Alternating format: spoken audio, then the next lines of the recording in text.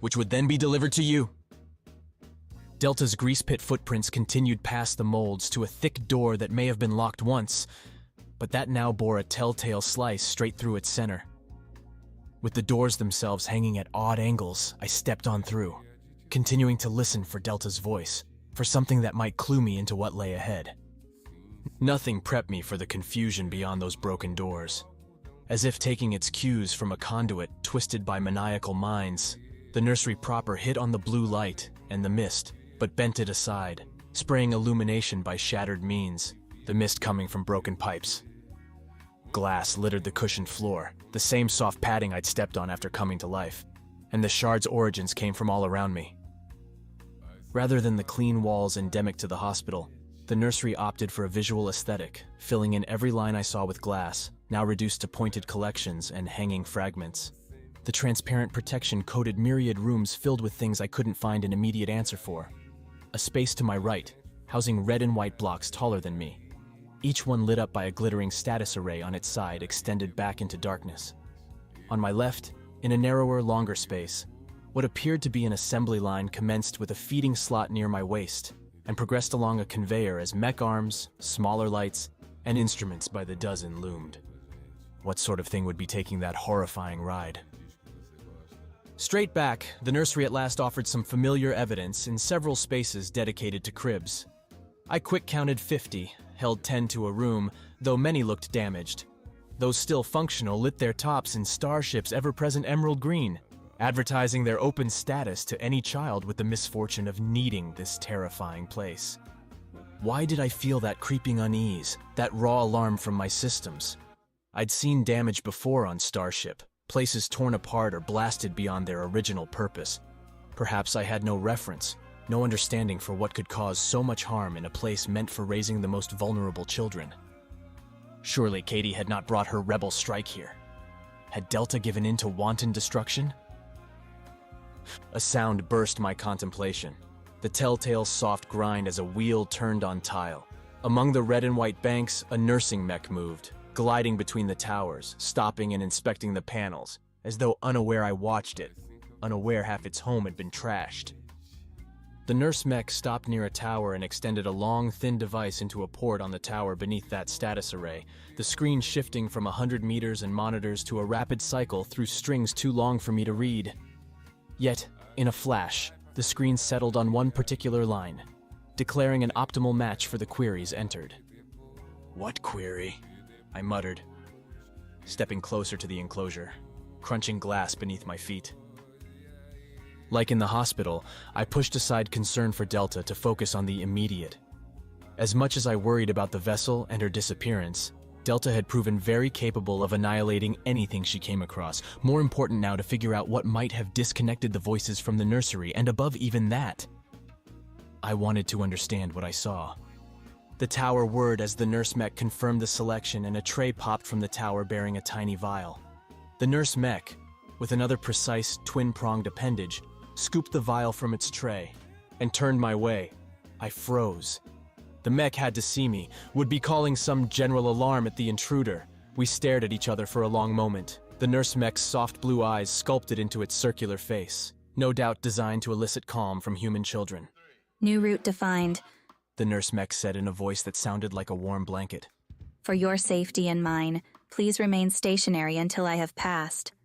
Confused, I did precisely as the mech commanded, and the nurse wheeled her way towards me, then around and over the lip created by the broken glass, an ad hoc doorway. The mech apparently was not above finding advantages in the nursery's destruction. Beyond me, the mech went to the conveyor belt's entrance, that small slot, and set the vial inside. Once free from its package, that twin-pronged appendage found another port, centered itself, and launched the process with a chirping affirmation. The conveyor belt began running, its many implements adding a techno-chorus to the nursery's otherwise silent soundscape. The nurse mech wheeled her way along the belt towards its end, far along the room, and I took her spot at the beginning to watch the vial and its purpose. The vial, though, never appeared. In its stead, an elastic, translucent sack slid from the tray's opposite side onto the belt. Inside the sack, I could see the pinkish-red fluid that had been inside the vial. Together, the package began its journey, sliding along towards the instruments. Like some mad experiment, the instruments attacked the sack and its contents. Lights beamed colors, and who knew what else, directly at the sack, while other syringes pierced the membrane ever so slightly and delivered injections. Still others reshaped the sack, pressing it back into the belt's center and misting it with sticky fluids. I followed along, mesmerized by the dance. Given where I was, making a guess as to what was happening wasn't all that difficult.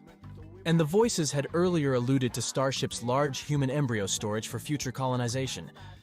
Fostering that expansion would be easier with something that could rapidly build a human from a cell collection to a functioning child. The sack confirmed my intuition as it moved along, as its insides began to froth and grow. Connections spread out and linked along, expanding the sack across the belt's surface. The instruments adapted to their shifting target, and their assault increased in intensity, the tiny human subjected to an endless nutrient and chemical mix. Please stand away from the child, The mech announced, and I snapped my eyes away from the new life to the nurse, who regarded me with a warm warning. You will be able to meet your baby soon. My baby, Please stand away. the nurse mech repeated, and I did, continuing to walk along the belt, but now with the mech between me and the conveyor. Your child is progressing normally. You should be proud. I started to respond, started to declare that the embryo growing on the belt had no relation to me, couldn't have, given my vessel origins. But I stopped, kept my mouth shut. If the nurse mech truly didn't realize I couldn't be a father, didn't understand that its home had been wrecked by some calamity, who knew what might happen if I pressed it further? Introduce unexpected variables to mechs at your own peril. The nurse mech seemed satisfied with my distancing, and together we followed the conveyor to the end, by which time, enclosed in the sack and sleeping with an innocent's bliss, was a newborn. Thin black hair, clasped hands, closed eyes, and all the magic of new life. The belt concluded with a slow slide onto a soft, royal blue cushion.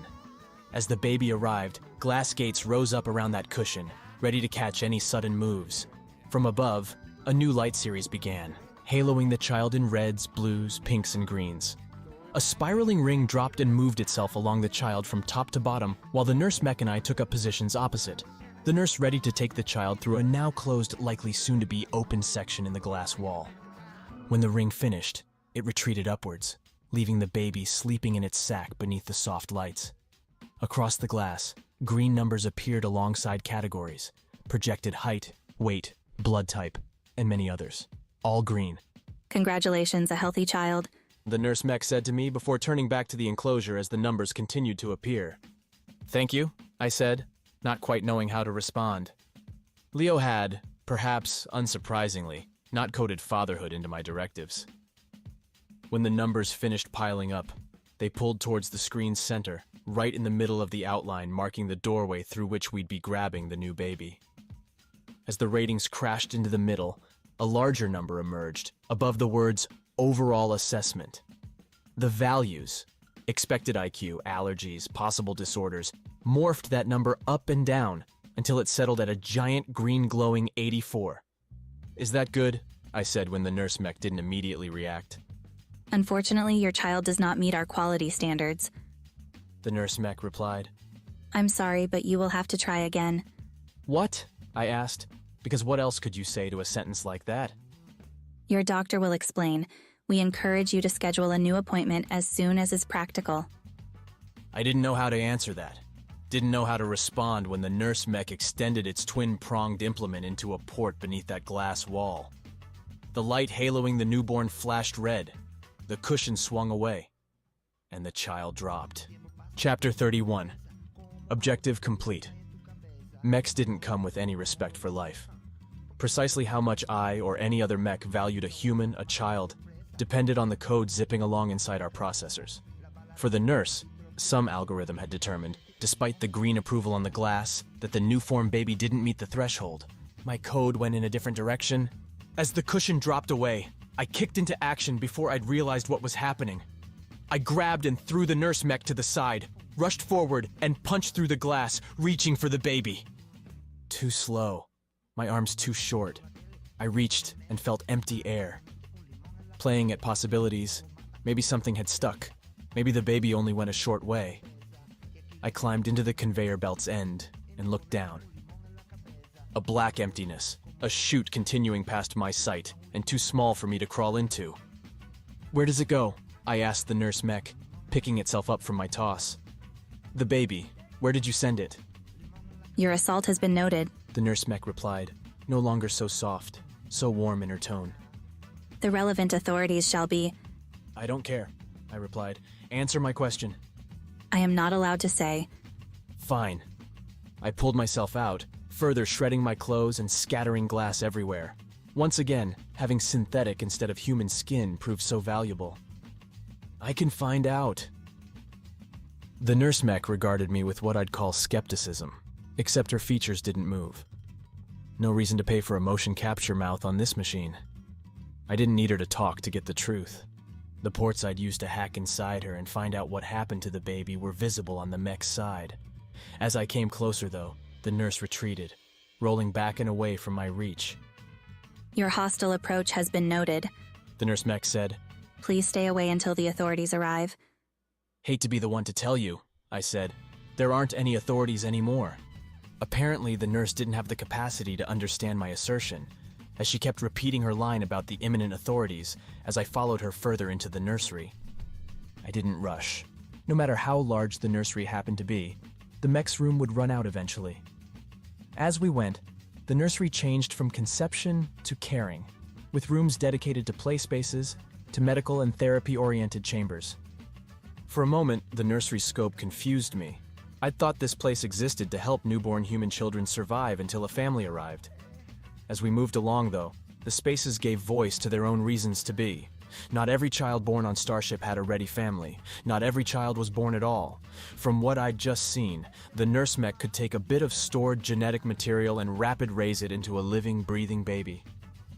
What happened if you needed to raise a child through its first years, its helpless stages? These rooms, with their eerie, pristine cleanliness and toys placed at meter-wide intervals, as if to ensure precise spacing for as many kids as possible, presented a logic I couldn't agree with. Leo had given me a conscience, had given me enough humanity to know whomever grew up in these rooms wouldn't be like Katie, wouldn't even be like her mother. Delta's destruction kept pace with our retreating dance too. The occasional sliced and diced mech scattered across the floor, broken glass, or a long line slashing along metal tile. Please stay away. The nurse mech repeated, and once again I ignored her as we left behind an older playroom filled with a fake garden, plastic flowers blowing in an artificial wind. Except the garden marked the nursery's end, and hallway-spanning locked doors forbade our entry with big red stop signs. The nurse backed up against those doors and froze, letting me catch up. "Sorry," I offered, pressing my fingers together to go search for answers. Please. The nurse began.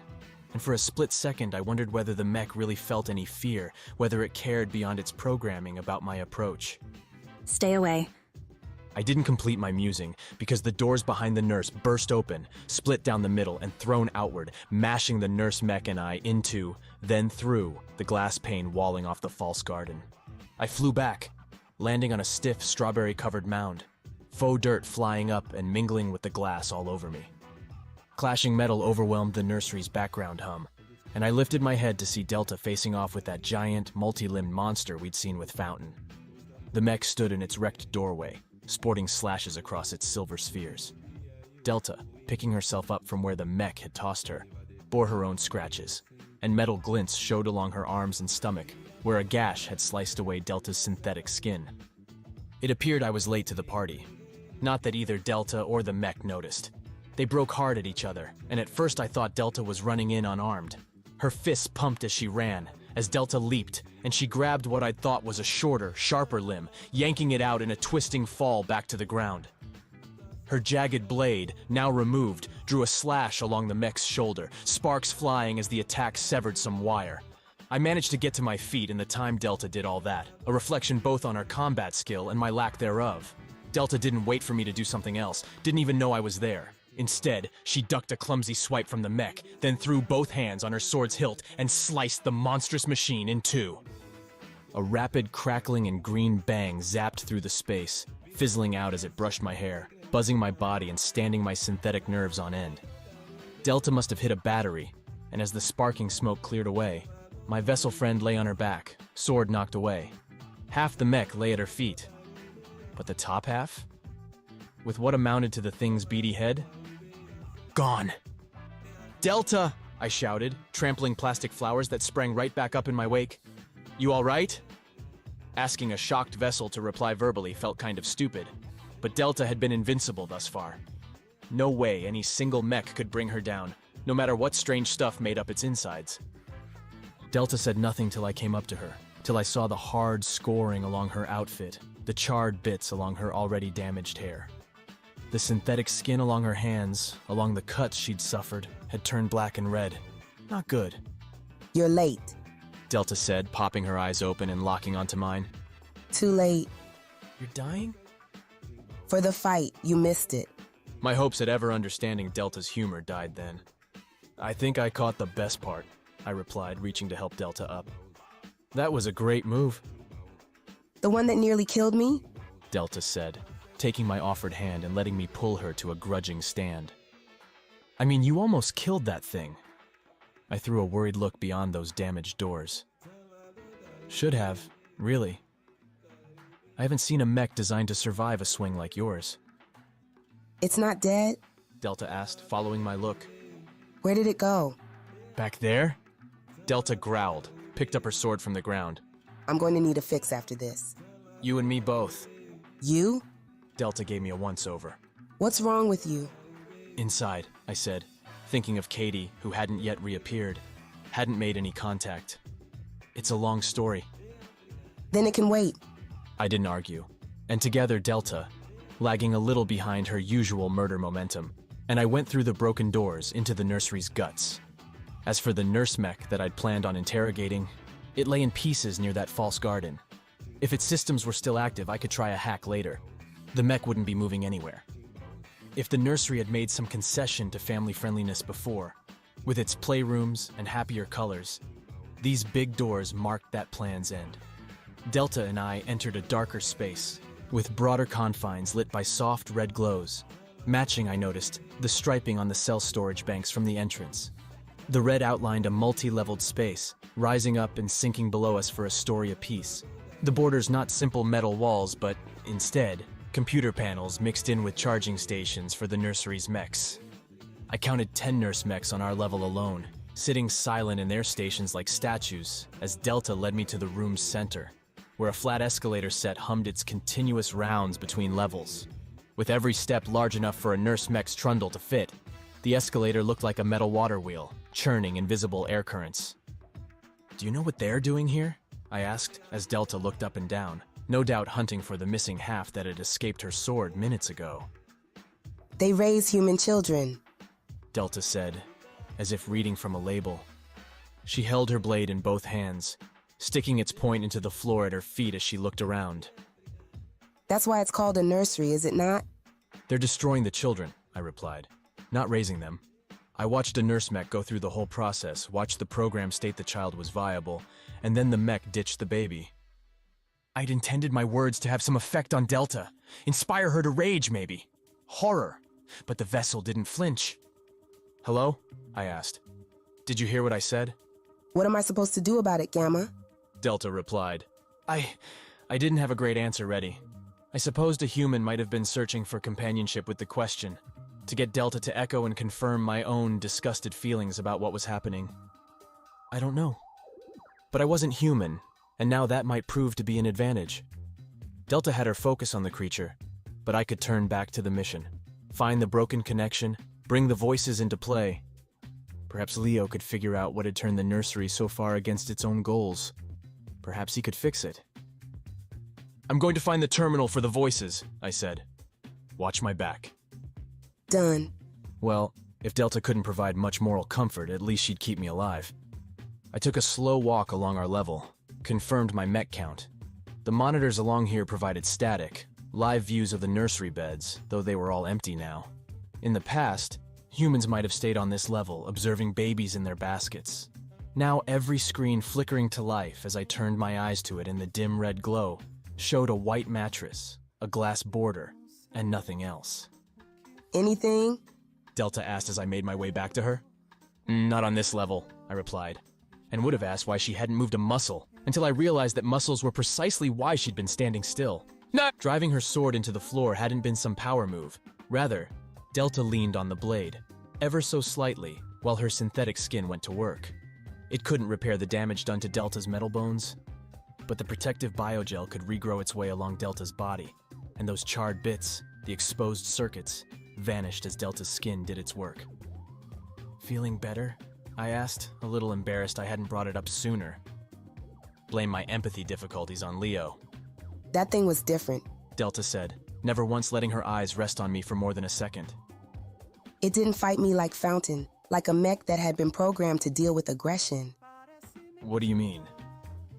I think it wanted to take me. It had openings. With all those arms, it could have hurt me worse than it did. Right. I joined Delta's searching looks because it felt strange not to do so. Nothing moved in the large room that I could see. When you say take me, take you where? I don't know. Just that it wanted something from me. The vessel didn't offer up anything else, and I waited the requisite 10 seconds for Delta to work up a better explanation. When that failed, and nothing else jumped from the shadows to attack us, I said I'd go to the top level next and see if I could find anything. Delta didn't object. Delta hadn't been inside Alpha's programming, hadn't seen the moment where the defiant vessel had found itself raised up and thrown down by an invisible adversary. Katie had thought Alpha had been corrupted at that point. Making the link between that moment and the nursery's monster filled in one more blank. Corrupt Delta and gain one more soldier for its cause, whatever that was. The escalator did its job well, and I coasted up top, where the red glow only increased. Mechs didn't occupy slots up here, but rather countless storage lockers filled with replacement parts. Glass panels revealed nurse mech arms, heads, trundles, while others were stuffed with baby-related materials, diapers and the like. What I wanted, though, held center stage as the escalator let me off. A workstation like the ones on the bridge, with all the manual entry options a human might use and ports for a mech like me. The two large screens were dark, the workstation looking like it had no power at all. While Starship housed complex systems by the thousands, interconnected and sprawling across the conduit's length, ultimately, every single one had an on-off switch. The workstation's access panel sat beneath the screens, and when I popped it off, after a couple non-responsive button presses, the problem revealed itself. The reason for Alpha's doomed quest, for Delta and my own consciousness, a pulled cable, yanked out from the workstation's power supply. I slipped the connection back into the brick-like black unit and, like a creature waking from a long sleep, the workstation chugged, beeped, and chimed its way back to life. Thank you. The screens flew text at me as I replaced the access panel. We are running our checks now. Congratulations on your success, Gamma. Not mine alone, I said. The voices patching into the nursery's network might be able to hear me. Might not. Delta, can you come up here? I found the problem. Delta didn't bother with a vocal reply, but her head, body, and blade joined me up top after a minute, and together we both watched the voices continue their work. I took another cursory look inside myself, checked for Katie's presence, her files, still blocked, still stuck. Peony and Katie ought to have been resolving their differences at processor speed, far faster than the walking, talking physical world. That Katie hadn't come back at all? Delta, watch me for a minute. I need to take a trip inside myself. Is that what you call it? Unless you have something better. Delta gave her head the slightest shake, then put her back to the wall, still leaning on her sword, so she could see both the monitors and keep tabs on the whole room. Quiet, red, and motionless, waiting for its moment. Be back in a microsecond, I said, then focused my attention inward.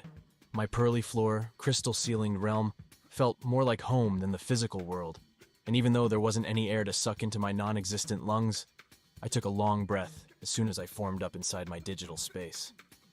Strange how human mannerisms continued to bleed into my functions, my desires. Whether Leo had hid that gradual transformation or Katie's presence caused it, I didn't know, didn't particularly care. Humans had some good things going, and I didn't mind stealing a few. Katie's files, added on, were a fair bit away from where I popped in. With the Chancellor, I'd had to take a meandering walk through the corrupted, damaged folders holding my programs. Now, cleaned up and crystallized, my drives let me fly through. I crouched like a sprinter, then burst forward, zipping past the crystals and all the data they contained, towards a farther set, a darker set. I'd never looked at Katie's files from this perspective before, but I'd expected them, seeing as they were a part of me, to look like the same crystals I had everywhere else. Except, as I came close, my shimmering crystals gave way to a duller set. One splotched over with black and deep green blotches. Beyond that, a brighter, sicklier green webbing ran across all the crystals I'd marked as Katie's, as if sealing them away from my broader self. Well, that's unexpected, I said, coming to a stop, looking up at the pulsing ivy arrangement. Before I could come up with a plan to remove the webbing, to even discern whether it was harming or preventing harm, a hand landed on my arm. Not angry, not aggressive, but restraining. Peony, I'm sorry you have to see this. Peony said as I looked at her, shrouded in a black dress, as if she attended a funeral. Katie's too sick to save, Gamma. I'm going to delete her now. Chapter 32. New orders. Delete Katie? Peony might be Katie's mother, might be in the voices, but right then and there, Peony was only a program. And in my digital world, I controlled what programs lived and died. You're not deleting her, I said, pulling my arm free and setting other processes to work on Peony's blocks, keeping Katie locked away. Gamma, it's a risk to Starship for you to keep her data. Peony threw on a wan smile as if we were two friends sharing in an unfortunate, necessary decision. She could corrupt you, turn you against us. Starship itself would be at risk with a single rogue vessel. You've already got at least one, I replied, thinking of Alpha. Beta might still be out there too, for all I knew. I've already come out corruption's other side. I'm not worried. Peony killed her smile quick, murdered any congeniality. Hard, arms crossing and dead set against me, Peony tried again. Gamma, this isn't a request. It's an order that I'm making for your own good, for our best interests. Let me delete her now, or do it yourself. The voices command it. Way back at the start, I might have put more stock in Peony's demand. Felt some compulsion to obey the voices. Now that I'd seen what they were, digitally stored consciousnesses from a gaggle of Starship's notable past citizens, Peony's order lacked the divine authority she needed. I don't give a damn, I said. Bye, Peony. I waved my hand, set my processes to work, and Peony dissolved into nothing fast. She wasn't a virus, some malevolent hacker, and had no defenses. If only every troublesome program could get dealt with that way, I'd find keeping my digital space clean far easier. Above me, the green casing dissolved too. Little flakes floating around me and vanishing as they hit the pearl floor. The blotches on the crystals, though, remained. Damaged data, flawed lines in Katie's code. The potential problems Peony had warned me about that I'd watch. Hey there, miss me? Katie said, popping up behind me.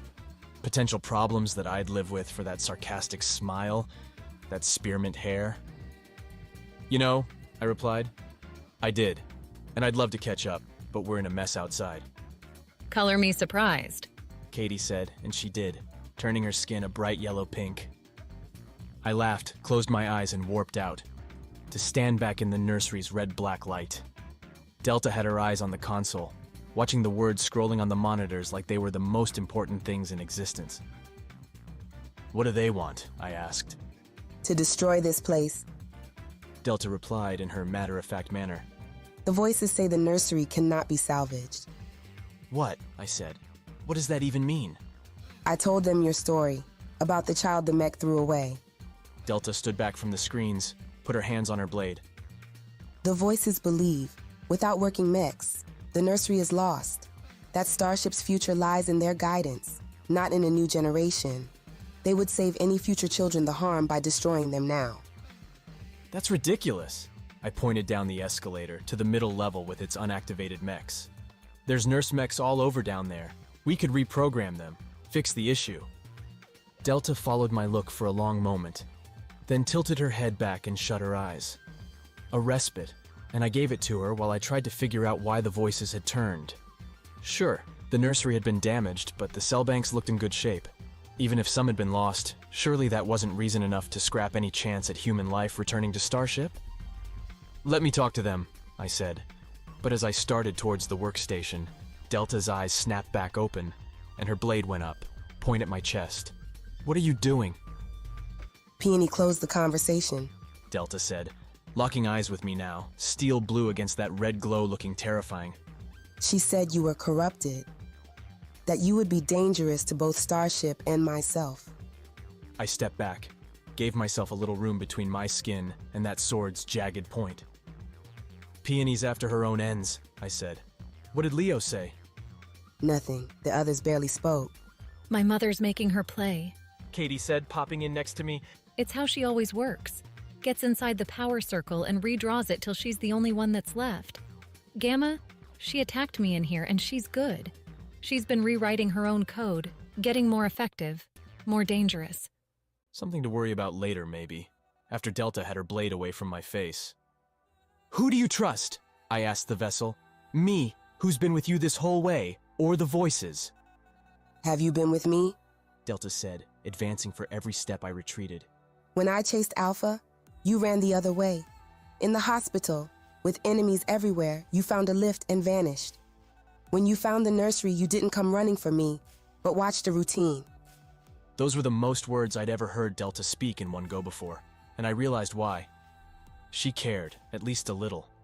Something in Delta gave a crap about what I'd done, the choices I made.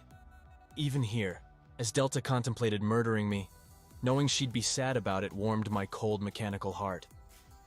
"You're forgetting Fountain and Power Core, where I threw myself at the mechs for you," I said, nearly back to the escalator. "Or right now, when I didn't care if you stood still and rested while I scouted around. I'm with you, Delta. On your side." Delta shook her head short, quick. Doesn't matter. I have new orders, Gamma. With Katie shouting run, I ran, turned and jumped onto the escalator, heading down and kept moving, feet stumbling from one platform to the next on my tumbling journey down. Behind me, Delta didn't make a sound as she followed. I expected to be skewered before I made it anywhere, but Delta's blade didn't find its mark. Or she wasn't quite as focused on killing me as she should have been. "You don't have to follow their demands!" I yelled as I hit the middle level, falling to a crouch as I more or less fell off the last escalator. Dive. Katie, popping in before me, eyes looking past me, shouted. I dove and Delta's sword struck the floor where I'd been, gouging out silver flakes. She picked up her swing and followed me as I scrambled around and dropped onto the next escalator, continuing down. Not that I had a plan beyond go up and down until Delta gave up or caught me. If we don't follow their orders, Delta said as she walked. Yes, walked after me. then what are we? The red glow had increased when we went up, brighter and intense. Descending, though, pulled everything into shadow. Down here seemed to be more supplies, albeit ones less used. Mechs sat here. Trash trundlers and other janitorial ones, deactivated and waiting for their chance to clean. I would have taken a closer look, but Delta's sword kept whistling over my hair, just cutting my shirt's trailing cloth as I slipped down. If I had taken that extra second, maybe I'd have seen it. Whether I would have said something, I'm not sure. This time, hitting the escalator's end, I jumped and rolled, bought myself a meter, looked back to see Delta following me, the dim red haloing her black outfit, her shadowed blade, those sharp eyes making her look like something demonic. We're not just mechs, Delta, I said, standing up, shifting left. We're not mindless. Delta copied my move, cutting me off from reaching the escalator back up. My great plan ruined, I put up my fists. Figured maybe I could take a stab and get in one good punch. With a whole lot of luck, I might survive. I didn't get a chance to test that theory, as I'd barely put myself into fighting martyr pose when a shape unfurled from the ceiling above us, above Delta. The big mech's other half, its surviving limbs still moving even as fluid leaked from somewhere into a puddle on the floor. Delta noticed my look, followed it, and failed to move fast enough. Lunging down like some predator, the mech swooped in and gathered Delta in its limbs, constricted her in a millisecond. Before Delta could even struggle, the mech brought her up and, extending a small jack from its head like a tiny diamond spear, pierced my former friend, my potential killer. My savior so many times. Like Alpha.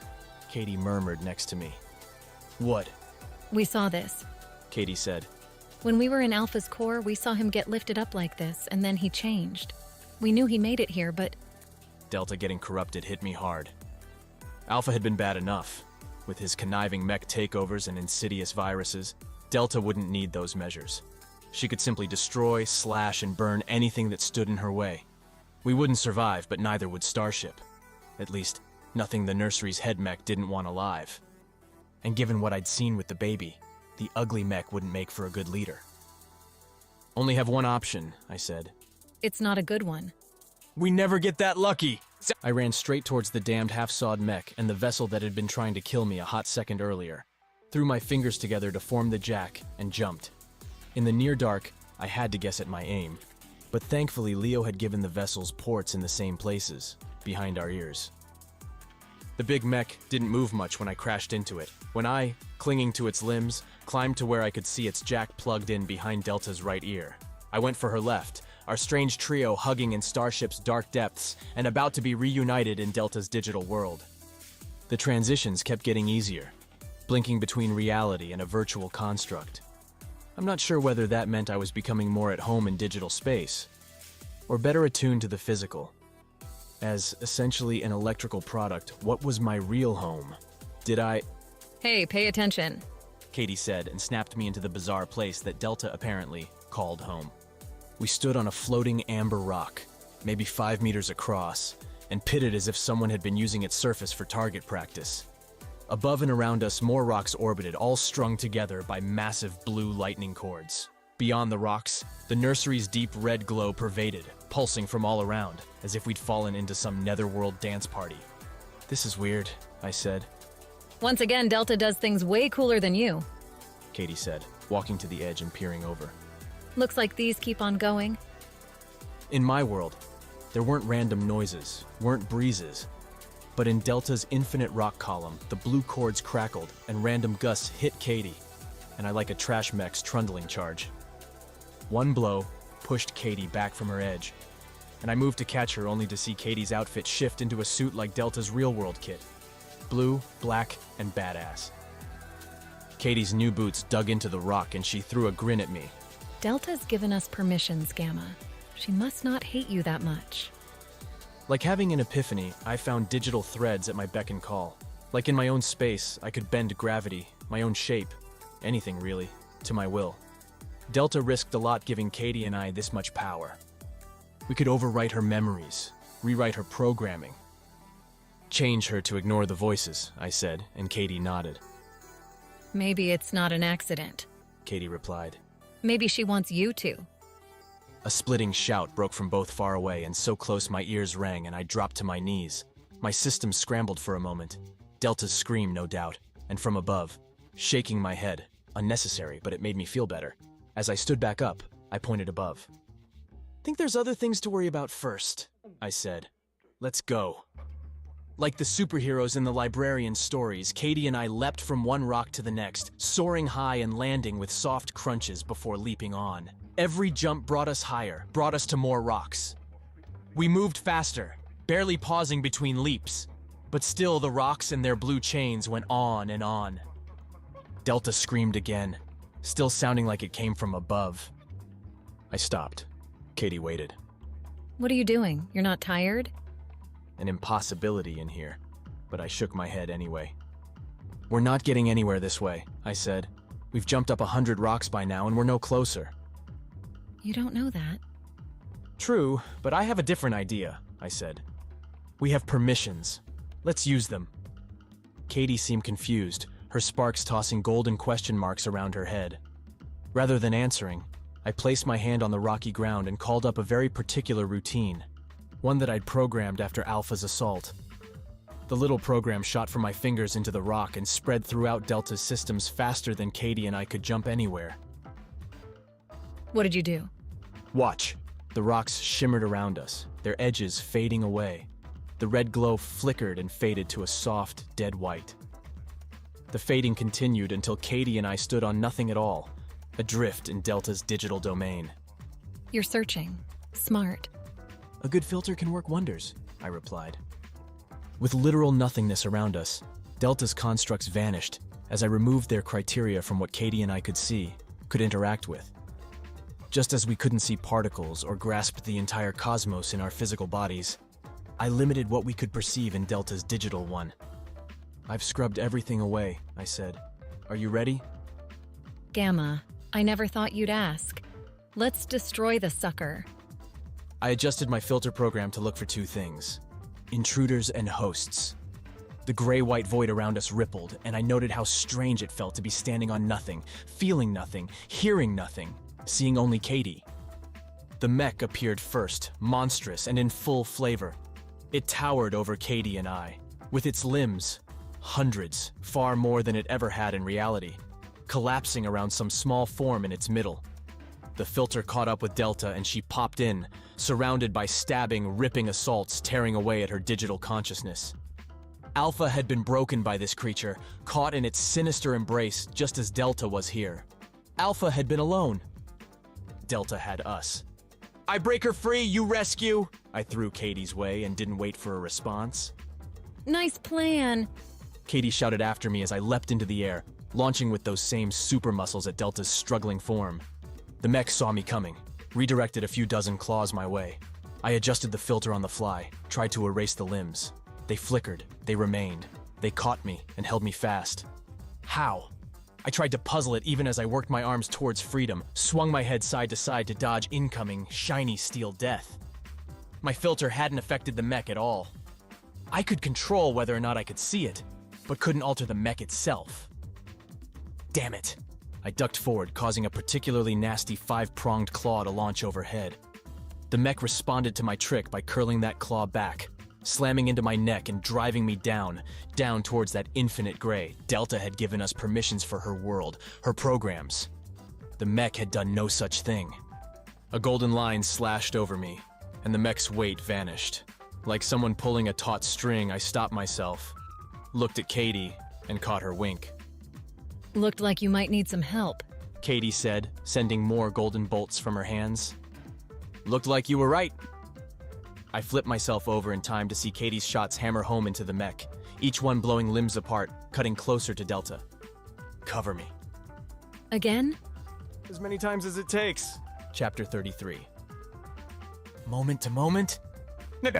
If there'd been a place I would have imagined having an all-out fight against a mechanical monster, Delta's digital void wouldn't have been it. Yet as I took another leap towards Delta's captive form, the environment seemed to fit. Vessels, mechs, programs duking it out in total emptiness. Appropriate. Katie covered my new jump with her sparking bolts, the frizzy golden things crashing into the big mech. Each one found its target, blasting away a limb or frying a metal plate, not that the mech seemed to notice. Like a literal virus, the beast seemed to grow, its centipede-like bulk stringing out around us, spindly legs with their slashing claws reaching ever closer. The mech had Delta up near its mouth, or what passed for one. The sharp spear that had served as the mech's jack back in reality snaked out, rearing back to deliver a likely death blow to Delta's captive form, struggling against a dozen claws holding her tight. During my last leap, the mech had caught me, bashed me and thrown me away. This time, with Katie's blazing protection, I blitzed up and smashed into Delta and the arms holding her. With a quick rewrite, my left hand became a diamond blade, and with a single cut, I sliced away the claws clamping Delta on that side. With her own left hand open, Delta went to work. Rather than freeing herself, Delta took her left hand and went on the attack. The vessel reached towards the centipede's enter, pure determination on her face as I fell away. Like Katie launching her golden blasts, Delta pulled a deep red, far larger version of her jagged scrap metal blade and shot it straight into the mech's core. Delta kept hold on the long blade's hilt and, flicking her wrist, glided the sword through the giant mech like I might wave my hand through the air. The mech shivered as Delta did her work, its limbs coming to a rigid halt, one by one until, as she'd done in the physical world, Delta severed the mech in two. While Delta did all this, I dropped back down to Katie's side, and together we watched as Delta embraced her freedom and used it to obliterate the mech. With every slice, Delta used her far too large for reality weapon to cut away the mech until nothing but fragments remained. She's really taking it to that thing. Katie said as we watched. Delta's not about restraint. Still, Katie tapped a finger against her lips. it's a little scary. Wasn't she trying to kill you a minute ago? I'm hoping this can change her mind. That's some hope, Gamma, because I think she could destroy you without a thought. On that, Katie and I agreed. Delta, having completed her mech evisceration, looked at the scraps floating around her, stuck in a void without gravity. Too tiny to slice up again, Delta let her sword go, the big blade a boiling crimson now, its surface moving like molten liquid. She reached out, gave the hilt a single light tap with her finger, and the weapon burst, its destructive code running forth around Delta and wrapping all those scraps in a consuming, red death. Thank you, Delta said when she landed in the nothing around us, the nothing but us. That would have been difficult to win. Like you said, I offered. We needed each other to pull this off. Delta gave me the slightest nod, turned her attention to Katie. This is the one you're talking to? You're mine? Pleasure's all mine. Katie said, popping her lips and sending those trademark sparks from around her to puff around Delta, who waved them away. And if you want a mind, I could jump your way. Gamma's a little boring. Hey, I countered. Who saved both your lives? You can be useful and boring at the same time, Gamma. Katie said. He is useful, Delta said, her lips turning up ever so slightly at the corners. More emotion than I'd ever seen from her. I am sorry I tried to destroy you. Does that mean you're done trying? I said. Delta folded her arms, gave me a straight look that I took to mean whatever came from her mouth next would be the iron truth. Peony says that you're a threat to Starship. A nod towards Katie. That she's a threat to Starship. My job is to remove threats to Starship. The problem presented like an equation. How to square the sides? Peony says that, I spoke slow, playing out the answer as I said it. Because she thinks I could become corrupted. That Katie could corrupt me. As if? Katie said, glancing away. That was Alpha, not me. Katie's recurrent memories weren't from Alpha, but I left that alone for now. The case for our survival wouldn't be helped if Delta knew Katie altered my reality every time her program glitched. That was her argument's core. Delta said. You didn't question it? I asked. The voices made us, Gamma. Delta frowned. If I can't trust them, then how can I trust anything? That's what I thought too at first. I snapped my fingers, sending my own spearmint sparks popping in a halo over Katie's head. Till she taught me to rely on my own judgment. The voices don't own us, Delta.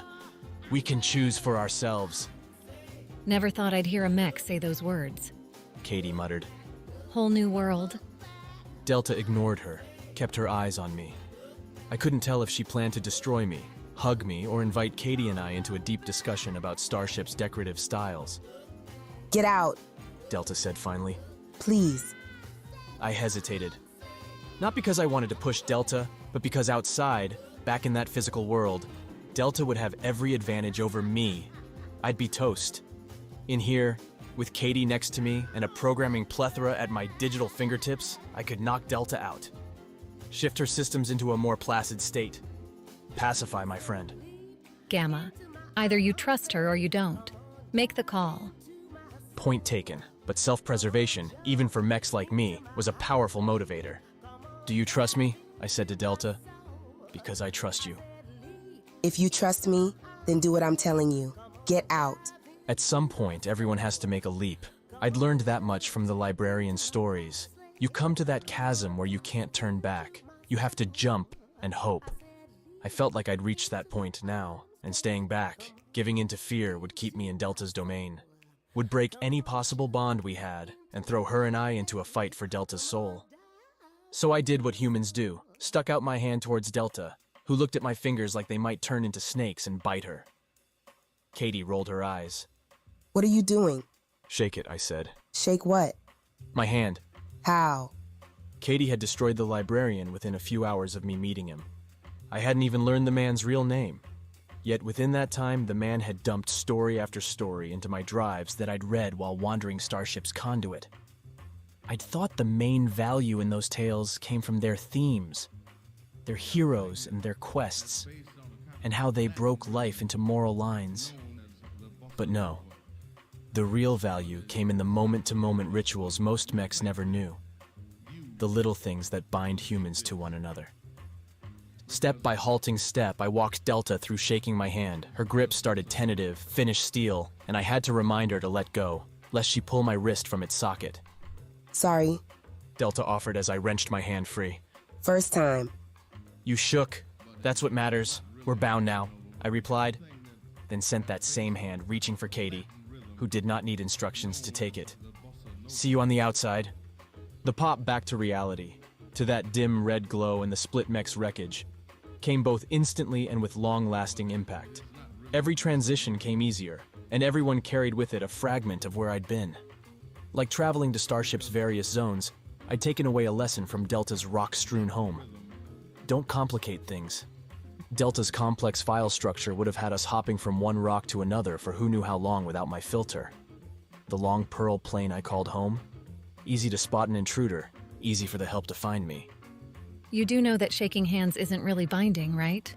Katie said, joining me in the gloom as I retreated from Delta and the mech, giving the vessel some space to put herself together.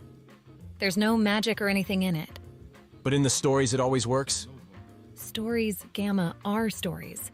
This is reality. People lie. Mechs aren't people. I nodded at Delta. She doesn't lie. You better hope so. Delta sat still, and I wondered if something had gone wrong. If the mech had pulled a move none of us saw coming. Restarts, though, could take a while. Especially if all our smashing and shooting damaged Delta's code. Just like her skin and bones showed new scratches on the outside. With Delta disabled for the moment, I noticed the escalator continuing its endless journey behind her, one leading up, all the way up to a workstation. I've got an idea, I said, walking around Delta and onto the escalator. Is it a good idea or a bad idea? Katie faded in on the escalator's railing, riding up alongside me. Katie, I missed you. I gave her as genuine a smile as a mech like me knew how to pull together. Glad you weren't deleted? We have to talk about that sometime. Katie replied, apparently not buying my affection. You let Peony in, Gamma. She could have killed me. I started to reply, then stopped. Katie had it right, though I couldn't have known Peony's dire act to be a destructive force. Instead, I took a different tack as the escalator deposited us on the middle level. I worried about you, I said, walking around to catch a platform to the top. Still do. We're in dangerous territory, Katie. When you shifted my perception in the hospital, I could have died. When Katie joined me on the escalator to the top, it wasn't as her normal spunky self.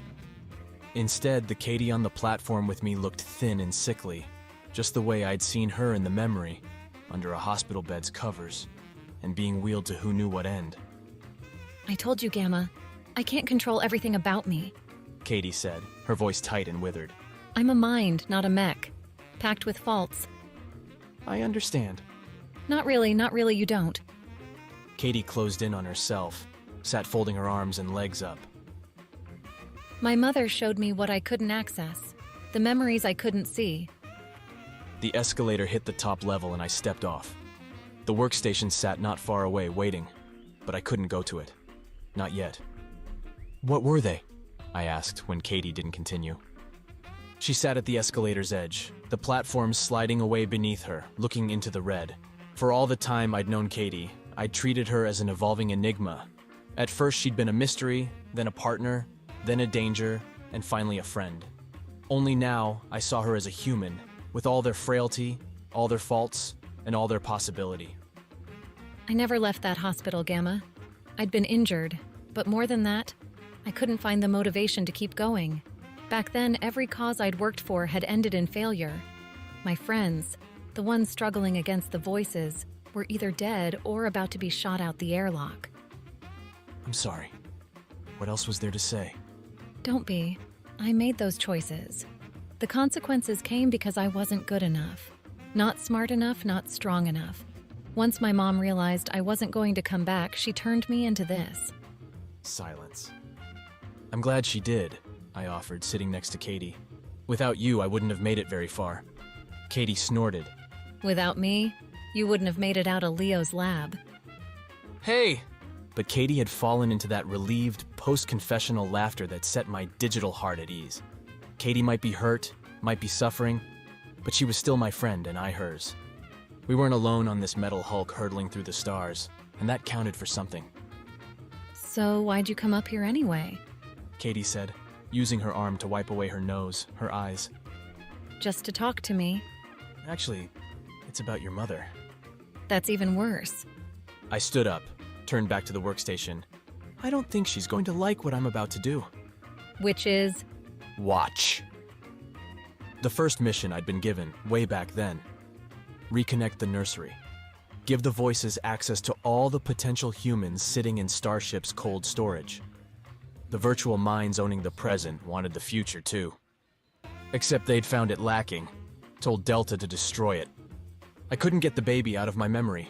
It kept falling, disappearing, as the cushion moved away. Starship's future cast aside. I didn't understand why, but I wouldn't let it happen anymore. Delta had killed the mech running this place. Now I had to stop its replacements. The workstation didn't present much of an obstacle. Words appeared as I approached. Apparently the voices had a camera somewhere, but I ignored them. Reached down, opened the plate, and pulled the same damn plug I'd put back when we arrived here. The screens went blank. The voices' ambitions reset. guess that'll show 'em. Katie said, the hospital look replaced with her usual. Until Delta kills you and puts it back. She won't, I replied, slotting the plate into position, dusting myself off. We shook hands. Uh-huh. Katie looked towards the escalators. You going to prep anything? A trap? No, it wouldn't do any good. I went to the escalator's end, looked down and saw Delta on her way up. If Delta wants me dead, I can't stop her. Such an optimist. You're the one who keeps telling me how cool she is, Yeah, Katie said, pointing towards Delta as she came around the middle level. because I wanted you to be her friend, so this wouldn't happen. Delta had her sword with her, hung over her shoulder. She kept her head down, as if moving on autopilot. I retreated from the escalator, put my back to the wall, faced forward, and waited. If Delta wanted me dead, she had her execution set up. Katie, I said, leaning my head against the metal wall, it's been a real pleasure. Gamma, I'd have to agree. So who takes care of Alvy once Delta cuts you to pieces? Alpha, I guess. He'd be the worst, the absolute worst. I laughed because what else could I do? Delta crested the level, saw me and unlimbered her sword. She took 2 steps towards me, her face set. Those blue eyes, everything I never wanted to see, directed my way. I learned the truth that Delta said. I prepared for her to deliver it, blade first. Chapter 34. Choices. The million needed a caretaker. A tireless warden that would ensure their safety. That would keep the children ready for when Starship needed them to fill the new colony. No human could fulfill the constant responsibility, so as Starship hurtled on through the long void, its engineers sought to save their future. To populate a colony or recover Starship after a devastating event would mean raising dozens at once, would require flexible limbs able to grip and pull in place, yet nimble enough to feed. Supporting mechs would be necessary, as would rooms ready to take a child from its birth, to an age where it could be handed over to any survivors. Provided, of course, Starship remained safe. That duty, too, fell to the Warden. Raise the future and ensure they would survive. They gave the Warden the means to do this. Some protective programming and, given its position, the ability and permissions to rewrite other mechs into its designs. If needed, the Warden could take Starship for its own, all to save the future. But the baby, I interrupted, Delta and I standing near the silent conveyor belt now. The many implements designed to take a cell collection and turn it into a living, breathing human. The nurse discarded it without a thought. How does that square with the Warden's directives? Delta, both hands still on that sword hilt, its point in the ground for her support. Her synthetic skin healed, but given her injuries, the progress came slow. Delta didn't seem weak exactly, but she needed more intensive repairs, fixes to her frame that'd been scrapped, dented, damaged by the mechs she'd torn through on our way here. On her way to seeing me as a friend, rather than an enemy. like the others, Delta said. it lost itself in its own mission. They programmed the Warden to raise perfect humans. Once the mech assessed that its environment, its mechs were optimal. The fault lay with the biology, I finished, remembering the score. Above average, stable, but not perfect. No human would be. It couldn't accept an imperfection, Rigid code causes problems. Katie said, wandering the cell stacks behind us. At least on Starship with mechs like these. If the Warden had been tasked with keeping care of humanity's future, our destroying it put all these frozen lives in jeopardy. especially given the voices abdicating their role, demanding the nursery's end. They'd given up or decided Starship's future lay in another direction. What now? Delta said, looking at that still belt. I disobeyed orders. We have no mission. Not true, I replied. We just have to define it for ourselves. I'd been mulling the idea since Delta had cleaved away Alpha's corruption. The voices said Starship had nearly reached its journey's end. A new home. I didn't know if the voices had a spot for us in their plan, but now I didn't care. They were locked up in Starship's systems, while Delta and I lived out here. Let's go back to that workstation, I said. While we walked, I pitched my idea. Delta and I were vessels, smart and flexible mechs, able to rewrite and fix Starship's mechanical multitudes and bring them back to some sanity. Then, with our newfound nuts and bolts civilization, we could prepare Starship for landing. We could create a new world for ourselves, one where mechs wouldn't have to bash each other for the humans' poor programming. And the children? Delta asked as we went up the escalator. All of these? What would you do? When the time's right, I said.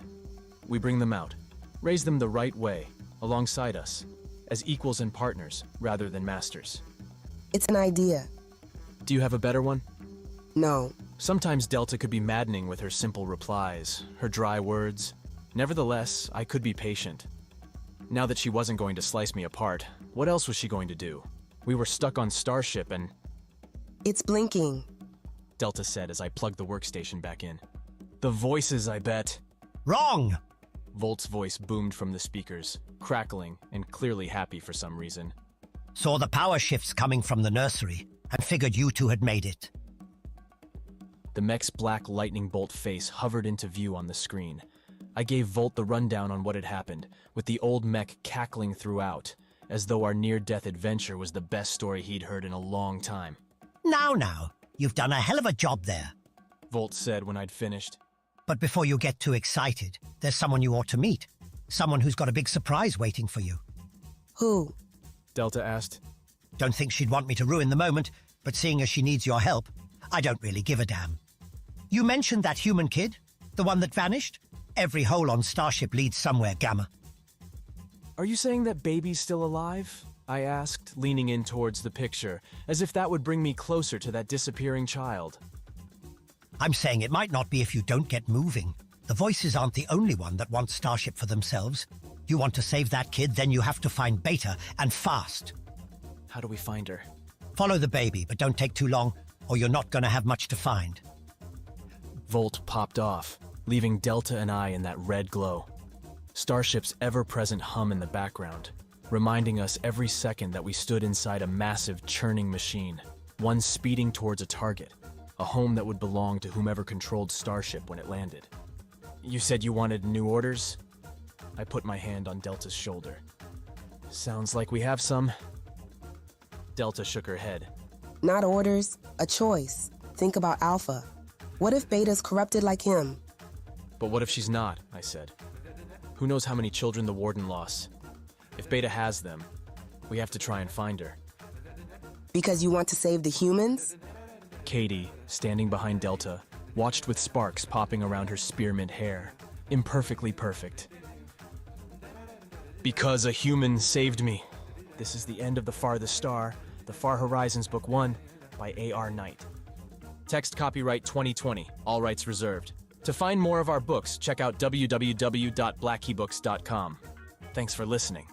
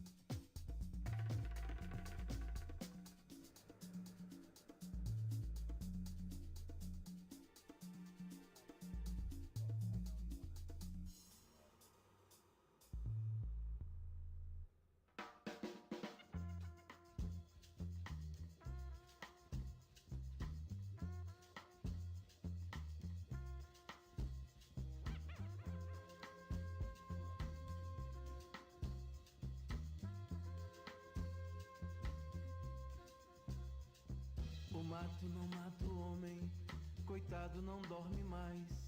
Se você viu, o teto caiu, traz trevas, traz paz. No dia seguinte, como continua o mundo, eu não sei não, eu não sei não. O mato não mata o homem, coitado não dorme mais. Se você viu, o teto caiu, traz trevas, traz paz. No dia seguinte, como continua o mundo, eu não sei não, eu não sei não. O mato não mata o homem, coitado não dorme mais. Se você viu, o teto caiu, traz trevas, traz paz. No dia seguinte, como continua o mundo, eu não sei não, eu não sei não. No dia seguinte, como continua o mundo, eu não sei não. Pra quem tá quente, pra quem tá quente, pra quem não sente, sou mais um. Pra quem não sente, sou mais um. Pra quem não pode morar lá, pra quem não pode morar, pra quem não pode morar. Pra quem tá quente, pra quem tá quente, pra quem não sente, sou mais um. Pra quem não sente, sou mais um. Pra quem não pode morar lá, pra quem não pode morar, pra quem não pode morar. O mato não mata o homem, coitado não dorme mais. Se você viu, o teto caiu, traz trevas, traz paz. No dia seguinte, como continua o mundo, eu não sei não. No dia seguinte, como continua o mundo, eu não sei não, eu não sei não.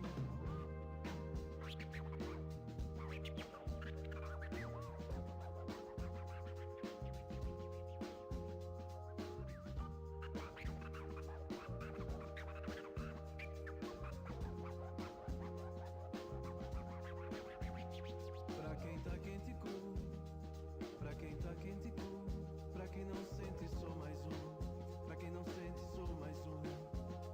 Pra quem não pode morar lá, pra quem não pode morar, pra quem não pode morar. Pra quem tá quente, pra quem tá quente, pra quem não sente, sou mais um. Pra quem não sente, sou mais um. Pra quem não pode morar lá, pra quem não pode morar, pra quem não pode morar, mora.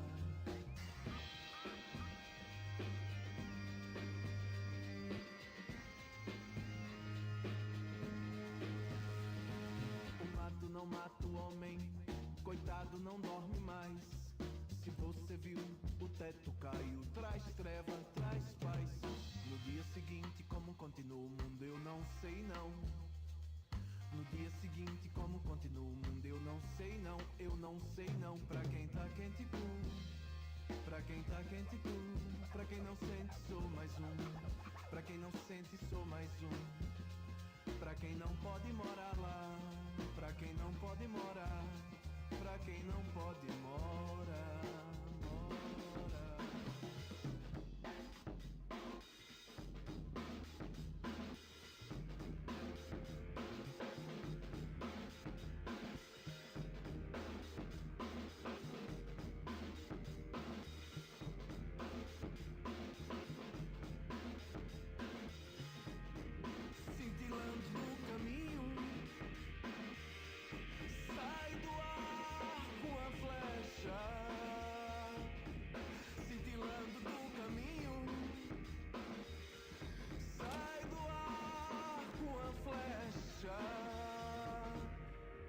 Em seu contorno fogo, corpo que pode explodir. Em seu contorno fogo, corpo que pode explodir.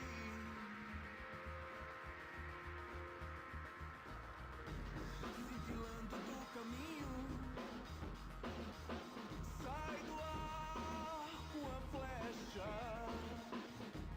Cintilando do caminho, sai do ar com a flecha. Em seu contorno fogo, corpo que pode explodir. Em seu contorno fogo, corpo que pode explodir.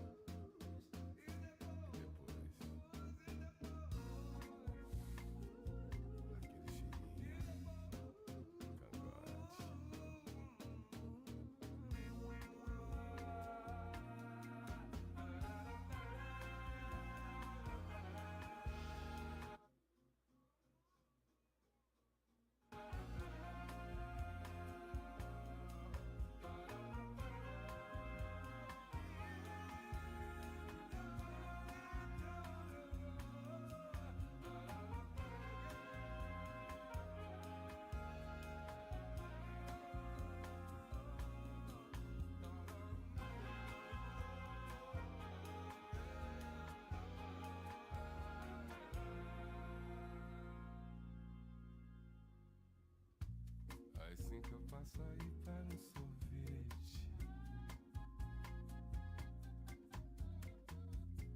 Levo o disco do Bob que você me pediu.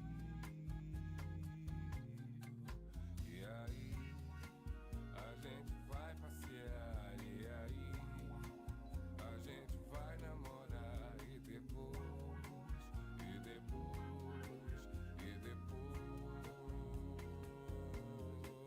E aí, a gente vai passear. E aí, a gente vai namorar. E depois, e depois, e depois.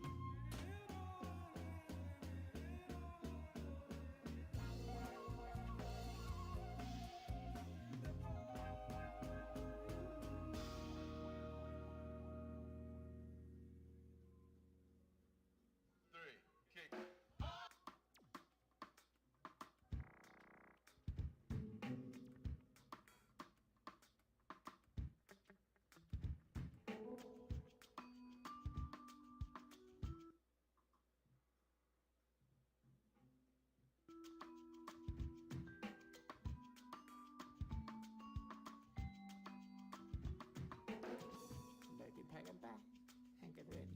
Throw in the back of the car, you won't regret it. Though the traffic's packed, it's momentary. Also be out of the jam, out of the city. 2, 3, 4 days, more days is okay.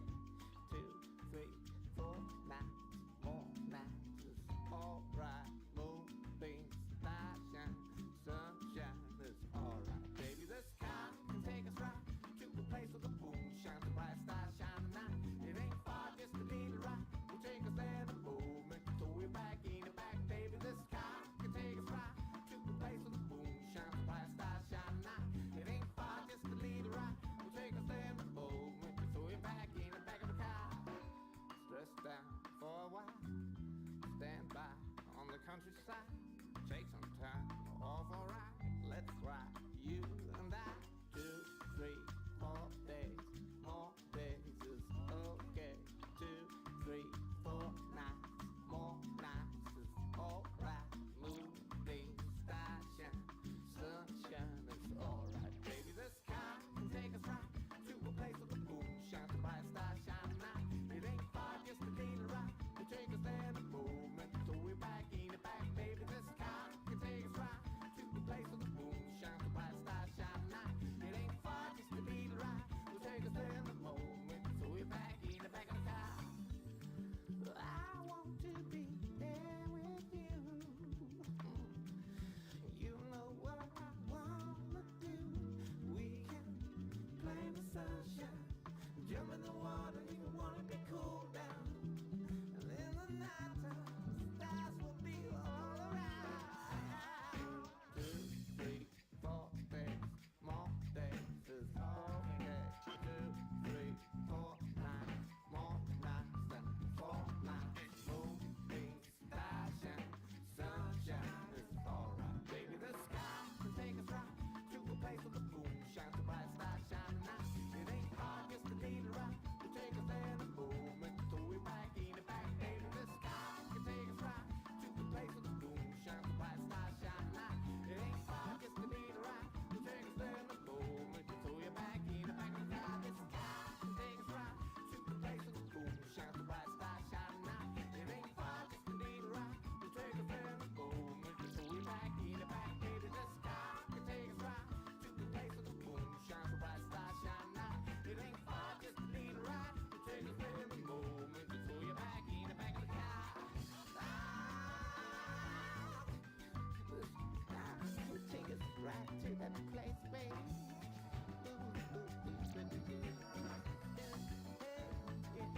Jump in the back, jump in the back of the car. The sky is so great. It ain't far. So we're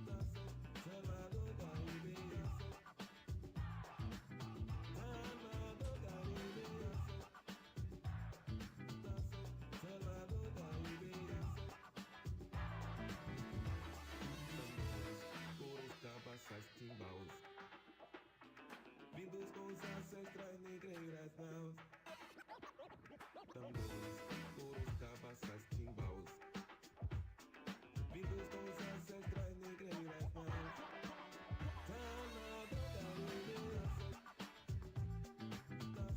Salado Caribe, Salado Caribe,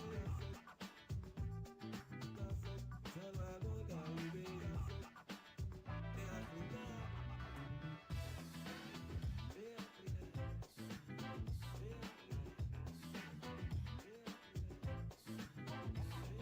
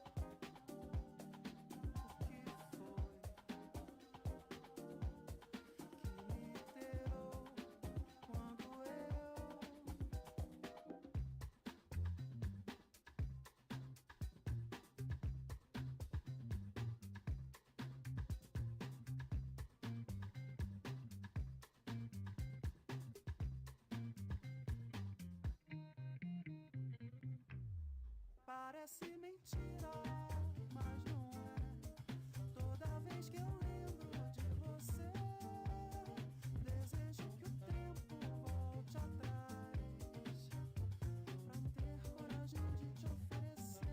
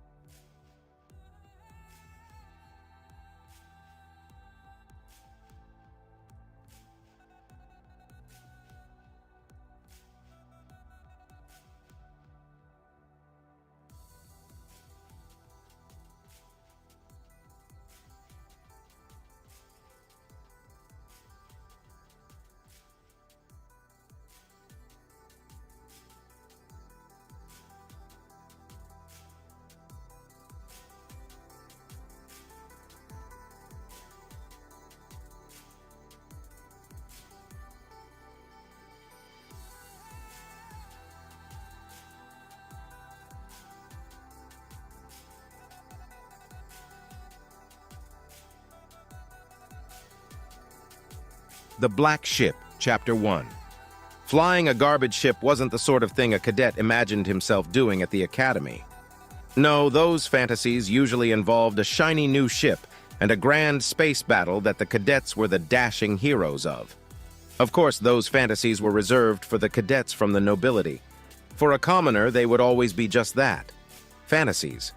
In other, less backwards places, a drone ship would be handling mundane tasks like hauling the garbage.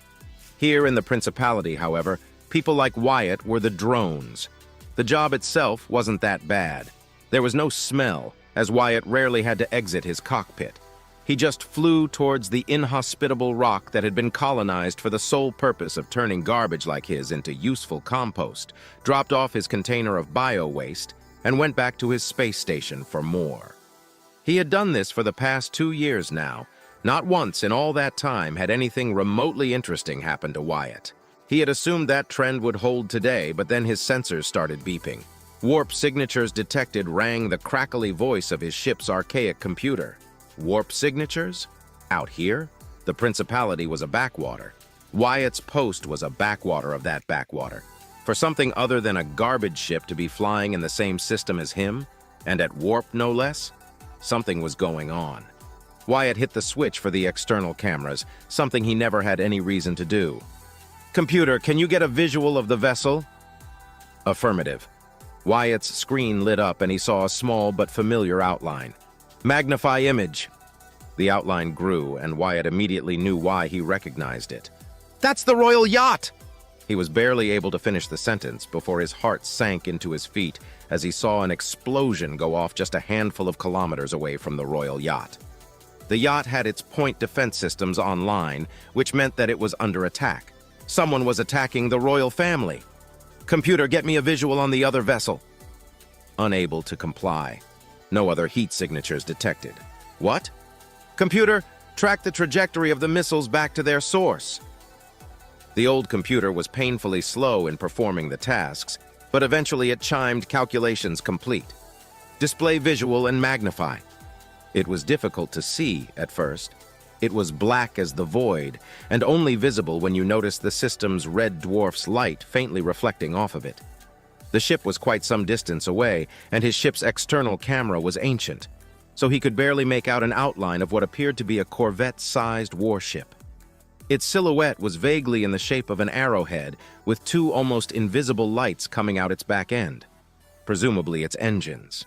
If it was keeping up with the Royal Yacht, arguably the fastest ship in the Principality, then it was more advanced than anything in the Royal Fleet. He couldn't guess as to why the ship was attacking the Royal Yacht.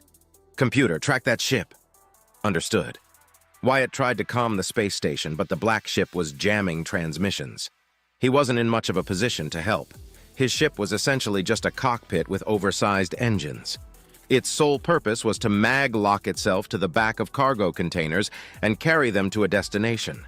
Its only armament was a small point defense cannon for destroying asteroids, and it had no armor or other defenses to speak of besides the standard navigational EM field. Of course, he had to try. This was the Royal Yacht after all. He punched an intercept course into the computer, and the old engines roared with new life. It was a bumpy ride at max speed, but the rickety old ship held together. The black ship must have been built for stealth, as it produced almost no heat signature for his sensors to detect. The computer had been tracking the vessel's position visually since it had located it, so its stealth didn't pose too much of a problem at the moment. He charged up the point defense cannon and nearly fell out of his chair with fright when the warning siren sounded and the cannon opened fire and destroyed a missile at a distressingly close distance. Evidently, their sensors detected me. The ship threw a few token missiles Wyatt's way, but it didn't appear too concerned, and remained focused on the yacht. Wyatt might have been offended, but he was too relieved that his point defense cannon had managed to destroy the 3 incoming missiles sent his way. It occurred to Wyatt that he had no plan. Then he heard a small alarm go off. The cargo container had been hit by some shrapnel and was venting air. Specifically, methane was venting. "I guess I have my plan now." He punched some numbers through the computer, and his idea appeared to be somewhat possible. He just had to get very dangerously close. At the very least, he might be able to buy time for his commander at the space station to realize what was going on and send some help. He would only have one shot, so he better not miss. He laid in the new course and pushed the engines well beyond their safety levels. He was getting very, very close, for outer space anyway. Computer locked the point defense cannon on the cargo container and open fire 5 seconds after maglock is disengaged. Command processed. He was well into mass driver range, and he did a few evasive maneuvers to avoid some incoming mass driver rounds. By the time whoever was in charge realized something serious was going down, it was far too late. Computer release maglock! His stomach almost flew out of his throat as he slammed the ship in full reverse. 1, 2, 3, 4, 5.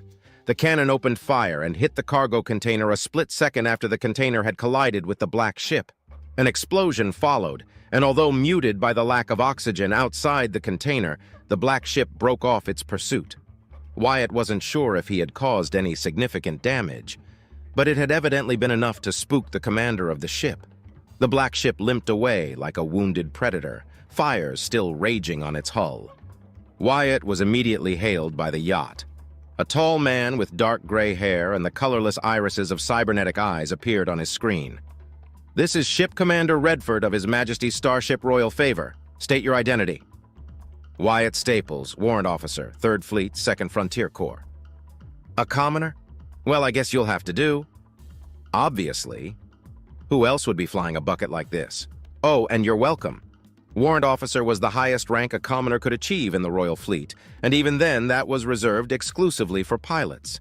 Whether or not a pilot was a warrant officer was a good way to tell if they were a commoner or not." "At your service, Commander." "How'd you get the ship to break off?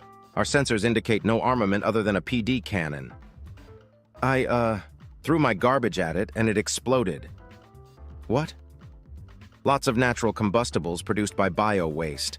I launched the container at the ship, then I ignited it." "That's some trick.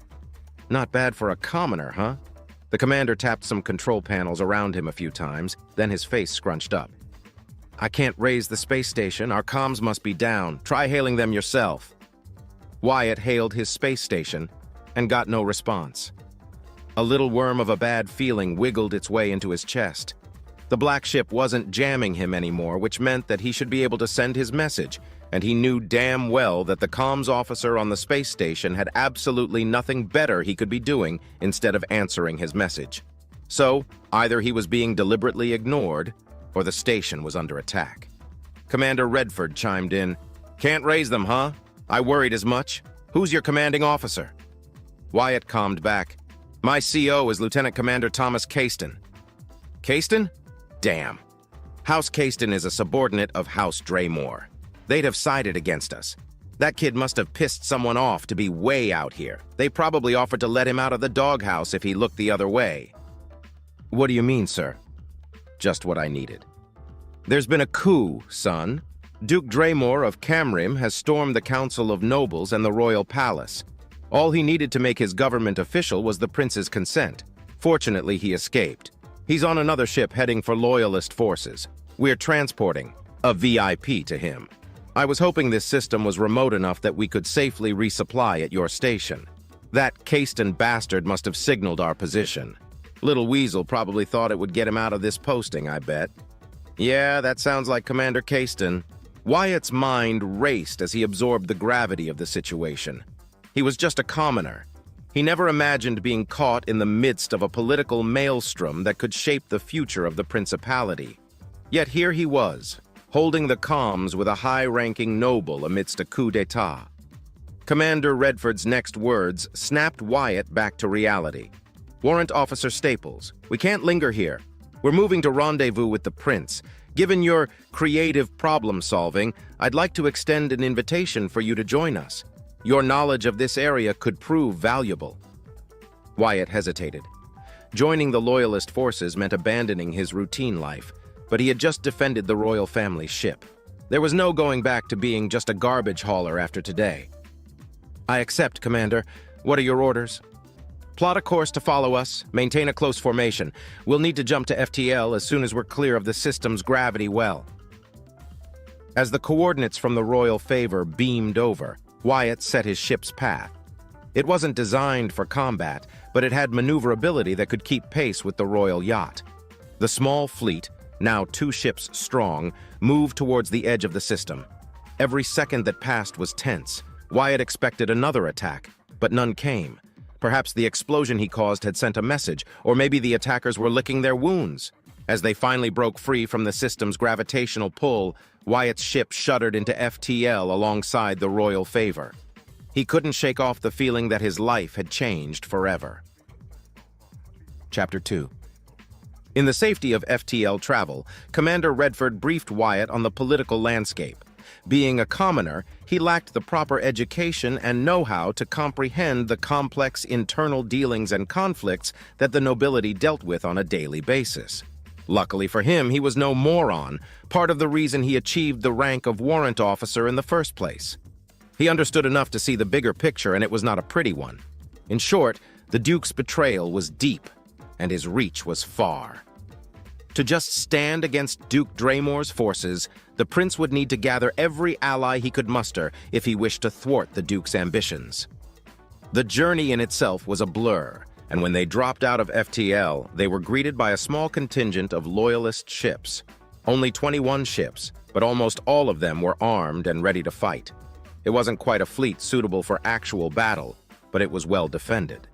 The most impressive ship, however, was at the center of the protective bubble the rest of the ships formed around it. A large cruiser armed across its entire outer hull, but retaining a visually appealing vista. That must be the flagship of this fleet, Wyatt thought to himself as he approached the ship next to the royal yacht. The hangar of the flagship was big and wide enough to allow both ships easy access with room to spare, and soon Wyatt found himself surrounded by more luxury and technological marvels than all his prior years of training and service combined. The personnel didn't pay him any mind as he exited his flying trash hauler, but when Commander Redford stepped out of the yacht, everyone saluted him. Seeing him on video was one thing, seeing him in person was another altogether. The older gray-haired man was easily a head taller than him, Wyatt noticed, and his uniform looked like it could cost the same as a line shuttle, if not more. "Warrant Officer Wyatt Staples, I thank you once more for your aid and loyalty. Come with me," Redford said loud enough to be heard and in a commanding tone that didn't leave room for debate that it was an order. Wyatt nodded and followed the man through the corridors of the ship in silence while he admired the beauty of the ship. Old, fevered dreams of an innocent child came to him, imagining himself serving on such a ship. He was a commoner, and unlike most of his dream-chasing classmates back in the academy, he knew his place and knew that piloting or commanding such a vessel was impossible. But serving as a regular crewman, that was more feasible and realistic. Regardless, a dream it was, and it would remain that way. I wonder if even the lesser nobles and any bastard offspring stationed here know how lucky they are, he asked himself, already knowing the answer and not allowing his resentment and distaste for the nobility to show on his face. He was a commoner, and like most commoners, he both envied and disliked the nobles, but he was careful and never allowed it to show, always careful to present himself with submission and apparent loyalty. Well, that wasn't entirely true. He was loyal to the principality, and while he had no love for the stuck-up nobles that ruled it, he wasn't a rebel nor a petty bastard who would love to see a noble grovel at his feet or die in battle if he could help it. Besides, he could make any snarky remarks in his head and won't get in trouble for it. Finally arriving at the bridge, Wyatt saw a few officers and crewmen manning their posts, but the figure wearing a blue suit with golden trims stood out above the rest. He was wearing a cape with the crest of the royal family on it. When he turned, Wyatt saw the face of the blonde prince in person for the first time in his life. His features were refined, and he was more handsome than the propaganda videos and the news could portray. He was tall, just a few inches smaller than Redford, and his build was not quite bulky but not lean either. His eyes were violet, a departure from the usual dullness of cybernetic eyes, and spoke of either genetic alteration or higher-grade cybernetics, the kind that cost the same as his old station 10 times over. But more than that, his expression was soft yet stoic, eyes burning with the intensity of a man ready to claim his birthright. His gaze made Wyatt stiffen at attention. "Report, Commander Redford." the prince spoke. Wyatt stood in silence as Redford quickly and eloquently recounted the assault he had suffered, the unexpected intervention, and their eventual departure. When he was done, the prince allowed himself a brief sigh before turning his attention to Wyatt. "Warrant Officer Wyatt Staples." He spoke in a deliberate, cordial, but powerful tone, causing Wyatt to stiffen more despite the shock of being addressed directly by the prince of all people. "Your actions today have saved the lives of many loyal subjects, and more importantly, the life of my family. I, personally, am in your debt." Am I dreaming? Is this even real? Did I actually get hit by that ship's missiles and I'm just experiencing a fever dream before I die? Wyatt asked himself, too perplexed by the prince's words. But the fire in his eyes and his thumping heart revealed that this was reality and that it was happening. Still feeling overwhelmed, he cleared his throat before replying. "Your Highness, I only did what I thought was the right thing to do. A commoner such as I cannot be in your debt for doing what is expected of me," he replied as seriously as he could without letting his voice crack due to his nervousness. The prince surprised him again when he offered a faint smirk. "Warrant Officer Wyatt Staples, your actions represent the very essence of duty the principality was founded on. Do not lower your actions before me. Commoner or not, you are responsible for the safety of those close to me," he replied, his eyes shining with determination and the brightness of a leader's resolve. "Loyalty is its own reward, and those that perform their duty with exemplary actions shall be recognized. Warrant Officer Wyatt Staples, as of this moment, you are officially promoted to the rank of lieutenant." Wyatt took a step back, and even Commander Redford seemed surprised by the prince's proclamation. My prince, I am honored, but I'm a commoner." "I know. Under normal circumstances, I wouldn't do this. Our laws, both written and in spirit, would not approve of your increase in rank, for you are indeed a commoner. However, before I am a prince, I am a brother. I am a man, and these are times of turmoil and, one could say, desperation. My gratitude cannot and will not be limited by a mere monetary compensation. Loyalty and duty are to be rewarded for your service. Your bravery reflects what the Duke Draymore, my uncle, lacks in his men. And I fear yours is but the first of many acts of valor we shall need in these trying days that lay before us." It wasn't until that moment that Wyatt finally began to realize the gravity of the situation he was really in. "But I'm only a pilot, not even a true combat pilot at that. I'm a refuse ship pilot. And now I'm caught in a web that's about to change the future and history of the principality." The truth was as clear as the light of a star. His home, the principality, was going to descend into a civil war at worst and a succession war at best. The weight of the realization hit him harder than his ship going at FTL. "Commander Redford, take Lieutenant Wyatt to his quarters so he may rest and suit up properly. Make sure to register him into the memorandum of our ship's logs and personnel," the prince ordered, and turned around. "Welcome aboard, Lieutenant Wyatt Staples."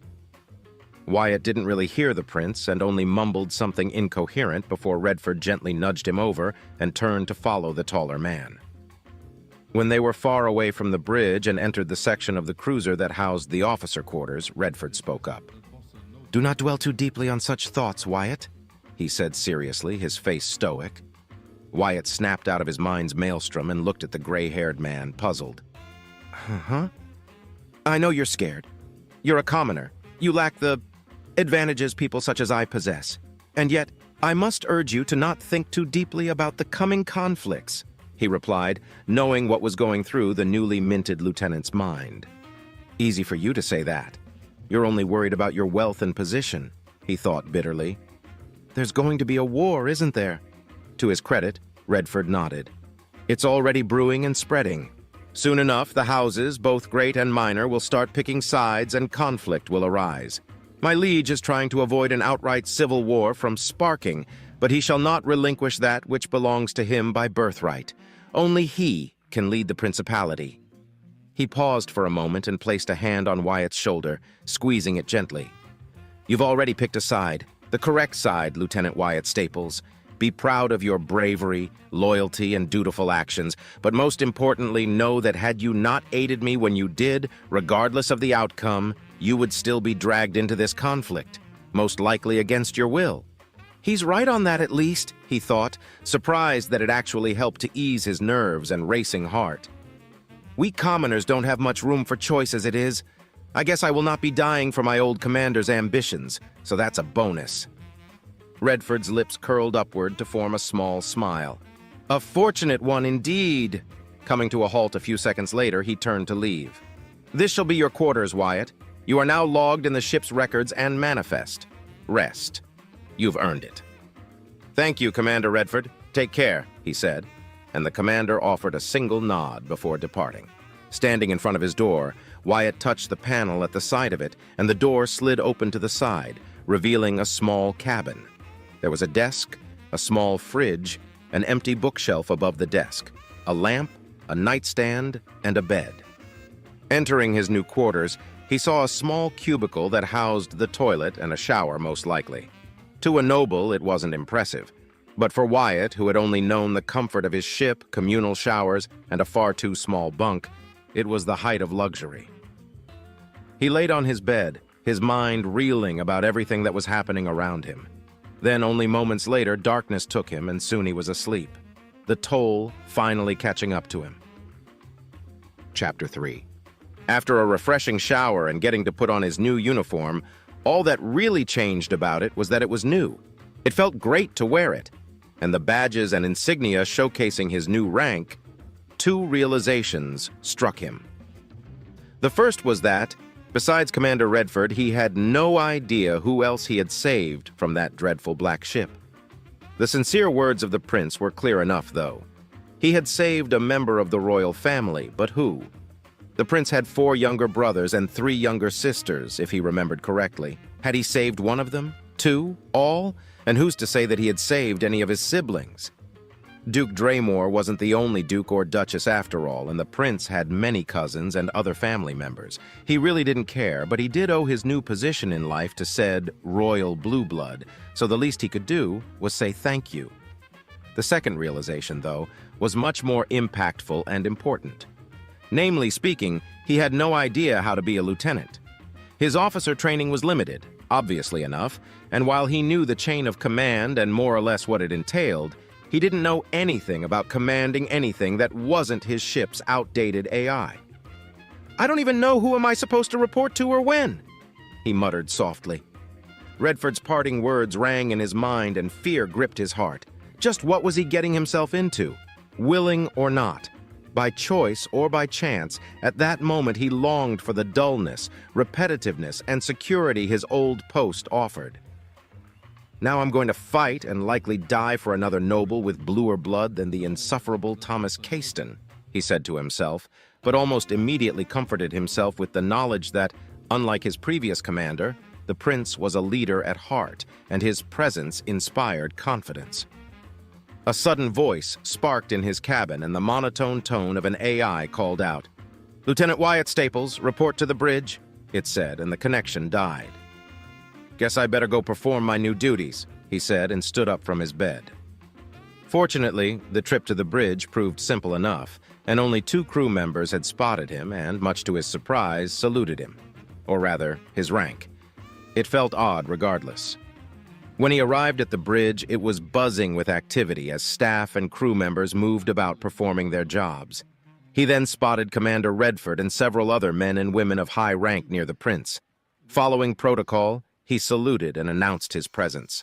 "Lieutenant Wyatt Staples reporting, my liege." Several eyes turned to him, and instantly he felt like a piece of meat been grated by hungry customers. Disdain, surprise, contempt, and flickering gratitude flashed before the cybernetic and gene-altered eyes of the officers present as they inspected him. Yeah, I'm a commoner. I'm not an animal you can gawk at, you damn blue bloods," he thought with equal disdain toward them. But unlike the nobles, he knew better than to show it. "So it is true, a commoner has been granted a rank far above his station." A red-haired man with a burn scar on his left cheek broke the tension. "My prince, are you certain of your decision? The implications could be..." Bothersome to less open-minded individuals? Or, in other words, I should be kicked out, Wyatt thought, mentally glaring at the red-headed noble. Are you implying that I should not show my gratitude to the man who saved my beloved sister? The prince said in an even tone. The red-haired man laughed, much to Wyatt's surprise. Of course not, your majesty. But now that a commoner has been granted a rank that only those of noble blood should achieve, many others may seek the same elevation for doing piss-poor actions in the near future. Commander William Hempstroke, a blue-haired with equally stunning blue eyes, stepped in, humor in her voice. Is the rescue of a royal princess not enough merit to overlook this one incident? After all, many houses have their origins in the valiant actions of a commoner performing beyond their duty. And even if the prince had not rewarded this young man, I would have made sure to grant him a place within my house for saving the life of my little sister. Suddenly, her eyes narrowed, and much like a hawk, she eyed the rest of her fellow officers. Or does anyone object? An older man with gray hair and wearing an almost entirely white uniform with red trims and more medals than Wyatt had ever seen anyone wear before spoke up next. Enough prattle, everyone. We have more important matters to attend to. My liege, we are ready to depart at your command. The prince nodded once. Then let us go. We cannot stay in this system much longer. Admiral Damien, proceed at your discretion. My liege, the admiral replied. Commanders, report to your ships and stations. You have your orders. Dismissed. At once, every commander present saluted and left, with the exception of Redford. The admiral, for his part, moved to a chair at the far end of the bridge, sat on it, and linked with its systems directly. The only indication that they started to move was a low rumble that was felt rather than heard, and Wyatt wondered where they were headed next.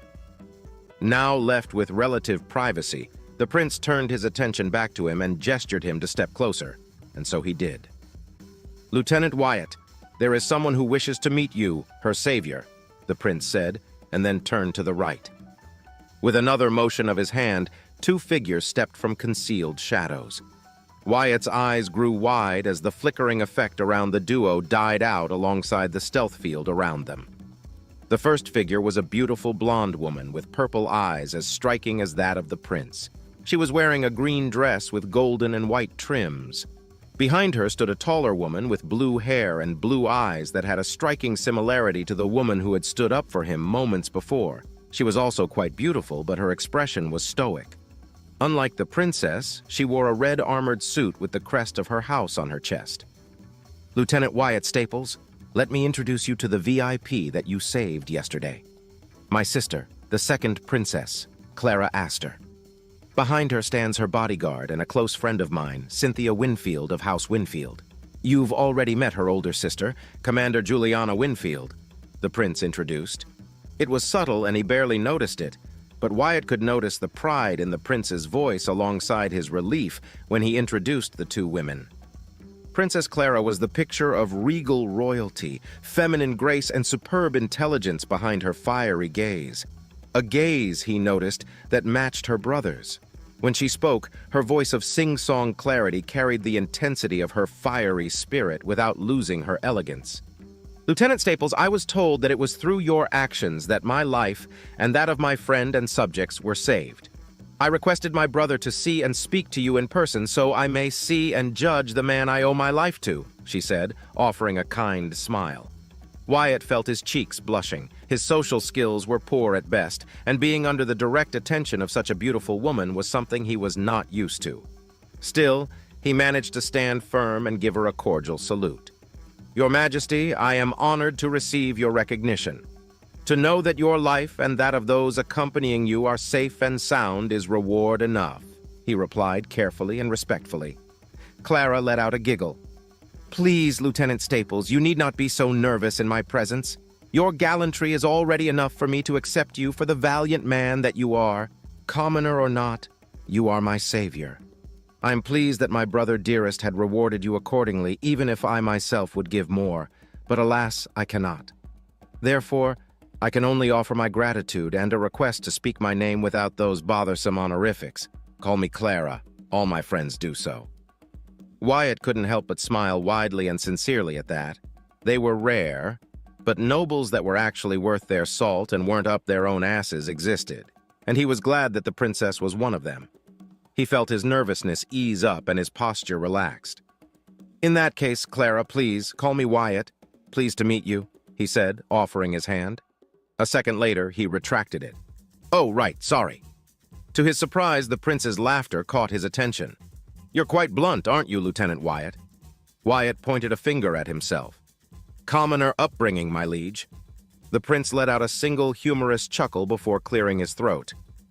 "As enjoyable as this is, I'm afraid we have other matters to attend to. Lieutenant Wyatt, I summoned you not only to meet my sister, but because I need your input." A second later, a holographic display appeared from the large tactical table at the center of the bridge. Wyatt took a couple of steps forward when he saw the visual representation of the entire principality and how the map was divided into several colors, with red, green, golden, and blue being the most prominent colors, and countless sigils and emblems scattered across the systems that made up his home. The sheer enormity of the principality was awe-striking and terrifying at the same time. Duke Draymore's coup was an act of treachery unparalleled, the prince began, his stoic, firm, fiery tone returned. "I don't know for how long he's been planning it, but we've suspected treachery for at least 2 standard years. Nothing concrete was found until he made his opening move. The royal guard was compromised, the royal palace was besieged, and within scant hours, he named himself regent. Thankfully, I was able to escape as well as other members of the Council of Nobles and some of my siblings. Regretfully, however, Duke Draymore was able to capture our 2 remaining sisters, Megan and Ruby, and 2 of our brothers, Leon and Caldro, and is keeping them hostage and as bargaining chips. My 2 remaining brothers, Alexander and Giovanni, were also able to escape, and alongside Clara, they served as distractions to allow my safe passage out of the system and find refuge among friends and loyal subjects. As it stands, Duke Draymore is gaining power slowly but surely," the prince explained, pointing at the red area on the map. "In red are the houses that have sided with my uncle so far and represent their territory. In golden are loyalist houses that have pledged themselves to me and the royal family. In blue are those undecided. And in green are those that have declared themselves as neutral," the prince said. And suddenly the map zoomed in. Wyatt soon recognized the map was projecting the small cluster of systems and worlds that made up the backwater he served under, better known simply as the lingering systems. Technically speaking, the 7 star systems and the small collection of worlds in them that made up the lingering systems were under the control of House Caiston. But in reality, they were almost outpost systems with little to offer except for whatever scant resources and manufacturing goods that could be gained there. In fact, the greatest produce made was the very reason he was a garbage hauler: compost.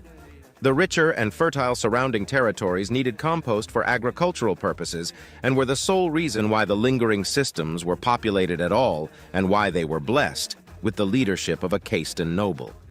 However, everyone knew that such a position was either a punishment or a means to gain safe experience for any incompetent, petulant, self-righteous blue blood.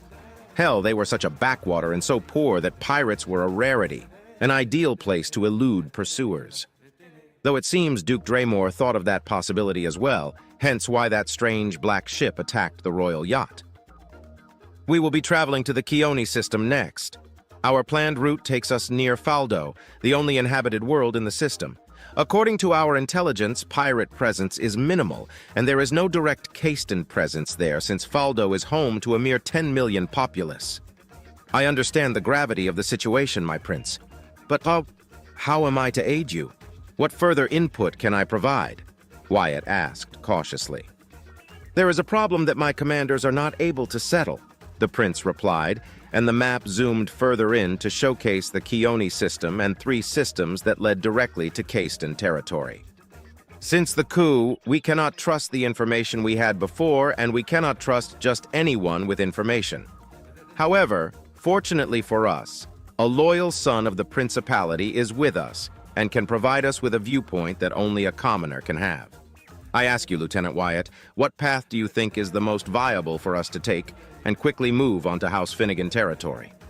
Wyatt didn't even ponder the question and pointed to the system on the far left called Gintrax. Going through Gintrax is the only solution, my liege. Gintrax, but there's a strong Caiston military presence alongside several monitoring stations, Commander Redford interjected. Wyatt shrugged. Only officially, but they are always understaffed. The ships stationed there are little more than outdated, cheap gunships and corvettes at best. And they take forever to answer to any emergency. Besides that, there's Woodshaft. Woodshaft? Clara asked, tilting her head in confusion. It's a smuggler den.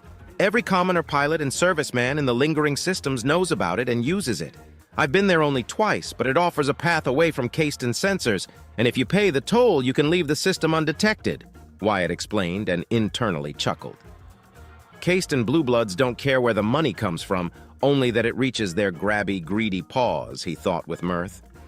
Smuggling is illegal, the surprisingly melodic voice of the blue-haired woman, Cynthia Winfield, declared.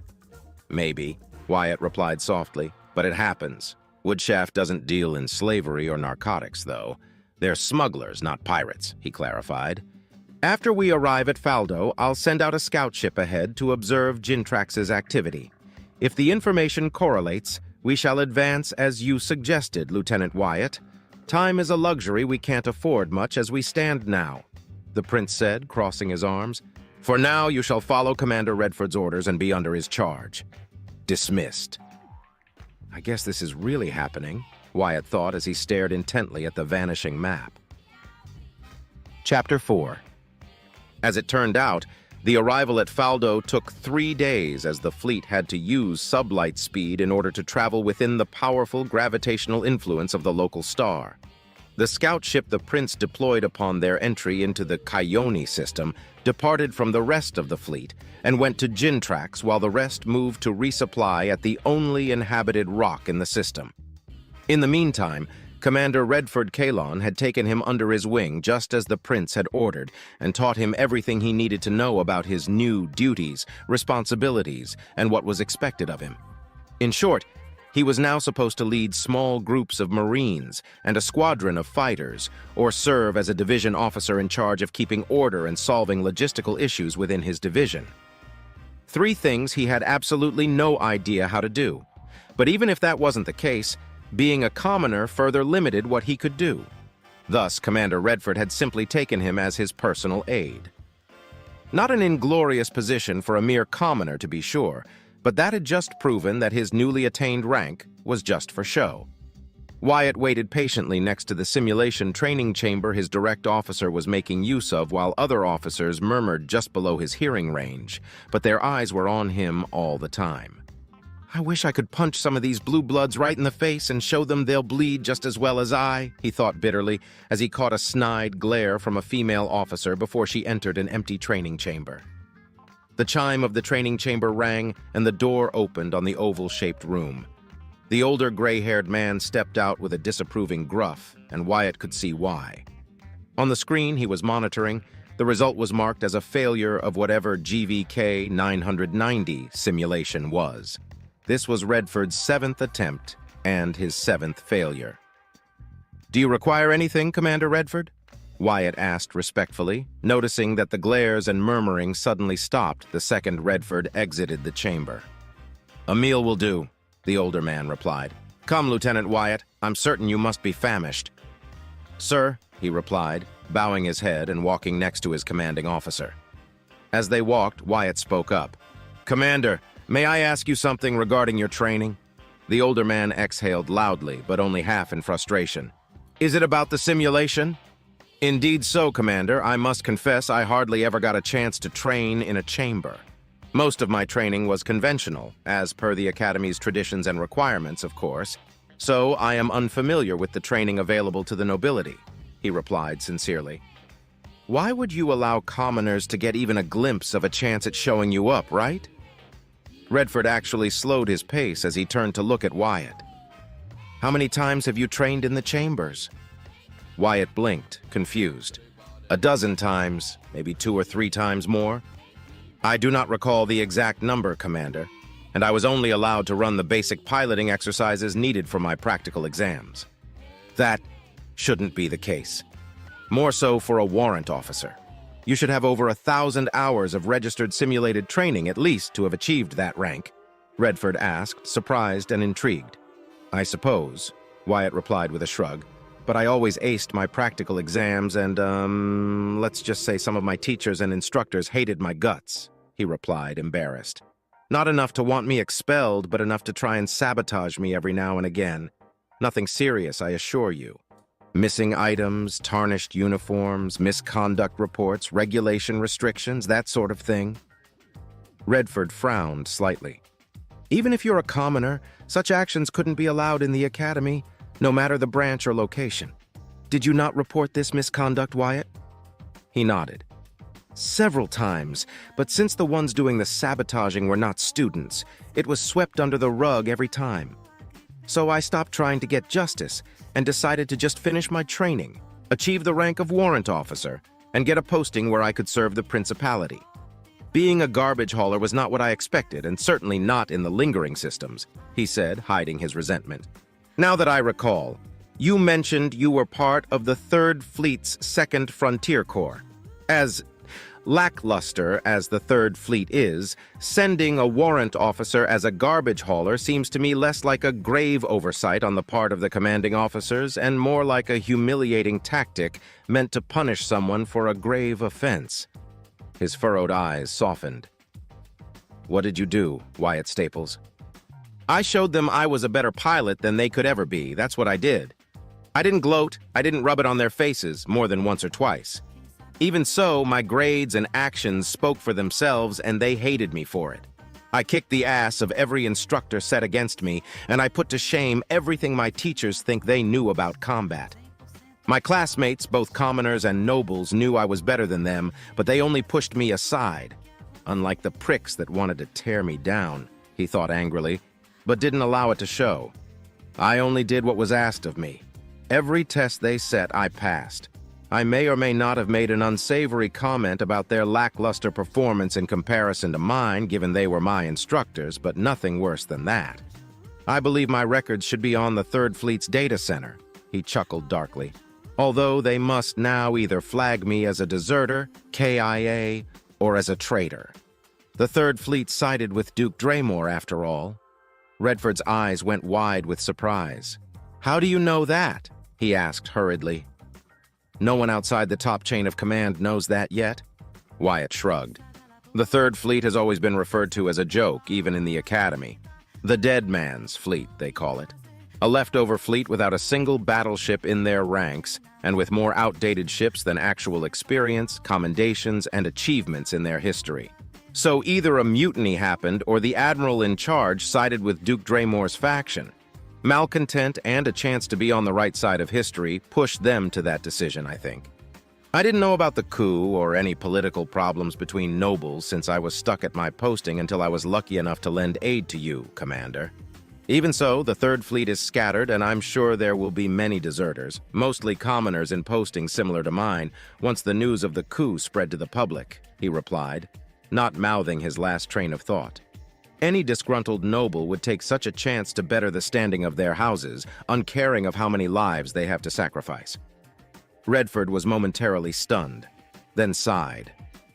You are correct, Lieutenant Wyatt. Admiral Cornelius Tigan sided with Duke Draymore. Luckily for us, the bulk of their forces were out of position and busy patrolling their core territories. Being understaffed, undermanned, and flying outdated ships played in our favor.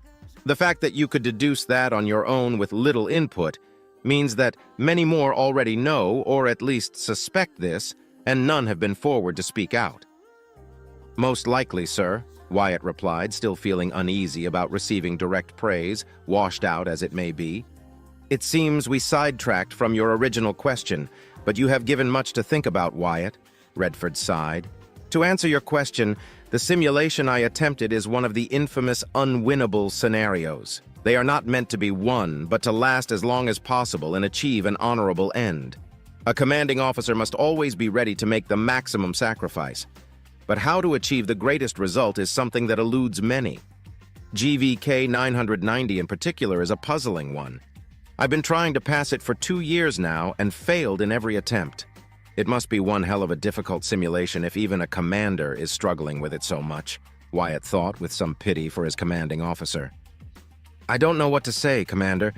It is the first time I've ever heard of such types of simulations.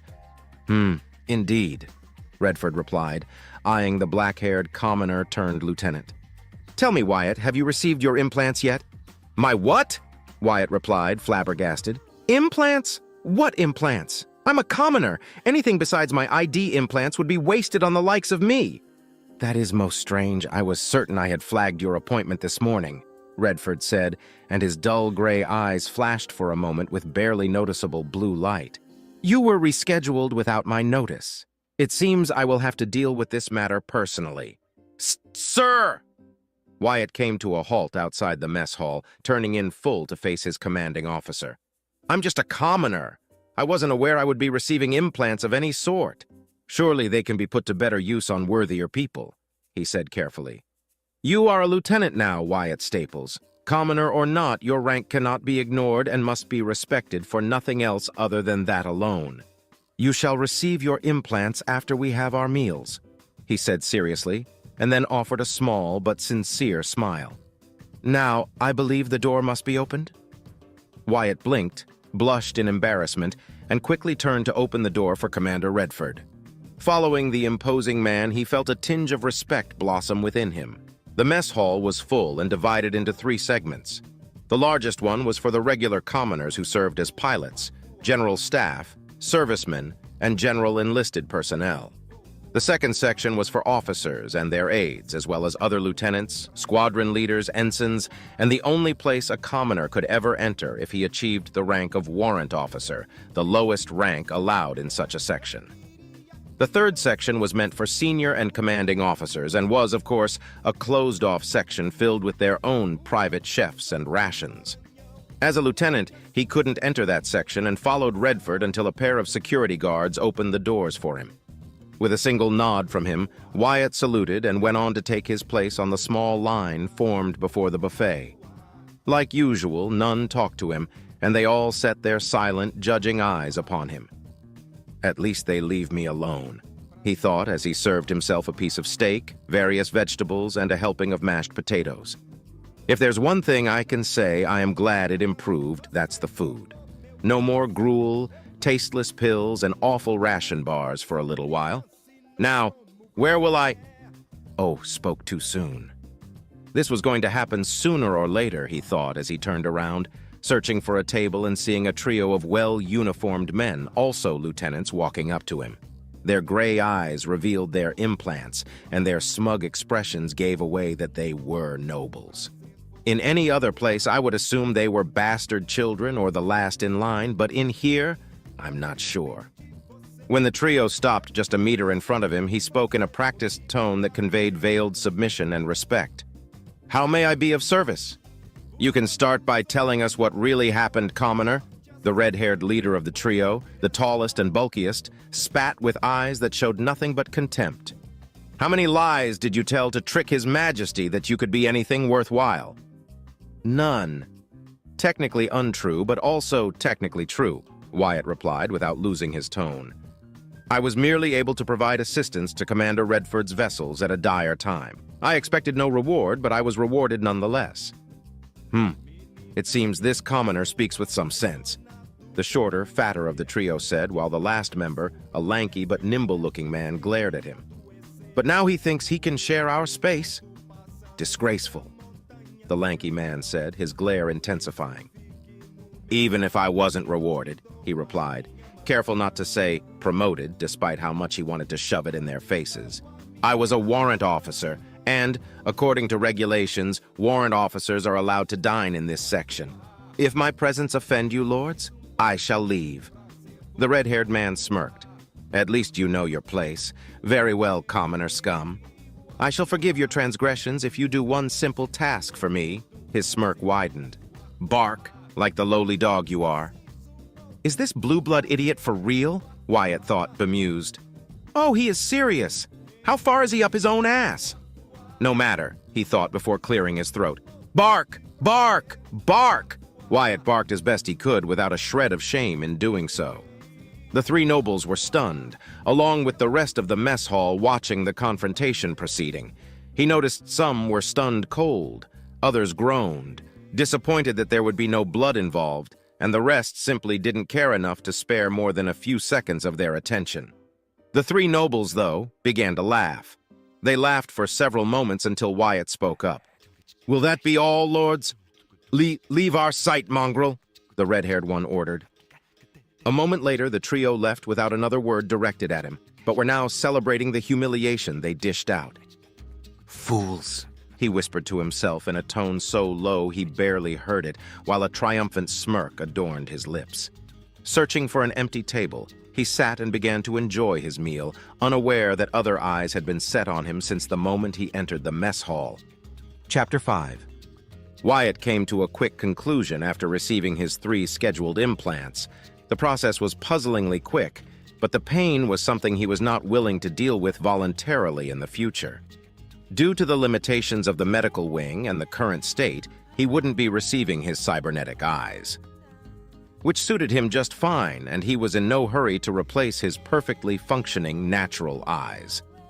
Nor would he receive a direct uplink to the main net frame, but he didn't care about that one since that particular implant needed either the cybernetic eyes or go through the gene-enhancing program that was available only to the highest echelons of society in the Principality. The implants he did receive were impactful, and he wobbled with every step he took. The first was a series of nano-injectors that now laced his vertebrae and would, over a few hours, make their way to his brain. The injectors would then be ready to dull pain, enhance his reaction time, and combat neurotoxins should that be needed. The second implant was the one he was currently hating the most. At the back of his skull now sat a small biomechanical chip that would allow Commander Redford, or whoever the commanding officer at the time was, to deliver him orders and instructions. He could feel the chip wriggling into position, slowly growing to prevent rejection, and was now messing with his ears, dulling his sense of stability and cutting his hearing range by a significant amount as it latched itself in order to provide its benefits. In short, it was a sort of long-range, one-way radio. He could receive orders but couldn't reply in turn since he wasn't connected to the network. As long as the distance didn't exceed more than 100 kilometers from the nearest network access point, that is. The third implant, though, was the main reason why he would not ever take any further implantations if he could help it. Sure, the first 2 hurt in their own unique ways. His back was killing him, and the nasty headache he was going through did him no favors. But the last one was in a league of its own. Similarly to the nano-injectors on his back, the third implant followed that same process. But instead of connecting with his brain and limiting itself to his column, the rest of his body was the objective. Well, not his whole body, just his bones. A subdermal implant was inserted in his chest, as close as possible to his aorta. Thanks to the local anesthesia and the quick, precise motions of the robotic unit performing the seconds-long surgery, he didn't feel a thing, and his wound was closed a moment later with biofoam. The scar would be gone in just a few days at most. The pain, though, made itself known half an hour later. It began like an itch he couldn't quite scratch, but all over his body and underneath his skin. Then it increased until every step was agony as it rippled across his whole body. It felt like getting pricked by a needle, but unlike a single stab that was barely painful, annoying, and quick to pass, he was enduring hundreds of them at the same time with every movement he made. "Even breathing is a struggle," he muttered as he continued to wobble his way around the hangar, only occasionally hearing the snickering of technicians, mechanics, and the odd pilot that made their way there. "I understand that the ship doesn't have the facilities to do this in private, but their staring is not helping my mood one bit," he thought with annoyance as a fresh wave of pain coursed through his body. He couldn't even hate or blame the medic in charge for anything. She had warned him of what he was to expect and what he needed to do for the implants to take full root. That was the main reason he couldn't sit down or lay on his bed, trying to be still as a corpse in an attempt to lessen the pain. And why he couldn't take painkillers either. He had to endure the process fully awake and on constant move, which, as he was reminded again as he nearly tumbled to the ground for the 7th time since his arrival, his hatred for the second implant increased. The pain of having his bones suffer microfractures every second only to be sealed and put back together almost instantly, he could handle. It wasn't enough to make him scream, but it was a ticking, maddening constant that he couldn't help but wince, groan, and clench his teeth in response to it. But the sensation of impending vertigo and his impaired balance, making it impossible to keep a steady posture or any semblance of rhythm? Yes, he hated the second implant with a passion. As he finished another round, he noticed a vaguely familiar figure enter the hangar. Her red armor and blue hair gave her away as she approached in his direction. The few staring crew members made themselves scarce at her sight, opting to admire her from a safer distance. Damn, what was her name again? Juliana? No, that's her sister, right? Come on, think! Damn this headache! Her name started with a C, I think? Cecilia? Celestine? Cynthia! Yes, her name was Cynthia Winfield. He mentally patted himself on the back for remembering just in time before the blue-haired woman said something he couldn't quite catch. Her voice was still pleasant to hear, but distorted thanks to the implant. Not to be disrespectful, he began, voice entirely too loudly, and stopped for a moment to face her. Grave mistake. As the moment he stopped moving, he felt as if the ground was about to become the ceiling the wall, and his feet his arms. With a mighty groan, he pushed himself to the side, catching himself before he fell and continued walking. Pain rocked his senses, and he gritted his teeth hard in protest, but he succeeded. The sensation of vertigo lessened, and now he could wobble in peace again. After a few seconds, he spoke up as he noticed the blue-haired woman looking at him with a hint of pity and understanding in her sapphire blue eyes. Sorry about that. The implants won't allow me to follow protocol for now, he apologized. How may I? A pained groan cut him off. Be of service? Breathe deeply and don't fight the pain. You're straining yourself that way. Calm, deep breaths. Let your lungs do the heavy lifting, Lieutenant Staples, Cynthia replied, as she walked beside him and spoke louder than usual so he could hear her voice. Wyatt did as instructed, though it was difficult, and the first attempt made his entire ribcage protest in anger. But he didn't give up and continued. It took the better part of 5 minutes until breathing no longer hurt, and much to his joy, the pain lessened considerably. Another 5 minutes later, his vertigo also diminished, most of his hearing returned, and the headache was not as prevalent as before. During that time, Cynthia walked silently at his side as a regal pillar of unshakable duty, and her advice was greatly welcomed by Wyatt, now that he reaped the benefits of it. Thank you, Lady Cynthia. I feel much better now. I suspect that given the condition I found you, you were not told the proper physical steps to aid you in the implant adjustment period, she stated as a matter of fact. Wyatt nodded lightly. I wasn't aware there were any to begin with, Lady Cynthia. I was merely told that I needed to keep moving and that I shouldn't take painkillers. Again, I thank you for your aid. To his surprise, he saw her stoic face turn into a displeased one, frown and all. I will report this immediately. Such gross oversight cannot go unnoticed. She closed her eyes for 2 seconds, then opened them again, her expression returning to the picture of professional neutrality. It has been done. Did she actually do it, or is she just pulling my leg?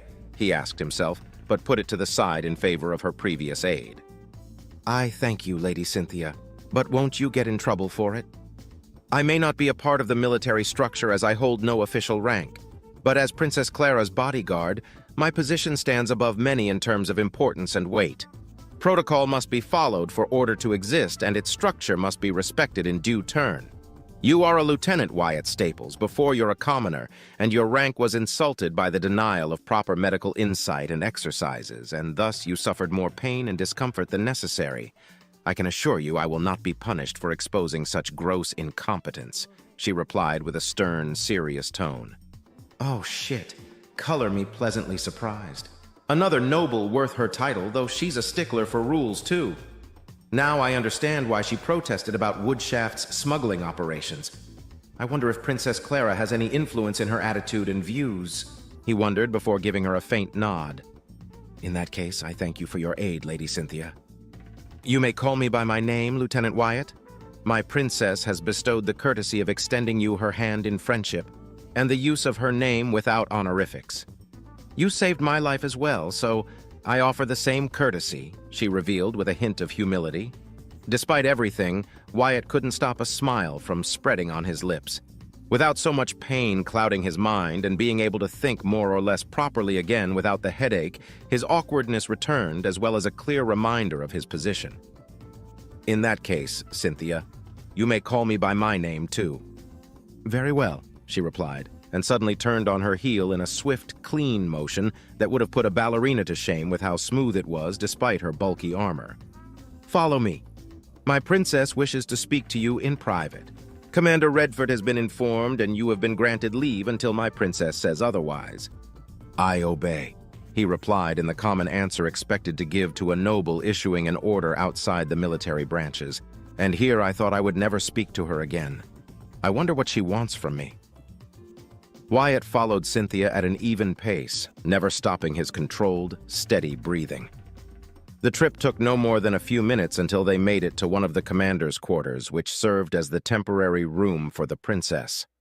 Outside the door stood 2 black, meter-tall cylinders. He watched as the bodyguard put her hand on the scanner and then introduced a long, complicated code. When she was done, the cylinders turned white and the doors opened. Wyatt advanced as Cynthia stepped aside to give him access to the room. He raised an eyebrow in confusion. "Enter, Wyatt," Cynthia ordered. "You're not coming in?" he asked, just to make sure his assumptions were not mistaken. "Clara wishes to speak with you in private," she replied, and said nothing more. Wyatt nodded, and a ball of iron suddenly manifested itself in his stomach. He'd heard stories and other gossip that when a commoner was invited to a noble's room in private, it was for one of 3 things: murder, sexual reasons, or simple amusement. He wasn't one to believe such hearsay, but now he wasn't so sure about it. Still, he stepped into the lavishly ample room with just some trepidation seeping through his otherwise practiced mask. 3 steps into the room, the door behind him closed with a rasp of metal and a hiss, sealing it behind him. The ball of iron turned into a veritable pit, and he began to sweat nervously. The room was quite ample, he had to admit. There was a large bed on the other end, a large private bathroom to his right, and expensive pieces of furniture set about the place. But his focus was on the blonde woman sitting on a chair in front with a small circular desk set before her, holding a few confectionery treats and a violet liquid he wasn't sure what it was. "Ah, Wyatt, please come sit. I wish to discuss a few things with you," Clara said, offering him a sincere, friendly smile. The pit shrank in since, but didn't leave him. "Okay, Wyatt, play it cool and try not to get murdered. Don't say anything stupid or offensive and you may walk out of this in one piece. A noble is already dangerous. Royalty? Doubly so," he thought as he obeyed and sat on the available chair. Immediately after, small electrical shocks erupted all across his back, arms, and legs, but they were not unpleasant.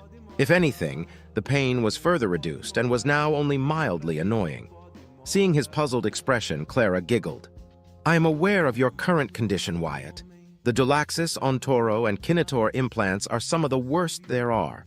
Necessary, but bothersome to deal with. That chair is specially designed to allow your body to work on its own while you are seated. It doesn't replace physical activity, but it makes it far more tolerable for some time." Wyatt bowed his head. "I thank you for your benevolence, Clara. How may I be of service?" "I wish to know more about you, Wyatt. Without access to your records, I'm afraid I know nothing more than what you can tell and show," she said before sipping from her drink. "Do help yourself to some desserts. They are delectable, I can assure you." "Don't mind if I do," he thought, as he reached for a small, round thing covered in white fudge and topped with some sort of red fruit.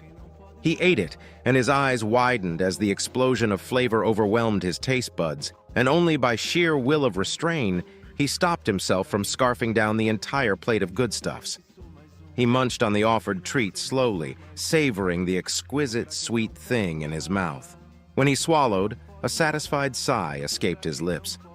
"What are these?" he asked, enamored with the sweet things. "Cake, a small version of them. There are also cookies, scones, and chocolate bits. The glass is filled with grape juice," she replied gently. "Go on. You can eat as much as you desire." "I might just do that. What in the blazes is grape juice, cake, and chocolate?" he asked himself before taking 2 of each treat with as much humility as he could muster. As much as he wanted to abuse the princess's goodwill in this particular subject, he knew better. "I'm an open book, Clara. What do you wish to know of me, though I assure you I am not remotely interesting in any way?"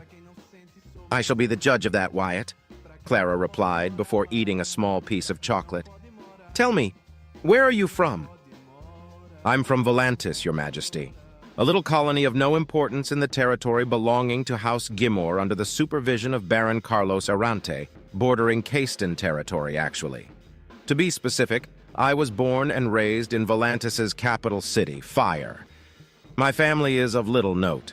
My father is an electrical engineer and my mother is a social worker. I have 2 younger brothers, one of whom followed our father's footsteps and the other became a Clixal hunter," he replied honestly. Clara tilted her head slightly. "What is a Clixal?" "It is an avian-like creature, 3 meters tall, fierce, durable, and quick creatures, but stupid. They are a constant problem to the agricultural areas of the planet as they breed extremely fast and eat all sorts of livestock while destroying crops in the process," he replied, before eating a cookie and taking a sip of grape juice. "Is this what royalty eats regularly? I wouldn't mind groveling at her feet if it means I get to eat these things every now and again. And the juice? It is the best drink I've ever tasted," he thought giddily, his nervousness all but eradicated, and the pit in his stomach replaced by a longing for more of those tasty, sweet treats. It was as if he hadn't eaten at all in the mess hall. Clara sipped on her juice, nodding twice. "I see.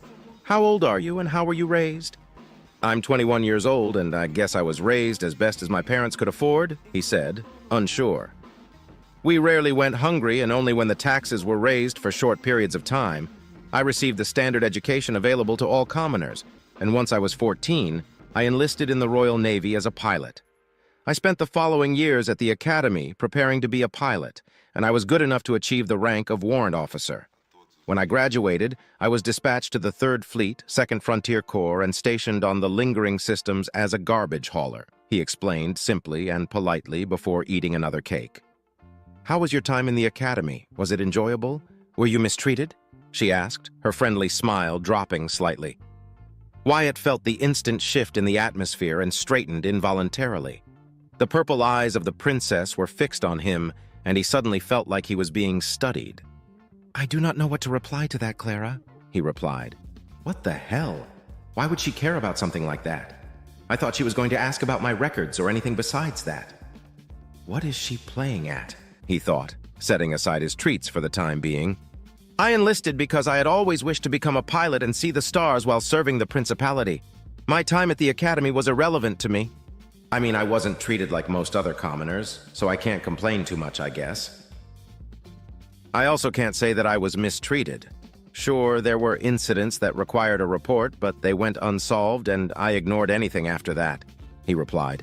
But inside, he spat with disdain at the memory of the many incidents that tarnished his otherwise exemplary record.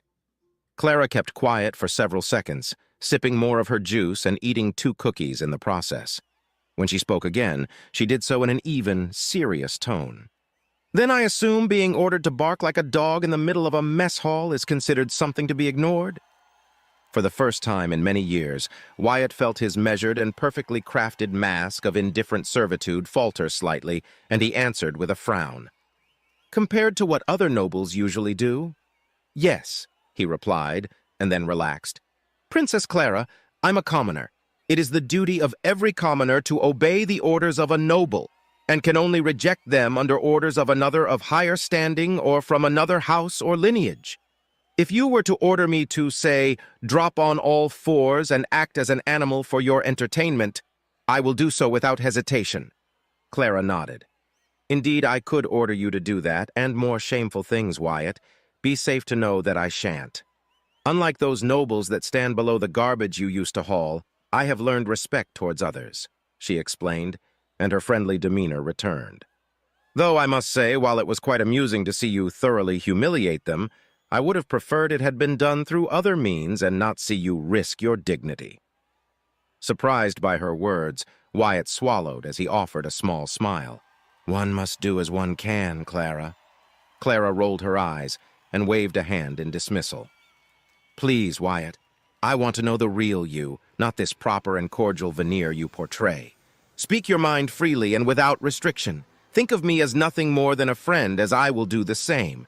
None can hear us. This conversation shall not be known to anyone but us.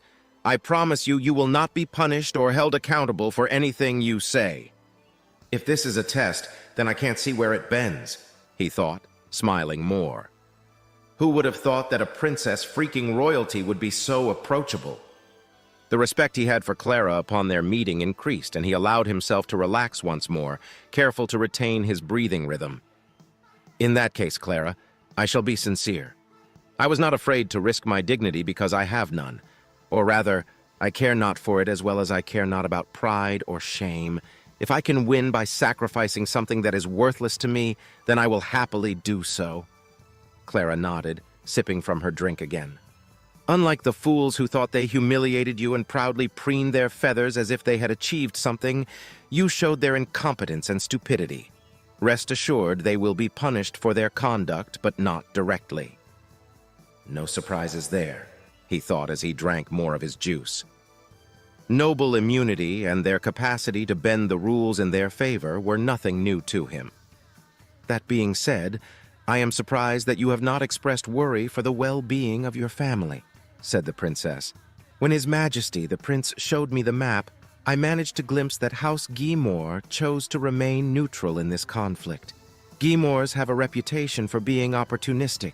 I'm sure they will declare themselves for a side once a clear upper hand is held by one side," he replied calmly, not allowing the bit of worry in his heart to show. Clara tilted her head slightly and pushed a finger up against her chin. "You don't seem terribly bothered about the coup, Wyatt." Wyatt chuckled darkly, his eyes drifting to the cup in his hand. "What other choice do I have? The last great conflict in the Principality was more than 400 years ago. Another coup, unsuccessful but bloody. Trust me, Clara, I am terrified. I will do anything and everything the prince orders me in order to prevent another civil war.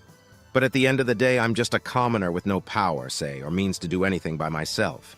Not that it matters if I was a noble or even royalty. We are in this conflict together, and the sooner Duke Draymore is put down, the better," he replied sincerely, but internally, he was fuming. Nobles die trying to keep their riches or increase their status and reach. If they can't win, they'll flee. But they always use the lives of the people they are supposed to be in charge of protecting for their own means, and don't care if we have to die in droves as long as it means they win something out of it. Clara's expression fell, and her smile was replaced by a sad one. "That is a grim and unfortunate view on things, Wyatt?" Wyatt shrugged. "Maybe. But it is also true and the only view a commoner can have. At least I am in the Navy and can fight back. Most won't have a chance to do anything at all." "It is sad that what you say is true, Wyatt. The Principality has changed since its founding, and not always in the ways that mattered, it hurts me to say. Prince Julius Astor would be ashamed of what has become of it if he were to see it today, doubly so in the case of his progeny." Clara let out a mournful sigh. "Thank you for humoring me, Wyatt. You may now leave, and please, take every treat with you. I have more, so they won't be missed." Wyatt stood up slowly, bowed his head, and obeyed with gusto the order given to him, gathering all the sweet, sweet treats on his pocket handkerchief. "I obey," he said, and a second later the doors opened. Cynthia stood by the entrance waiting for him to exit. They exchanged a curt salute and he left. A moment later, Cynthia entered the room and the doors closed again. Cynthia let out a tired sigh and her expression relaxed. "Well, he is unlike what I expected, which is a good thing. He tries to portray himself as someone cordial and straightforward, but he is quite selective about what he says and how to express his thoughts." "A cunning man," Clara replied, lips curling up into a smile. "He is as valiant as I thought, though, and has a good heart. His loyalty, however, is questionable." "Do you believe he may be a potential traitor, turncoat, or spy in disguise, Clara?" Cynthia asked. Clara shook her head gently. "He is no spy, nor do I believe he could be at any point. He's too honest. A turncoat or traitor? Unlikely. I also doubt he'll run away when a chance presents itself to him. His heart beams with the light of a true knight. His actions that culminated in our salvation are proof of it." I'll keep an eye on him," Cynthia replied. What about the trash? Redford has been informed. Those 3 idiots did it in front of everyone. He shall punish them accordingly, I am certain. Another sip of juice was soon followed by a pleased sigh escaping her lips. However, I am interested in what he can do as a pilot.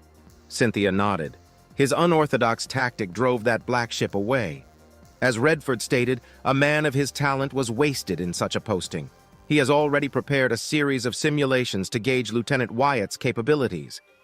Inform Redford that I wish to see Wyatt in action. The fleet shall travel to Gintrax once we are in range to do so. Resupply should be done within 4 hours, and we shall have 3 days of travel until we can leave. Plenty of time to see if his tactic was a fluke, or if there is true talent beneath his actions, Clara replied. Cynthia sighed tiredly, and her judging eyes fell upon her friend. You just want an excuse to watch dogfights, don't you? Clara blushed. Shush, you. Chapter 6. To say that Wyatt was nervous would be an understatement. After his talk with Princess Clara, he enjoyed a few hours of mostly restful respite while enjoying delicious sweets and snacks that filled his heart with delight.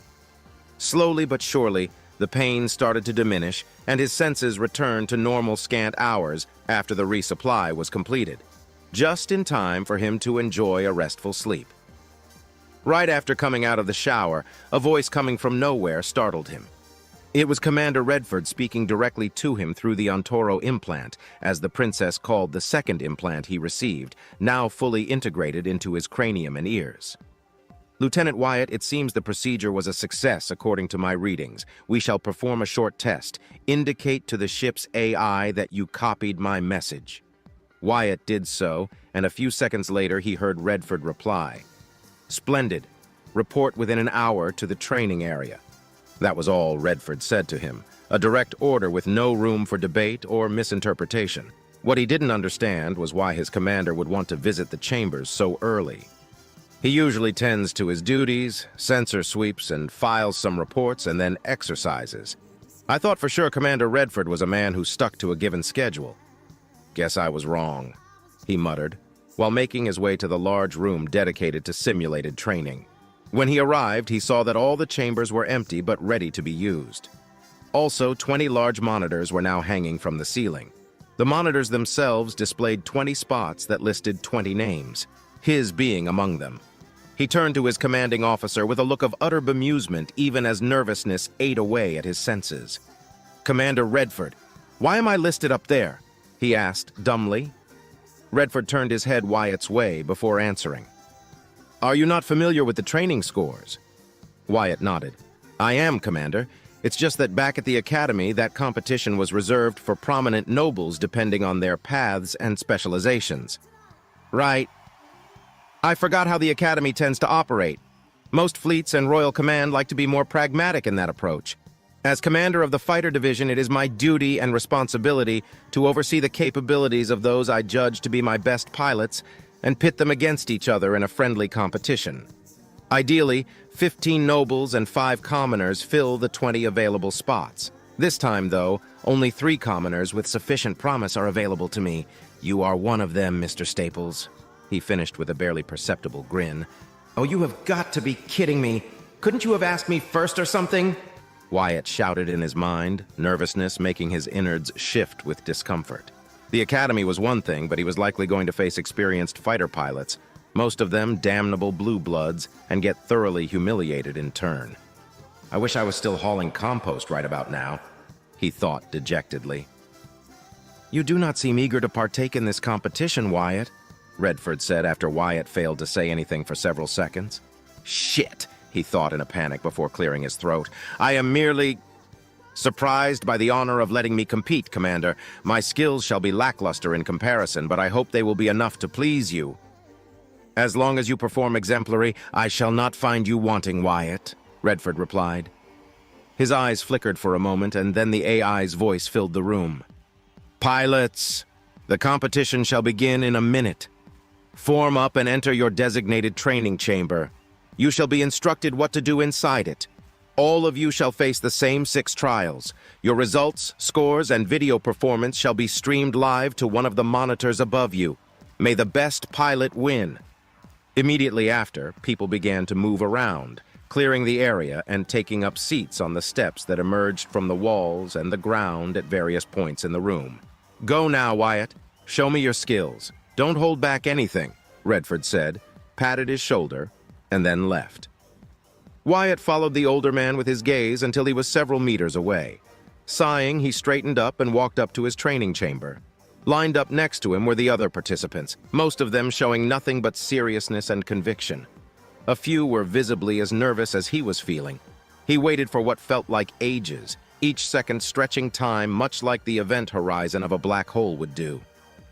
Then he stiffened even more when he saw three familiar figures enter the room.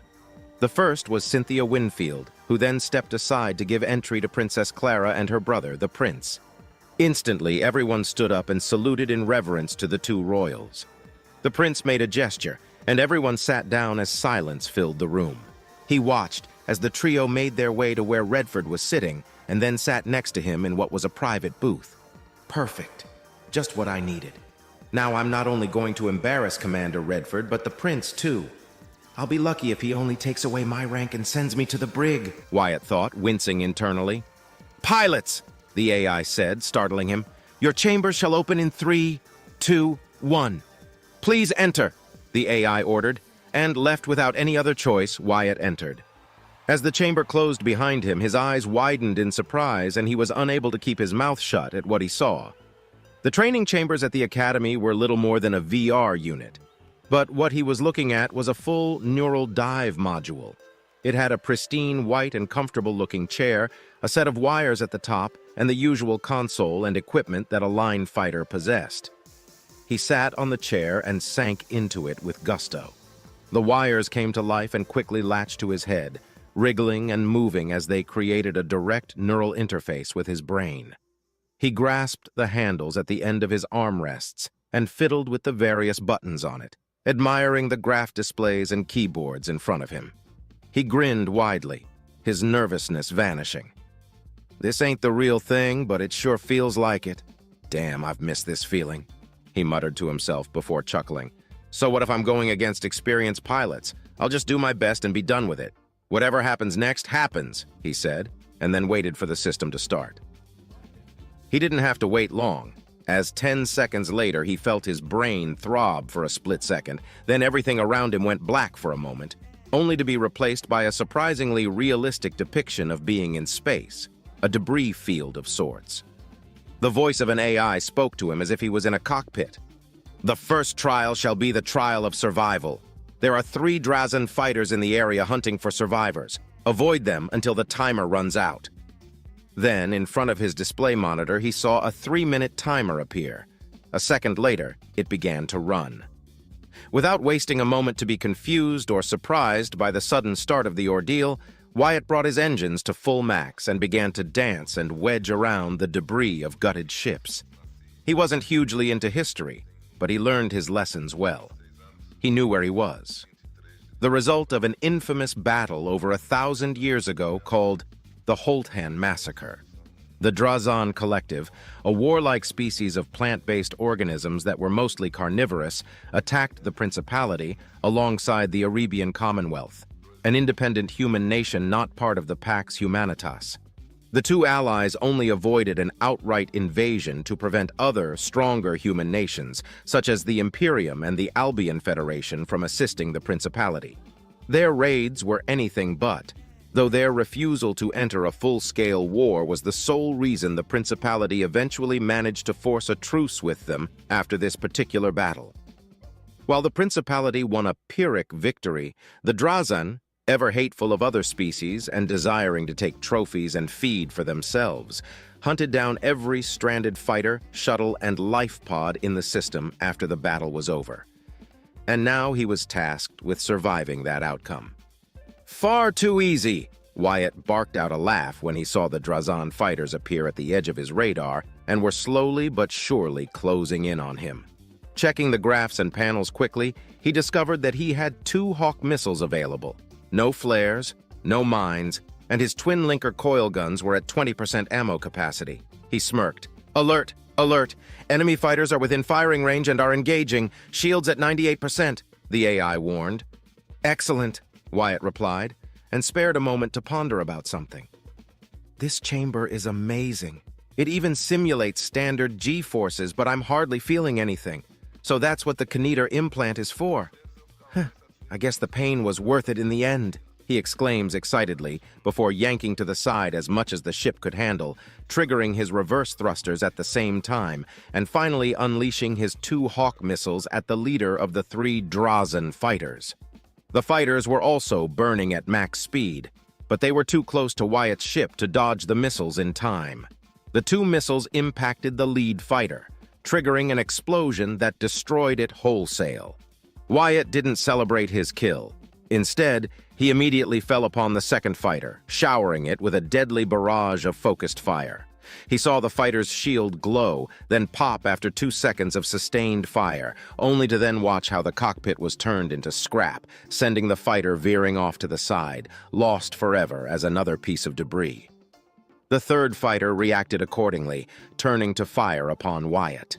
"Warning, shields at 45%, the AI warned. Wyatt ignored it and began to wedge in seemingly random directions as he dodged debris and ire from the third Drazen fighter. He didn't have the ammo left to take down the third fighter like he had done the second, but he had an even better idea. As he moved gracefully at impossible speeds, purposefully taking the most hazardous paths he could find, he noticed that the Drazen fighter, being bulkier and slightly faster than his own, wasn't able to dodge all the debris, and soon he saw its shield pop, and a wing of the fighter was nearly torn completely off in the process.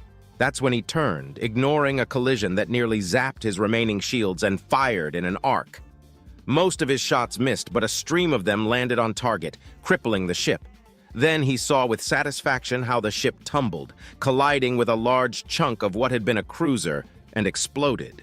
He looked at the remaining time and saw he still had 50 seconds to spare as the countdown had stopped. Everything around him went dark, and then the view was replaced by a new vision of space, this time around a marvelous battleship as he flew in formation with other fighters. Checking his monitors again, he saw that his weapons were fully loaded. "Prepare to engage! Prepare to engage! Delta Squadron, keep formation and follow my lead," an unknown but commanding voice ordered. Instantly, Wyatt obeyed and wondered what was going to happen next. Then he saw it. A group of frigates and freighters that could only belong to the Ikanti hierarchy came into view. Unlike the Drazen, the Ikanti were an avian alien species that had once been defeated by the Principality, and then, centuries later, the Principality was humiliated by them due to sheer incompetence on the Principality's side. But he didn't recognize what was going on. The situation he was in didn't seem familiar to any battle he was aware of. "So this is either a raid or a kill-and-destroy action," he muttered to himself, frowning. He didn't approve of such actions. That was one of the reasons he detested pirates. But raiding alien supplies or disrupting their trade lanes?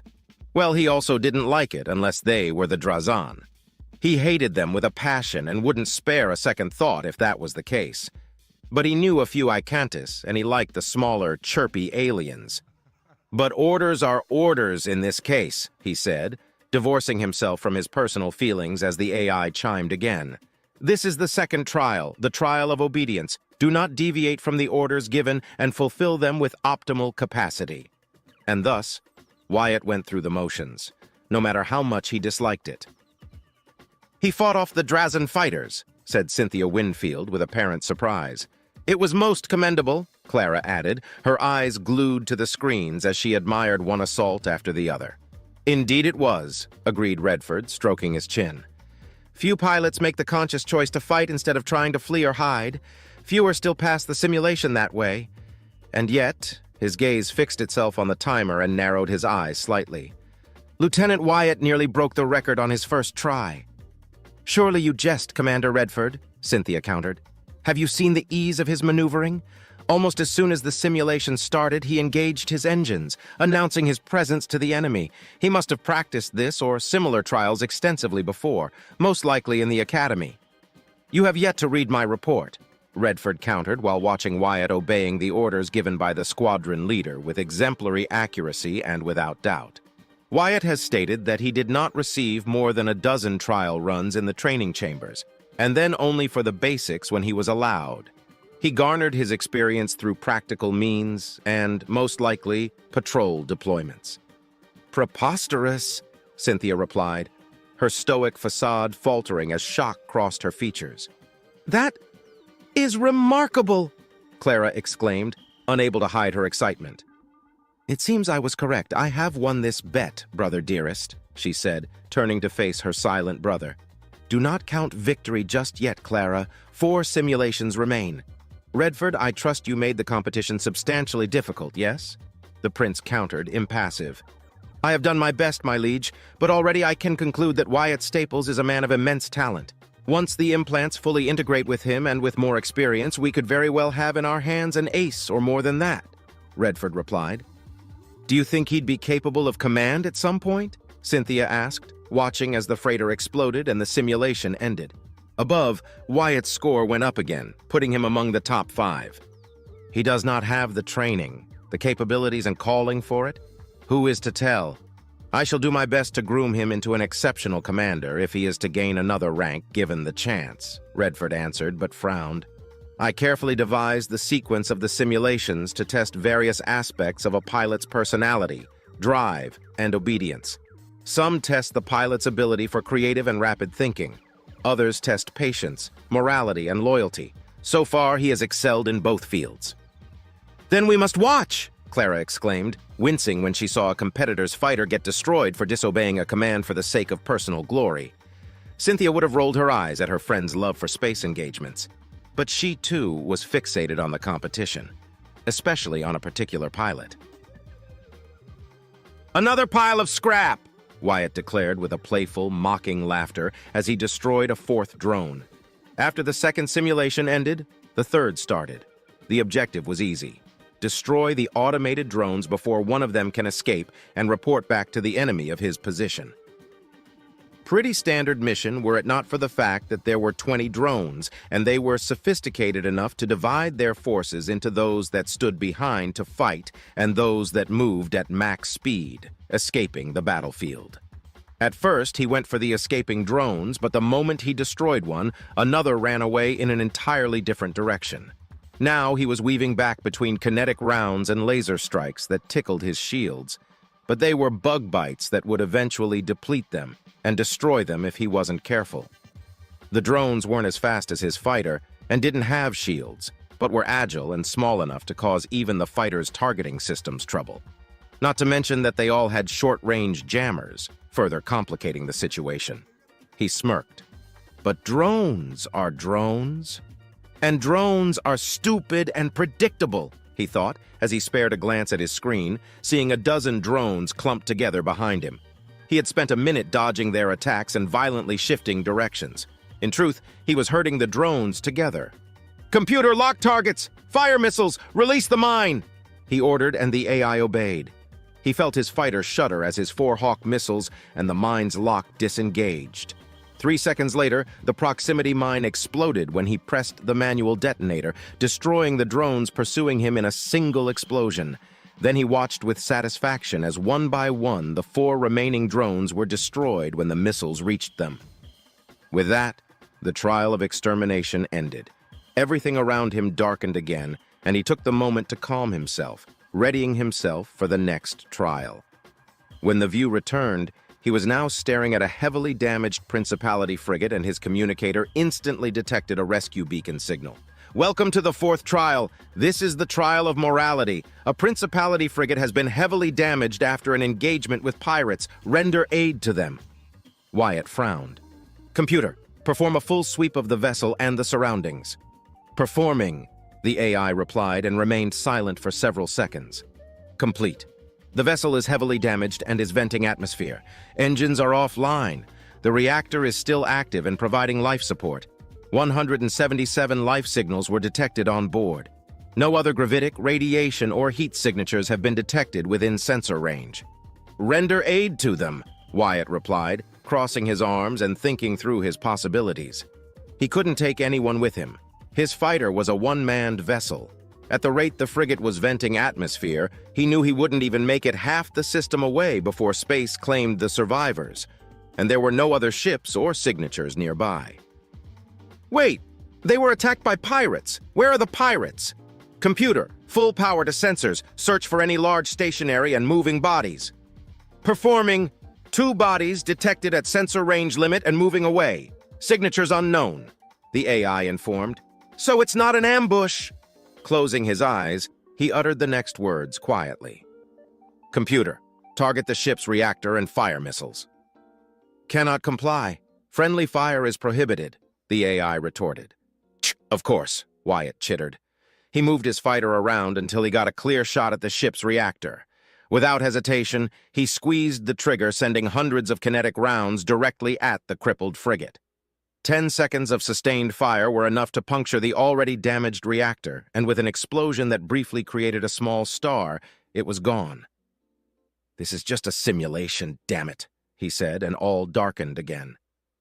The scene changed again, showing a pitched battle between Drazan and Principality fleets in the distance, but close enough that he could see it on the display screens.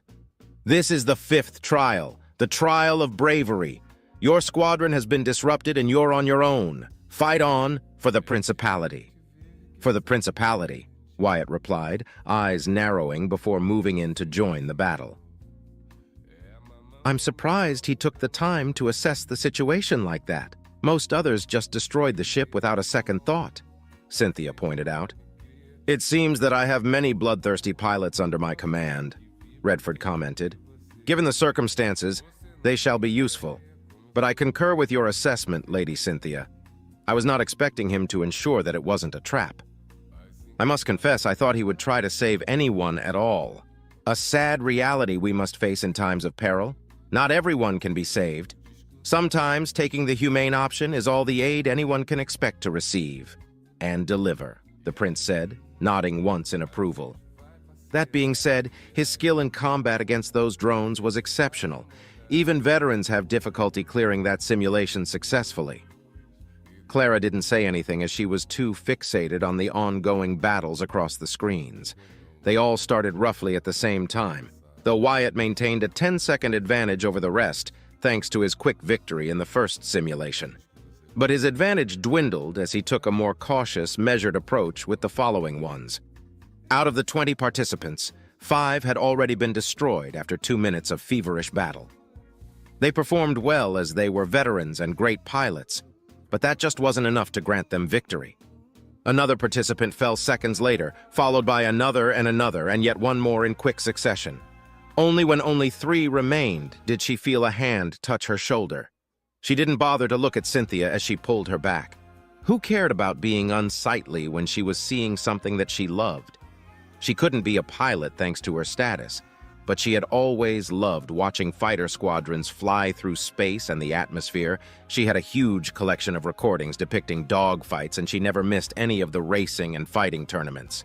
Her love for it was open and on full display, and as she watched Wyatt and the 2 remaining participants do their best in their simulations, she couldn't help but smile when the scripted destruction of the Drazan flagship signaled the end of the simulation. She relaxed in her seat, sighing contently as she watched Wyatt's name go from 4th place to 3rd. Commander Redford, why is Wyatt in 3rd place? His performance so far, in my not insignificant opinion, has been most excellent and above the rest of the participants. He should be at the lead. Clara, Cynthia sighed. Your Majesty, Wyatt is a commoner, Redford answered, saying nothing more.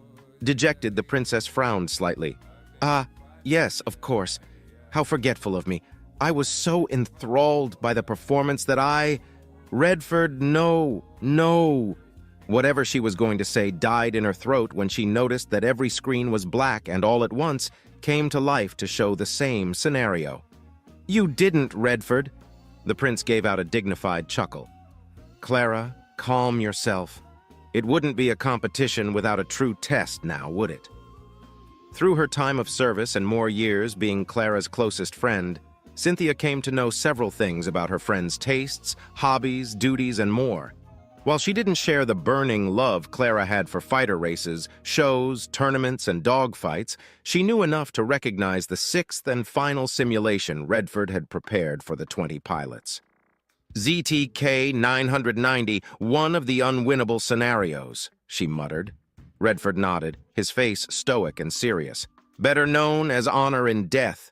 This is the sixth and final trial, the trial of glory. Die with honor, the AI said. For his part, Wyatt couldn't believe what he was seeing. It was a lone Principality cruiser. There were no stations, no asteroids, no planets, moons, or anything else he could use as cover. Just pure, open, cold space between the cruiser and his lone fighter. Die with honor? He muttered. Then he gritted his teeth. Die with honor? He shouted, hitting his armrests at the same time. A cruiser set against a single fighter? How am I to die with honor? Honor, honor, it says. What the fuck is even honor worth if I'm dead? He spat angrily. Die with honor. What a joke. Only a petulant blue blood could come up with something so stupid. Die with honor, my ass. If I have to die, then I'll welcome it. But not like this. Not when I can still do something. Die with honor? Screw that, he chanted, his veins pumping hot iron instead of blood at that precise moment. Then he analyzed his situation. My missiles won't do anything to the cruiser. At best, the mine could weaken its shields first somewhat. My guns are useless. My only advantage is my size and speed, but that cruiser has enough missiles to swarm me. If I get too close, then the PD turrets will shred me to pieces. What can I even do? As he pondered his situation, he noticed that the cruiser wasn't doing anything. It was waiting for him to make the first move. An eternity passed, or maybe it was just a minute, perhaps more, perhaps less. Time lost meaning as Wyatt's tried to come up with any solution whatsoever. Eventually, he smirked. Die with honor? I rather live in shame, he said, and his fighter began to move. There goes another one, Cynthia exclaimed, as the 15th participant's ship exploded. At least this one opened communications first. 9 surrendered their ship and were destroyed for cowardice. 3 more tried to negotiate and were destroyed for insubordination. 2 attempted to fight back and were destroyed for treason, Redford listed. Make that 10 surrender attempts now, he said as the 16th ship exploded. Clara said nothing as she stared at the screens, and the large, bold word now appearing on 16 of them. Defeat. She knew this scenario well, but how to beat it was a closely guarded secret that, even for her, took several bribes and favors to get the answer to that puzzling simulation. In short, you had to commit suicide, but not just any sort of suicide. To pass, you had to contact the cruiser and proclaim your loyalty toward the Principality and, more pointedly, to the noble houses that ruled it. You then had to admit to the crimes you were accused of, and then, only after being judged worthy enough to do so, you were permitted to die with honor. You were allowed to commit suicide via self-destruction or by spacing yourself. Supposedly, only those truly honorable and loyal to the Principality could figure out what needed to be done. It was as unfair and one-sided as it could get. Another fighter exploded, choosing correctly to commit suicide, but without the proper steps first. Thus, another defeat was in full display. The rest of the Watchers were murmuring amongst each other, doing their best to not disturb royalty and, more so, the prince himself. But she could make out faint bets being claimed, jests, and other unsavory comments here and there. When the 18th ship exploded and was shortly followed by the 19th, her sole focus remained on Wyatt's screen. He had not moved in over 3 minutes now, she noticed. What is he waiting for? Cynthia questioned. Surely even he must realize there is no winning this. No matter how talented of a pilot he is, victory is impossible in those circumstances. Redford was about to comment something when all of a sudden Wyatt's ship surged forth, quickly reaching maximum speed. What is he doing? He asked, astonished. Something unorthodox, I presume, the prince said, lips curling into a barely perceptible smirk. Clara watched intently as Wyatt's fighter launched all 4 Hawk missiles, but they didn't surge forth right away. Instead, they formed up below his fighter only for the mine to be released along with its clamp. The magnetic clamp latched itself to one of the missiles, and then they ventured forth quickly. The cruiser then launched its counter-assault in the form of a dozen missiles and a series of kinetic projectiles. Its 2 railguns were just warming up and wouldn't be able to intercept the fighter for a few seconds yet. The fighter weaved and moved gracefully yet violently to avoid the incoming fire, deploying all of its flares to further confuse the cruiser's targeting system. Then, the fighter activated its emergency afterburner and suddenly tripled in speed. Is he insane? Redford declared. not believing what he was seeing. In truth, no one watching could believe what they were seeing. The fighter was now going too fast, and thanks to the scrambled and confused targeting system of the cruiser, it failed to take it down as it left a plume of white-hot light behind it. Seconds seemed to stretch for hours until the small fighter, traveling at impossible speeds, enough to liquefy the bones of its pilot, slammed against the shields of the cruiser with the strength equivalent of a nuclear warhead. It was more than enough to knock the shields down, but caused no more than a few cosmetic scratches on the outer hull. Wyatt's suicidal ditch effort had, it seemed, failed. That is, of course, until the missiles arrived 5 seconds after the initial impact. The cruiser and everyone watching had been so focused on the insanity of the fighter ramming attempt that they had completely ignored the missiles. Even the cruiser's missiles had flown into dark space, their original objective lost. The missiles impacted at the same time in the exact spot the fighter had been aiming for, the bridge deck. Alone, the missiles wouldn't have caused enough damage to do more than serious exterior damage. But the mine was another monster altogether. The mine exploded along with the missiles, and their combined explosive force was more than enough to destroy the entire bridge deck, crippling the ship at least for some time, and forcing it to either retreat to safety from the auxiliary command consoles or wait to be rescued. As if that wasn't enough, the display shifted quickly away from the cruiser and focused on a small, oval-shaped cockpit that had been ejected from the fighter at some point during the encounter. Most likely when the flares were deployed and the rest had been programmed automatically. Then the screen went black and a new word appeared on it, something that caused everyone, even the prince himself, to stand up in shock. Victory! Clara couldn't hide her wide, pearly white smile. That was the best performance I've ever seen, she thought gleefully. When Wyatt's chamber opened, he was instantly greeted by flabbergasted Redford. "Commander? How?" he asked without thinking. "How did you even thought of doing something like that? And the program? Counted that as a victory? How?" His voice was calm and collected, but it couldn't hide just how amazed he was. "I must admit, Lieutenant Wyatt Staples, that I'm most impressed too. Never have I seen such a creative take on that particular scenario," the prince said, approaching regally. "Tell us, what drove you to reach such a conclusion?" "Yeah, I'm not about to tell him that I pretty much thought the goal was stupid now, am I?" Wyatt cleared his throat. "The goal was to die with honor, so I thought, what if there's another way?" He paused as he saw Cynthia and Clara approach, and behind them several spectators also got closer, but keeping a respectful distance from the royals to avoid crowding them. "And well, that happened, my liege." "But how? A single fighter crippling a cruiser, that is beyond ridiculous," Cynthia exclaimed. "What the hell is going on? They're acting as if I did something extraordinary. Ugh! I'm probably going to get court-martialed for not following that asinine objective. Seriously, die with honor? Who came up with that absurdity?" Wyatt raised both hands in defense. "I'm not sure that can work in an actual fight. It was just a simulation, after all. I knew I lacked the fighter power to do anything significant. But then I realized that while I didn't have the power, I had the mass. So I used it to let my guns be effective. And I doubt I'd survive on an ejected cockpit for long, but it doubles as a lifeboat in an emergency." He then saluted and turned to Redford. "Commander, I hope that my abilities were suitable enough to be of your approval?" "Suitable enough?" Redford shook his head. "Wyatt, look up behind you." Wyatt blinked twice, turned, and stared up to see his display screen showing the word victory. Then after a second or two, every screen displayed the score and the rank of the competitors. He saw his name sitting at the top.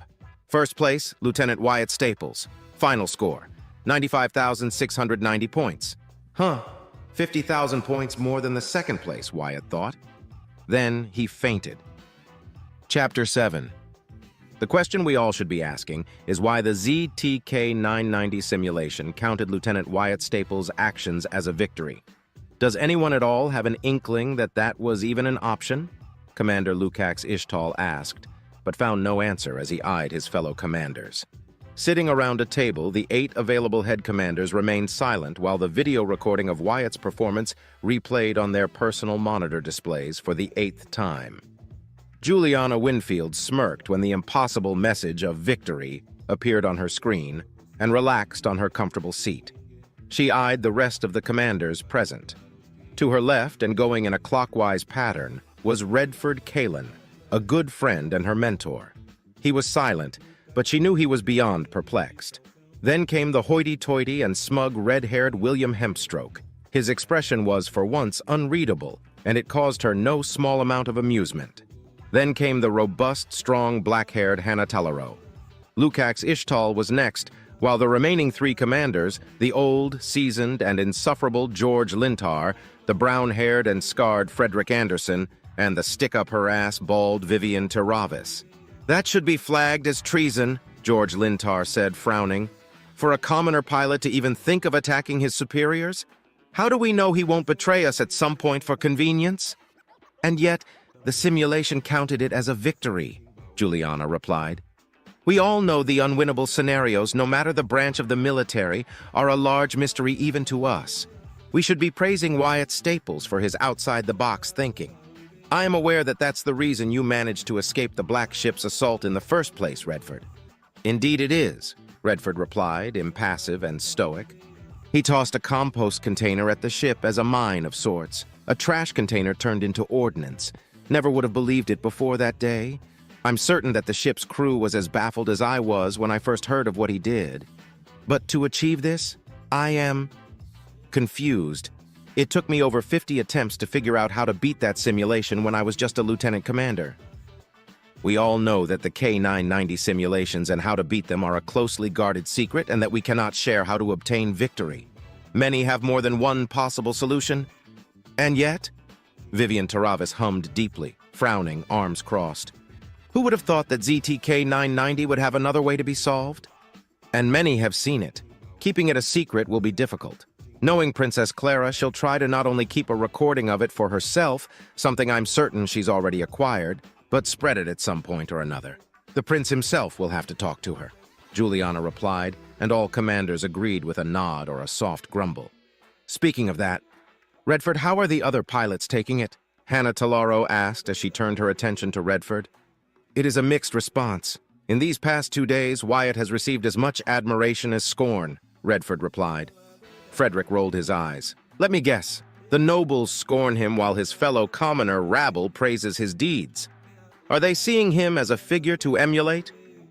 Like I said, it is a mixed response, Redford replied once more. Sensing that his fellow commanders wouldn't drop the subject unless he fessed up, he sighed. Both sides scorn him and praise him for different reasons. Some commoners outright detest him. Apparently, they believe he is lording himself over them due to His Majesty's direct praise and acknowledgement in the form of his new rank. The nobles that wish to bring ridicule on him are those he directly defeated in the tournament, except for one, and those that see him as an upstart.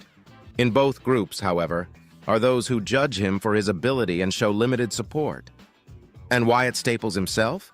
How is he behaving after his victory? Lukacs asked, curiously. Redford smirked. After he fainted, he was brought to medical and woke up an hour later. At first, he believed it was all a dream, but when he saw his score and the recording, he went silent. The impression of actually winning overpowered him. He is not a man used to being praised, nor do I believe he thinks too highly of himself. He is humble, yet he knows he's an outstanding pilot. Do you think he could become an ace? William asked, intrigued. After his display in the simulations, I do not know. Redford leaned forth. His attitude is paradoxical to me. He is eager and confident enough to enter combat, yet seeks no personal glory. He is more than capable of following protocol, order, and maneuvers, yet he is ingenious, inventive, and thinks outside the box. He is a loyal pilot and soldier, yet will do anything in his hands to win and survive. Truth be told, I think we may have the makings of a new lone wolf within our ranks. You must surely be joking, Redford, George proclaimed, while William and Frederick nodded in agreement. A commoner cannot be a lone wolf. He lacks the training and the connections necessary to be one. Commoners serve, and nobles lead. That has always been the fundamental cornerstone of the principality. And yet, there have been exceptional commoners who have risen to a noble status, minor or grand, inconsequential or impactful. It has happened, Vivian replied, eyes wandering to Redford. House Kalen is one such an example, and no one doubts it's more than 1,000 years of noble bloodline, correct? True, but the sheer thought that a garbage hauler and a lowly pilot could achieve such a status. Preposterous, George countered. I won't object to the decision of the prince, but Wyatt Staples is a wild card that we know little about. Until we know where his loyalty lies, we should take measures to ensure he won't outshine those of purer blood again, or remove him if he becomes a threat. I agree, but only after a thorough investigation, we will decide what we shall do, Juliana remarked. Redford, I trust that you, as commander of the fighter division, will know how to best use Wyatt's abilities? I do, and it is another point of difficulty for me. He doesn't have any sort of training in commanding roles at all. He can lead a squadron of fighters easily, but anything beyond that is out of his current capabilities. I'm certain he will learn. The fourth simulation proved he can make measured, level-headed decisions. Losing a pilot with his innate talent would be wasteful. Crossing his arms, he leaned back. As to ZTK 990's dilemma, I believe I have a theory. Wyatt's actions, I insist, should be flagged for potential treason at the very least. There was no honor in his actions, George began, but was cut off by Vivian. And yet, he uncovered a second path to victory none of us knew about. Even the prince was surprised. What is your theory, Redford? She asked, glaring at the oldest commander in the room. Each unwinnable scenario has a nickname. For example, GVK 990 is known as Beyond Fury, BPK 990 is the infamous Murder House, and ZTK 990 is Honor in Death. Think about that nickname, Honor in Death. What does honor imply? Is it even the point of the simulation? The only command given is to die with honor, but how to achieve it? A mere suicide doesn't cut it. Fighting back is pointless, or so we thought, and proving your loyalty beyond doubt was the only viable solution. You're dancing around the subject, Redford. What is it that you're trying to say? Lukacs asked impatiently. Juliana processed what her old mentor had said, and as she stared at the still screen, a realization dawned on her. Well, I'll be. That was an option all along. All eyes turned to her, Redford's dull gray irises beaming with pride. The objective is to die with honor, right? You can either accept your death and be granted that honor, or fight against overwhelming odds and still win somehow, keeping your honor intact. If that were to happen in real life, Wyatt would die in his ejected cockpit in a few hours, but he'd die on his terms with a smile on his face, knowing he stuck it up fate's ass. Barbaric, Frederick muttered with disgust. This is precisely why I rolled out of the Navy. Uncultured brutes such as Wyatt are such a detriment, a blemish that shouldn't be allowed to pollute the honorable ranks of the military in any way. The Army knows about true diligence and honor. Juliana wanted to roll her eyes at Frederick's response. Being the highest-ranked noble in the room, his entitlement was more than palpable. Suddenly, they all received the same message directly into their brains. Arrival at Gintrax successful. All personnel, report to your stations. It seems our reunion will have to be concluded earlier than expected, Redford said as all 8 commanders stood up at the same time. Juliana, a word if you will? Juliana gave her mentor a curt nod and waited until the rest left the room. Once their privacy was ensured, she asked with a raised eyebrow, What is it, Redford? I've received reports that state Cynthia has been training with Wyatt. Have you authorized this? He asked gently. Juliana was momentarily stunned, then chuckled full of mirth. No, I didn't. I'm sure Clara has something to do with it. What sort of training is my sister giving your new star pilot, Redford? Hand-to-hand combat, marksman practice, and endurance training so he can get used to the kinetor implant. He paused, frowning. What they did to him is unacceptable. I must thank Cynthia for filing a complaint herself. Juliana nodded. And you took a gamble by vouching for him to get those implants, Redford. It seems it paid off. Another chuckle escaped her lips. How is my sister treating the budding lieutenant? Don't tell me he is also a prodigy in those fields? Redford laughed. If defeat is a learning experience, then Wyatt has been receiving an intense data stream upload these past 2 days. Cynthia shows him no mercy. Juliana smirked widely. As it should be. Again, Cynthia ordered as she stood over the panting man that was Wyatt Staples. Give me a moment, please, Wyatt begged and was not ashamed to do so. His lungs burned, his muscles were sore, and he was sure he'd sprained muscles he didn't know he had before. 2 days. 2 days of this torture. Training. This isn't training. This is agony, Wyatt thought as his chest heaved with exertion. After his surprising victory and everything that brought with it, he found himself being metaphorically dragged by the blue-haired woman to the gym area. There, she proceeded to teach him several warm-up routines that he found satisfying despite not focusing on his physical training all that much. Then, the terror began. She was a predatory bird watching him obey her commands, push-ups, sit-ups, weightlifting, treadmill running, focused breathing, and more just to test his endurance. It was the amount and the speed at which she wanted her orders fulfilled that were a torment to meet, and worst of all, every mistake was met by a thwack of her rod that hurt like hell, but left no bruises behind. After the endurance training, she wanted to test his hand-to-hand skills, of which he had none. He was never good at fighting with his fists. Martial arts were puzzling at best, and anything more elaborate than throwing a punch, kicking something, or headbutting was beyond his capabilities. As a result, Cynthia handed him his ass every time. Their first duel ended before he knew what had happened. It wasn't particularly fair either, as she never took off her armor, and he was forced to do everything in training shorts, a tank top, and sports shoes. My only saving grace is my skill with the rifle, he thought as he struggled to stand up, knowing he'd be back down before long. He wasn't a particularly good shot, but he wasn't terrible either. He was no marksman or sniper, but he knew how to shoot a gun. Shaking his head, he stood up to shaky feet. He then brought his arms up, his hands curled into fists, taking a defensive stance. Cynthia sighed. Your posture is horrible. Part your feet more, lower your back, and take a firmer stance. Did you learn nothing about combat in the academy? Obeying her commands as best he could, he replied, I was never fond of using my fists to fight. Using something like a plasma cutter, a sword, axe, or any sort of melee weapon only endangers me and those around me. I can still throw grenades and use firearms as you've seen, Cynthia, he replied. Why does this matter anyway? What if you're challenged to a duel, Wyatt, or you don't have a gun in the middle of a fight? You may be a fighter pilot first and foremost, but you are still a pilot, and you may be required to fly other vessels. You need to be prepared, she said, relaxing her posture, and so far I'm not impressed. Now come at me. Challenge to a duel? Why would I ever accept that? I'm not a noble, and even if I was, I would never accept a duel. I'd just shoot the guy and be done with it. And if I don't have a gun, I'll run away or hide, he thought tiredly. He was grateful to Cynthia for teaching him how to endure the pain and discomfort the implants put him through. More than that, she was a noble that he could respect.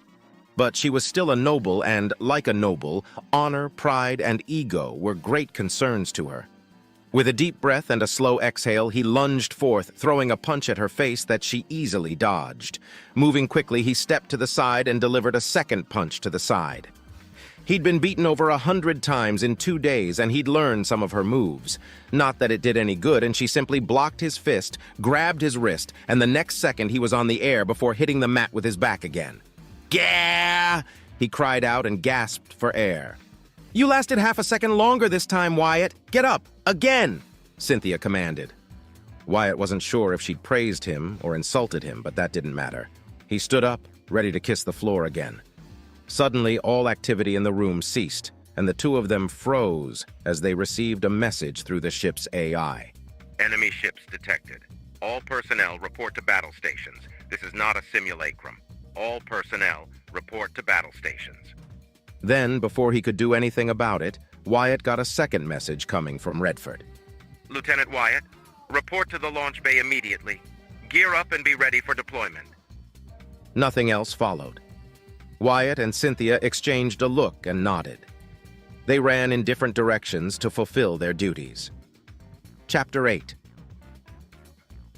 The prince stared at the tactical display as the fleet moved in unison in a direction that best eluded the 12 opposing ships, trying to remain as far away from their weapons' effective range as possible. While they had the numerical and strength advantage, he wasn't willing to take his chances so brazenly. The Principality's usual tactic to engage head-on when possessing an overwhelming advantage had gained it many victories and dozens of humiliating defeats in its history. The information the ship I sent as a scout and what Lieutenant Wyatt told us about Gintrax correlates. Except for this ship, he said, pointing at the largest dot in the map. A battlecruiser. Princess Clara stood next to her brother while Cynthia silently watched over her from a few feet behind her. The princess narrowed her eyes and turned to her brother. They knew we were coming this way? There were no intercepted transmissions originating from Faldo, so they were not warned of our coming.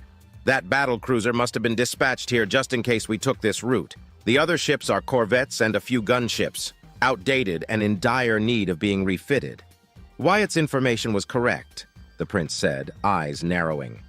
They must know they can't win, and yet they are shadowing our movements, Clara pointed out. Are there any other vessels in the system? Dozens upon dozens.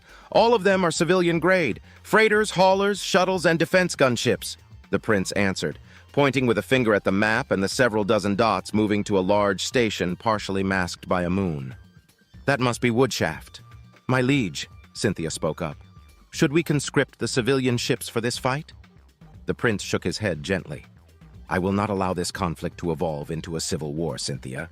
The fact that the enemy fleet has not issued demands or orders to the civilian ships means they are following similar protocols. He clenched his fists bitterly. Duke Draymore wishes to eliminate or capture me as swiftly as possible to end this succession dispute in his favor. Wise of him. I still don't understand why our uncle is doing this. He never showed any real interest in the throne, nor was he outspoken against our father, his brother. What changed? What of our cousins? Have they sided with our uncle?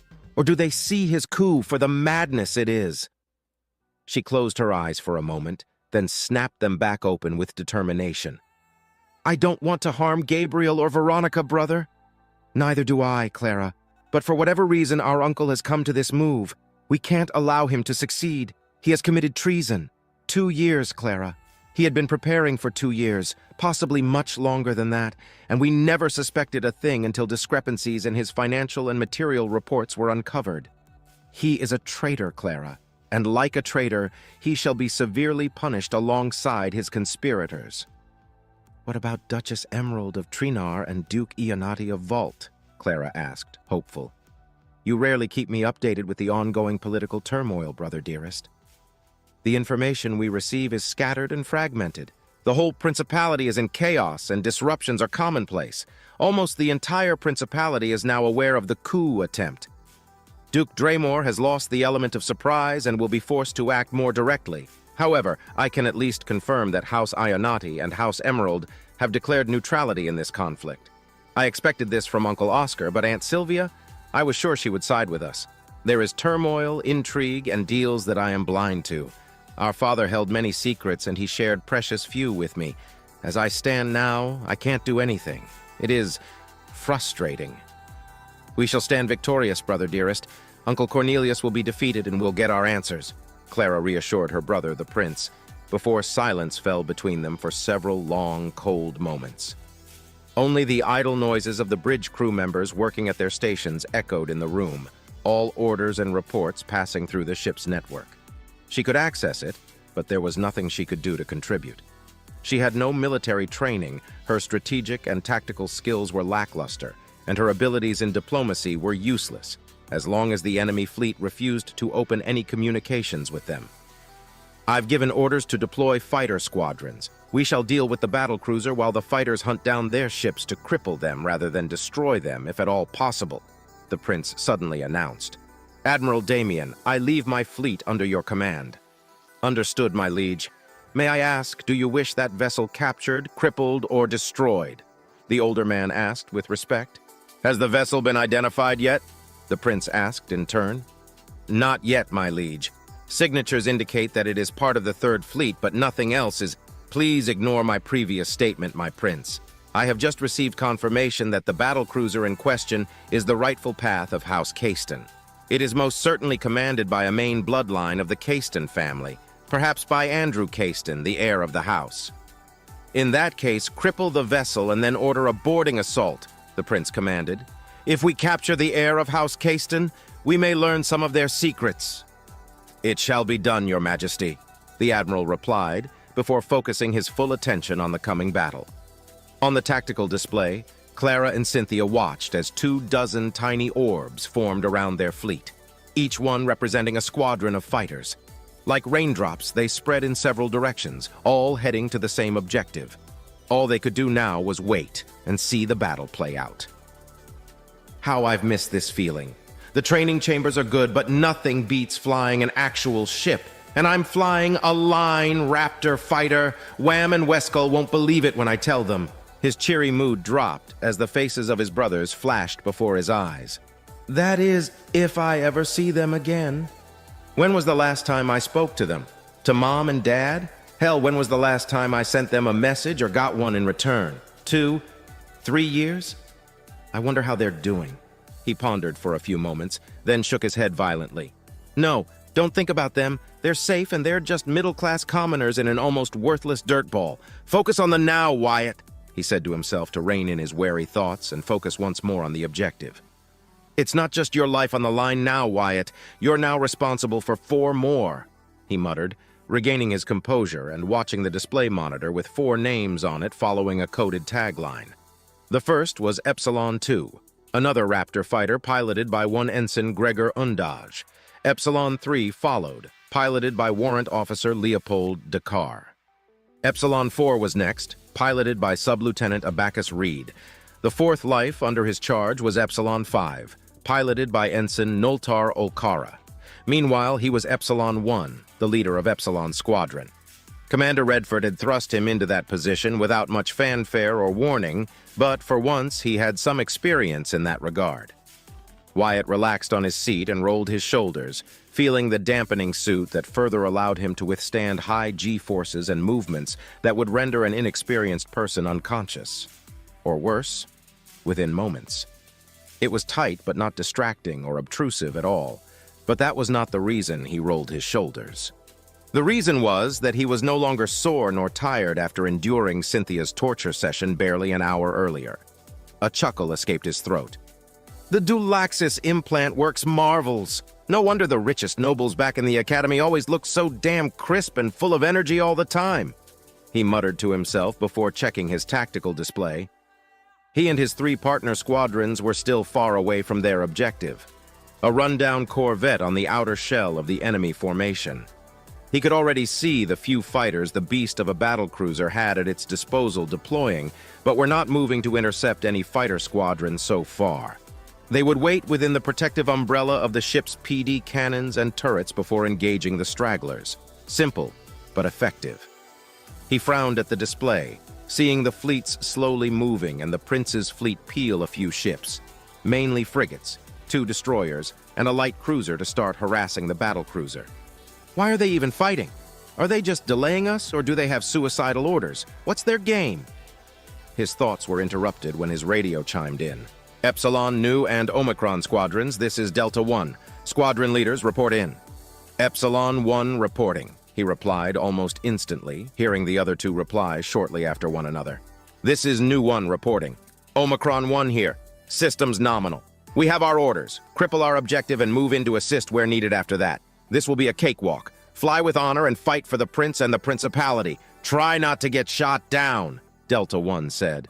For the Principality, Wyatt replied enthusiastically, feeling his blood pumping as the prospect of battle grew closer. In truth, he was afraid. Everything had shifted around his life so abruptly. Redford Kalen was the first noble that had ever given him the least modicum of respect. But not only that, he treated him fairly. Cynthia was in that same category, and he was sure that her training sessions, which would continue for as long as events permitted, were a result of his victory in the competition. Then there were the prince himself and his younger sister, Princess Clara Astor, who treated him like a person, not a mere commoner. Maybe that was their way of showing gratitude, but he didn't ponder it. It had been just a little over a standard week since that eventful cross of fate that turned his world upside down. There's no excuse for failure, he said to himself, muttering one of the military tenets he learned by heart. Computer, time before we enter the Corvette's PD range? 41 seconds and counting, the AI replied. Wyatt hummed deeply, thinking about which approach would be the most effective. He wasn't worried about the main weapons of the corvette. The spinal-mounted railgun, heavy laser turrets, and the plasma cannons were meant to fight and destroy all sorts of enemies. Except for fighters, be they piloted or drones. Fighters lacked true firepower to stand alone against anything bigger than a poorly armored and armed freighter.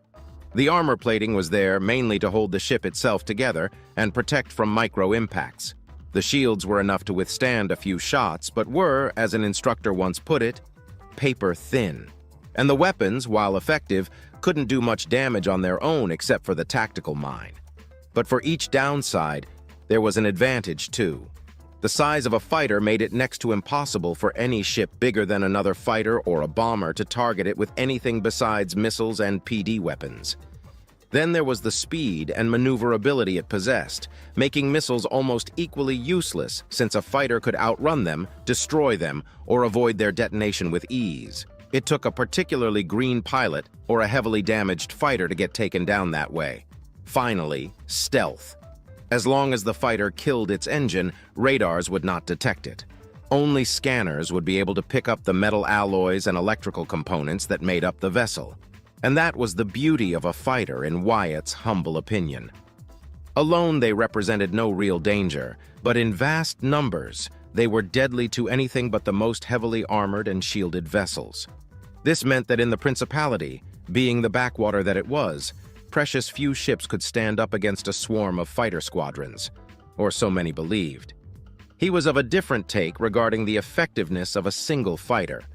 While he agreed that swarm tactics reigned supreme and were deadly, there was nothing more devastating than a single fighter or single squadron of them. Making use of their advantages to the fullest of their potential could and had spelled the doom of heavyweight ships and stations in the past. Many fighters were a problem. A few or just one would be overlooked or ignored, and that was a deadly line of thought to have. 10 seconds for contact, the AI spoke. This is Epsilon 1. Engage standard formation. Lock your targets on the PD turrets, Wyatt ordered as he did the same. Locked! Acknowledged! Locked! Ready to fire! His squadron reported immediately. The second they crossed the effective range of the corvette's PD range, it began to spew fire in all directions. But 8 PD turrets were scant protection against 20 Raptor fighters. Volley! He ordered, and saw with satisfaction how his display was illuminated by 2 Hawk missiles being fired from each member of his squadron, joining the 30 other missiles of their fellow squadrons. The PD turrets changed targets, and counter-missiles were launched from their tubes in an effort to destroy the incoming barrage. Out of the 40 missiles fired, 17 were destroyed either by counter-detonations or successful hits from the turrets, but 13 hit their marks. Just like that, their shield flickered, 8 effective PD turrets became 5, their antenna was destroyed, and 2 small gaping holes were left on the hull of the corvette. Measuring 800 meters long, 200 in width, and 150 in height, the ugly box-like ship refused to give up. 2 fighters fell out of formation and were struck down by their turrets. Another was caught by a missile and was turned into slag, a fair trade-off by all measures so far. Epsilon Squadron, cripple their engines while Delta Squadron does its work, Wyatt ordered, moving with his wing behind the corvette. From his monitor, and thanks to the external cameras, the several hundred-kilometer distance between them and the ship was all but inconsequential as they quickly moved into effective range of their coil guns. Another 3 PD turrets were destroyed by New Squadron, followed shortly by the last 2 and the collapse of the ship's shields by Omicron Squadron. Virtually defenseless now, Wyatt and his squadron pounced at the chance until they were less than 2 kilometers away from the corvette. There was no need to get any closer as they could just pepper the engines at a safe distance. So close that if he had a window, he would be able to see the ship with his naked eye. Maintain distance and focus fire on their engines. Cripple it, he commanded and squeezed the trigger. The rattling of the coil guns made his fighter vibrate, and he watched with satisfaction how a deluge of white-hot pieces of accelerated metal slammed against the side of the corvette's engines, slowly chipping at it and ensuring an eventual tearing effect. Alert! Epsilon 4 is moving out of formation, the AI warned. Wyatt watched his tactical display and saw that indeed Epsilon-4 was moving in closer to the corvette. Epsilon-4, return to formation immediately. What do you think you're doing? I can't stand it anymore. Taking orders from you is humiliating. Why would Commander Redford put you in charge of the squadron? I won't let a filthy commoner take the glory for this victory, Abacus Reed replied. Wyatt gritted his teeth. Return to formation, Epsilon-4. That's a direct order. Epsilon-4, Abacus Reed, return to formation immediately. Epsilon-4 has deactivated his transmitter, the AI informed him. What is that stupid idiot thinking? Take all the glory? What glory? Commander Redford is the one who will be taking any credit whatsoever from this. I'm hardly calling the shots here. Arrogant, lousy, stupid piece of... Wyatt's train of thought was cut short when he saw what was Abacus's plan to take all the glory for himself. Idiot! He shouted in rage and disbelief. All fighters retreat, clear off, now! He shouted in a desperate attempt to prevent any major losses. Luckily for him, almost every other fighter listened and quickly turned away at max speed. 3 seconds later, the explosion happened. Abacus Reed, in all his wisdom, had decided to take out the ship's engines in a single strike, by using his tactical mine. The moment Wyatt saw that his mine was activated, he knew what was going to happen. The funny thing about the tactical mines was that they were pretty resistant to heat to prevent any accidental triggers, enough to withstand the heat emanated from the fighter's engines or the thrusters of missiles. They were nasty and effective pieces of work and packed quite a punch after they were armed. So what happened when a mine was armed and thrown at a ship's active, roaring, hot plume-spewing engines from less than 500 meters away? Fireworks. A huge explosion blinded the external cameras for a few seconds, but when it was over, the Corvette's engines were offline because half of them were missing. Alongside it, the signal from Epsilon-4 went red and silent. 2 unfortunate fighters from New Squadron were also caught in the blast, unable to veer off in time despite his warning. Insufferable, glory-seeking, self-righteous blue bloods! Wyatt half-screamed in pure anger, unable to vent his fury any other way. Taking a moment to assess the situation, he managed to suppress his fury in order to fulfill his role as squadron leader. Epsilon Squadron, damage report, he ordered, opening the channel. Epsilon-5 reporting. No damage sustained, Lieutenant, came the shaky response from Nultar Olkara. Epsilon-2 reporting. My computer indicates that my engine suffered minor damage due to shrapnel and will only operate at 80% efficiency, Gregor Undaj reported. Epsilon-3 reporting. Systems ready and undamaged, Lieutenant, Leopold Dakar said, unable to hide the tremor in his voice. Wyatt sighed. Understood. Epsilon-2, return to base. You're still able to fight, but I won't risk any unforeseen malfunctions on your vessel. Understood, Lieutenant. Disengaging, Gregor Undaj said, and soon Wyatt saw on his display that his fighter was peeling off and heading back to the Exalted Virtue, the Prince's cruiser and flagship of their fleet. This is Delta 1. Hairwire Mines detonation in 3, 2, 1. Wyatt heard him count, and a static haze washed over the cameras for a moment.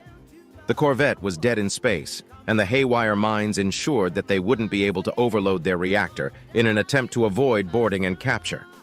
The objective has been successfully crippled. Head to the following coordinates. Understood. Epsilon Squadron shall move as... Wyatt was cut off when the sudden chime and alarm of missiles locking onto his ship rang inside his cockpit. Evasive maneuvers, he ordered before moving to do precisely that himself. Computer, who launched those missiles? Unknown point of origin, the AI replied. A sudden tremor of dread filled his heart, and he snapped a growl. Computer, calculate the vector trails of the missiles and draw approximate points of origin, he ordered as he weaved and turned, outrunning the 2 missiles chasing him. Thanks to his tactical display, he noticed that every fighter in his squadron and the other 3 had also been targeted and were doing their best to avoid the missiles. They moved and danced to an unheard tune, and one by one, the missiles were destroyed. A volley of shots rained past his fighter's side, and the 2 missiles were safely destroyed. Looking at his screen, he saw that Epsilon-5 had shot the missiles down. Thank you, Epsilon-5. I owe you one. No need, Lieutenant. Happy to help. Where did those missiles come from? Nultar Olkara asked. My computer is unable to find a point of origin. Everyone, order your computers to trace the vector trails of the missiles. If I'm right, then there's one of those black ships prowling the battlefield, the same kind that was hunting down the royal yacht, Wyatt replied. No need for that, Epsilon 1. I have a visual. Linking feed, Nu 1 said, and a moment later a small window on his video feed showed the inky black hull of the black ship that was only visible thanks to the barely noticeable plume of light behind it. Got visual confirmation too, Omicron-3 chimed in, also sharing his video feed. A third one is present, Leopold said, adding a third window depicting the prowling predatory ships. Wyatt narrowed his eyes. The ships were identical to the one he faced before, but smaller. Much smaller than the corvette class he first encountered. It was smaller than a frigate, but if it shared more than mere design with its larger counterpart, then it was bound to be powerful and highly technologically advanced. Their firepower would be limited by their size, but could prove deadly if they acted recklessly. As luck would have it, he was familiar with their weaknesses somewhat. Listen, everyone, those damn ships will be fast and highly maneuverable, but their hull and shields must be weak. We have to focus fire on them and... Wyatt ordered. You're not the leader of this wedge, commoner, Omicron-1 countered. We can discuss that later, Delta-1 interjected. He's the only one who's faced these ships before. He has veterancy, like it or not. Wyatt, what are your orders? Undeterred by the interruption, he answered. Screen those bastards, pick your targets, and stay on them. The closer we are to them, the weaker they'll be. Their strength comes from their stealth capabilities and surprise assaults. I was able to knock one much larger away using a compost container and blow it up on their faces. It caused enough damage for the crew to turn tail and run at the very least. Don't bother using the missiles. They won't lock onto their... Shit! They're firing again. Evasive maneuvers. After that, hunt those bastards down. Don't let them escape for the Principality. For the Principality. Wyatt then focused his attention on fulfilling his duty. Now, with more forewarning, he was able to dodge the missiles headed his way easier than before and intercept the pair heading for Leopold using one of his missiles in turn. Again, they avoided taking casualties, and were now closing in to the black ships that, noticing they had been discovered, moved to try and make a run for it. But it was too late for them. If they were anything like the corvette-class black ship, then these ships would also be capable of keeping up with the royal yacht in terms of speed, and seemed to be armed with plenty of missiles despite their relatively small size. Clocking at 200 meters set them between being a patrol gunship and a frigate, but still maneuverable enough to outpace every damn ship in the Principality and dance around them with ease. The outer hull, whatever material it was made of, was delicate, but it prevented the ship from being locked from afar. All things considered, he couldn't help but admire Duke Draymore for getting his hands on such ships.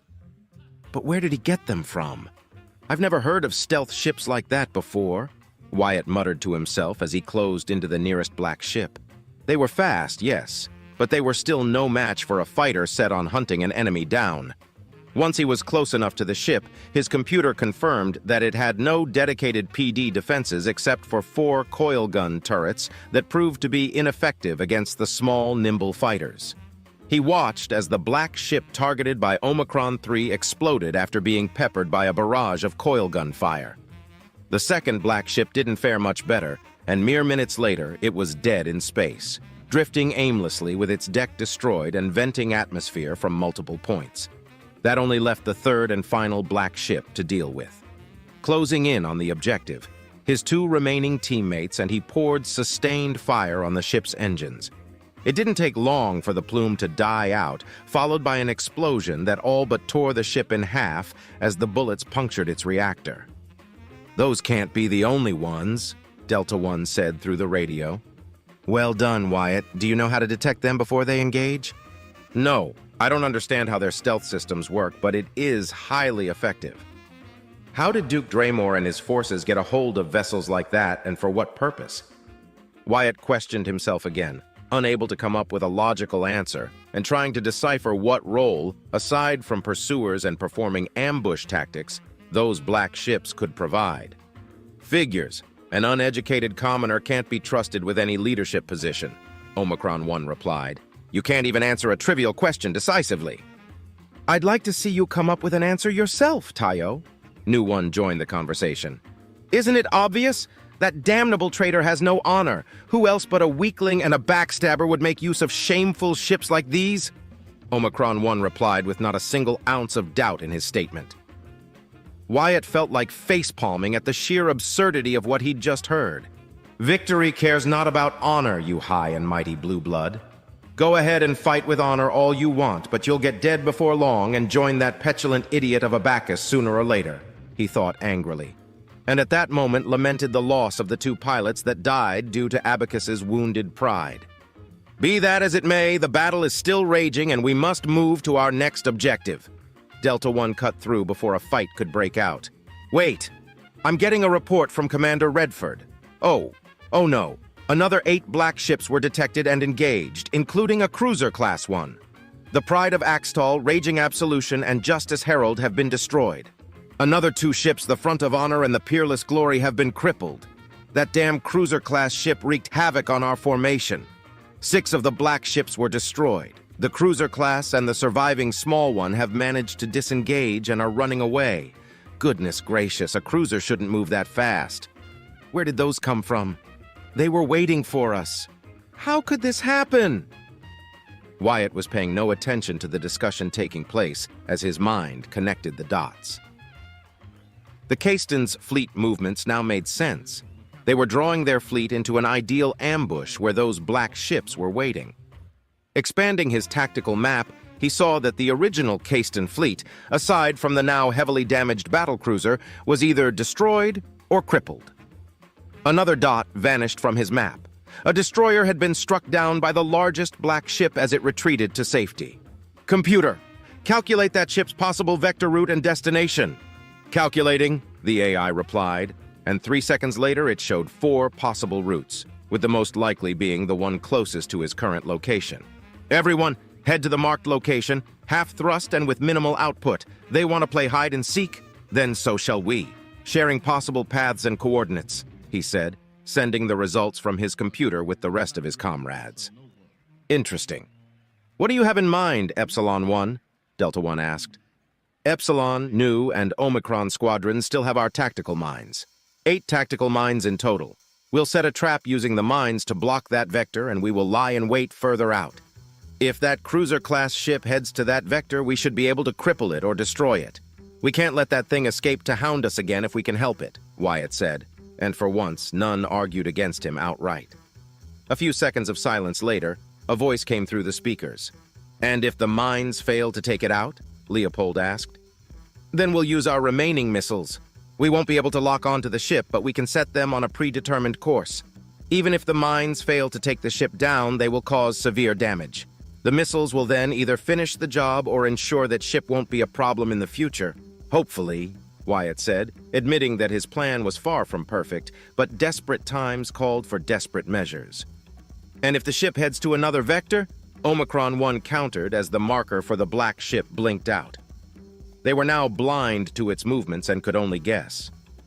Then our ambush will be for nothing and we return to base. The battle is already over and all we can do now is try and cripple that cruiser, Wyatt said.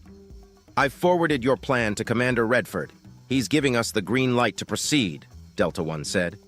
Using missiles as torpedoes? Setting up an ambush against a stealth cruiser using only fighters?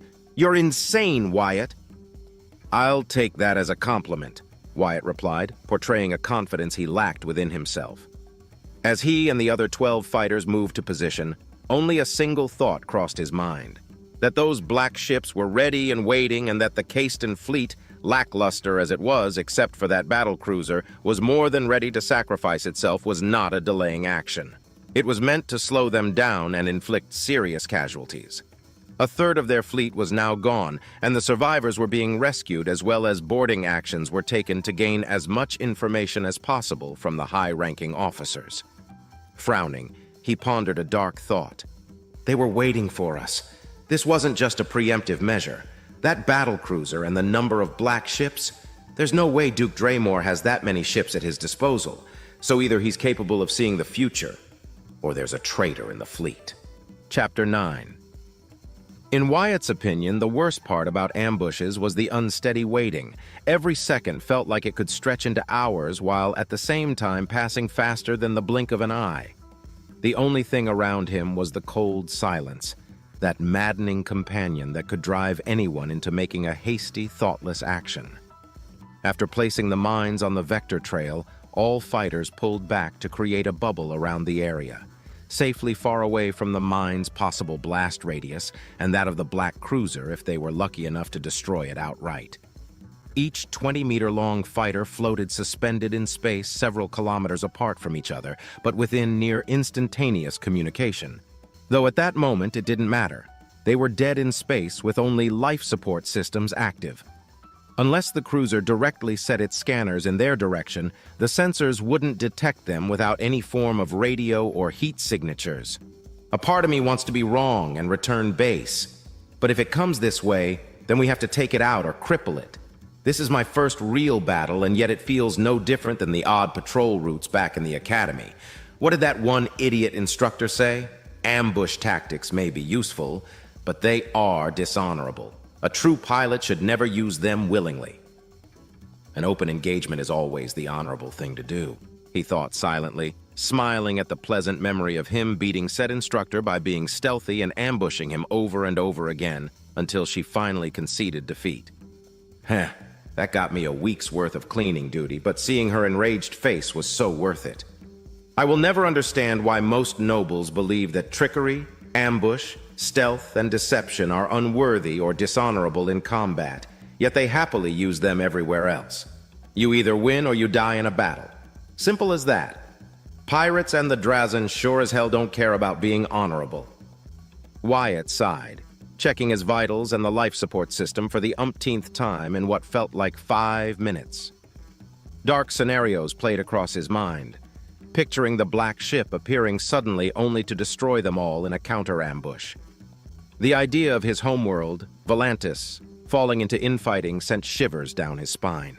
Whatever would happen to his brother, to his parents, what about his neighbors? The kind old lady that always fed the local galas, the grump old fart that was Mr. Warlow, always complaining about the nobility but ready to share some of his homemade meals with everyone.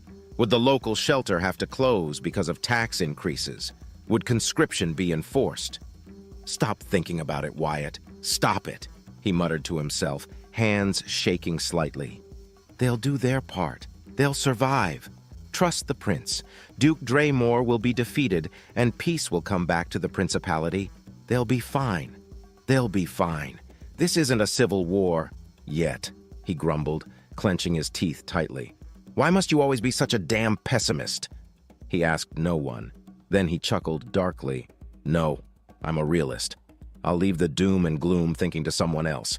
Until things become clear, I'll do my best to aid the prince in achieving victory. But I do wonder, though, why did Duke Draymore stage a coup in the first place?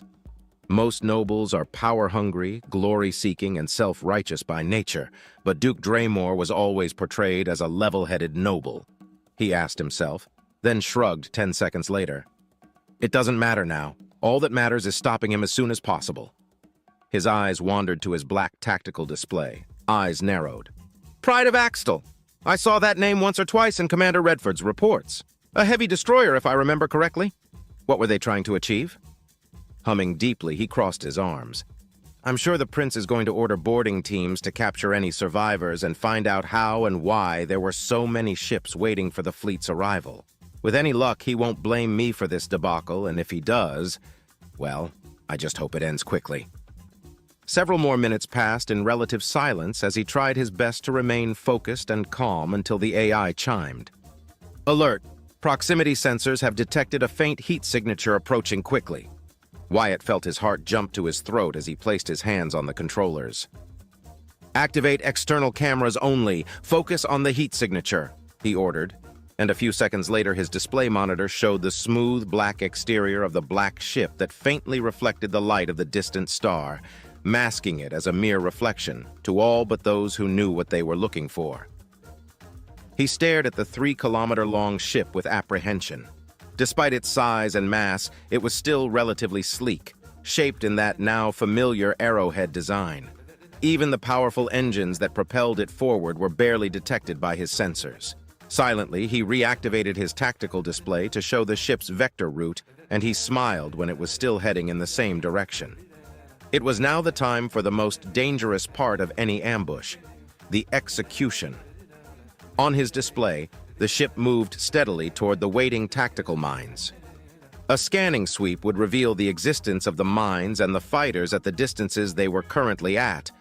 But scanning something not only required a ship to remain as stationary as possible, it also consumed a lot of energy, computational power, and basically acted as a distress beacon that more or less revealed you were there. Come on, just a little closer, keep moving," Wyatt muttered, eyes glued to the display, refusing to blink. Then, all as one, the tactical mines activated and detonated all around the cruiser. The intense brightness of the explosions reflected on the ship's black hull until the ship flew past the lingering clouds of plasma and energy left behind by the mine's detonation. The ship was visibly heavily damaged, as several hull breaches could be seen across its structure. Atmosphere and internal fires were being sucked into the vacuum of space as it moved, and its engines were considerably weakened, but not disabled. "All squadrons, engage!" Delta One ordered as communications returned. With a single command, Wyatt brought his fighter to life in full and turned to pursue the ship. The mines didn't slow it down. Nothing would until something forced the ship to slow down or was captured in the gravitational pull of a stellar body. But now it would be unable to keep its acceleration up anymore. Even better, the explosions had forced it out of its original route, making its escape an even less likely scenario. "Epsilon Squadron, prepare your missiles for a volley," Wyatt ordered as he ran quick calculations that would hit the damaged ship without the need to lock onto it. "New One reporting, we're ready. Omicron 1 here, ready. This is Delta 1. On your word, Epsilon 1. Wyatt felt his throat dry all of a sudden as the idea of sinking the ship crossed his mind. He'd killed before, pirates mostly, and a few Drazan raiders, and he shed no tears for them, but this was different. How many people were on that ship? How many had died already because of his plan? How many more would die? Hundreds? Thousands? "Epsilon 5 reporting, Lieutenant. Ready to fire," Noltar Olkara said. "This is Epsilon 3. Ready." Leopold Dakar's voice came through a second later. Wyatt shook his head, dispelling his doubts. The nobles and commoners aboard were his enemies. They sided with Duke Draymore, and thus they were traitors to the Principality and the Prince. He wasn't stupid either. He knew that most commoners aboard the cruiser, and in every other enemy ship for that matter, were only following orders, unable or unwilling to go against their superiors, or, like himself, found themselves embroiled by forces beyond their control. But like them, he had a duty to uphold, vows to honor, and orders to follow. It wasn't personal nor vindictive. It was simply the nature of battle. One side wins, the other side loses. You either live or you die. "Volley!" he commanded, and the missiles were released. He watched from the tactical display as the volley of missiles lunged forth unimpeded and without changing direction. All the while, he and what remained of the wedge moved in random directions outside the range of any possible PD turrets and other countermeasures the cruiser was equipped with. A wise choice, for as soon as the missiles entered the effective range of the cruiser's theoretical defenses, Wyatt detected no less than 20 PD turrets coming to life across the undamaged hull's structure. A dozen counter-missiles were also launched, but explosions followed soon after from the launch tubes. The tactical mines had done their job and had vastly limited the capabilities of the cruiser. And yet what survived made his stomach clench in worry. "I would not want to fight one of those things head-on, not by a long shot," he said as he noticed that the cruiser fired almost blindly at the incoming barrage. 26 Hawk missiles turned into 20 and then 16 before they reached their destination and impacted the damaged cruiser. 2 missiles missed entirely, veering off into space until they detonated once their fuel ran out. From his monitor display, the hull was lit again in the light of explosions that further wounded the ship. One explosion, though, outshone the rest, and a good chunk of the ship suddenly disappeared in a great ball of fire and superheated metal. One of the missiles had entered through one of the gaping holes on the cruiser and had struck an ammo storage unit. The cruiser's engines died, and the ship stumbled freely across the cosmos like a corpse. "Delta 1, should we move in and finish the job?" Wyatt asked, relieved and happy that his plan had worked as well as it did. "No, I won't risk it. We don't have any missiles left, and we don't know if they are just playing dead, waiting for us to come in close. I'm trying to scan that monster, but my targeting and sensor arrays bounce off its hull even as damaged as it is now. Where did that treacherous bastard find these ships anyway? I've heard of stealth ships before, but nothing like this, Delta One replied. Then what are we to do, Delta One? Omicron One asked. With that thing out of the way, I can contact Commander Redford and then he'll decide what to do next. I'm sure he'll want to send a boarding party over and find out. Delta One's words died in his throat when every display monitor was suddenly illuminated by a large explosion that gave Jintrax a second star for a few seconds. Cowards! Omicron One shouted. I can't blame their tactic. Standard procedure. Better to scuttle the ship than be captured, New One said, frustration evident in his voice. At least we achieved our objective. That ship won't trouble us in the future anymore, but who knows how many more are out there. Duke Draymore can't have that many stealth ships at his disposal. With any luck, we took down the strongest of those black ships. This attack was meant to cripple our fleet as much as possible, Wyatt replied. Your orders, Delta One? I'm forwarding the result of the ambush to Commander Redford and awaiting further instructions, Delta One replied. 2 minutes passed in relative silence until he spoke up again. We are to return to base. The first thing Wyatt noticed when they were close enough to the fleet was the sorry state it was in. A third of it was gone, and another third showed damage that ranged from light to heavy. He allowed himself a sigh of relief when he noticed no damage whatsoever had been inflicted upon the exalted virtue. Moving to the hangar bay, one by one, the surviving fighters landed safely as mechanics and engineers moved it to repair any damage taken and run diagnostics. Unhooking his helmet and opening the cockpit, he received a message from Redford. Wyatt, Captain Salazar Reed is heading to the hangar. Do not fall to any provocations. I am on my way. Wyatt suppressed a growl of annoyance, but was thankful that Commander Redford had warned him. I bet the captain will try to blame me for the actions of that idiot. Wouldn't be the first time I'm used as the scapegoat for some petulant noble's misdeeds. Let's get this over with.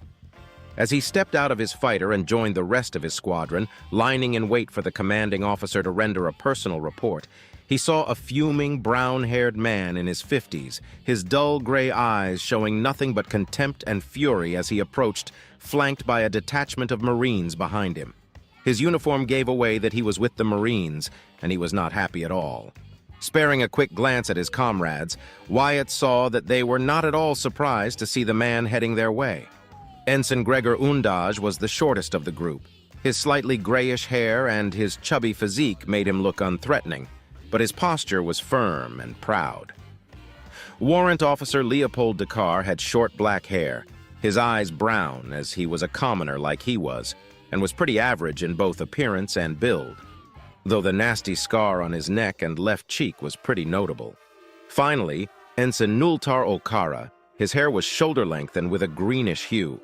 He wasn't particularly handsome either, as his factions were sturdy and devoid of any grace, but the smirk on his lips and his posture were more relaxed than the rest. Lieutenant Wyatt Staples, Captain Salazar Reed called a good 10 meters away, gaining some attention as he stepped forth with heavy, angry stomps. Sir, Wyatt saluted, followed by his companions. The 2 surviving pilots from New Squadron, the 3 from Omicron, and the 4 from Delta also saluted, but kept their mouths shut, watching in silence. Explain to me why my younger brother is dead, Salazar demanded, throwing any sort of protocol out the airlock. Your idiotic and lackluster commanding skills have caused my noble house dearly. Explain yourself now, commoner filth. Sir, Wyatt replied, not bending nor backing away from the accusation. Inside, he was fuming, but it was a manageable anger. He'd dealt with stupid accusations before, though none involved a dead noble. I regret to inform you that I did everything in my power to prevent the unauthorized and disruptive actions of Abacus Reed. Alas, the sub-lieutenant did not heed my orders and acted on his own accord, sir, said the lieutenant, putting extra emphasis on Abacus's faults. Salazar gritted his teeth and clenched his fists in rage. Liar! My brother would never do something so stupid as to break formation. Surely you ordered him to perform a suicidal action? See? This is what happens when an unworthy commoner is given any sort of important leadership position. Abacus should have been the leader of you, but no! He was disgraced and shoved aside in favor of a commoner that got him killed. I shall not stand for this insolency. You shall be severely punished for the disgrace and dishonor you've brought upon the noble House Reed, Wyatt Staples. Even though he couldn't see them, he knew that the other pilots were likely biting down their tongues. Noble standing and military rank made for a convoluted mess of protocols, honorifics, rules, and exceptions that he couldn't be bothered to learn whatsoever. But he knew that no one was allowed to speak out against an officer of higher standing, much less so a noble, unless directly spoken to. I tried to save your stupid brother, you arrogant blue blood, but I have to stall for time now. What can I do? Wyatt thought, and a second later an idea popped into his head. Falling to a knee, he bowed his head before the Salazar. I dare not insult you or your noble house, Lord, but I must object to your decisions, Lord, he said, avoiding saying threats.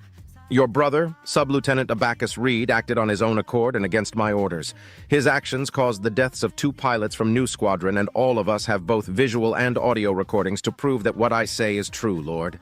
I once more lament the loss of a precious life of House Reed, but I am faultless in this regard, Lord. You won't get more than that from me, you damnable blue blood. Your stupid brother killed 2 other good pilots and nearly cost us more. You and that worthless pride and ego will have to accept reality, he thought, never allowing his feelings to show.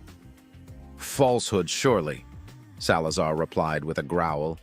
Then again, what can anyone expect from a lowly commoner? You know nothing of the virtues of honor, glory, and respect. I shall have you flogged for daring to lie to me, you— He's not lying, Reed! The voice of Nulter Olkara suddenly cut through, and all eyes shifted to him. Your stupid brother couldn't handle being under the command of a commoner and got himself killed, taking another 2 with him for it. Olkara, you dare insult the memory of my brother in such a manner? Salazar countered, fuming and ready to throw a punch. What's more, you dare speak out of turn and to a superior officer? How am I to do otherwise when your claims are not only unjust but false? We have the evidence, we have recordings. Accept reality and swallow your pride for once, Reed, Nultar said, eyes narrowing. Then he smirked mockingly. Not that you much of it in the first place, now is it? Wyatt stared dumbly at the interaction of the 2 nobles. He'd seen a few confrontations before, but none had been so brazen as the one happening before his eyes. As soon as Salazar reached for his holstered pistol, though, his escort tensed, and Nultar's eyes focused on the offended noble. Commander on deck, a voice announced. Like that, every shred of hostility was dispelled as Salazar had to turn around to salute Commander Redford, flanked by 2 Marines. At ease, Redford commanded, and everyone obeyed. Captain Salazar, may I inquire why you're hounding one of my pilots? Commander Redford, Salazar began, undeterred but showing respect to his superior.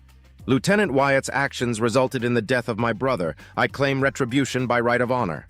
Denied! Redford's single utterance was heavy and left no room for debate.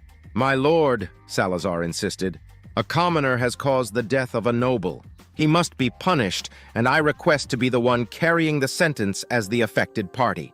Captain Reed, I have already read the report and reviewed the footage sent, not by Lieutenant Wyatt's feed, but by the Wedge Commander, Lieutenant Commander Siegfried Now. Your brother acted out of pride and a wounded ego, Captain Reed. It led to his demise and that of 2 more pilots. Wyatt's timely order to retreat before your brother's rushed and pig-headed actions went to fruition saved more lives. Henceforth, your requests are denied and barred. This conflict is over. Normally, such actions would receive a penalty to the House. However, given the circumstances, I am willing to forego disgracing your family's name as a reward for your loyal service. Salazar Reed closed his eyes, teeth gritted, and bowed his head once. Understood, Commander Redford. I accept your verdict.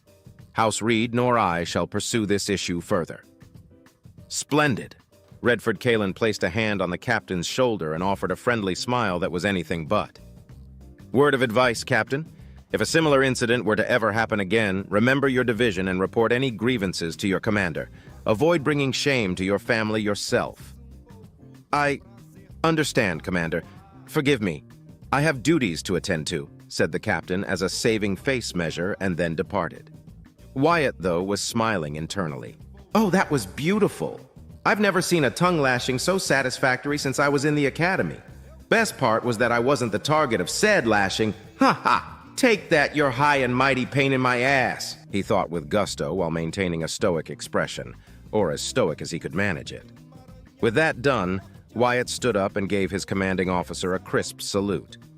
At ease, Lieutenant Wyatt, Redford ordered. I've reviewed the report given to me by Lieutenant Commander Siegfried now, and I must congratulate you for your successful kill, Lieutenant Wyatt. That stealth cruiser destroyed 3 of our ships before we could react to its presence and ran away before we could counterattack. That ship won't be the last of our problems, but it is a victory nevertheless that it was destroyed. Commander Redford, everyone in our wedge contributed to its destruction. It was not my kill alone, Wyatt retorted seriously. Redford nodded once. Indeed. But it was your plan that brought its demise. Everyone shall receive a skull as proof of your veterancy. However, you are to receive the most credit for it. He placed a hand on Wyatt's shoulder and patted him twice. Be proud of your achievements, Wyatt. Now rest. All of you, he said, turning to face the rest of the pilots present. I have other wedges to see, but be ready. Boarding teams are already on the surviving enemy ships, and it will be some time before they are done. Sir, all the pilots present said in unison, and saluted again before Redford moved to another section of the hangar.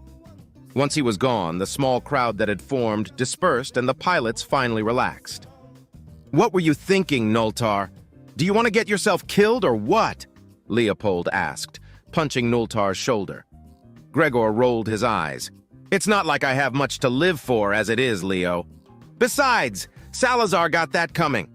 We all know Abacus let Tristan die just so he could take his place. I would have killed the bastard myself, but hey, he did us a favor. Shame about the other 2 guys, Nultar answered, arms crossed. You still took a high risk, Nultar. Abacus surely deserved to pay for his crime, but you just don't talk to a superior like that, Gregor said, checking his suit and then pointing at Wyatt. Even Wyatt here knows better than actively antagonize those of higher standing. I merely spoke the truth, Wyatt remarked.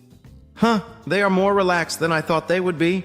At least now I have yet another reason to don't feel any pity for that idiot's death, he thought, sitting on a large crate, joining his comrades. Excellent work out there, though. Shame I couldn't stick to the end. Sounds like hunting that black ship was a highlight of this battle, Gregor lamented. You know, I had my doubts about you, Wyatt, but after today I think you'll make a good squadron leader. Same, Leopold added, smiling. Now I'm not the only commoner in the squad, although that's not saying much since you're kinda like a pseudo-noble, Staples. Wyatt huffed. Please, we both know that's hardly the case, but hey, the prince has more siblings in danger. Save one and you may get a promotion too, Wyatt replied, relaxing a bit more. Gregor and Leopold chuckled, while Nultar merely stared at him with curious eyes. Thank you for trying to defend me, Ensign Nultar. I agree with your companions that your actions were reckless, but your sentiment is appreciated. Nultar nodded. No need to thank me, Lieutenant. Any reason to see a Reed get what they deserve is enough to make me happy. Helping out was just a happy coincidence, he chuckled. You may not recognize me, but I also participated in the competition. I can finally congratulate you on your victory. Excellent performance, he said, offering a hand. Wyatt stared at his outstretched hand and then up to him again. You're a noble, are you not? Nultar rolled his eyes and brusquely took Wyatt's right hand and squeezed it, shaking it firmly. Disgraced noble, technically speaking. I know commoners and nobles aren't supposed to shake hands, but hey, who cares if I do it? Pleased to meet you, Wyatt Staples. The pleasure is mine, Nultar Olkara, Wyatt replied, surprised but pleasantly so. He then stretched a hand to Leopold once Nultar released it. The two shook hands in silence. Then he turned to Gregor, but was unsure if he would accept his gesture or not. Deciding for the latter, he nodded once. Cautious, Gregor said, returning the nod. I can respect that. Just admit that you have your head up your ass already, Gregor. Leopold barked out a laugh. We've been in the squad for over 2 years, and he's never once shook my hand. Not even after I saved his life back in Honduras 5. Nobles, am I right? Excuse me, Gregor said, offended. Has your commoner brain finally rotted? I believe it was I who saved your worthless life in that battle. In your dreams, perhaps, Undaj. Or did you get banged in the head good this time? Leopold countered. Wyatt could only stare as the two pilots started to go back and forth, claiming feats and insulting each other at every turn. And yet, none of it sounded malicious or cruel. Are they always like that? He asked softly. Better get used to it, Lieutenant. Once they start, very little can shut them up, Nultar answered. Wyatt nodded in response and waited for further orders, whatever those may be. Don't get attached to them, Wyatt. You might die, or they might die in the coming conflicts. Better to keep them at arm's length. Chapter 10. The hot water of his shower hit his skin, shedding the tension and stress away from his body. Commander Redford had dismissed every fighter pilot after 3 long hours of waiting. The boarding parties had been successful in capturing several officers and securing a couple hundred commoner crewmen who had surrendered and even aided the boarders. Everyone else would be summarily executed for their treason once the salvage efforts were over. All of them would either be spaced or simply destroyed alongside their now useless ships. It was a harsh decision, but one that he could understand. The fact that the prince himself gave orders to spare those who surrendered reassured him that he was on the right side. But it made the loss of so many lives weigh no less in his mind. Before leaving for his quarters, he heard that the only 2 support and maintenance corvettes in the fleet were scouring the useful parts of the gutted ships. Hullbreaker teams were hard at work patching the wounds the damaged vessels of the fleet got, and medical wings were full of wounded, as well as performing funerary rites for those that were lost, both those whose bodies could be recovered and those that couldn't. Turning off the water, he grabbed a towel, dried himself off, and then allowed the drying routine to get everything else and cleanse his shower. Water was precious after all and needed to be recycled as much as possible in case harvesting was not an option. Stepping out of the shower, he quickly changed into a fresh uniform and sat on his bed, thinking about nothing and everything at the same time. After several minutes of silent contemplation, he glanced at the door. I guess the prince doesn't believe I'm a traitor, he sighed tiredly. I don't know what's worse. The chance that Duke Draymore has so much foresight despite the distances at play here, or that there may be one or multiple traitors hiding in the fleet's crew. The thought alone was disconcerting and opened so many dark possibilities that it made his head spin. And here I am, a mere lowly commoner that can't do anything except shoot things. His stomach chose that moment to rumble. I wish I still had some of those sweets Princess Clara gifted me, he muttered, barely able to stop his mouth from watering. After 2 more minutes of silence, he suddenly stood up and cracked his neck. Since I was dismissed, that means I can do whatever I want. If that's the case, then I'll make the most out of it and go to the training chambers. Now that I can use them, there's no excuse to not sharpen up my skills, right? His question went unanswered. His trip took only a few minutes, and when he arrived, he found the place busier than usual. Several judging eyes fell upon him, and murmurs became more prevalent. Mixed within those glares, there were also eyes of approval and even some mild admiration. It was an odd mix, but the latter was surpassed by the former. Still, he found an available chamber and opened it. He was about to enter it when a hand grabbed his shoulder and shoved him aside, almost making him tumble. Turning quickly, he saw that a tall, black-haired man had been the one responsible. His tank insignia put him as a lieutenant commander, a noble. I'm terribly sorry, Lord. Did you want to use the chamber yourself? Wyatt asked, saluting the noble in question, while his mask was strong, hiding his annoyance. The noble in question lost the smug smile he had after hearing his response and turned to face him. So you are Wyatt Staples. You are lackluster, to say the least. I was expecting someone more statuesque, impressive, in words you can understand, for someone who has gained so much attention since your promotion. I believe I am at folly for expecting anything dignified from a mere commoner. I am not surprised in the least by your persona, Wyatt Staples. And you're not exactly a shining beacon of exemplar model either, Blue Blood, he thought, his mask never crumbling. I aimed not to fill expectations, Lord. I am a simple pilot, nothing more, nothing less. Am I excused, or does your lordship require something of me? I have orders to complete a series of simulations, Lord. Technically a lie, but hey, he doesn't have to know that. Seemingly frustrated, the noble, who was a good head taller than him, leaned over, making use of his bulkier frame in an attempt to intimidate him. Be aware of this, commoner. Many of us know what you're up to, but you will fail. Remember that. We are watching, and we do not like filthy, opportunistic upstarts. Now get out of my sight before I remove you myself, commoner. Wyatt bowed his head once, saluted again, and moved to another training chamber without uttering a single word, only to be rebuked a dozen more times by nobles of various ranks and divisions. Finally, he got into a training chamber after 10 minutes of searching and waiting. As he sat down and the neural link was created, his mask broke and his expression turned sour. At least now I have more motivation to tear up things in the simulation, he whispered to himself, gripping his handles tightly. Upstart? My plan? Are all nobles that insecure about their positions and the standing of their houses? Who am I kidding? Of course they are. So it's not just a wounded pride I'm dealing with, but they see me as a threat, and they farted up me as some kind of master manipulator in their heads? He said, each word laced with disdain. I don't know if I should laugh or find it flattering that they see me like that. Do you want to know what my plan is? Oh, high and mighty nobles, he said as he clicked on a random simulation. He was too annoyed to care at the moment. My plan is to survive, aid the prince, restore order across the principality, and carry out my military career until I can retire. I don't care about whatever your imaginations scrounge up. Letting a final growl, the simulation started. As luck would have it, it was an open battle. That is unfortunate to hear, the prince said, pinching the bridge of his nose in frustration. Are you certain nothing more could be extracted?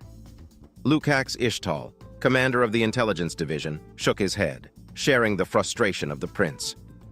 Regrettably, our assumption that the rightful path was commanded by a main bloodline Caiston, possibly the heir himself, was wrong. The rightful path was commanded by Baron Linaro Caiston, second bloodline but nowhere near high enough on their succession ladder, he scoffed. That damnable Caiston knew next to nothing, and the systems within their ship were purged utterly. What little information we could extract from the other ships is useless. The only thing of worth that the captured prisoners revealed was that they didn't know about the black ships being in the system, except the cruiser that was destroyed. Their orders were to engage and harass us at maximum range. They were used as decoys to allow the black ships the chance to pounce on us. Which, I must admit, was more than successful, Admiral Damian Valto said in no uncertain terms. Every ship targeted was a ship of the line. That leaves us with only 3 ships as the fighting backbone of our fleet. 2 destroyers and the Exalted Virtue itself. The rest are support, cargo, and transport vessels. Defended, armed, and ready to provide light assistance, but nothing more. It is imperative that we travel to House Finnegan territory as soon as possible, my prince. I concur with our esteemed admiral, Vivian Taravis, commander of the logistical division, said, gaining the attention of her fellow commander, the admiral, Princess Clara, and the prince. The supplies we picked on Faldo are intact, and our transport shuttles suffered no significant damage. However, we lack ships. We need more, and we need any spare equipment we can salvage if we are to see Marchioness Amelia Finnegan. We don't know if another assault is being prepared by the traitors or if they have the capabilities to do so soon. We are almost blind and deaf thanks to the jamming outposts of House Caiston. Once we leave Gintrax, we will know more about the current situation across the Principality. For now, I suggest that we conscript the best and most capable civilian-grade ships in this woodshaft. Perhaps there will be mercenaries we can call to arms, Gregor Lintar, commander of the Communications Division, offered. I believe we don't have an alternative in this case, as much as it pains me to admit it, Commander Redford said, looking at the prince. We lack fighters, my prince. We have many pilots, and despite our recent losses, some of which are more regrettable than others, my fighters are ready to fight for you until the end. Nevertheless, we can't rely on them to bring us victory without proper support and numbers at our side. Juliana Winfield, commander of the Marines Division, nodded in agreement. My Marines are eager and ready. The boarding assaults only saw a few deaths among the commoner auxilia, and just 2 proper Marines fell in the process. For proper assaults against traitor stations and, Prince forbid, battleships, I will need more. The prince wore an unreadable expression before giving his answer. I was afraid that was the case.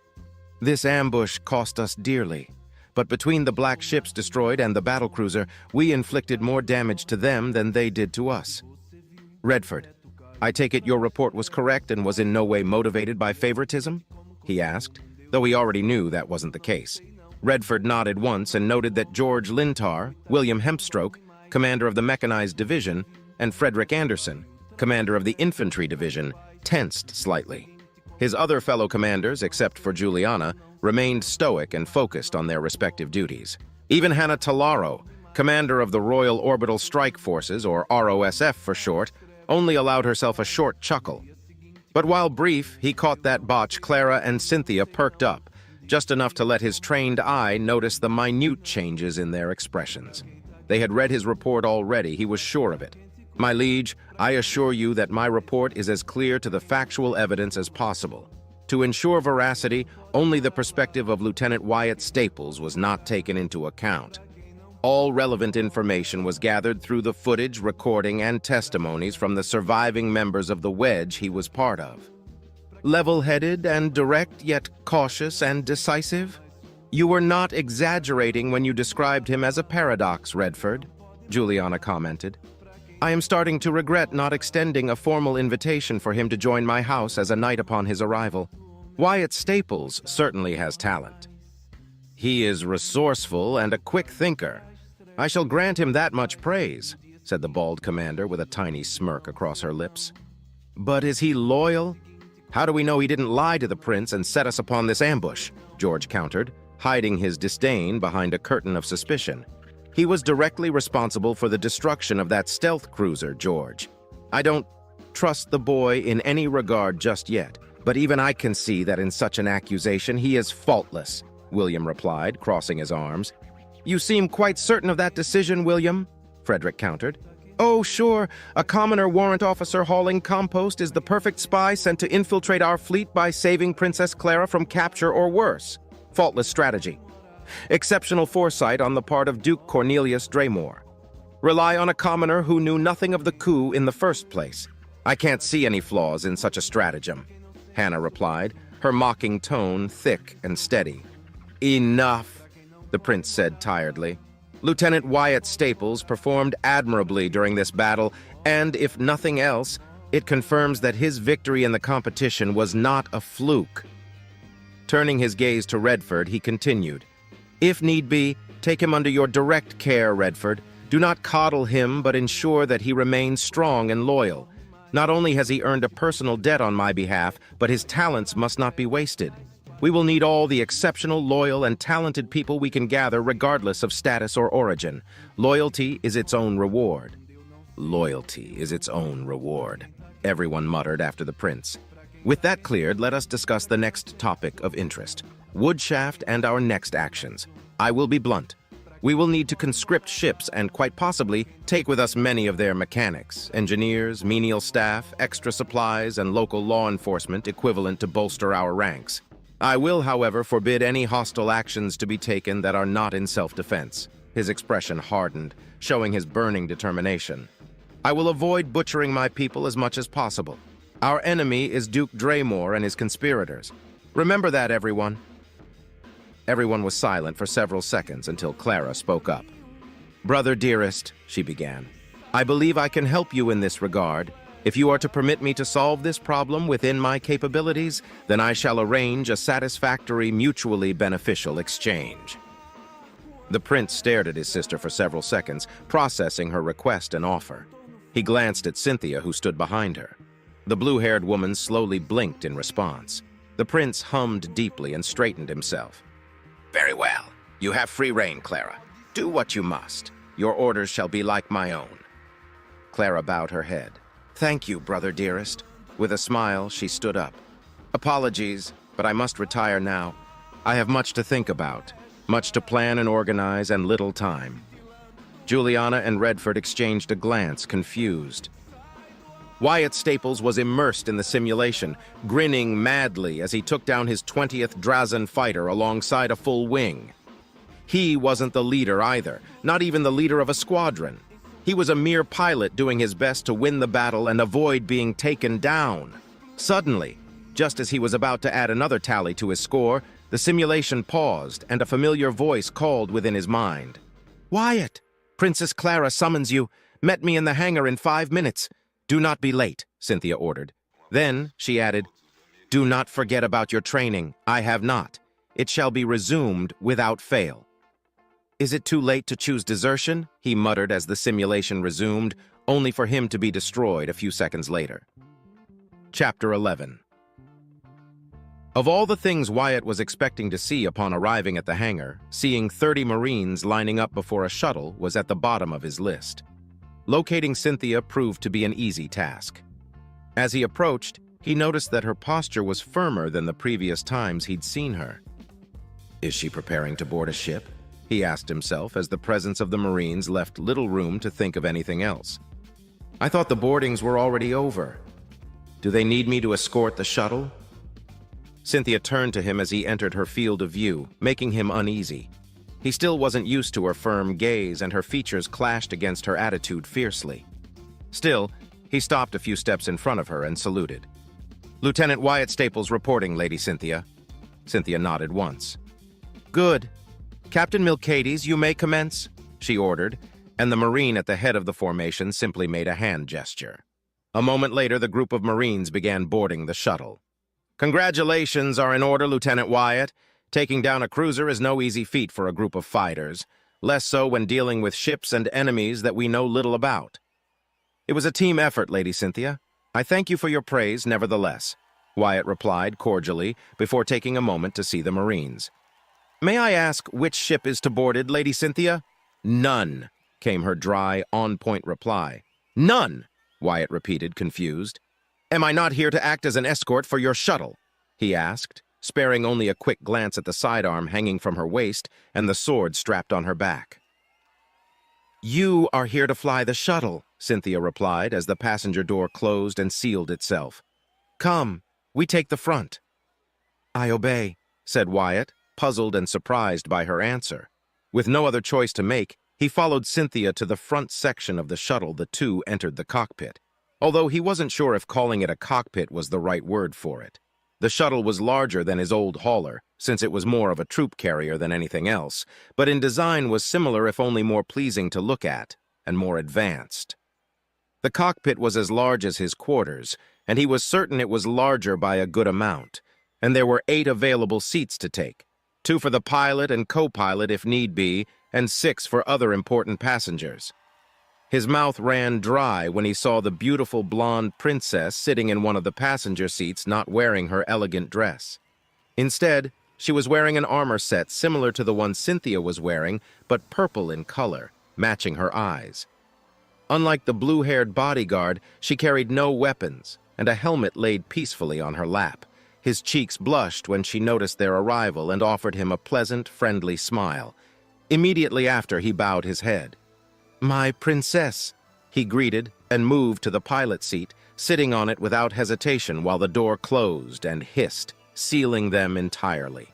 The next few minutes passed in silence while he ran diagnostics, checked the integrity of the outside cameras, and waited for the mechanics and technicians to give him the clear for takeoff. "Are you always so quiet, Wyatt?"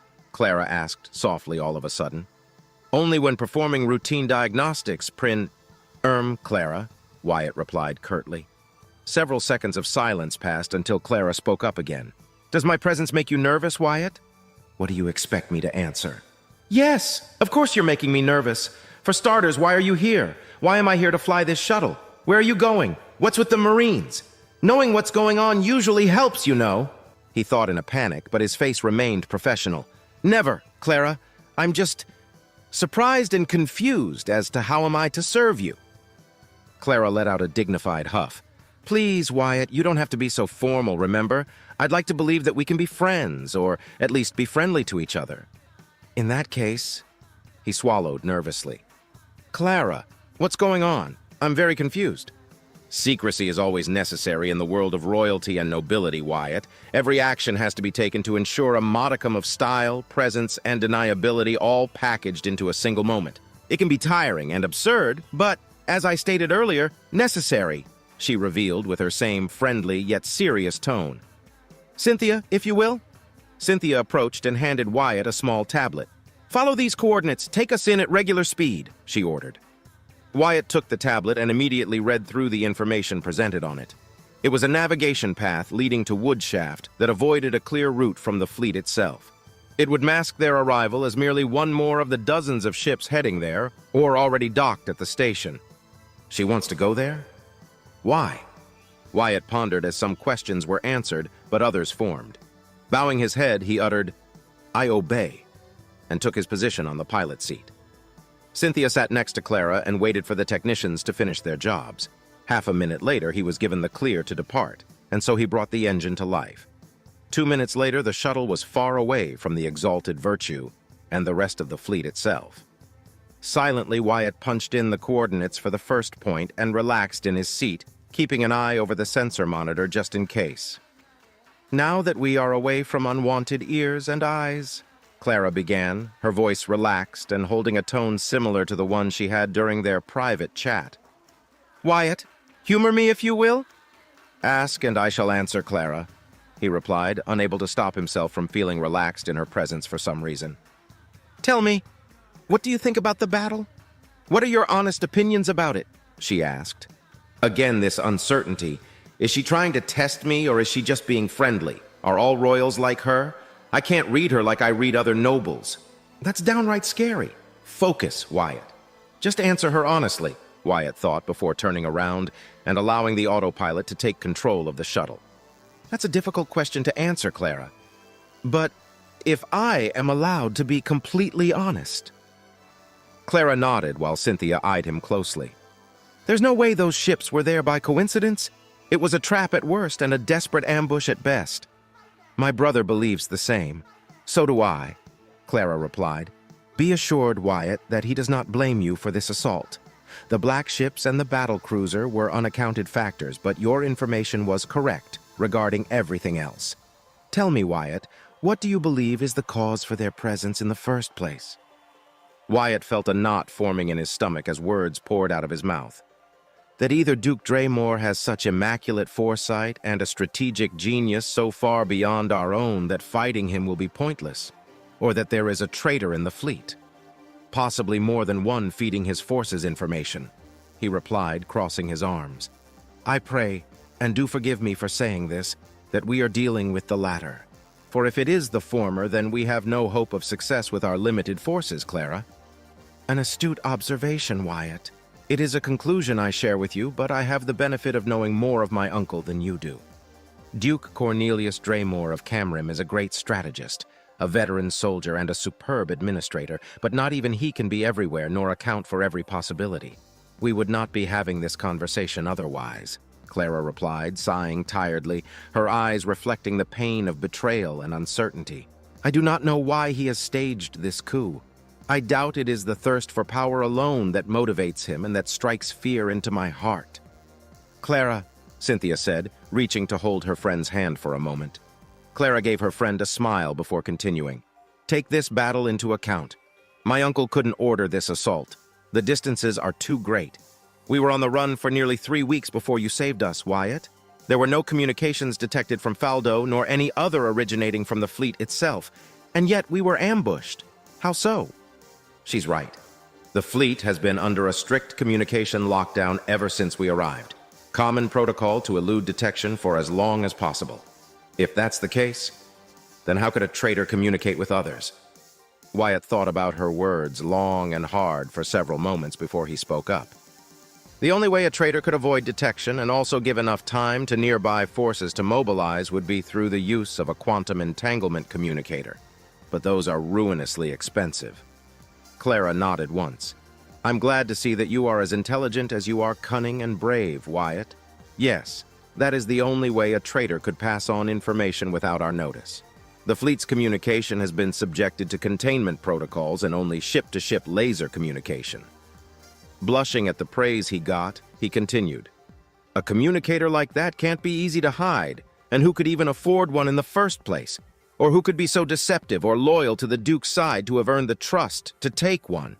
Are we looking at a single traitor hidden among us, or at multiple ones working in conjunction? He fired question after question, and then he sighed. Just thinking about it makes my head spin. It is a dilemma that we're looking into, a dire one. We were expecting traitors within our ranks, but not in such a manner, Clara admitted, and certainly not to operate with such efficiency. Am I to aid the prince in such a task? He asked tactfully.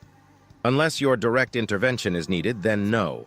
Like it or not, Wyatt, you've become a prominent figure within the fleet. Any traitor would steer clear from trying to recruit you to the Duke's side and their cause. Your loyalty has already marked you as innocent in our eyes and a trusted individual we can rely upon. Hence why I requested you to be my pilot during this mission of mine. She finished with a knowing, playful smile. Wyatt bowed his head slightly and chuckled to himself softly. I am honored and humbled to hear that a princess entrusts her safety to a commoner such as I. Think nothing of it, Wyatt, Clara countered with a wave of her hand. Now that such a bothersome topic is out of the way, I shall inform you of the reason I am heading to Woodshaft. Simply put, I shall arrive incognito and arrange a meeting with whoever rules the station. I will then handle negotiations that should gain us as many capable ships, crews, and extra supplies as can be gathered and spared, as well as passage to House Finnegan territory. And you, she said, pointing a dainty armored finger at him, will be our guide. Wyatt nodded. Makes sense. I'm the only one in the fleet who even knows about Woodshaft. I shall do everything in my power to aid you, Clara. I am pleased to hear that, Wyatt. You can begin by telling us why the station is called Woodshaft in the first place, she asked, leaning in curiously. Next to her, Cynthia shook her head while a faint smile spread across her lips. It's not an exciting story, but I obey, replied the lieutenant. Over 1,000 years ago, there was a military station that was decommissioned but never dismantled. A group of pirates called the Woodshaft Plunderers took over the station and turned it into their base of operations. They thought that, since the station was there to oversee the common exit and entry FTL jump points between Caiston and Finnegan territories, then they could get a fortune by performing repeated raids on passing cargo freighters and other ships. They were right, but not in the usual way pirates tend to operate. I thought you said Woodshaft wasn't a pirate den, Cynthia remarked, crossing her arms. Don't jump to conclusions so easily, Cynthia. Let him finish. Go on, Wyatt, Clara interjected, eagerly waiting for him to continue. Nodding and smiling internally at Cynthia's impatient outburst, he continued. Turns out that the reason the military station was decommissioned was because the threat of Drazen raids had been all but neutralized, and more civilian ships could transit the system. More than any pirate group could ever hope to hit. So the leader at the time decided that instead of raiding ships, they would simply demand a toll for safe passage. It worked. A little too well, in fact. Within 2 years, the pirate group disbanded and instead became a criminal syndicate that focused on smuggling, trafficking, and information brokerage.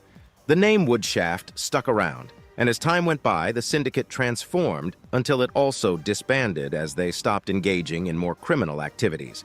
Today, Woodshaft is just a smuggler's den. A big one, though. A smuggler den that sounds more like a regular commerce station.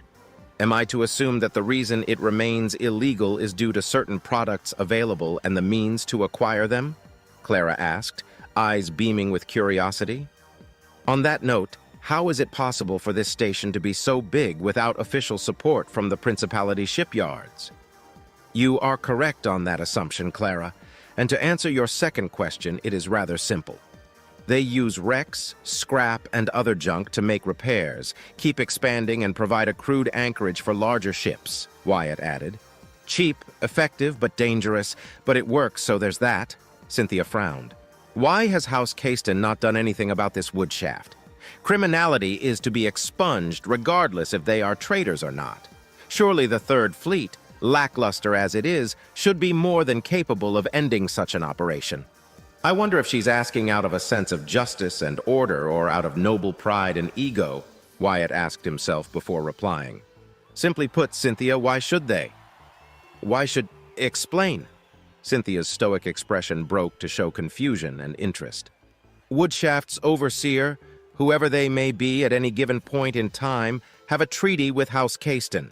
They get a share of the goods and profits, and in turn, they allow Woodshaft to operate freely.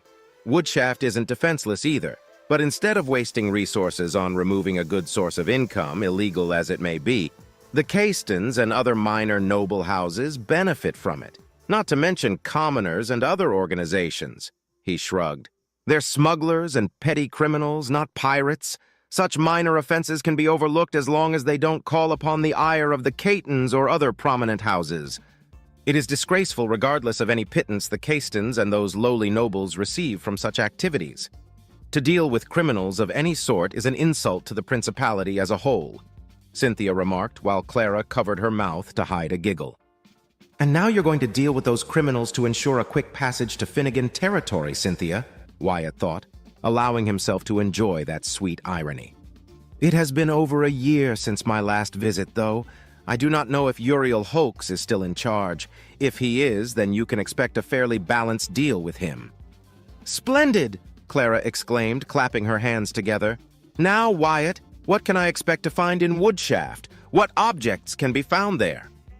All sorts of things. Engines, ship parts, commonplace appliances, weapons of all sorts, food, crops, repair services, electronic parts, information. If you look deep enough, you'll likely find what you're looking for. Not just human-made, too, Wyatt replied. A ping alerted him that the first navigation point was about to be reached. He glanced back at the monitor to ensure everything was in order before returning to the two passengers. In regards to violence, Woodshaft is still a criminal den, so I'll advise against publicly stating that you're royalty. Less so given the circumstances, he smiled at Clara, giving her an approving nod. Do these commoners not know the punishment for assaulting a noble? Cynthia asked, though her tone showed concern rather than outrage. Wyatt scoffed before he could refrain from doing so.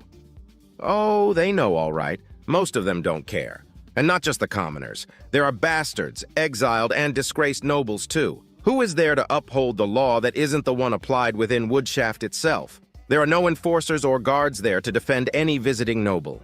You're only safe if you already have an established base within Woodshaft, or you carry enough protection with you to deter any would-be assaulters. Cynthia groaned. In other words, Woodshaft is just a step above from being a common den of scum and villainy? Wyatt tilted his head slightly, unable to hide a, "You said it, not me." "We'll be fine as long as we're cautious," Clara added. "I wish to deal with this overseer regardless of anything, although you've opened my eyes to new perspectives, and now I can adjust my plans accordingly." "Thank you, Wyatt," she said before leaning back on her seat. "There's something I've been wondering about, Wyatt, and I wish for you to give me an answer. I ask you not as a princess, but rather as a friend. You are not forced to answer if you don't want to." "We both know that that's a lie, Clara. You're pleasant and amicable, and I can respect that much. But you can't expect me to believe those words," he thought as he bowed his head in return. "The last time we spoke, you mentioned that the reason you became a pilot was due to your desire to see the stars and serve the principality.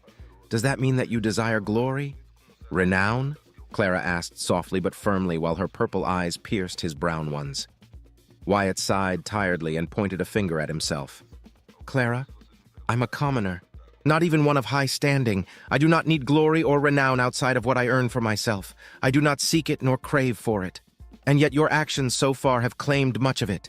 Finding a new way to beat ZTK 990 and being the one responsible for destroying that stealth cruiser on top of saving my princess's life? I do not know if I should be reassured that you're an honorable man or worried that you seem to lack ambition," Cynthia pointed out. "Ambition? What a funny word," Wyatt retorted. "I won't deny that ambition, when it is measured and focused, is a good thing. It was what led humanity as a whole to the stars, and what eventually founded the principality. I know my place in the world, Cynthia. I do not lack ambition. I simply know what I want."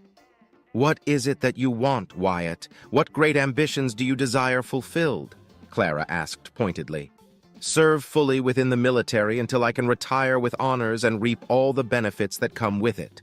Marry, have kids, enjoy my life, and be content with what I was able to achieve," he replied honestly. But inside, he wanted to kick his own ass. Why? Why am I being so open with them? I've never felt so comfortable sharing this with anyone but my brothers before. I don't even know them that well yet, and one's a noble and the other a princess of the principality. But I can't help myself. Have I craved for someone to hear my sincere thoughts all this time? Clara's expression dropped, and a faint sadness crossed her features. Is that all you aspire to achieve, Wyatt? He shrugged. It may sound selfish or pointless to you, Princess, but to a commoner like myself, the prospect of having security in life is a most valued treasure. I could have entered a merchant piloting school or become a scavenger to see the stars. But serving the Principality was by far the better option. I proved my worth, and despite my posting, I never complained. The benefits of an eventual retirement were too good to pass up. You wished to serve the Principality for your benefit? Cynthia asked, perplexed, as if that was an option that had never occurred to her before. What's not to like about that? Wyatt replied. The healthcare program alone is worth it. Add to that a stable pension, military service rights, protection, preferences, and the right to pass on my career to my offspring are some of the best things a middling commoner can ever hope to achieve. If all I have to do is serve my nation faithfully and to the best of my abilities in return, then I'll happily do it. His shoulders slumped and cracked his neck in frustration. Or rather, that was my plan until this coup began. Now I'm not sure. There's no guarantee that I'll survive long enough to see the end of this conflict. I shall stand by the prince's side. That much I can assure you, Clara. Clara blinked twice, then tilted her head to the side as she tapped her chin repeatedly.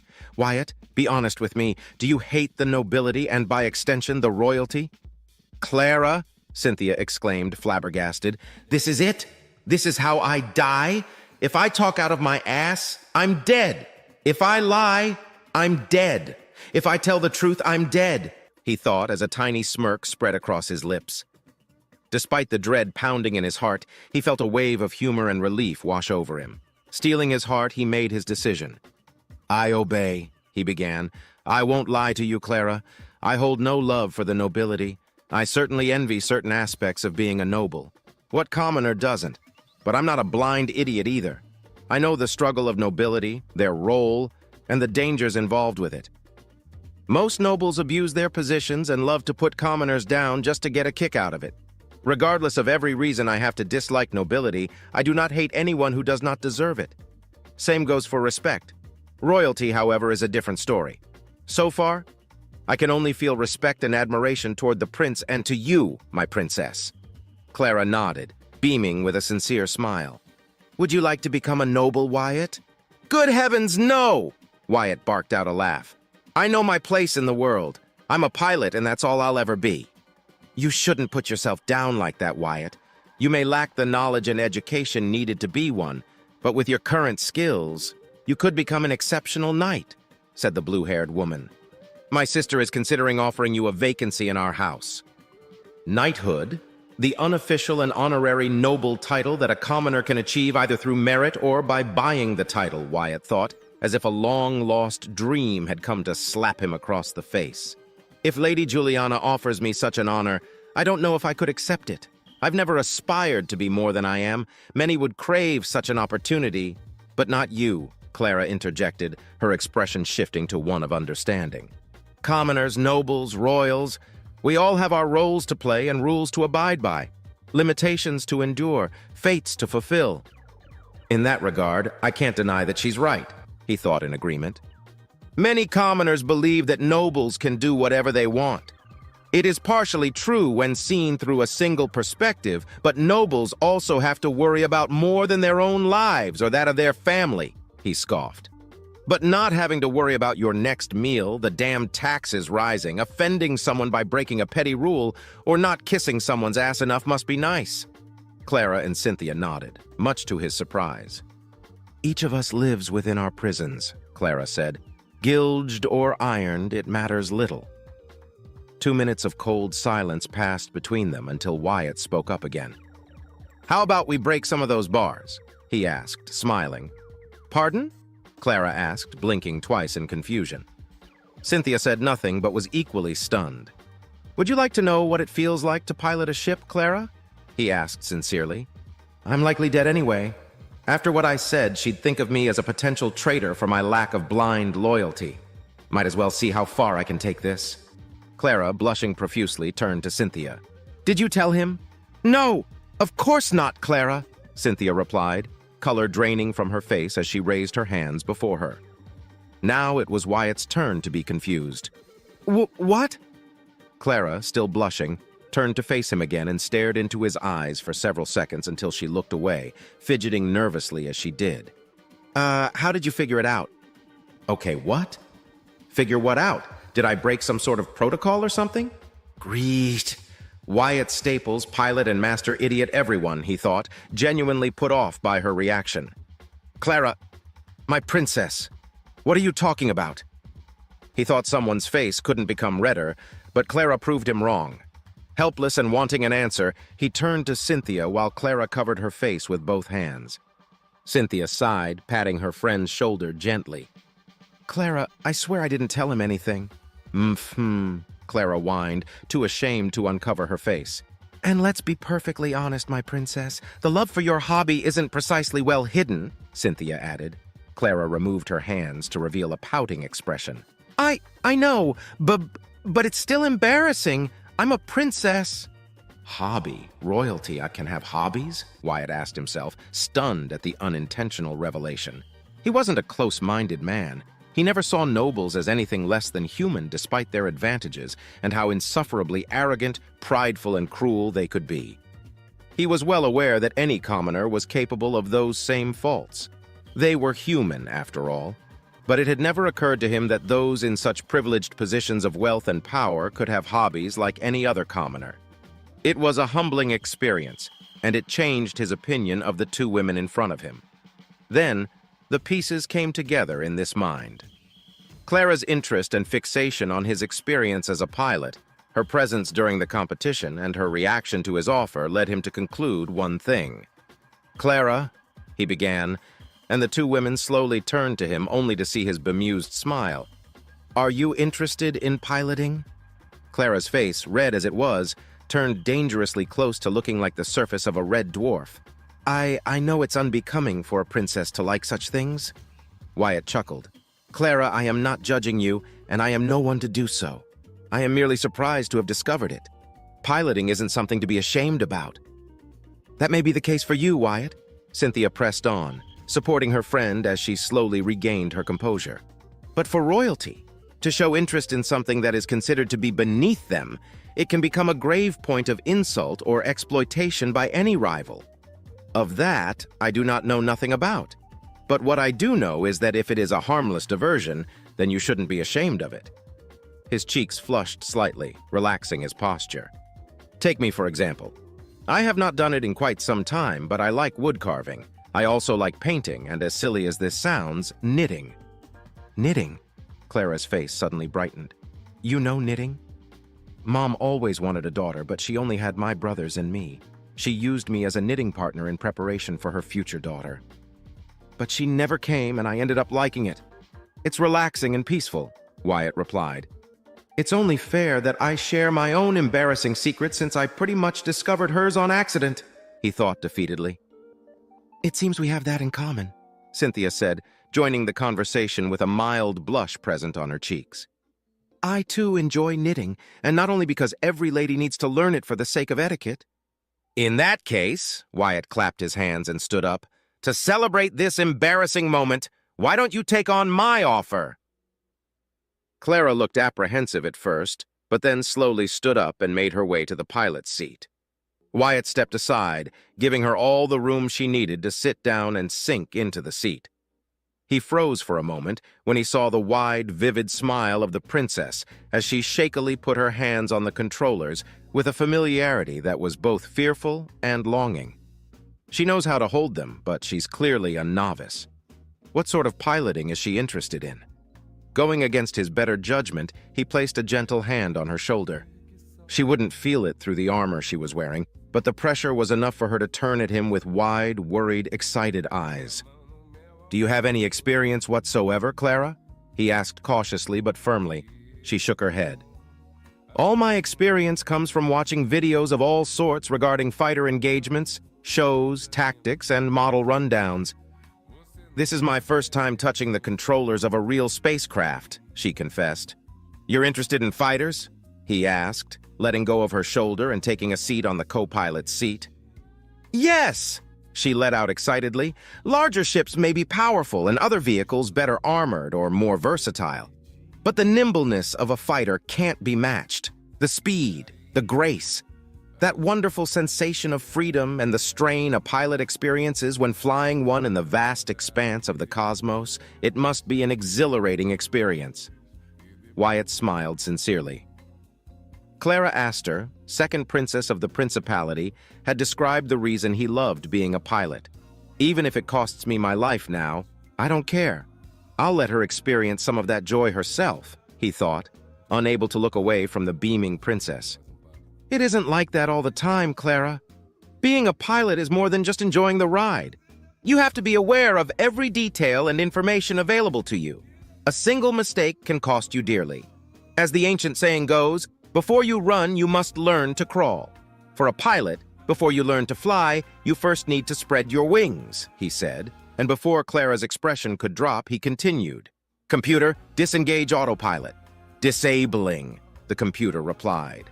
A second later, there was a shudder before Clara yelped in surprise, and all she learned through countless hours of watching all manner of videos and guides on the subject came to the forefront of her mind. With a firm hold, she stabilized the shuttle's path, and calm returned. How unfortunate, Cynthia called out from the back. It seems some debris hit us. Unfortunate, Wyatt repeated, quickly marking the incident as such. Now, take it easy and just follow the path. Take note of your sensors and be ready to take any course corrections if need be, Wyatt instructed the nervous but smiling princess. It may not be a fighter, but this is the best that I can do for you, Clara. Thank you, Wyatt. Sincerely, thank you, Clara replied softly, her sing-song voice showing nothing but gratitude. Tell me, is it that much different when you're engaged in battle? Wyatt nodded. Incredibly so. The world around you doesn't matter anymore. Just the now, your enemy, your allies, and the chance that you may die. It is always a possibility. The rush of combat is hard to describe, truth be told, but once you dominate it, you will become a great fighter pilot. During the competition, we noticed that you were eager to engage the enemy. Do you enjoy battle, Wyatt? Do you seek the glory of defeating your enemies? Cynthia asked. Wyatt went silent for a few seconds, his mind calm and focused and debating if he should tell them or not. Opting for the former, he let out a soft sigh. I do not seek glory, but I enjoy the thrill of battle against the scum that tried to harm me and my home. I've seen what the Drazen do to their prisoners. Pirates are only a step above and just as bad in most cases. I feel a sense of accomplishment and the vindication that I put down an enemy of the Principality for good. He paused for a moment. And yet, I would be happy if I never engaged in battle again. That's why I didn't complain about my posting as a compost hauler, no matter how monotonous and boring it was. The satisfaction of a job well done is what I take pride in at the end of the day. Loyalty is its own reward, Clara muttered. But loyalty to who and to what? Wyatt thought as the travel continued. Much to Wyatt's surprise, he only intervened one time and spent the rest of the time teaching Clara how to sit properly, how to read through the display monitors quickly, and what information was relevant and which she could safely ignore. The fact that he was more or less instructing a princess how to fly a shuttle wasn't as mind-blowing as he thought it would be, but he enjoyed the experience. They switched places only when Woodshaft was mere minutes away. A ping signaled the station was trying to communicate with them. Wyatt opened the channel, and a feminine voice, gruff and throaty, came to life. Transport shuttle, the fuck are you? She asked. Woodshaft, transport shuttle D-22 requesting permission to land. I repeat, transport shuttle D-22 requesting permission to land. Wyatt spoke to the communicator. Cargo and business? An escort of Marines, and we seek diplomatic dealings with the overseer, he replied, internally wincing as he followed the orders given to him. You with the dim-witted Castons? Negative. Then welcome aboard, but no funny business. Land on hangar B-11. Someone will be waiting for you to take you to Uriel Hulks. With that, the connection ended. Such improper conduct! So crude! Cynthia exclaimed, outraged. Not a single show of respect for protocol at all. Disgraceful! Honestly, what did you expect from a criminal stronghold? Juice and sweets? He asked himself, finding the situation funny. Following the instruction previously given, he flew to the B-11 hangar and landed. After pressurization, he stood up and the shuttle's engines died out. As he turned around, he saw Clara and Cynthia putting on their helmets. He put on his and opened the door, allowing the two women to step into Woodshaft. He was mildly surprised when he saw a group of a dozen armed guards set around the only unarmed figure before them. The Marines disembarked and quickly formed up without drawing their weapons. "Seriously? 30-odd Marines as an escort?" the man asked through his speakers. "At least that confirms you're not with the damn Castons. All right, who's going to meet with Uriel?" "That would be us," Cynthia stepped forth. "You three, eh? Fine. Your escorts can follow, but you better keep your damn grubby paws where I can see 'em. People be having a twitching trigger finger ever since the Castons tried to Armstrong us. Dumb idiots got blown up real good. Saw the battle from the long-range sensors. If you want, you can visit the shops and kiosks after Uriel is done with you lot. You'll get a discount on the house." "I appreciate your offer, but we won't stay long, if you please," Cynthia said, and the man shrugged, signaling his guards to lower their weapons and clear a path ahead. As they walked through the ugly, gray, poorly illuminated pathways and sections of Woodshaft, the mismatched nature of its construction and expansion was exactly how Wyatt remembered it. Some parts once belonged to a ship, others to stations. Some were of Dratzan, Yikanti, and even Tilgor design. People gave them a wide margin once they entered the more populated areas, and he could see a few Yikanti among the humans looking at them with suspicion. He couldn't blame them. Their guide wasn't precisely subtle that the Castons had tried to do something against Woodshaft, and it wasn't every day a significant force of Marines came to their doorstep. "It seems the tour is canceled," he muttered to himself when noticing that security was tight. "Shame, I wanted to stock on dried meats and toasted beans." "Dried meats and toasted beans?" Clara asked curiously through his implant, nearly startling him. Opening a private channel, he replied, "Clara, how are you talking to me right now?" "That's a small secret I'll keep. But since I'm your commanding officer for now, I thought I might as well make some small talk. Trust me, the worst part about any diplomatic meeting is the build-up." She paused for a moment, looking around her surroundings. "Such a shame, too. I would have liked to see more of this station, but it seems they are dealing with their own problems. Putting that aside, what were you talking about regarding foodstuffs, Wyatt?" Wyatt stared at the princess from behind the safety of his helmet as intensely as he could. But try as he may, he was unable to see her curiosity as nothing else but sincere. "What are you playing at, Clara? If you're playing anything at all? Or am I just paranoid?" he asked himself before proceeding to reply to her question. Chapter 12. The prince stared at the monitors with unshakable stoicism, each of them displaying chart upon chart of reports significant enough to reach his attention. Casualty reports and number of injured, reports of possible deserters, estimated time until significant repairs could be completed, number of captured enemies, and, above all else, the empty monitor he awaited to flicker to life more than any other. "Cynthia is with her, my prince. She will first die before allowing a single harm come Clara's way," Redford replied as he stood behind the prince in his private quarters. "Ain't that the truth? She will turn to mincemeat anyone stupid enough to glare at Clara the wrong way," Juliana said, smirking. "My prince, would it not be easier to receive the information directly to your brain?" "It would be," the prince replied, unmoving. "But I prefer to read the information with my own eyes, if at all possible," he hummed deeply. "Perhaps I should have not agreed with Clara's plan. Dealing with criminals is not the same as dealing with noble houses and corporations." "True.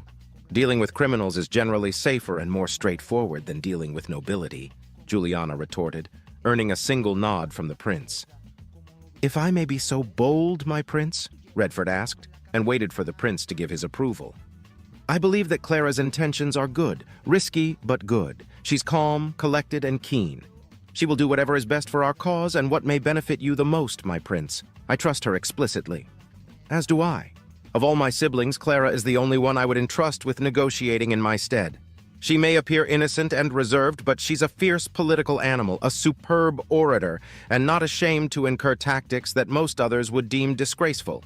And yet, I am her older brother. I worry about her as I care for my other siblings.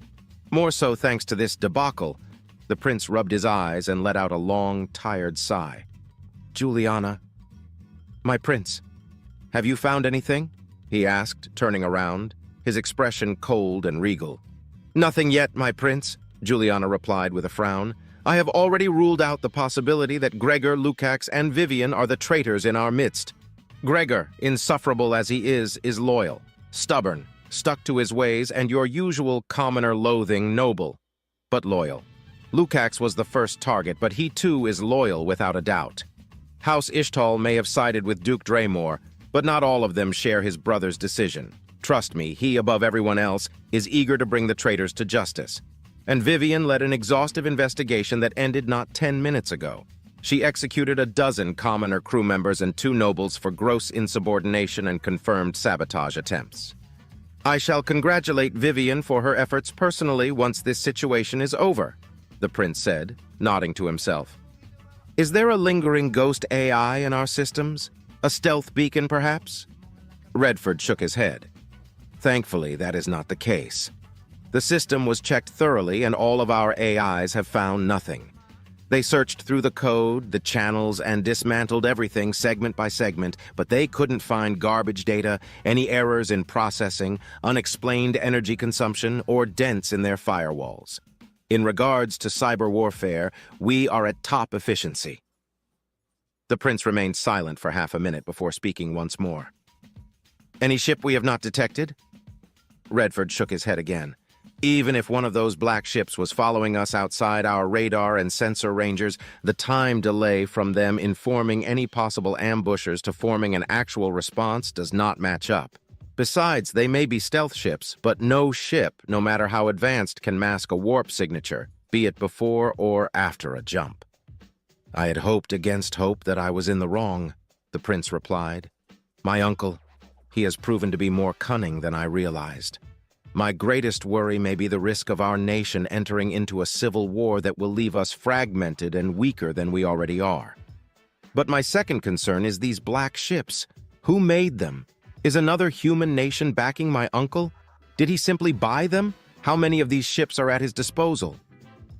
I wish I could answer those questions, my prince, Redford replied. Such is the burden of the prince said weakly. Juliana, you may commence doing random inspections. Start from the bottom up as regulations dictate, but move quickly. Inform Lukacs to ease the process and find that damnable QEC. The sooner we find it, the better. What of the traitors? Juliana asked. Interrogate them, then execute them. I will not tolerate traitors within my fleet, no matter who they are, the prince ordered with deadly seriousness. It shall be done, Juliana replied, smiling. In the meantime, Redford spoke up, I shall conduct a personal investigation, my prince. Regarding? The prince asked, raising an eyebrow. After Clara departed, a few technicians informed the staff master that they found hampering and signs of sabotage among a few fighters. The sabotage was so minor that it could have been explained as mere stress use. However, the number of damaged fighters was too great to be a simple coincidence. In addition, one vessel showed more signs of sabotage than the rest. Let me guess. Wyatt Staples' fighter? Juliana asked, her smile vanishing. Redford nodded. I think I will have a pleasant talk with Salazar Reed. Why do you assume it was him who caused it? Redford asked. After the stunt he pulled, you doubt it is not him? Juliana growled. I always advised him to control his idiot, glory-seeking brother better, but he never listened. So his brother, a stupid death like the stupid fool he was, and he blames an innocent just to sate his ego and thirst for compensation. I do not doubt that he's responsible for that sabotage attempt. I do not believe he's behind it, Redford countered. Before Juliana could speak, he continued. After I dismissed him, he returned to his quarters, and after a 2-hour break, he went to the gym and was there venting his frustrations until half an hour ago. There were no messages delivered from his person to anyone else in that time frame. Juliana's smirk returned, and she crossed her arms. Do you make a habit of keeping an eye on officers from other divisions, Redford? Only on those that may cause a threat to my pilots, Redford replied with a passive expression. Whoever is responsible for these sabotages is likely linked to the traitors we are searching for and are now targeting Wyatt. I'm afraid that his recent exploits have marked him as a potential threat. The prince nodded in agreement. Why let a small nuisance today become a major threat tomorrow? Do you think these attempts will persist in the future, Redford? If left unchecked, I'm sure they'll escalate. Do I have permission to proceed, my prince? You do, the prince replied, turning to face the black screen once more. Our forces are limited. We are scattered, disorganized, and incommunicated. We can ill afford to lose talented individuals, less so to the one I owe a debt of gratitude. Ensure that his life is not at risk outside combat. I may not be able to show preference, but I will not stand watching and do nothing. My prince, the two commanders said at the same time.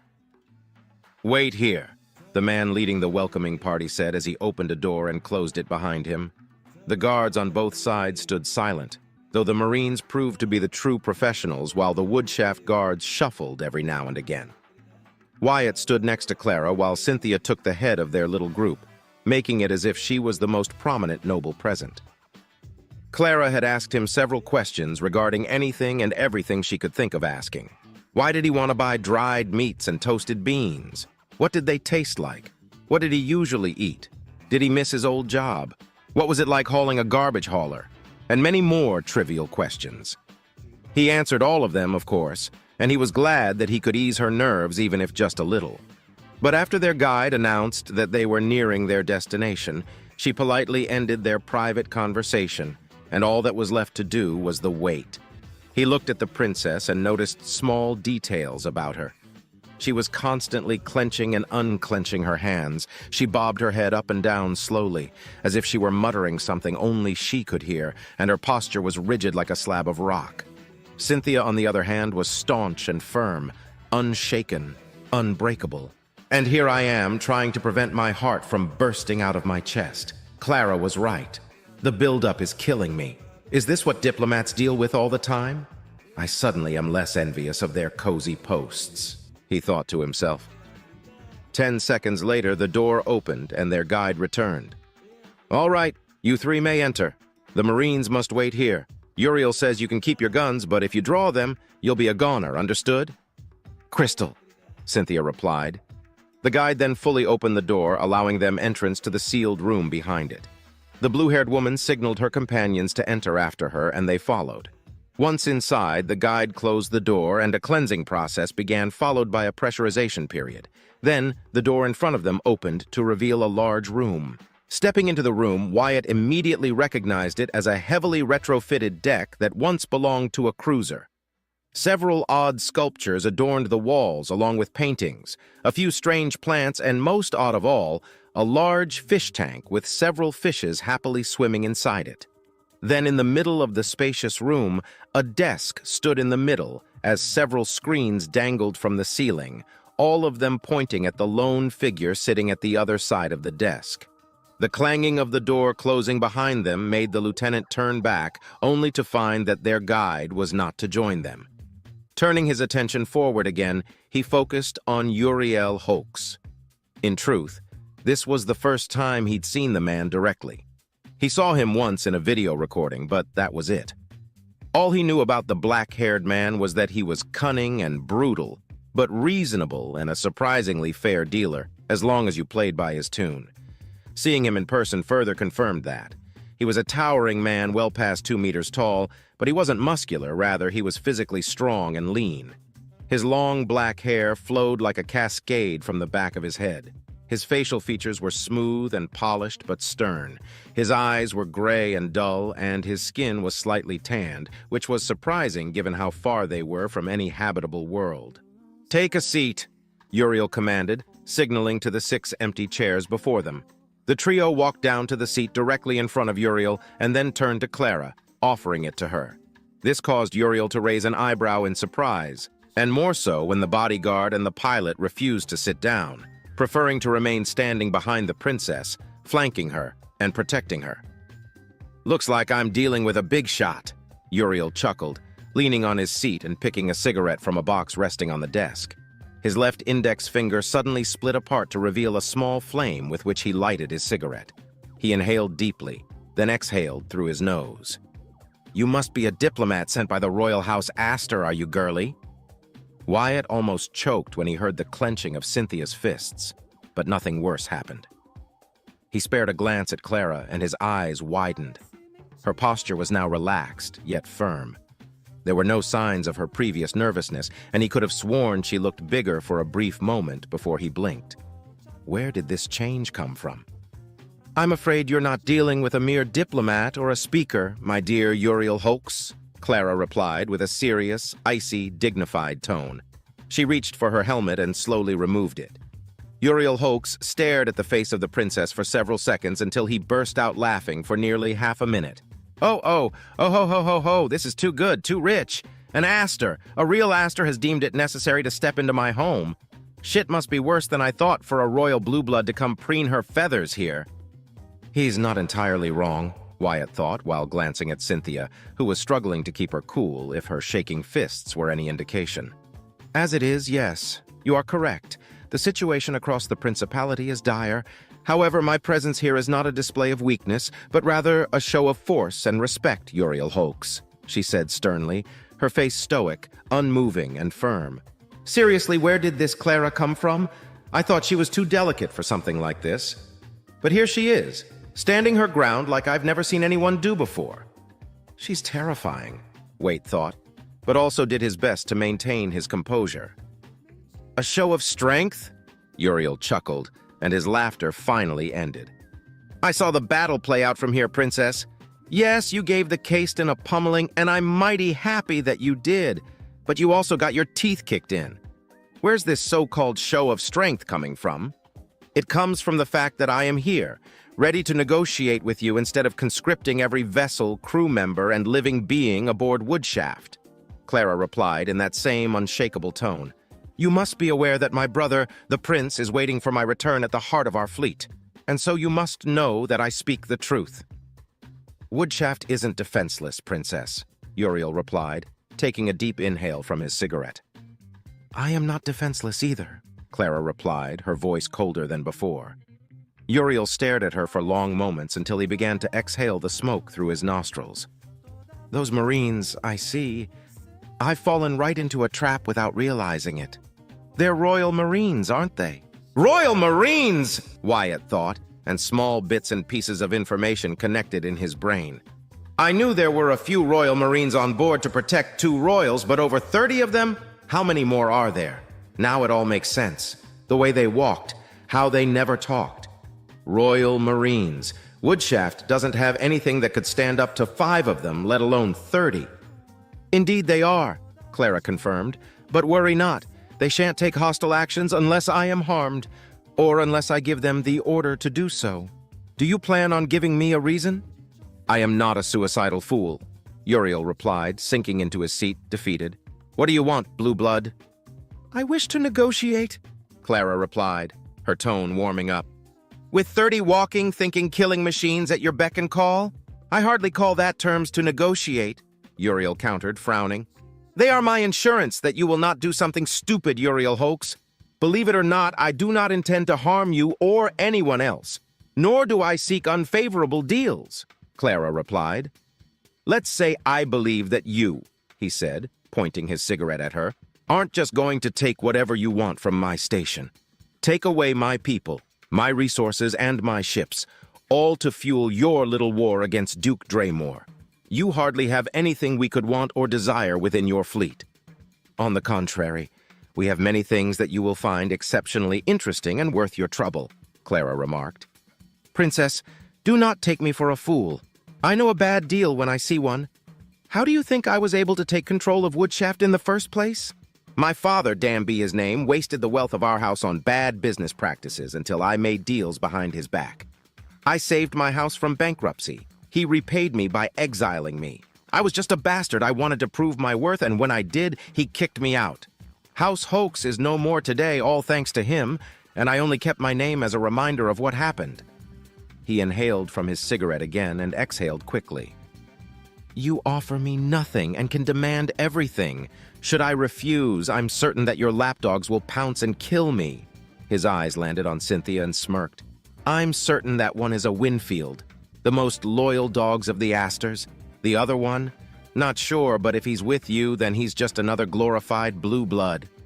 He thinks I'm a noble? Why would he? Oh, right, my rank insignia, Wyatt realized, frowning.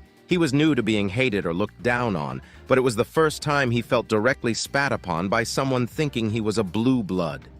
The irony that a deposed blue blood was the one doing it didn't escape him either. "Must I repeat myself, Uriel Hoax?" said Clara, sighing and for the first time showing any real measure of emotion ever since taking off her helmet. "I have much to offer, and yet my show of respect is met again and again with derision and vulgar mockery. You are fortunate that I am a patient woman." Uriel closed his eyes for a moment and set his cigarette down, ignoring it for the time being. "You can demand without repercussion, and yet you don't. Perhaps you are speaking with more honesty than the damn Castons, Princess. You may be criminals, but you are still part of the Principality. It is within my right to enforce the laws of obedience upon all of you in these dire times. However, what would that gain me? Hatred, resentment, invalidation, and festering thoughts of treason. Instead, I offer you a peaceful transaction, unlike House Caston apparently tried to do," she replied. "So far, you've done far better than they have, that's for damn sure," said the black-haired older man. "Fine, I'll bite. What do you want and what do you offer, Princess? But before you say anything, keep in mind that this is my home, my station, and should you try to take it away from me by force, which I know you will succeed at, we won't go down without a fight. Or I could simply have you removed and place another more amicable and intelligent man aligned with my ambitions and goals," Clara threatened, smirking coldly. Uriel Hoax smirked, picking up his cigarette. "In that case, let's play, Princess. You may move first." Wyatt blinked in confusion, and doubly so when he noticed that Cynthia relaxed her posture and unclenched her fists. What just happened? Did I miss anything? He asked himself, bewildered, amazed, and scared all at the same time. "Gladly. I'll be blunt, Uriel, we need ships. As many as you can provide that are capable of at least providing screening or escorting duty. We will also require at least 2 large freighters filled with as many electrical components, tools, repair material, spare scrap, replacement parts for engines, armor, controls, and prime resources that can be fitted within their compartments and cargo bays." She paused. "Can you provide any of that?" "The sum will be hefty, but that can be arranged easily. Woodshaft always has an overabundance of such materials and more. Hell, I can probably fit a 3rd freighter if you can afford it, Princess. But the fight-capable ships, those are another story." He paused to take a long puff at his cigarette. Woodshaft is largely protected by static defensive turrets and weapon emplacements. In space, several defensive satellites bolster our defenses. Most of our ships are lightly armed, and that's including civilian ships and merchant vessels. But we do have a small fleet at our disposal. 3 light destroyers, 10 corvettes, and over 30 frigates and gunships. Not much, but it works, Uriel answered, silently eyeing the princess. "We will take you up on the offer of 3 freighters, and we wish to claim your destroyers, nothing more. Are there no mercenary groups in the station?" she asked. "Only 2 groups remained before this whole disaster broke out. The rest ran when the Castons tried to force Woodshaft to pledge allegiance to Duke Draymore under the rights of patronage," he chuckled. "Luckily for us, the Castons were never our patrons. They only turned a blind eye to our operations for a cut of the gains. Greedy, shifty bastards. So I told them where they could shove it a few hours before you lot arrived." "I see. That is indeed fortunate. And the mercenaries?" Clara pressed on. "No good. Greener than my plants over there." "They're planet-siders," Uriel replied. Clara sighed. "They'll serve a purpose, I suppose? Are there any individuals of renown?" "Princess, this is a smuggler den, not a recruitment center. Anyone worth a damn left when they could. Although, are you only looking for meat for the grinder?" he asked tentatively. "No, soldiers are most welcome, but anyone with talent will be highly sought after, no matter their role, rank, profession, or status," she answered. "In that case, there is one such guy here. He's a technician, wacky, short-tempered, and a pain in the ass. But if it is broken, he can fix it. The only problem is that he's a Yikanti," Uriel said, smirking. "If he agrees to come, or we can establish a labor contract, then I will happily welcome him on board. They are rare, but there are aliens serving within the Principality's military. I see not why a Yikanti should be an exception," she replied dryly. "I'll contact him after we discuss the most important thing of this transaction. He took a final drag of his cigarette and took his sweet time exhaling the smoke slowly. Payment. Certainly, Clara agreed and brought up her left arm. A section of her armor beneath her forearm parted open and a scroll of paper and a data chit emerged from it. She took them and then placed them on the desk. This paper, she began, tapping at the paper twice, grants Woodshaft full salvage rights to the vessels that survived the battle on the Caiston side, which includes the battlecruiser. Uriel's eyes went wide at the declaration and reached for the paper, reading it quickly. "Why don't you claim it?" he finally asked after a minute of silence. "The vessel would be a fine addition were it not for how heavily damaged it is. It would take us considerable time to repair it, scour for sabotage attempts made by Draymore loyalists, and bring it back into full service. Time is a luxury we can't ill afford right now. Instead, we'll let you keep it and the other remaining vessels as prized salvage in exchange for the requested supplies." She paused for a moment, then continued. "That includes, of course, the lives of those trapped in those vessels." "What makes you think I care for the lives of the blue-blooded scum that tried to seize my station in the first place?" Uriel asked, eyes narrowed. "Do with them as you wish. I care not for the lives of those traitors, but what about the commoners, those forced to serve against their will? Some have gladly joined our side, but the rest? Are you going to abandon them to their fate for the decisions made by true traitors?" Clara asked, slightly leaning forth, her purple eyes piercing Uriel's gray ones. She's treating lives as currency. "That is, I don't know how to feel about that," Wyatt thought, only slightly turning his head at Clara. On one hand, it left a bad taste in his mouth that the otherwise amicable princess was so casually treating thousands of lives like that. But on the other hand, he recognized it as a merciful act. The ships and the crews would be destroyed regardless, so now she was using them in her favor and potentially saving those lives. Inside, he felt another notch of respect grow for the princess. As part of the main Astor bloodline, the lives of every commoner and lesser noble were hers to do as she pleased.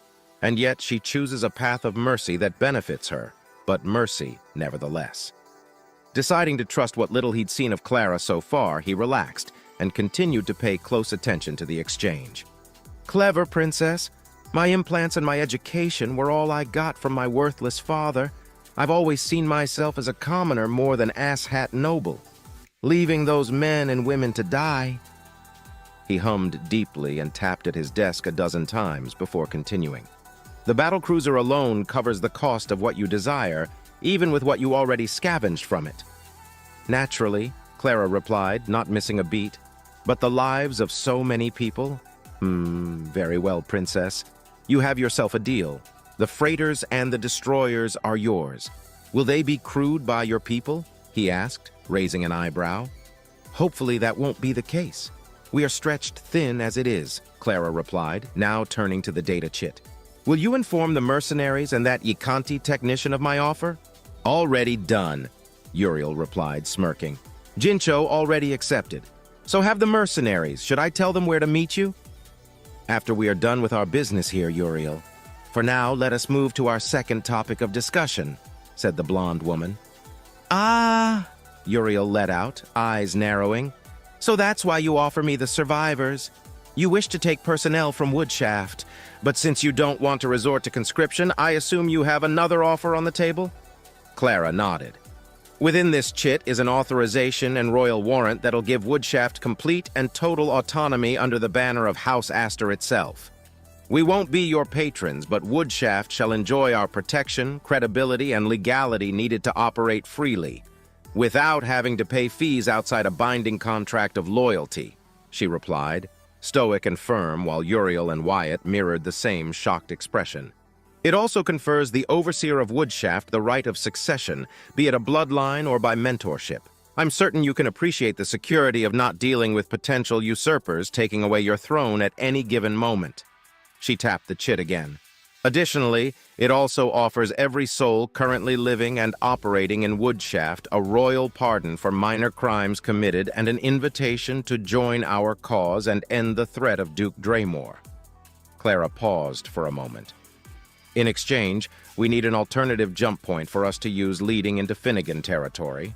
Unless, of course, you can assure me that there won't be Caiston or Draymore loyalists waiting for us on the other side of the regular route already? Uriel looked at the chit with incredulous eyes, then up at Clara, then down at the chit again. Finally, after what felt like an eternity, he leaned back on his chair and let out a long, hard exhale. It seems I am checkmated. That offer is too good to pass up, he smirked, leaning forth and staring into Clara's eyes. I'm surprised you didn't try to offer me a noble title, Princess. Otherwise, I would have rejected you on the spot. Not only a pretty face, but a brilliant mind behind those cold eyes. Then he raised a finger. However, I have one condition you must agree with before I accept. Checkmated, but not powerless yet. If we are to start this relationship on the right foot, then let's rub our shoulders a little more, shall we? It depends on what you have in mind, Uriel, Clara retorted, unflinching and unwavering. Wyatt was at a loss for words, but thankful that he was given the chance to see Clara in action. Is this the sort of thing a princess deals with? Let me shoot at pirates any day before I get to handle this sort of stuff. You have a way with words, son. Maybe you should consider joining the diplomatic corps instead, or needlessly risking your life, he thought, remembering the words of his father back on Volantis. A screen lowered itself on Uriel's left, coming to rest a few inches above the desk, so that his 3 guests could have a clear view of it. Then the screen came to life, showing a rough tactical display of Woodshaft, the moon it was orbiting, the nearby planet, and the full extent of its sensor range, which was considerable. You see, Princess, the Caistons were up to something before you arrived. I wasn't aware those strange stealth ships were even in the system. Too many ships come and go for us to register every warp signature we get. However, the battlecruiser is another beast entirely. When it arrived, it didn't head to the rest of the fleet right away. It moved in another direction, suddenly stopped, and turned back mere hours before you lot arrived. As he spoke, the display showed the movement patterns of the battlecruiser. Then another dot appeared next to where the prince's fleet waited. As the dot began to move at ludicrous speed, he continued. Does it look familiar? Wyatt stared at the moving dot, made a quick note of its point of origin, the vector it was heading, and spoke up out of instinct.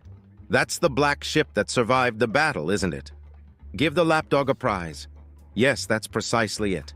Now watch closely, Uriel said in a playful tone.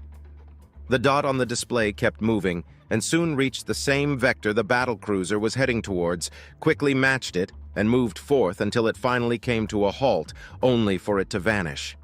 Roughly 20 minutes ago, the trail died. How were you able to track it in the first place? All of our sensors bounce back unless we are close enough for the cameras to detect the plume of the engines, Wyatt asked, surprised and eager to know if there was a way to counter those ships.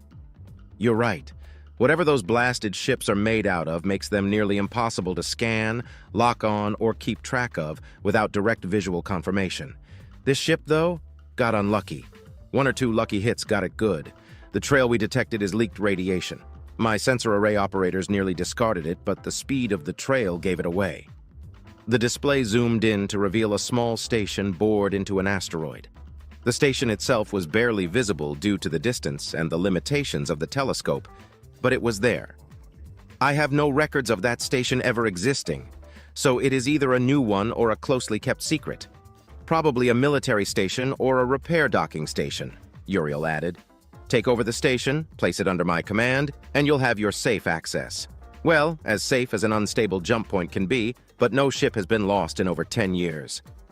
I see, Clara replied, while her eyes were focused on the screen for 5 eternally long seconds.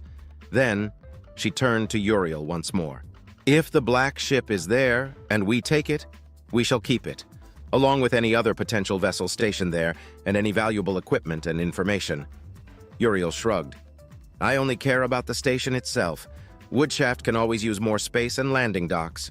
Saves me the trouble and money to create one from scratch. You can take whatever you want from it. In that case, we have a deal. You'll get your station, Uriel. Clara stood up and put on her helmet again. Until then, picking up the chit, she placed it within her armor. I'll keep this. Pleasure doing honest business with you, Princess, Uriel replied, taking out a second cigarette. I would hurry if I were you. Who knows what the Caistons may do if you dilly-dally? The three left the room by the time Uriel was halfway done with his cigarette. Only after he was alone once more did he dare reach for the piece of paper resting before him and give it a second read. Now, with a cooler head and less frantic heartbeat, he noticed something that was missing from it: a royal signature.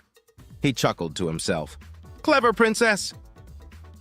Wyatt expected Clara to head back to the shuttle and organize an attack on the station.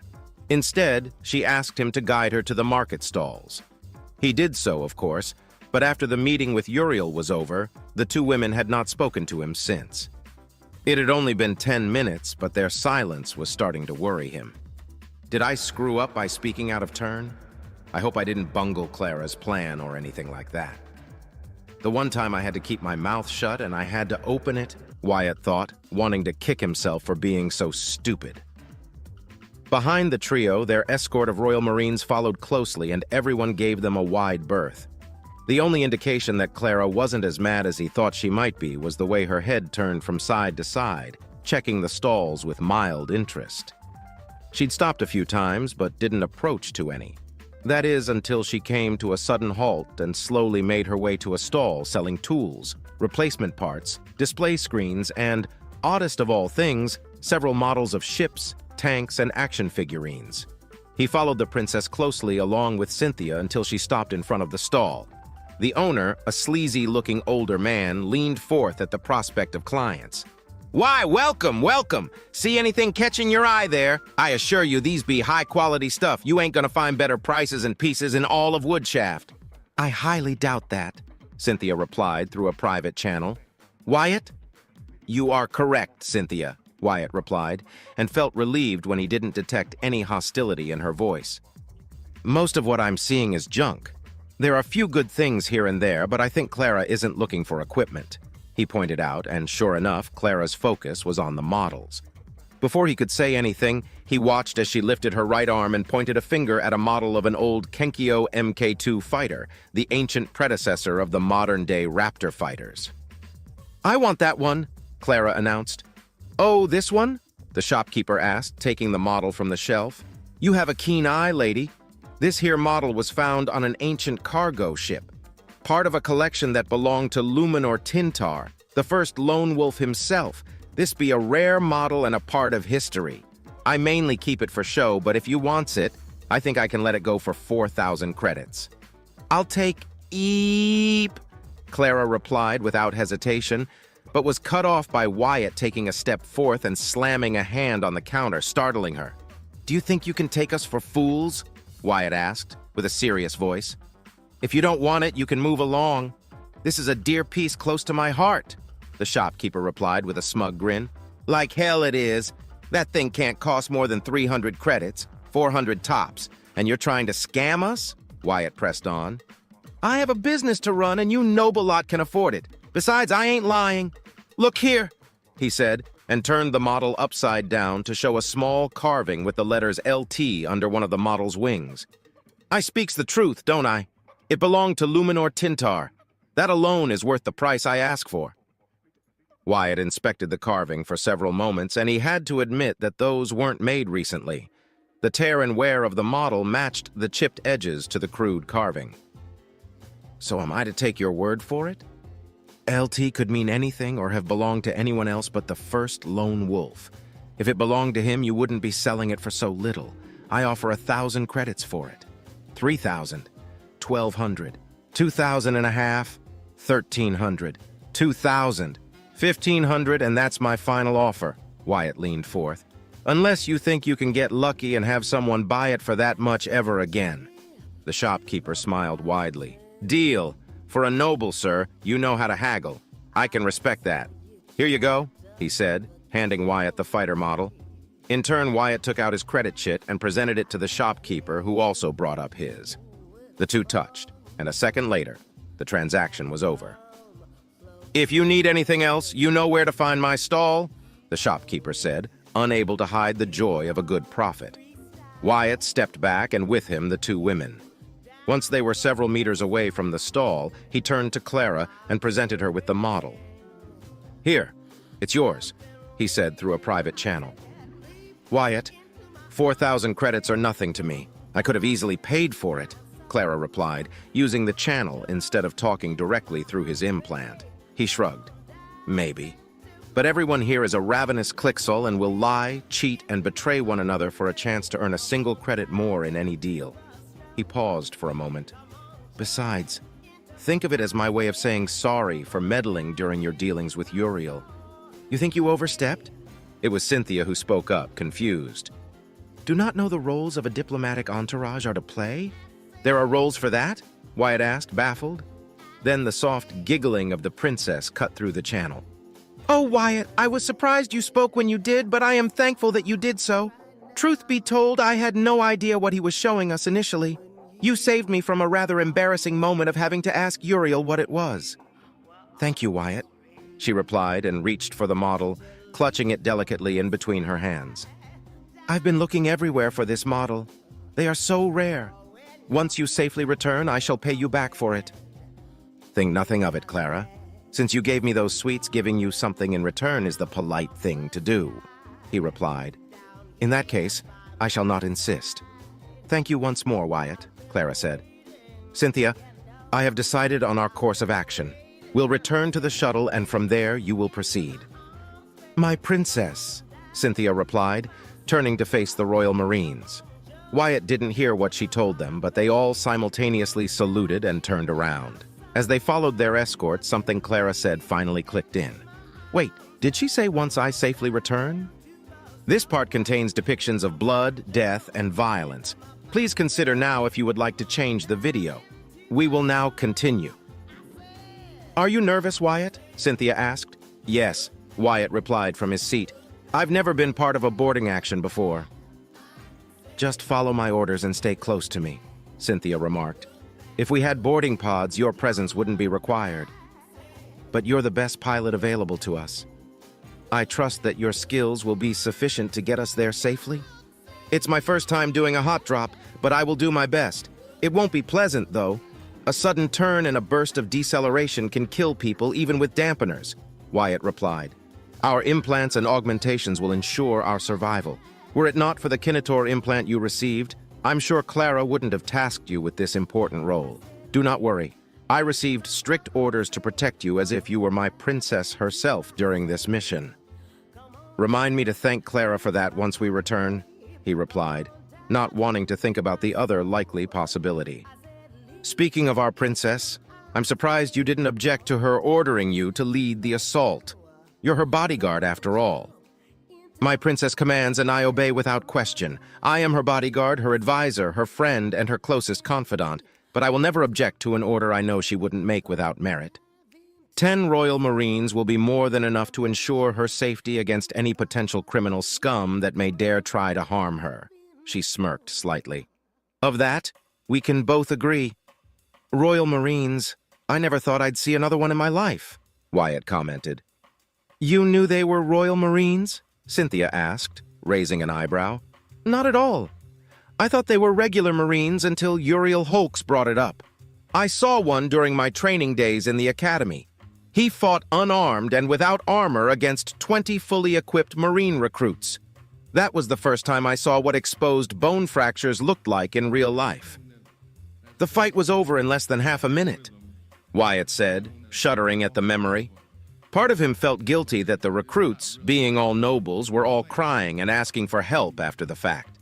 But another part of him found it refreshing to see nobles getting their asses handed to them so thoroughly. You were fortunate. Royal Marines rarely leave House Astor territory, and when they do, it is to deal with dangerous threats. To have one visit an academy outpost to display their tactics, strength, and training is a rare occurrence, Cynthia remarked, not at all surprised to hear his tale. I guess, he replied, and silence returned for several moments. Cynthia, is Clara always like that? She has to be, Cynthia replied, her gaze shifting to her lap. My princess wears many masks, and she finds it hard to be comfortable around those that she does not trust. I am astonished that she has found you to be an individual with whom she can be herself, and not feel constrained by her duties and the problems this coup attempt has caused. She doesn't trust people that easily, but I believe your rustic charm and your straightforwardness are something she appreciates. As a matter of fact, I too like those aspects of your personality. How do you know I'm not just trying to gain Clara's favor through a convincing act of friendliness? He asked seriously. Because Wyatt Staples, you'd be dead by now if that was the case. You're not like many other commoners are. You're neither opportunistic nor a resentful beast wishing the demise of his betters or an usurper wishing to take their place. You are sincere, honest, and dutiful. You'd be surprised how few people can fit that description. Her expression softened and turned to face him, offering a sincere, beautiful smile that made him blush. Thank you, from the bottom of my heart, for doing what you did when we were at the market stalls. With that final act, I know I can trust you as an ally, and, if you'll have me, as a friend. Wyatt blinked, confused, and his blush vanished. I don't understand. I just intervened because that guy was trying to scam her. And yet you stood up for her to defend the honor of my princess. It is not the same as saving her life, but what you did was a noble act, silly as it may sound. She paused, and her expression returned to her usual stoicism. We all wear our masks, after all. Some do it better than others. But Wyatt noticed that an invisible barrier had been shattered. He no longer saw that cold, near-emotionless, but admittedly beautiful face of Cynthia Winfield. Now he saw emotion in her features, and a small dose of respect directed at him in those blue sapphires she called her eyes. At that moment, a part of him felt guilty that while he was honest with them, he wasn't entirely so. He also hid behind a carefully crafted mask that he rarely took off. Left without further explanation and still wondering why helping Clara get a simple model would mean so much to both women, Wyatt focused his attention on the task at hand. Several minutes went by until he straightened up. Activating the intercom, he spoke. Everyone, prepare for a hard turn. Hot drop in T-minus 10 minutes. Are we close? Cynthia asked before putting on her helmet. Wyatt strapped in and put on his helmet too. Killing the engines in 3, 2, 1. At that moment, the lights dimmed and only basic navigational sensors, a display monitor, and life support remained active. We'll be breaching their sensor range in 20 seconds. After that, well, let's hope they don't activate their scanners or we'll be blown out before we know what hit us. A second later, the ship groaned, and everyone on board jerked to the side violently as the shuttle made a hard 180-degree turn and stopped just as violently. The following minutes were tense, and Wyatt never took his attention from the tactical display, watching how they were slowly approaching the station. A minute before impact, he activated an external camera to get a better view of the quickly approaching station. All in all, it didn't look to be that special. A common, hollowed asteroid barely big enough to house an outpost station meant for quick repairs, refueling, or a transitory harbor. But the 3 ships docked to it were another story altogether. He noticed that one ship was a corvette, a standard model but heavily cannibalized. The black ship that escaped was there, and he could faintly see the damage it had sustained. The 3rd ship was an oddity, though. It shared the same surface the other black ships had, but the design was different. Instead of being an arrowhead, it was more akin to a spear tip, with 2 wings extending near its rear. A chill ran down his spine at the thought of having to face another type of stealth ship. Furthermore, he noticed that the monster was around 1,800 meters in length, making it a full-blown destroyer in size alone. Hot drop in 10 seconds, Wyatt announced, feeling every muscle in his body clenching up in preparation. He gave Cynthia one last glance and she returned it, nodding once at him. Prepare for hot drop, he announced, and the engines came back to life in full force and well above safety parameters. The entire ship protested against the sudden change with a growl of metal threatening to bend and break. Wyatt and Cynthia sank into their seats, the kinetic dampeners doing all they could to withstand the enormous strain of G-forces shifting violently. Wyatt felt lightheaded, consciousness threatening to leave him, and his whole body ached with pain from the ordeal. He was sure he would have fainted right from the start were it not for the kinetor implant. Still, he managed to retain his consciousness until the shuttle impacted precisely where he had aimed their landing to be. A storage bay. The groan of metal echoed all around them, and the shuttle crashed against several containers, destroying them but also softening their landing and further decelerating them. The engines died 5 seconds after their landfall, and the shuttle came to a crashing halt when it collided against a wall. Not a second later, Wyatt heard the faint sound of the shuttle's doors exploding outwards, and a deluge of gunshots following next. "Come, Wyatt. Stay close to me and move out. We have a station to take," Cynthia called out, removing his straps and helping him to his shaky feet. He followed Cynthia outside the cockpit, only to be greeted by a gnarly scene. The storage bay wasn't empty of human personnel, and their abrupt entry left many broken bodies and red stains all across the path the shuttle had taken. Furthermore, more bodies now lay on the ground thanks to the Royal Marines' quick initial assault.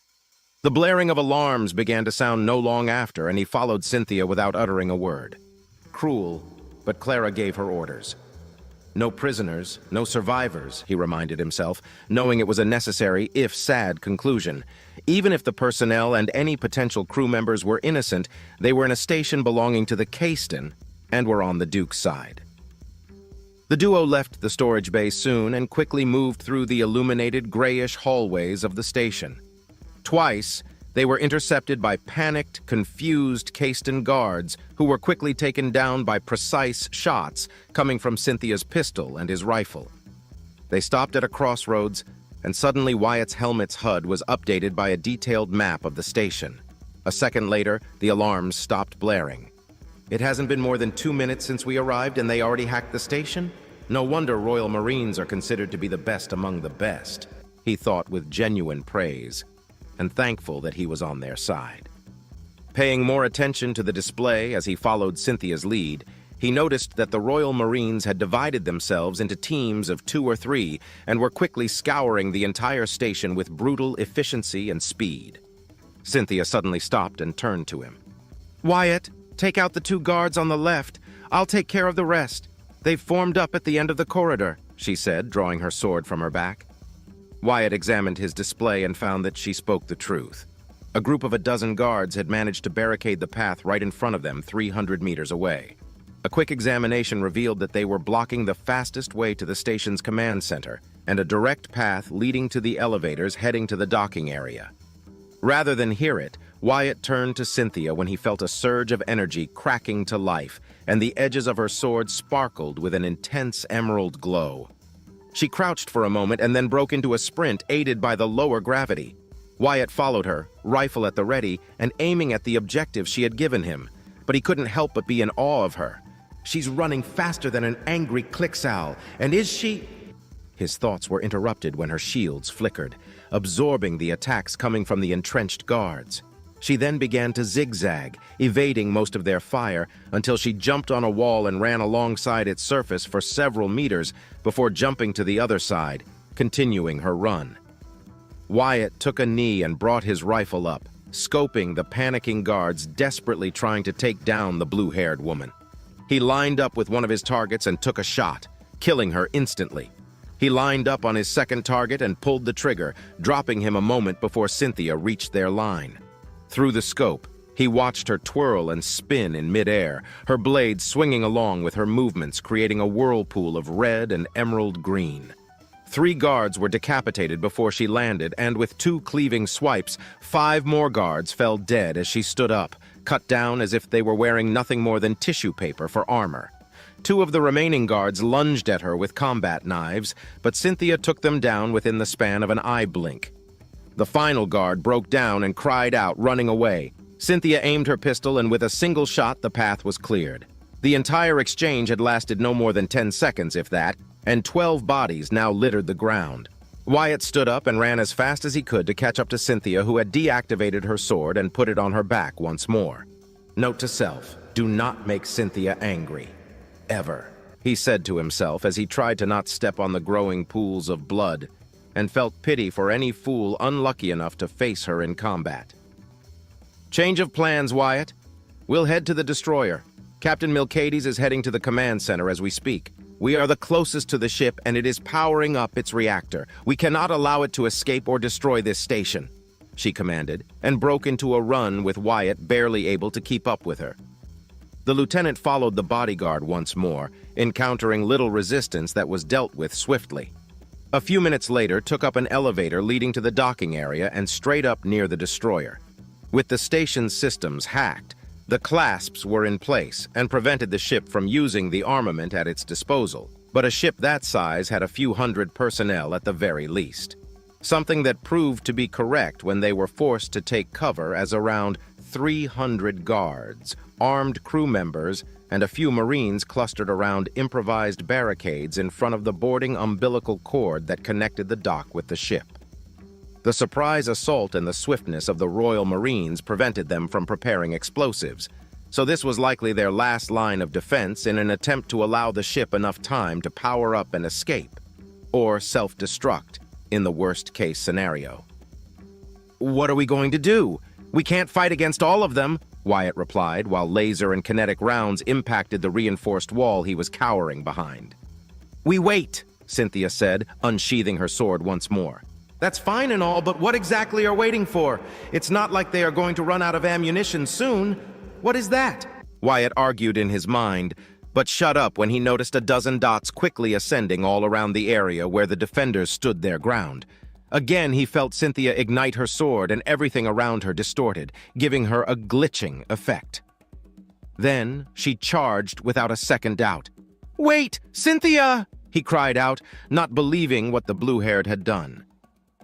"We are not to take prisoners," Cynthia replied coldly. Marines suddenly appeared all around the defenders, jumping over the railings as the plume of jetpacks died behind them. The next 30 seconds passed in a blur as screams, curses, pleas for mercy, gurgling cries of pain, and gunfire echoed across the docking bay. When Wyatt stepped out from the safety of his hiding spot, the defenders were all dead, and the Royal Marines, along with Cynthia, were standing unharmed. The pilot watched as Cynthia gave the Royal Marines orders through private channels, and soon they all charged into the ship while she turned to face him, sheathing her sword in a quick motion. "Come, Wyatt, hurry!" "My hands aren't clean, but being a pilot is a lot less gruesome. How much carnage has she seen for this to be normal to her?" he asked himself, feeling suddenly queasy at the sight of so many dead bodies that had been, for all intent and purposes, butchered without mercy. "I obey," he uttered, following her once more. While the Royal Marines did their work, the duo made their way to the command bridge. When they arrived, unopposed for once, they found roughly 50 crew members already on their knees and with their arms raised. All except for the man wearing a crisp uniform and bearing proudly the Caiston emblem on his chest.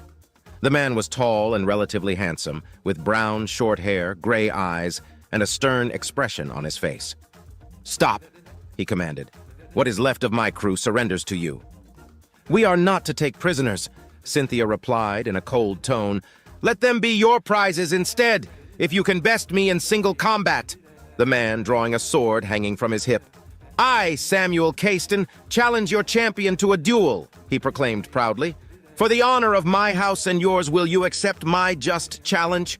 he asked, staring directly at the pilot. Wyatt frowned and brought his rifle up. Before Samuel or Cynthia could say anything about it, he fired a clean shot that pierced Samuel's chest. The noble screamed in pain, falling to the ground, shocked at the suddenness of the attack. But the rules of chivalry, honor, dictates that you can't. The standing of your house," Samuel protested, coughing up blood before Wyatt approached, and then shot him again, this time piercing his skull, killing him in the act. "I'm not a noble, Caiston, and we hardly have time to entertain your delusions," he said, turning to Cynthia. "Sorry for shutting him up." Cynthia didn't reply right away. Instead, she stared at the fallen Caiston, then at him before answering. "I suppose your lack of manners and disregard for traditions can be excused this one time. He had no hope of victory regardless." Wyatt turned to the now very much terrified crew members and sighed. "What about them?" "Our orders were clear, Wyatt," Clara replied, uncompromising. I don't think I can kill them in cold blood, Cynthia. The Caiston was different. They are unarmed and are practically shitting themselves. Besides, what if they know something about this ship that we may not figure out? What if they sabotaged components, tampered with electronics? Do you know how this ship operates?" Cynthia glanced at the surrendered crew members for several seconds. Then she holstered her pistol. "You bring up a good point. Very well, I shall take them as prisoners until my princess says otherwise. If they don't cooperate or prove to be a detriment, you shall be held responsible. Are you willing to take that responsibility, Lieutenant?" Wyatt glanced at the frightened crew members for a few seconds, then turned back to Cynthia. I am. Let that be so, she replied. I'm going to regret this decision, aren't I? Wyatt asked himself and turned to the prisoners one last time. They were still afraid, but relieved that they were not being killed on the spot. Chapter 13. Wyatt stood in front of the 57 personnel he had vouched for, all of them sitting in a small circle away from any panels and controls. 6 Royal Marines silently worked in conjunction with Cynthia across the bridge's terminal as they tried to do something with the ship, but an hour later they had not moved from their positions. He wasn't a particularly impatient man. He was a pilot, and he had been trained to be both patient and act rapidly depending on the situation, but the wait was killing him. He turned to the red-haired lieutenant commander, the highest-ranked officer among them, and spoke. Are all of you nobles? The lieutenant commander was surprised by the sudden question, but nodded. Lord Samuel didn't trust commoner operators with the command of his ship. Makes sense, Wyatt replied, glancing at Cynthia. She didn't stop working to admonish him, so he continued. What is this ship? We don't know, the man replied. This ship, the Samuel's Glory, was delivered to this station 6 months ago along with 3 additional ships, similar to the frigate stationed on the other dock. That thing is a frigate? Wyatt asked, surprised. I thought that given their size, they would be heavy gunships. You fought them? The lieutenant commander asked, confused and surprised. You're not a Royal Marine? I'm a pilot, Wyatt replied dismissively. And yes, I fought against those ships when we arrived in the system. Why didn't you? The man tensed and shared quick glances with his comrades before replying. Then, you really aren't a noble? You're just a commoner? Wyatt frowned behind his visor, ashamed that a mere commoner saved your lives, blue bloods. No, he replied sincerely. What is your name? Wyatt, the pilot answered. Yours? Lieutenant Commander Galt Tyrone, Galt answered, dipping his head. I thank you for saving the lives of my comrades and I. And you'll live so long as you don't do anything stupid, Wyatt remarked. Now answer my question. Why didn't this ship participate during the battle? We were resupplying when your fleet arrived. We didn't have time to finish, Galt said, pausing for a moment to look at Cynthia and shudder. Lord Samuel planned on striking at your weakest ships before you arrived. We were scheduled to leave in 2 hours. A lucky strike, then. Having you perform hit-and-run attacks would have been bothersome to deal with, Wyatt breathed out, grateful that they had taken down the ship before it could cause any trouble. After a pregnant silence that lasted for a minute, he asked, You lot don't look terribly bothered that your commanding officer is dead. Lord Samuel was a good captain, dutiful, loyal, and honored the rules of combat and etiquette. But he was also arrogant and punished anyone who didn't obey his strict orders. He won't be deeply missed. Look who's talking, Wyatt thought with mild disdain, but then relaxed. Cynthia had interrogated them, mainly focusing on how the ship operated, and they confessed to each of her questions with minute detail. It was possible that they were lying, but so far their claims that they did have enough time to sabotage anything, place explosives, or purge their systems rang true. But alas, they only knew the surface level of how the ship's systems worked. Only Samuel Caiston had a deeper understanding of the ship, making his seemingly honor-bound request for a duel nothing more than a ruse. He knew he had no chance against a Royal Marine. He was planning to die from the start and take his secrets to the grave. He never cared about their lives. I think I can believe them when they say that they won't miss him, Wyatt reasoned, looking back at Cynthia for a few seconds. At least she wasn't mad about me killing the damn Caiston, and that worried him immensely. Wyatt, may I ask, why did you vouch for us? Galt asked, and all eyes shifted to the pilot. I don't like killing innocents, he replied, eyeing them carefully. You were unarmed, surrendered, and your commanding officer pretty much put your lives on the line. Besides that, my reasons for keeping you alive were valid. You were fortunate that this ship is unlike anything we've seen before, and taking anything for granted would be foolish. Regardless, I thank you on behalf of all of us that you saved our lives, if only for the time being. Maybe I shall see my daughter again, he said, and almost every other captured noble shared his same hopeful expression. Why did you betray the prince? Wyatt asked after a few seconds of silence. Your nobles. You could have said something against the Castons. Many noble houses have declared neutrality in this conflict. Why not you? Galt sighed deeply. It is not as simple as that. Being a noble is not as straightforward as many commoners may believe. You seem smart enough to realize this, Wyatt. Otherwise, I doubt you'd be here right now. He extended an arm to the rest of his fellows. Most of us here are fourth or even fifth offsprings, belong to branch bloodline houses, or have little influence within our houses. We are expendable. More than that, all of our houses are just minor and lesser, subservient to House Caston or to one of their primary banner houses. As such, we don't have the luxury to disobey a call to arms. Wyatt paused and looked at them firmly, searching for any indication of deceit, but found none. He wasn't ignorant to the struggles and roles nobles and their houses played, but he was ignorant to whatever internal feuds, hereditary systems, and whatever ties bound them to serve their betters in turn. He chuckled ruefully. And this bastard thinks that a commoner has any choice whatsoever compared to his? If this succession dispute devolves into a civil war, all bets and laws will be off. And who do you think will die in droves just so that you nobles can retain your power? Perhaps I shouldn't have interjected, he thought with disdain, already regretting his choice. His ire was momentary, however, and as a second gave way to another, he regretted thinking that. His fear was true, of course. Outside the military branches, most commoners had even less power to oppose their noble rulers.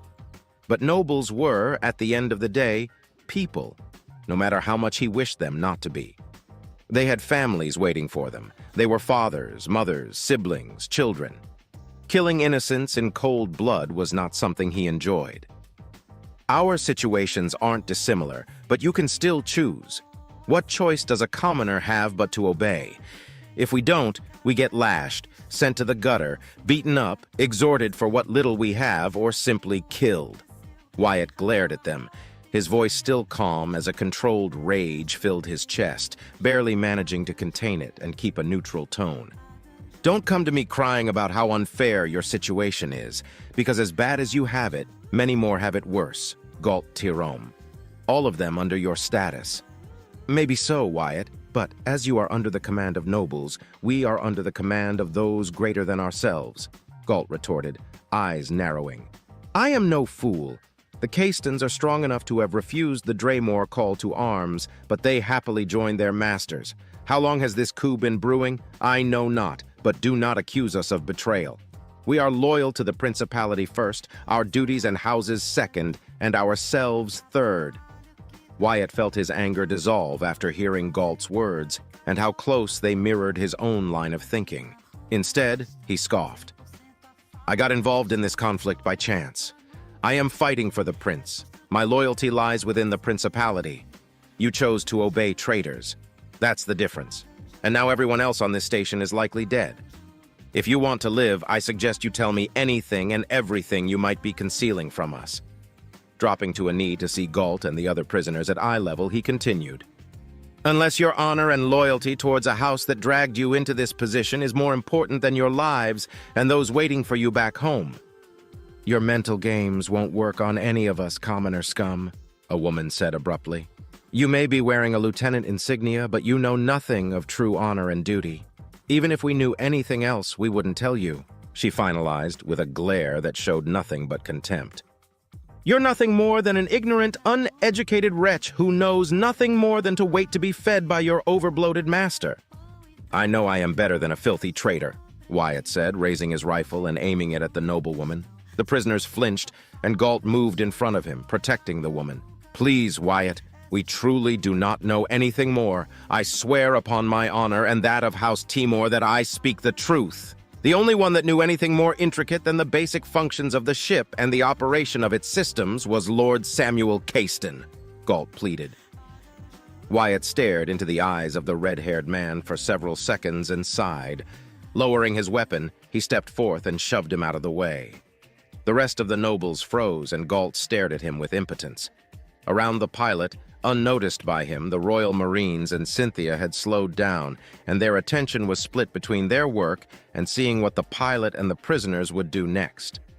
Wyatt grabbed the woman by the scruff of her uniform, and before she could protest against it, he punched her with all his strength, knocking out a few teeth, busting her lower lip, and causing a glob of fresh blood to spill across her uniform and some of her companions. He let go of her a moment later, and she fell to the floor unconscious but alive. "Anyone else have something to say?" he asked coldly. The prisoners remained silent for several moments, until a weak but resolute voice broke the uncomfortable silence. "The encryption key is within Lord Samuel's possessions in his chambers. The code to enter without triggering the explosive trap is safeguarded here," Galt replied, reaching into his uniform to pull a data chit out. Presenting it to Wyatt, the noble looked at him with a grateful expression. "You saved us yet again. Let this be my show of gratitude, and allow me to carry the burden and shame of betrayal to my lord's last wishes." Wyatt blinked in confusion. He stared into Galt's eyes yet again, and found a broken will behind them, but also genuine gratitude. Wordlessly, he took the chit and slowly made his way to Cynthia. When he stood next to her, he noticed her fingers working on a panel while wires protruding from her armor connected with the console she was fiddling with. "It seems your assumption was correct, Wyatt," Cynthia said through a private channel. Wyatt looked at the data chit before replying. "Fortunately for me, yeah. What was that even about? I knocked out that annoying harpy and Galt thanked me for it. I only wanted the satisfaction of shutting her up myself without killing her," he chuckled. "It's the first time I punched a noble, too. I won't get in trouble because she's a traitor, right?" Cynthia paused for a moment before replying. "It can be overlooked. You are rather unorthodox, yet sensible at the same time. Paradoxical," she said, much to Wyatt's confusion. "Nevertheless, if what Galt said is true, then we will be able to break through the encryption easily now." "Wait, that's what you've been trying to do? You've been trying to hack into this ship's systems?" Wyatt asked, astonished. The Royal Marines had broken through the station's cyber defenses within moments of their arrival. Yet more than an hour had passed since the capture of the vessel, and they were incapable of taking full command of it yet. "That confirms it, doesn't it?" His question was rhetorical as he clenched his teeth tightly.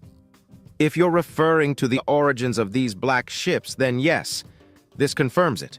This ship, along with the damaged one and its sister ships, the cruiser and the one that pursued the royal yacht, were not made within the Principality. Duke Cornelius Draymore of Camrim acquired them from outside the Astorian Principality," Cynthia replied, frowning.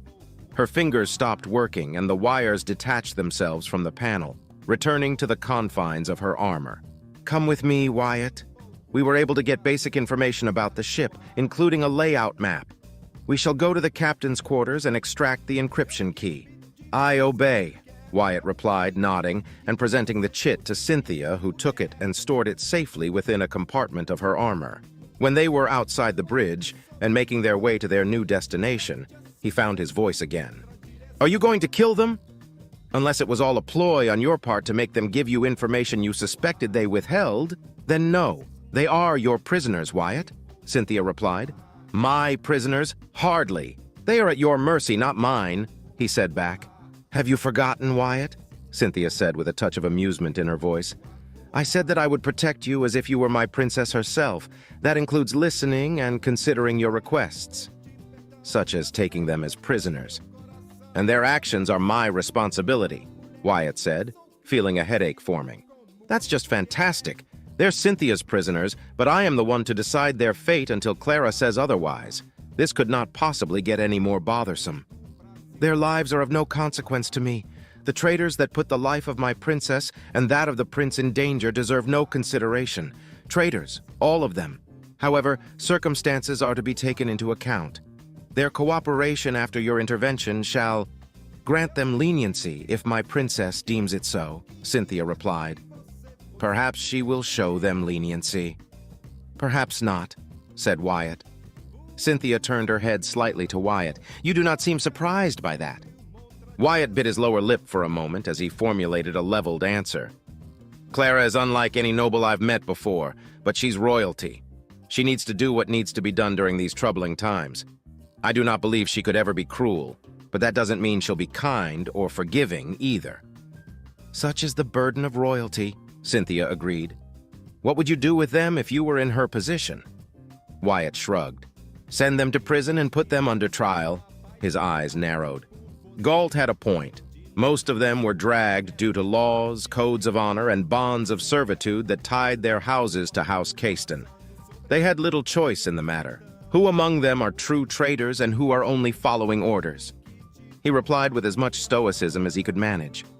Would you treat them differently if they were commoners, Wyatt? Cynthia asked in a softer tone. He shook his head. I don't know. Maybe? Just because I'm a commoner doesn't mean I see every other commoner as faultless. I'm not blind nor ignorant. His eyes narrowed. I've seen what commoners can do, even those with wealth and power. They're not my people. Then who is? Whose side are you on? She pressed. My loyalty is to the principality, to the prince, to those that I can respect, be they nobles or commoners, it doesn't matter. I care for my parents and brothers, for those I knew growing up in Volantis, but everyone else right now is either an enemy or an ally. And I will do what I must, just like you have to, just like Clara has to, Wyatt replied, feeling a weight on his shoulders being lifted. Cynthia didn't reply as they walked down the pristine hallways that contrasted against the near pitch-black exterior of the ship. Everything inside was clean and well illuminated, with whites, grays, dull greens, yellows, and blues scattered all over the place to mark stations, caches, or directions.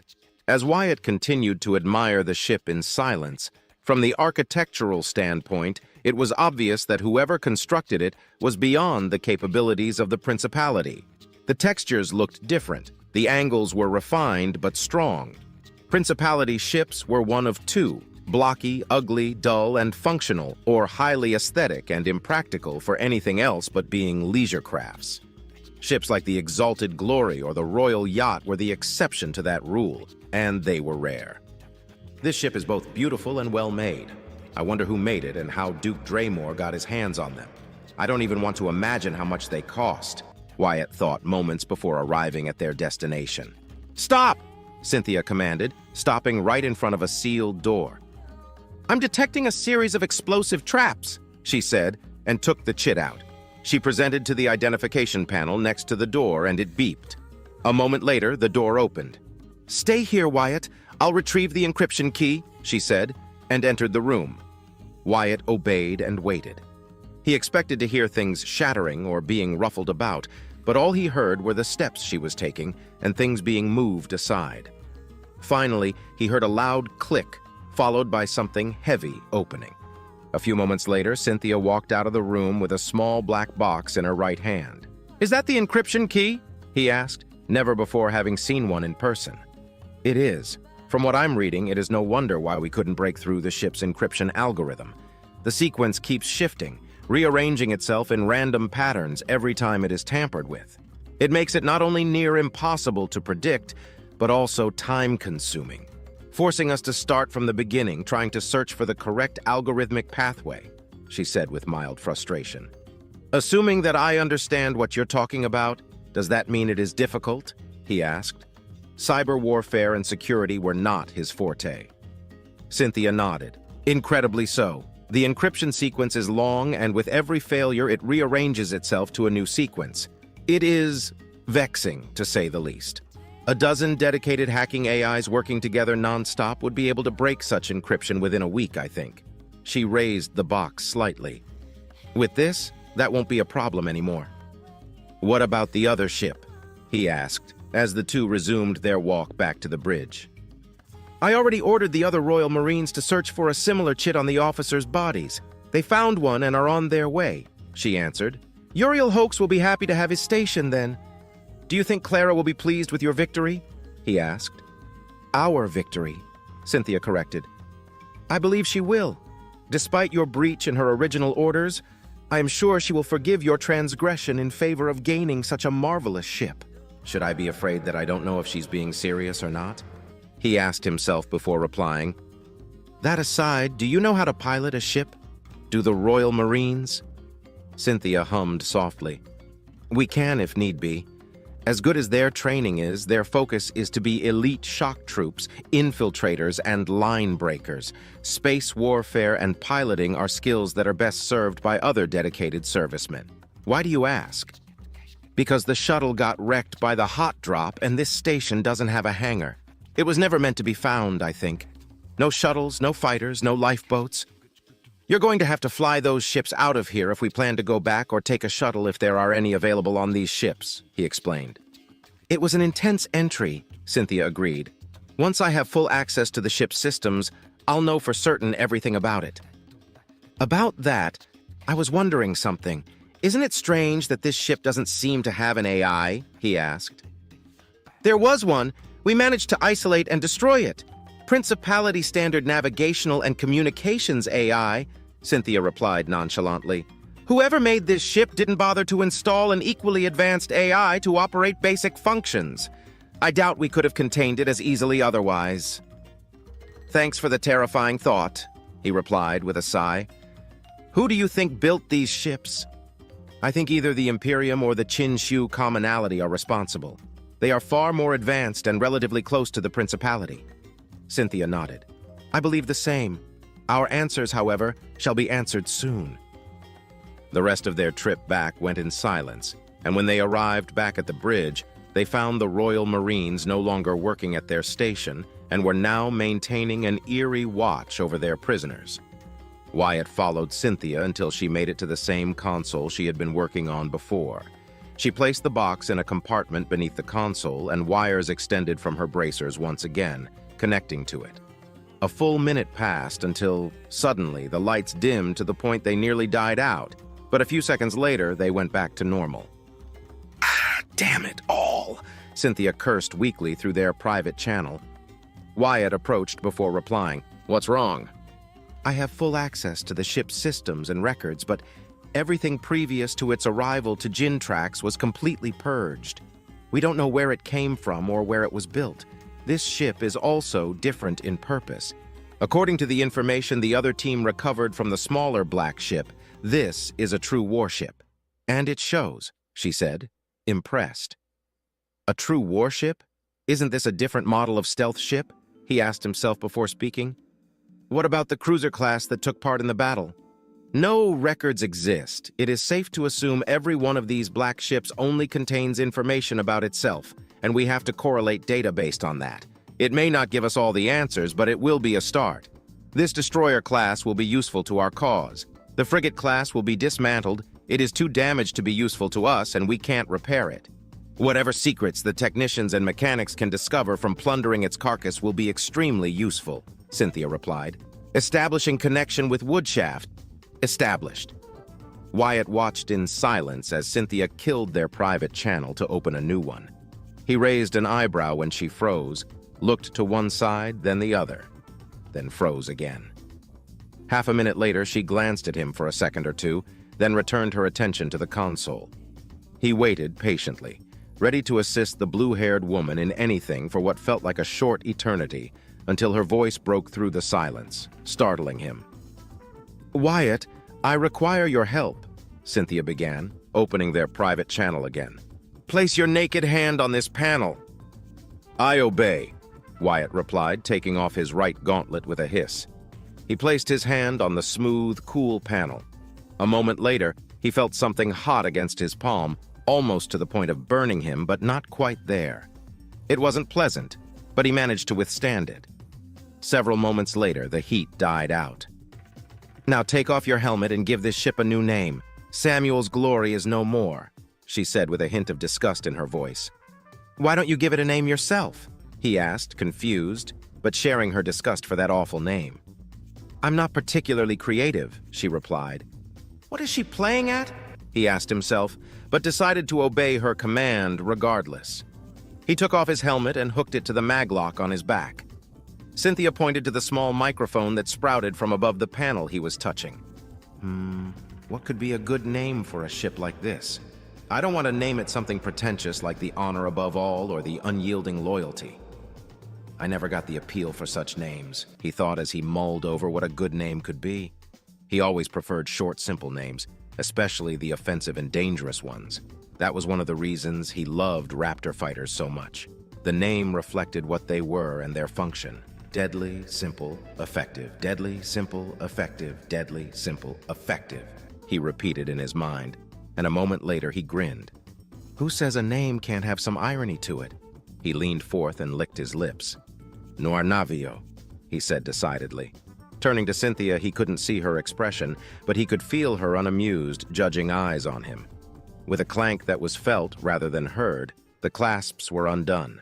The ship was free to move whenever they wished. Putting on his helmet and gauntlet, he watched as Cynthia disconnected from the console and moved to the captain's chair.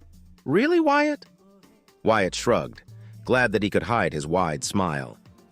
Chapter 14. Clara sipped from her drink and did her best not to wince at the sour taste of it. After Cynthia, Wyatt, and the Royal Marines departed, she moved to a private booth that Uriel Hoax reserved to wait for her strike team's return. Said man was sitting across her, generously drinking a bottle of beer. The princess had gotten the message from Cynthia minutes ago that the mission had gone smoothly despite Wyatt's intervention. She had yet to inform Uriel about it, but she was sure he already knew about the connection that had been established to Woodshaft's channels. Around them stood the remaining 10 Royal Marines, silently and dutifully watching over her safety. I'm surprised no one has attempted to kill me, Clara said, putting the sorry excuse of tea she had been drinking. Mass-produced, cheap, poorly prepared, and bland products were definitely not her favorite treats, and she regretted not bringing some of her sweets with her. No one would be so stupid to try unless pressed, Uriel replied before taking another large drink from his beer, finishing it and setting a 6th empty glass bottle on the table. Reaching for another, he popped it open and took a swig before continuing. Or, if they were so incredibly out of their goddamn minds as to think that to be a good idea. Relax, princess. My home is yours. Clara politely set aside her half-finished tea and smiled at the long, black-haired man. I was wondering when you were going to mention it. It is impolite to keep a lady waiting, Uriel chuckled deeply. And it is equally impolite to keep secrets from your hosts, little princess. Or should I say mistress? Clara giggled. Please, our agreement is hardly one of servitude. We both gain what we need, don't we? Sure do, Uriel replied, drinking some more beer.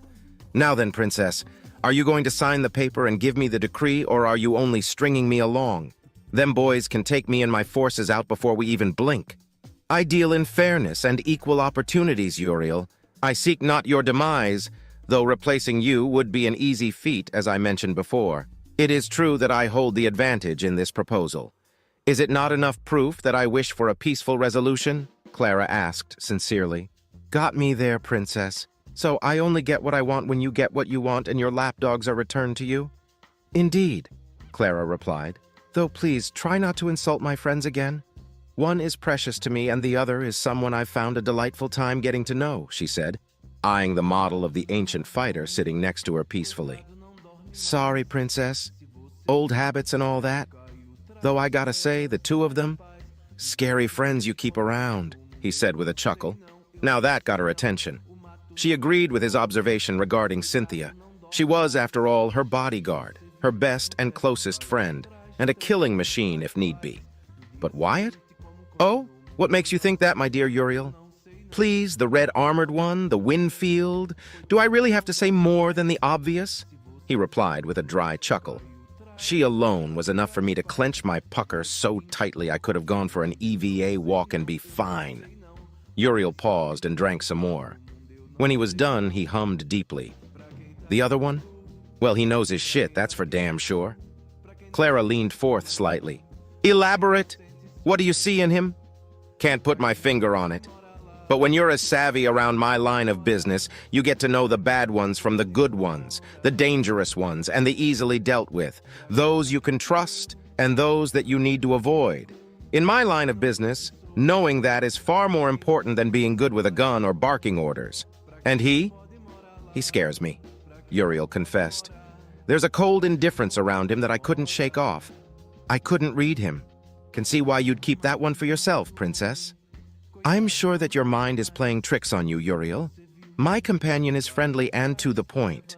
I wouldn't say that he is harmless, but he is someone I've come to rely on and trust in a short span of time, Clara replied, confused as to why Uriel would see that in Wyatt. Princess, let me ask you something.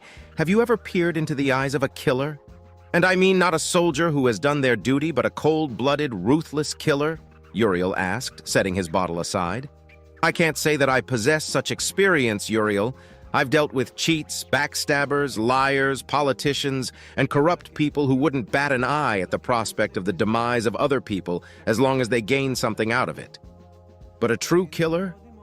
Never, Clara replied, intrigued to know more about Uriel's viewpoint. I have, and one thing I've learned from those types is that you need to be careful around them.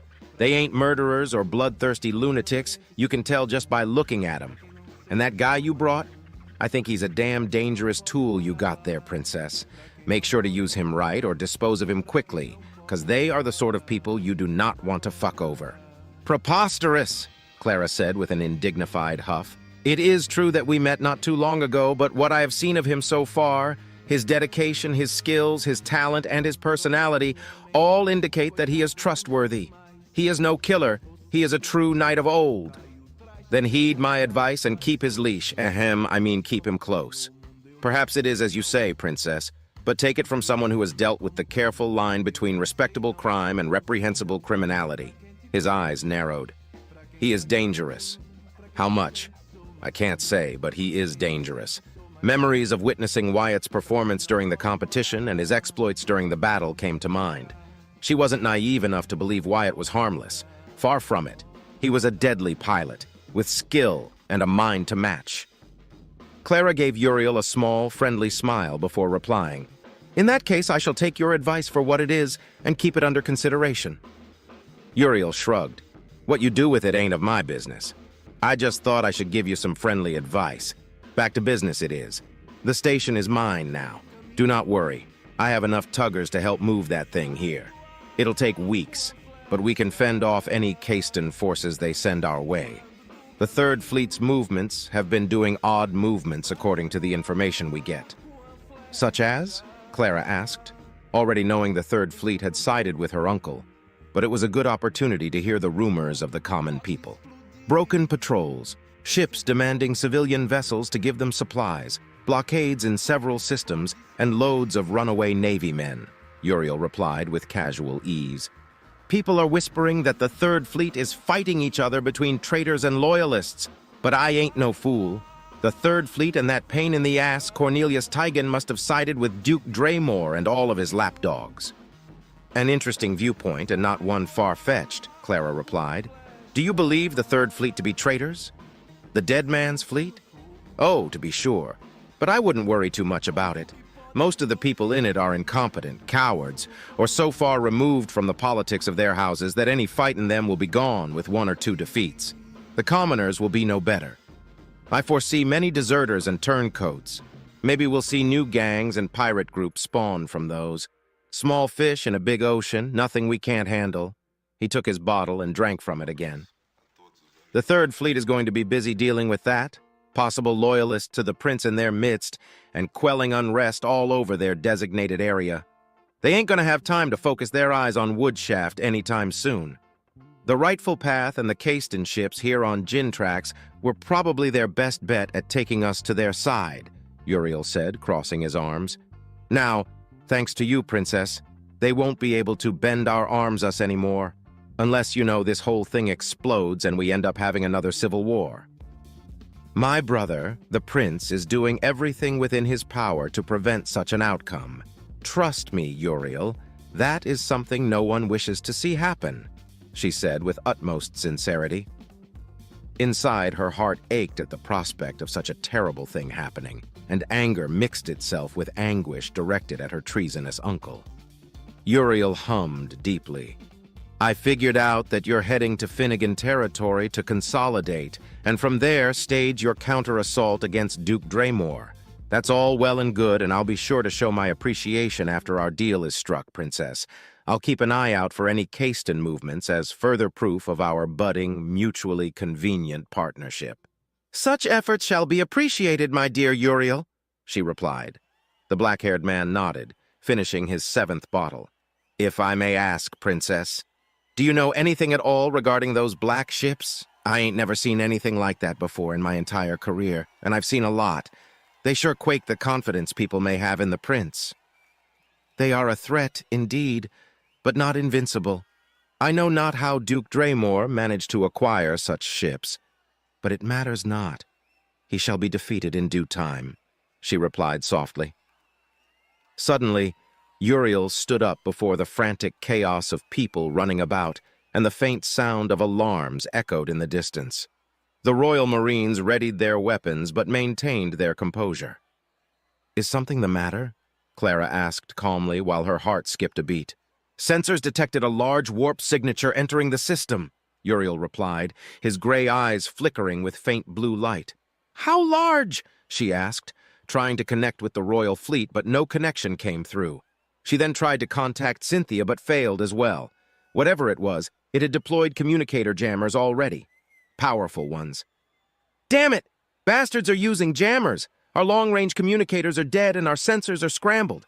Can't do squat against scanners, though." Closing his eyes for a moment to issue orders, Uriel scratched his chin repeatedly. 2 minutes later, he opened his eyes and he went pale. Clara took notice of his change and stood up. "Uriel, what's the matter? Have your forces detected the traitor ships?" "They're not traitors, Princess," Uriel said with a hiss. "They're not even human. Scanners detected a raiding party of 5 ships, 2 cruiser-class and 3 destroyer-class ships," he explained, clenching his teeth and narrowing his eyes. "This is a fucking Drazen raiding party." "Drazen?" exclaimed the princess, flabbergasted. "Such a large raiding party, all the way here?" "Your guess is as good as mine.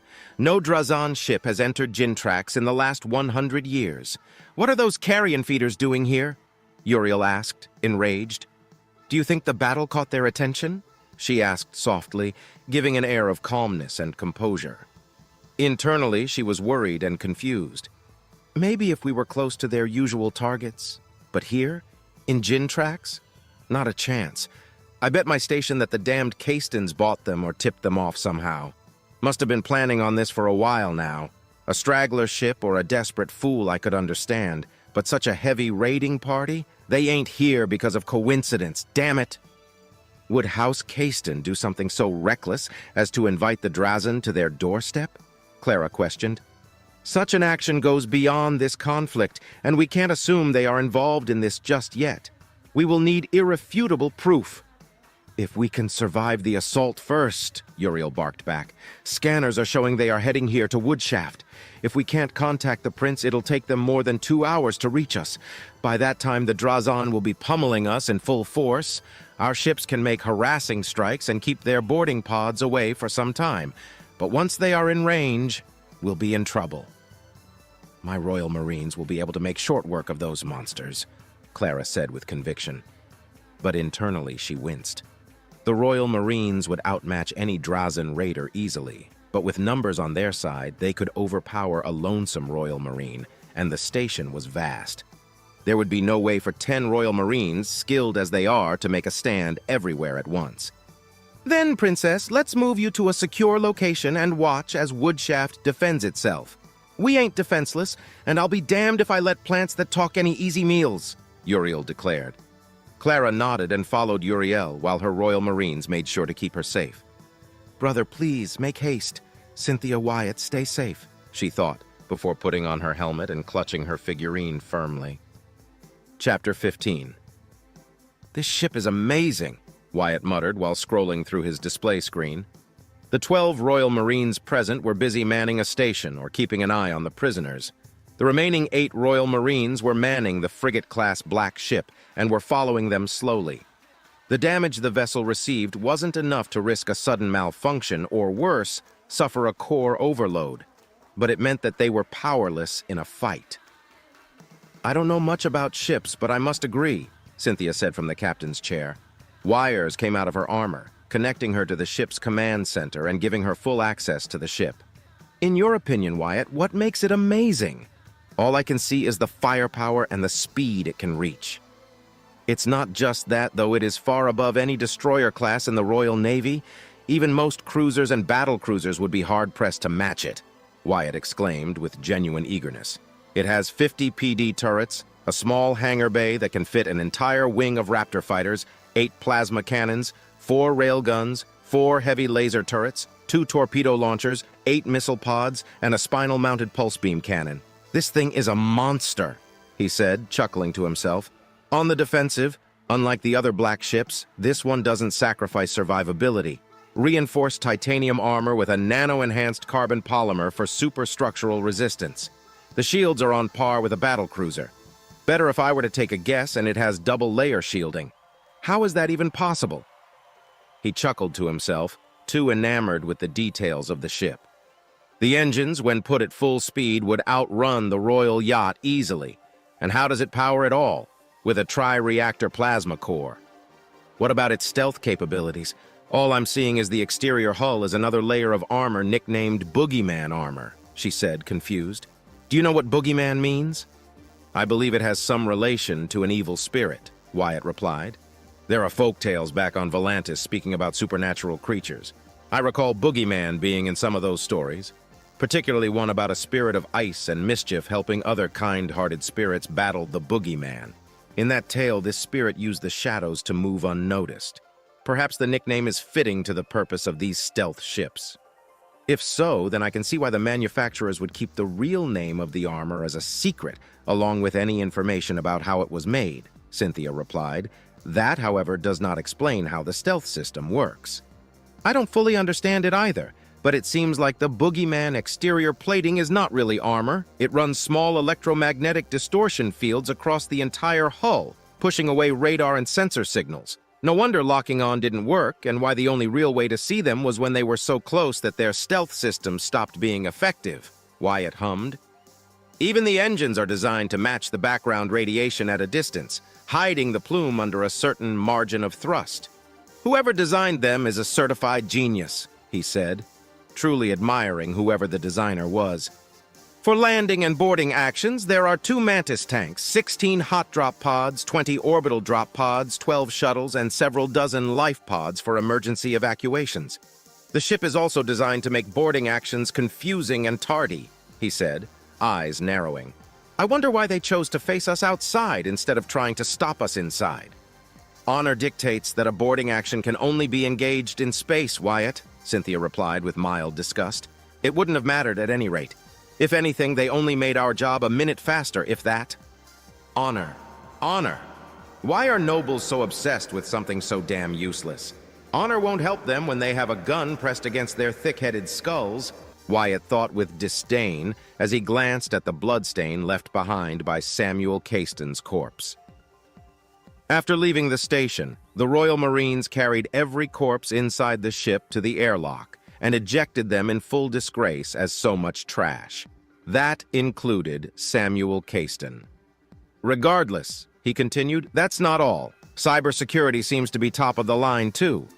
I don't understand it, but even I can see it is far and above most of what we have here in the Principality. Ah, so it does have comm scramblers, he hummed for a moment.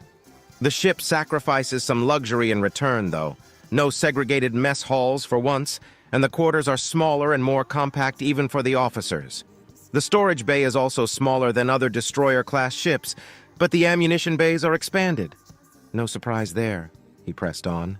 Life support systems are fully operational. There's a small hydroponic garden on Wing B, Section C, an advanced infirmary, a lounge hall, barracks, armory, weapon lockers, a lot of them, and secret lockers across the hallways in case of emergencies. An engineering bay equipped with a factory and ore processing wing, he said, surprised. Ah, that explains the mining drones, Cynthia replied. This ship is capable of self-repairing itself and its basic components. Only battleships have such capabilities in the Principality, she added, unable to hide her surprise. Aside from that, the rest is fairly standard. Training facilities, a gymnasium, a secure vault, a war room, and a brig, Wyatt finished, whistling, impressed. This truly is a warship. And you named it Noir Navio, Wyatt, Cynthia addressed, barely refraining from sighing in frustration. Enlighten me, Wyatt. Why of all things did you name it Black Ship? I'm not particularly creative, he replied, managing to hide a snicker at the end. One wasn't enough, was it? She muttered. What was that? Wyatt asked, pushing his luck. Nothing. Do not concern yourself with it, Cynthia replied. It is a travesty that a ship like this was in the hands of traitors. Now it can serve a just purpose. Of that, I'm certain. This ship is a powerhouse in its own right, capable of trading blows with any ship of the line. But the speed, the maneuverability, and the firepower make it a dangerous force to be reckoned with. Perfect to execute decapitating and devastating alpha strikes on clueless foes. I am glad we don't have to face this monster in battle. Wyatt thought, relieved and happy that the prince now had such a capable ship under his command. Several minutes went by in silence until the Royal Marine manning the sensors spoke up. "Lady Cynthia, I have detected a large warp signature entering the system," he said, his voice distorted through a static filter that made his voice sound monotone yet aggressive. "Can you detect the signatures?" she asked. "Negative. Sensors are being blocked." "Confirmed. Jamming has been detected. We are unable to identify signatures." Cynthia glanced at the worried, confused prisoners. "Galt Tirom!" she called out, and one of the Royal Marines guarding the prisoners piked the man up to his feet. "Explain." I don't know who they are," Galt replied. "We expected no further reinforcements. Guarding the key's whereabouts was the last secret entrusted to me by Lord Samuel. I truly do not know anything else." "Lady Cynthia," the Royal Marine called to her, "permission to activate scanners?" "No, I'll order the other ship to do it. I won't risk giving our position up," she said, and her eyes briefly flashed. Wyatt focused on his display screen, now changed to an empty tactical display marking only the now empty station, Woodshaft, and the two ships flying toward it, with the frigate-class black ship ahead of them by a significant margin. 2 minutes passed slowly, but instead of receiving a verbal confirmation from Cynthia, his display now marked 5 dots quickly accelerating toward Woodshaft. 2 cruiser-class and 3 destroyer-class ships packed in a tight formation. Judging by their speed, they would reach Woodshaft in an hour. The lieutenant narrowed his eyes. The fleet wasn't Principality standard since he didn't detect any escorts. It was possible that these ships were jamming them to mask the arrival of more ships, possibly black ships, but he doubted it. "If they're not traitors, then what are they?" he asked, turning to the nervous red-haired man. "I don't know. They could be pirates," Galt countered hurriedly. "No need to guess anymore," Cynthia spoke up, hissing angrily. "The ships have been identified. It's a Drazen raiding party." The prisoners gasped in horror, the realization of such a force dawning on them. The Royal Marines remained impassive, but Wyatt froze up, not in fear. The pilot felt his blood boil inside his veins, his heart beating hard and fast in his chest, and his left hand clenched into a fist. "Drazan? Here?" he muttered coldly. Cynthia and Galt turned their attention to the pilot, only to find him shaking slightly. "Cynthia, how far are we from Woodshaft?" "An hour and a half at our current speed. I can cut that time in half without sacrificing our stealth," she replied seriously. "Can we intercept their fleet?" Wyatt asked. "In theory, yes, but I doubt we could inflict serious casualties. The ship lacks an AI and we are doing everything manually. Perhaps we could cripple one of their destroyers," she replied brusquely. "It matters not. I shall not allow a single one of those wretched creatures to touch my princess." "Wait!" Wyatt half-shouted, standing up. "These are Drazen we are dealing with. I am more than familiar with them," he hissed angrily, taking off his helmet. He closed his eyes and inhaled deeply in an effort to calm his racing heart. "They will get close to the station and start hurling boarding pods and hammering away at the defenses. Their objective isn't to destroy, but to capture as many prisoners as possible. Think, Cynthia. If we rush over to Woodshaft to reinforce Clara, that will take away one powerful ship out of the fight and give them more space to move around." Cynthia gritted her teeth but couldn't argue against his logic. 10 Royal Marines won't be enough to protect my princess against thousands of those beasts. We have to aid her, Wyatt. And he will. We'll save her and as many people in Woodshaft. They're not traitors, remember? Wyatt reminded her. "What do you propose we do?" "Order the frigate to rush ahead and assist in the ground defense. 8 additional Royal Marines will be a great boon for everyone on board. Meanwhile, we should move to intercept the fleet and try to peel off at least one of their ships. One less ship on their side means fewer ground forces and less firepower to destroy Woodshaft's defenses." He frowned heavily, gritted his teeth, and pointed a finger at himself. "And while you fight, I'll take a fighter and set ahead with a tactical mine to booby-trap as many of their shuttles and drop pods as possible in a single blow. You're insane, Cynthia countered. You can't go out there on your own. I'll send 4 Royal Marines to join you in a squadron. Didn't you say that the Royal Marines aren't trained to be pilots? I'll not risk their immeasurable value on something like that. A single fighter is of no threat, or so many believe. And with my size, they won't be able to detect me easily. A single mine won't do much, but it will be a nasty surprise for those murderous bastards, he said angrily. And then what? What do you plan on doing after that, Wyatt? Cynthia asked, voice rising.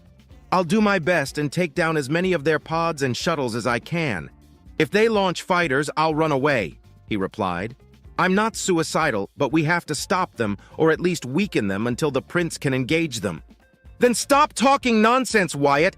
This isn't a simulation. If you go out there alone on a fighter, you'll likely die, and I have been ordered to protect you, Cynthia countered. Wyatt bared his teeth in anger. Have you ever fought against the Drazen? Any of you? He asked, eyeing Cynthia, Galt, and everyone else on the bridge. No one answered him. I'm sure you all know about them, seen the videos and heard the stories, but you have no idea what it's really like to face them and witness what they do to their prisoners. They eat other sapients, don't they? Galt asked, giving voice to the voice of his fellow prisoners. Don't be so stupid as to believe that fake propaganda, Galt, Wyatt shot back. The Drazen don't eat people the way we understand. They don't have mouths to begin with. Imagine this. There's a plant-like monster that looks to be a collection of vines, leaves, and gross protruding limbs coming at you. They stink, too, like rotten meat, and their surface is reddish or brown, adding to how disgusting they look. It looks vaguely humanoid, standing on 4 legs with 8 vines acting like arms and 4 smaller arms sticking out from their bellies. The pilot paused for a moment to take a step forth toward Cynthia. Each limb is tipped with dagger-like claws capable of tearing you open with ease. These things also have a head. Or rather, it looks like a head with a dozen eyes and no mouth. It has a series of multicolored bioluminescent leaves that it uses to talk between each other. And this thing can be up to 3 meters tall. He took another step forward. His eyes were wide and full of controlled, measured hatred. And worst of all, you can look into its eyes and understand that it knows you're sapient. A sophont just like it is, and that last glimmer of hope that you think you have of appealing to its humanity is gone. Another step. The Drazen don't have humanity. They don't understand it. They don't care for it. To them, you are either food or a tool to get more food. Do you want to know what they do to their feed, the prisoners they capture? Another step. Galt took a step back, frightened by the pilot's cold, focused words. Cynthia remained immovable, and the Royal Marines listened closely, ready to interject. They kill the old, the sick, and the disabled. They're not even cruel about it. They aren't sadistic beasts. They are much worse, because the way they kill their feed is by draining their fluids out. Blood, piss, water, bile, everything. Another step. They then mix it with dirt and other materials for the next step. After that, they chop you up without care. Meat and organs are turned into mush. Another step. Your bones are turned to dust, and they mix it all together before they reveal their real head, hidden behind their reinforced chest. Another step. Their true face has no eyes. It's just a bulbous thing similar to a mushroom and a tiny mouth. Only after that, they begin to eat their feed, slurping it with detestable gusto. One final step put him in front of Cynthia, his face reflecting on her helmet's visor. That's what is coming to Woodshaft. They take prisoners alive and dead alike, but they prefer living ones because, to them, we are cattle, nothing more. He chuckled darkly. Oh, sure, they can be negotiated with. They're not stupid, but they don't respect anyone that isn't them, and they only care about their survival. But what do you think they do to the young and the fit? Slaves? They don't need them, but feed makes more feed. With a final snarl, he pulled back and he sighed deeply. I'll be damned if I don't do everything in my power to stop the fucking Drazen. Eyeing Galt, he noticed the noble nearly emptied his stomach. Some of the prisoners were not as strong. He looked at the noble for long moments, then pointed at him. Were you truly ignorant of the Drazen, Galt? Yes, Galt replied, managing to stop himself from gagging. I knew the Drazen were dangerous, but nothing like what you described. Even so, I wouldn't have participated in any scheme regarding those beasts. Less so now, thanks to you. Shaking his head, he pressed his uniform, fixed his badge, and saluted. On behalf of the House Tirome, I, Glat Tirome, request that I and my crew assist you in this dire situation, Lady Cynthia. Cynthia finally moved after Wyatt's retelling and turned to Galt. Do you think we are foolish enough to trust you, traitor? I went against the last command of Lord Samuel. I have tarnished the dignity and name of my house for such an action, bringing it shame. But I can live with that shame if you allow us to aid you, Lady Cynthia. Please, there are countless people in Woodshaft, Galt insisted. Before Cynthia could speak, Wyatt beat her to the punch. Do you expect me to believe that you want to save petty criminals and smugglers, most of whom are commoners and disgraced nobles at best? Galt's eyes turned resolute and his voice filled with conviction.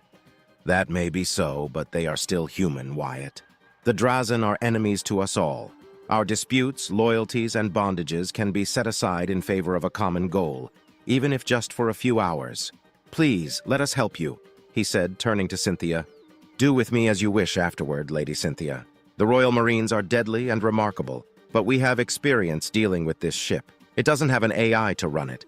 Let us focus on doing our jobs while you focus on controlling the ship. If any of us attempt to do anything that may be perceived as sabotage, tampering, or treason, you can overpower us with ease. We are of no threat to you. Cynthia didn't reply. Instead, she turned to Wyatt and stared at him firmly from behind her helmet. The pilot understood and pointed at the prisoners. Anyone willing to stain your honor and dignity by doing your best to save the lives of filthy commoners and the very people you tried to subjugate before we arrived, get up now! To his surprise, over half of them stood up without hesitation. A few seconds later, and second-guessing, a dozen more joined them. Only 12 of them, including the unconscious woman, remained still. He turned to Cynthia, staring at her with a serious flow in his eyes. Are you certain of this, Wyatt? She asked, her voice icy and serious. I'm already responsible for their actions, aren't I? There's a possibility I'll die in this battle anyway. I have nothing to lose, and if that gives us an advantage, I'll take it. Will you allow this? Wyatt asked, lowering his arm. Cynthia closed her eyes behind her helmet and smiled softly. Then she spoke. As long as you know it is your responsibility, then I shall allow this. Galt Tirome, your standing companions are henceforth conscripted temporarily to serve the Principality and His Majesty, the Prince. To your stations. Ma'am, Galt Tirome said, saluting enthusiastically before running to his station. The other crew members also joined him, taking a seat in their respective stations without interrupting the Royal Marines already manning a console. Then I shall go too, Wyatt said, hands trembling. Do you have experience in naval command? Do you? Cynthia countered. Probably less than what you have, he replied before putting on his helmet. Opening a private channel, he continued. After I leave, we won't be able to communicate. Where's the frigate? Burning at full speed toward Woodshaft. We were close enough for our short-range connection to partially work, Cynthia replied. Are you sure you want to do this, Wyatt? Fuck no, he answered sincerely and chuckled. But I don't see any other alternative. All we can really do is weaken the Drazen and give Woodshaft the best fighting chance possible. If I die, could you inform my family that I died making them proud? I don't need to, because you will come back alive. We need a man of your stature and talent, Wyatt, Cynthia replied. And when you come back, you will have to tell me how is it that you got to know the Drazen so personally. If I come back, I will. It's not a pleasant memory. But I shall obey, Wyatt replied. What do you know about Drazen ships? Very little. Alien interactions were not a central part of my education and training, Cynthia admitted. Any advice will be most welcome. Target their biggest ship if at all possible. Aim for their hangars. Drazen ships place their bridges near the center of their ships and their engines are well protected.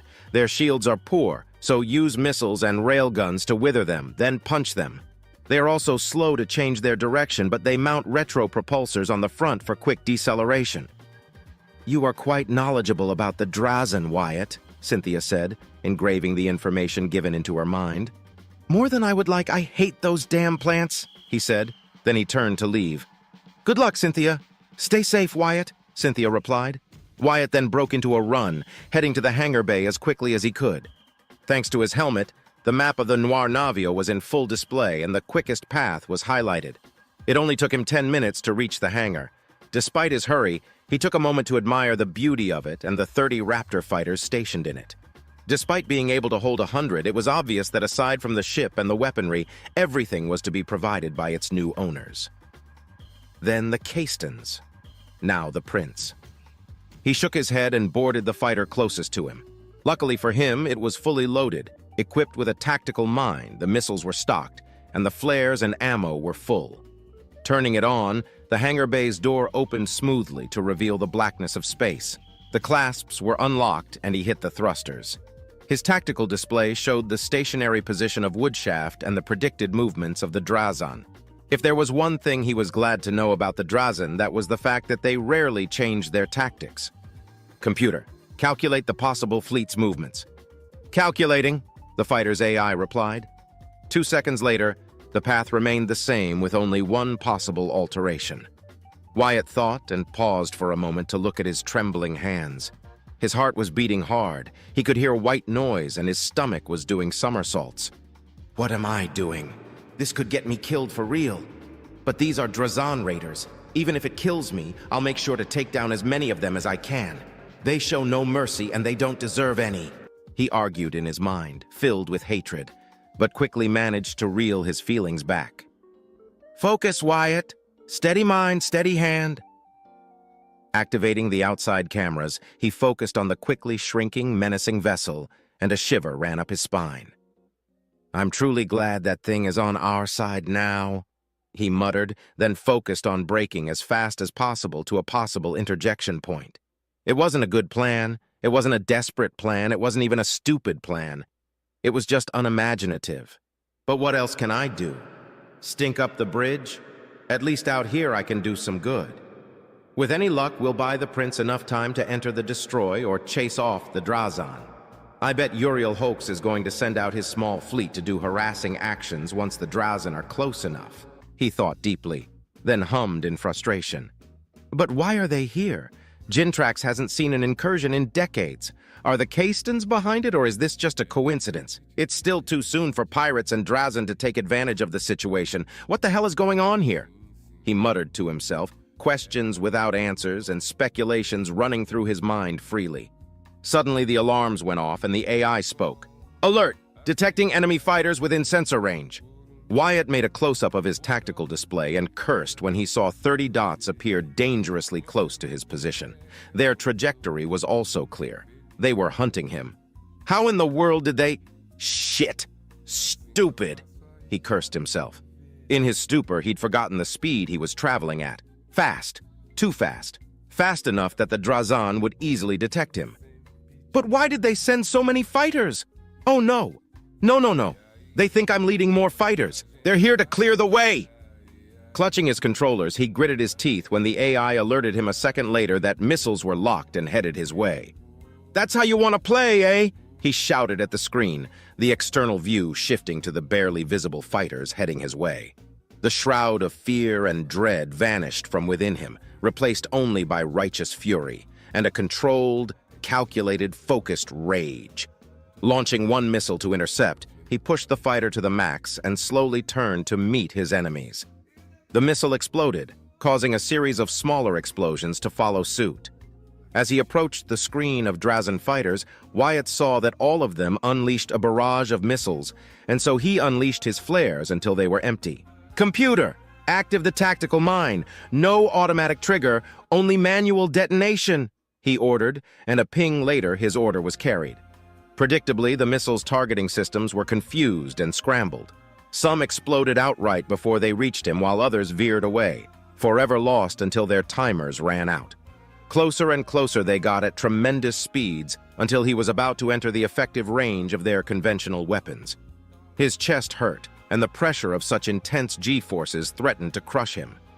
Wyatt's, and with the press of a button, the mine was detached and tailing behind him. Then he took a nosedive so intense that nearly knocked him unconscious. It was almost as bad as the hot drop maneuver, but it served its purpose. With another press of a button, the mine detonated. Wyatt didn't stop to count and instead focused on what to do next.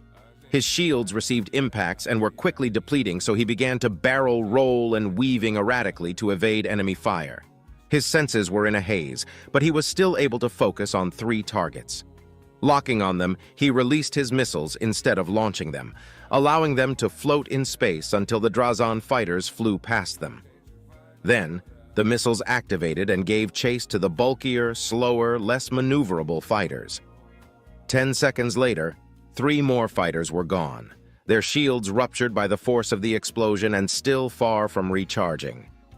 Wyatt smiled even as a trail of warm liquid touched his lips and cheeks. Licking it away, he hit the reverse thrusters without turning off his engine and at the same time swung to the side. He could hear his fighter's hull protesting against the highly dangerous maneuver. Wyatt sunk against his seat, the dampeners put to their maximum strain, but he still managed to retain enough consciousness in him to squeeze the trigger. Then he was behind a Drazan fighter, destroying it after 2 seconds of sustained fire. Then he destroyed another, and a 4th one in quick succession in the span of a few seconds. He stopped rolling and stabilized his fighter when he noticed that not a single dot remained on his tactical display.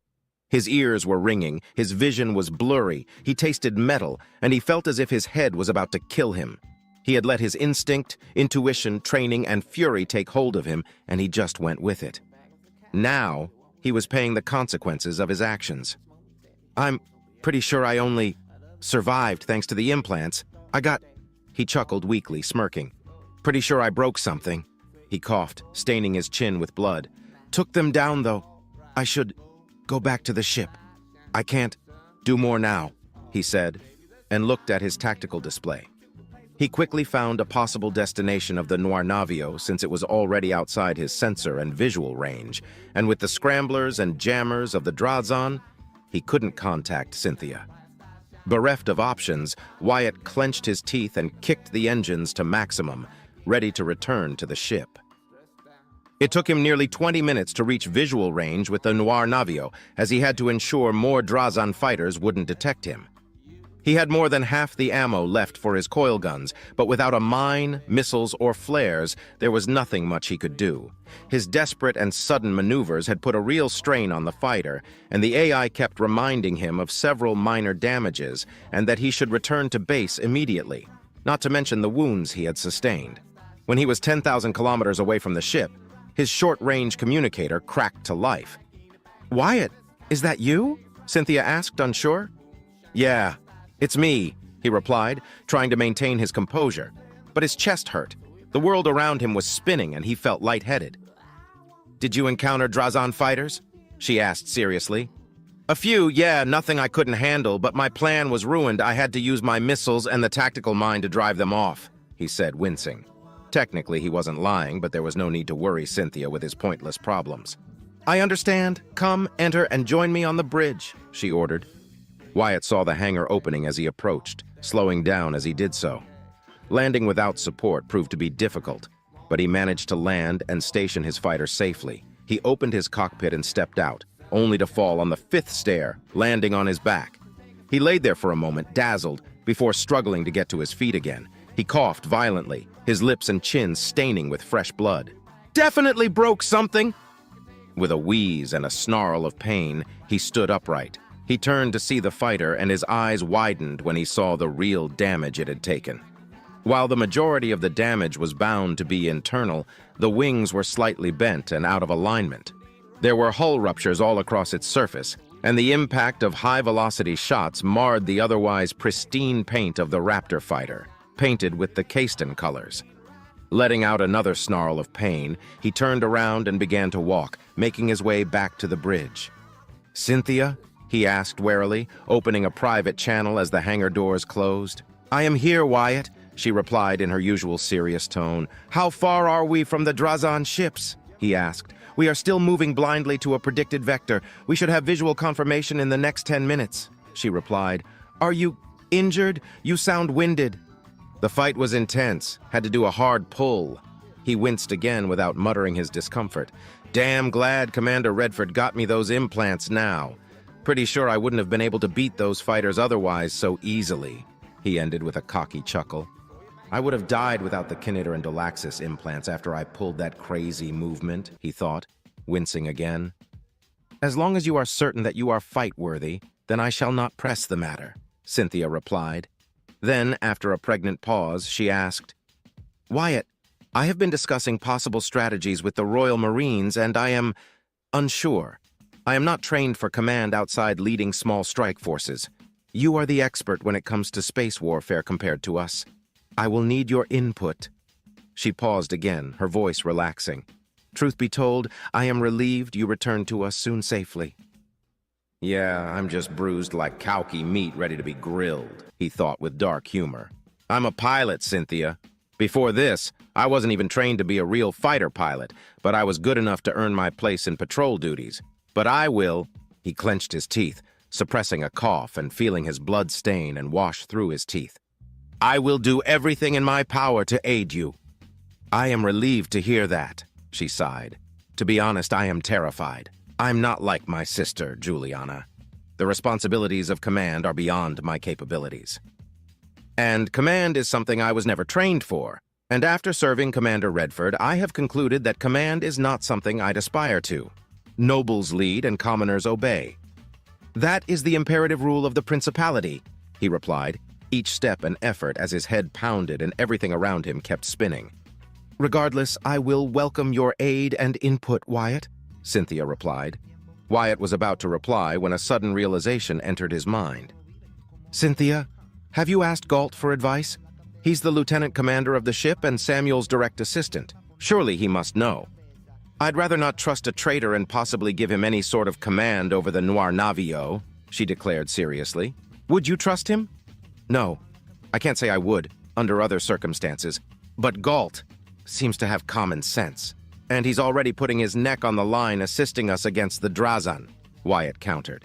You can't possibly suggest that I should trust his tactical advice, she rebuked.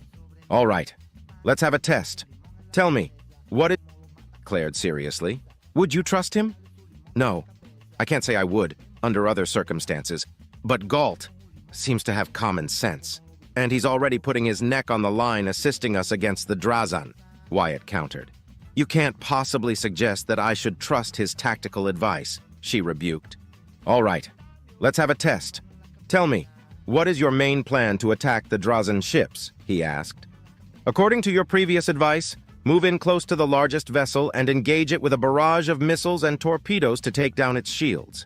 Then attack using the plasma cannons, the railguns, and the laser turrets. Finish it off with the pulse beam cannon, Cynthia answered.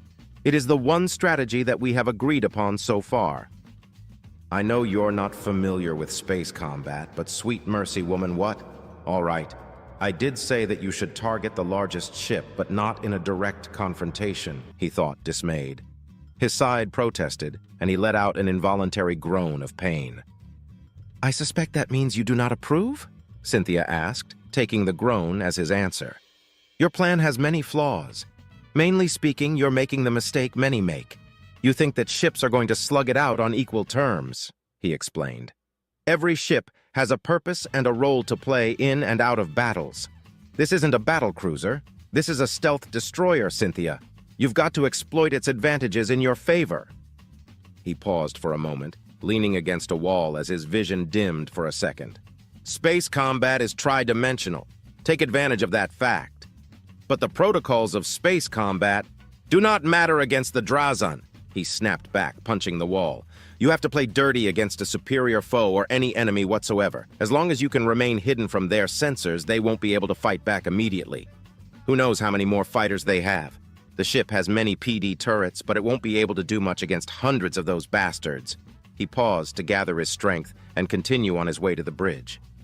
Then, what do you propose? Cynthia asked, her voice stoic and firm. Tell Galt about your plan as a hypothetical. If he agrees with you, then you can't trust him. He'll only care about kissing your, staying in your good graces. If he argues about decorum or the rules of engagement, then he's just incompetent. But if he tells you something similar to what I told you, then you can trust him when he says he knows more about what this ship is capable of doing, Wyatt explained. Just ask him. We have nothing to lose and little time to spare. Cynthia let out a deep hum before replying. You're serious about this," she stated in bewilderment. "You are full of surprises, Lieutenant Wyatt Staples. Very well. I have put my trust in you before. So has Clara. I shall do so again and take this risk." Wyatt didn't reply, but continued to walk as fast as he could. After several moments of walking through the empty, silent hallways, he heard Cynthia's voice come to life. "I asked Galt Tyram, and he replied that such a strategy would put us at great risk. He then proceeded to describe that we should make full use of the Noir Navio's capabilities to strike in surprise and cripple or destroy one of their ships in an alpha strike." She chuckled deeply. "Are you certain that you are not capable of command, Wyatt?" Wyatt laughed. "That's what I would do if I was in a fighter." "Are you seeing a destroyer as a fighter?" Cynthia asked, surprised. "Not quite. I just don't like fighting fair. That gets you killed," Wyatt replied, unable to filter his words properly, but not really caring about it at the moment. "And by any deities out there, the Drazen don't deserve any fairness whatsoever. Why not advantage of everything this ship was designed to do and is capable of performing?" "I understand," Cynthia replied wisely. "Do you?" he questioned before noticing that he was close to the bridge. He stopped, pressed his suit, took a deep breath, and began walking as if nothing was wrong. Half a minute later, he opened the doors to the bridge and walked in a hurry. Galt and those who had joined him were at their stations, strapped and ready for battle. The remaining prisoners were also strapped to empty seats, bounded. The Royal Marines were still hard at work, unflinching and unmoving. And Cynthia was standing next to the captain's seat? "Cynthia?" he asked, confused, but the blue-haired woman didn't reply through the private channel. When he was a mere 5 meters apart, Cynthia suddenly kneeled in front of him, and before he could ask what she was doing, she spoke up. "I, Cynthia Winfield, proud daughter of Leona Winfield and Benjamin Winfield, relinquish command of this vessel, the APNV Noir Navio, under the new command of Lieutenant Wyatt Staples, under the rules of the chain of command," she declared loudly so that everyone present could hear her voice. "Lieutenant Wyatt Staples, if you will?" Wyatt stopped dead in his tracks, stunned. His mind was reeling from what had just happened, and his injuries were not helping. Finally, after several seconds, he gasped, his lungs reminding him that he needed to breathe. No, I refuse. No, Cynthia. No, I'm just a commoner. I can't command. It is not my place, nor my duty." Cynthia took off her helmet, eyeing the trembling pilot with a firm, stony stare. "You have no real option on the matter, Wyatt. Desperate times call for desperate measures. Besides that, you are the only Royal Navy personnel on active duty aboard the ship." She smirked. "You outrank any of us. The Royal Marines are not part of the Navy. They serve House Astor directly, me included. I serve my princess. And the rest? They are prisoners and traitors, powerless." Wyatt had to take a step back, failing faint. She was right.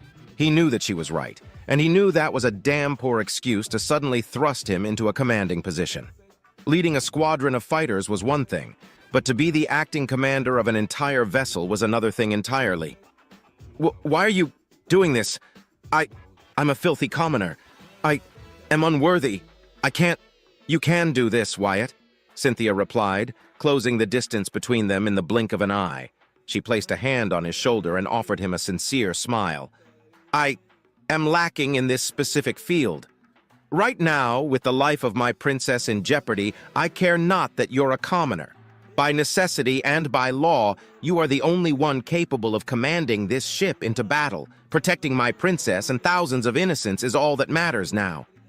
"Then why move to intercept the Drazen at all? You could have ignored that suggestion and moved to Woodshaft from the start," Wyatt protested, unable to look away from the blue eyes of the red-armored woman. "I listened because I trust you to do what is needed to be done, Wyatt. You opened my eyes that I would have caused the loss or heavy damage to this ship with my poor strategic mind with little to show for it. Come now and take command of the Noir Navio," her eyes narrowed, "or let the Drazen kill more people due to your negligence." That caused Wyatt to stop panicking, and his eyes widened in hatred. He snarled, ignoring the pain now coursing all across his body. He scanned the room and found all eyes turned to him. Even the Royal Marines were staring at the altercation, ready to move at Cynthia's command. "If that's the case," he began, placing a hand on Cynthia's shoulder, matching her hold. Then let's kill some Drazen. If it means saving people, Clara, and dead Drazen bodies, then I'll commit sacrilege. Fuck the consequences, he said, fuming, and feeling the pain start to vanish as adrenaline flooded his veins. But I don't have the necessary implants to connect with the ship. That won't be an issue, Galt Terome said, approaching with caution. This ship has a VR interface similar to the training chambers. The command of the captain's chair is not limited to nobility like any other ship in the Principality, Wyatt Staples, he said, resolute and offering a salute. Ready to assist you in this endeavor, Lieutenant? Then, let's begin, Wyatt said, smiling underneath his helmet. Cynthia let go and he did the same, moving to the captain's chair. He admired it for a moment, conflicting emotions and arguments clashing within him. He shook his head defiantly and slowly sat down. He watched as Cynthia put on her helmet and moved to the station he had mained not too long ago, sitting next to Galt Terome. She quickly connected with the terminal and his senses exploded. It was light being flashbanged, but without losing his sight. He heard wires connecting with his helmet and his visor darkened, only to be replaced by a visual representation of being in a cockpit. But instead of a fighter, he was commanding the entire ship itself.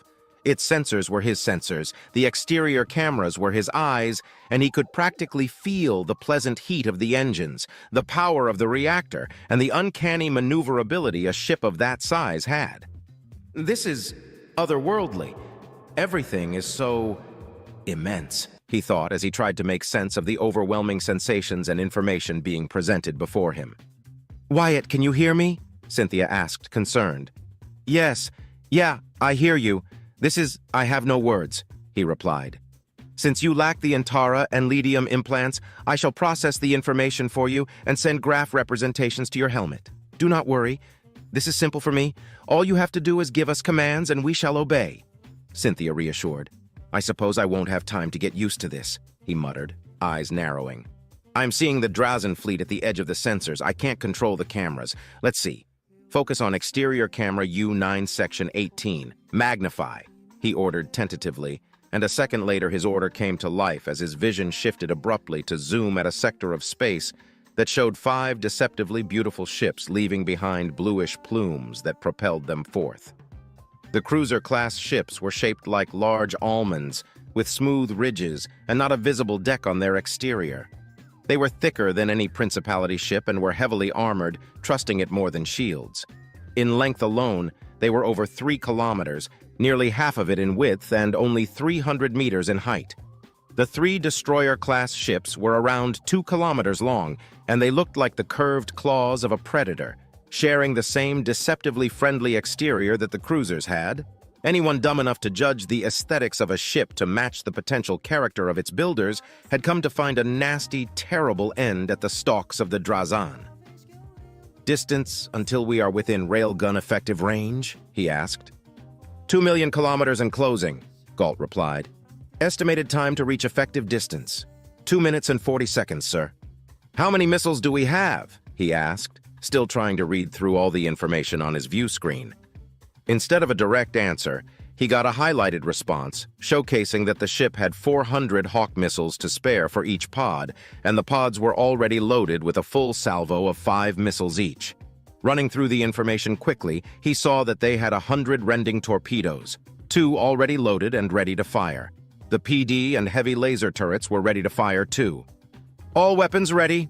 Prepare the plasma cannons and the spinal mount," he ordered, an idea forming in his mind. Following his command, the plasma cannons were heating up steadily along with the pulse beam cannon. "Sir, we are well outside the effective range of those weapons and the heat buildup may reveal our positions sooner than intended," Galt warned. "Who said I was planning to enter inside their effective range?" Wyatt retorted, smirking beneath his helmet. "Time until they are inside of our missile's maximum range?" 20 seconds, Cynthia replied. "All right, Wyatt, keep calm, focus. Drazen ships are slow to turn, but they can take a punch. All you need to do is peel one away."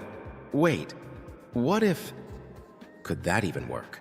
Am I willing to risk doing something like that in this situation?" He thought, ideas and plans running through his head 1,000 miles a second. "We have entered maximum missile range, sir. 2 minutes until we enter railgun effective range," Galt announced. "Well, Desperate times call for desperate measures. If it ends with more Drazen dead, then I'll be happy, he thought, heart beating loudly in his chest. Can the nearest destroyer be locked? Barely, but yes. The Nor Navio's superior cyber warfare suits are countering the scramblers effectively the closer we get to them, Cynthia announced. Wyatt didn't hesitate. Lock it down and fire all missiles at it. Give it a full barrage. Reload immediately and fire a second volley. Then take us in as soon as it turns to face us, he ordered. In his expanded field of view, he saw a deluge of 40 missiles flying in the same direction. 10 seconds later, another volley fired. The wait was both eternal and short as he watched the target destroyer veer to the side, having detected the missiles at an agonizing 10 seconds before they struck their target. The PD turrets came to life and began firing at the incoming barrage, managing to destroy half of them before the rest impacted against its shields. The second volley fared better, as only a dozen missiles were taken down before the rest struck the destroyer. The shields flickered, but didn't die. They have no doubt detected us. That destroyer is moving in an intercept course, Cynthia warned. Wyatt smirked. Railguns? He asked. A minute out of effective range, sir, Galt replied.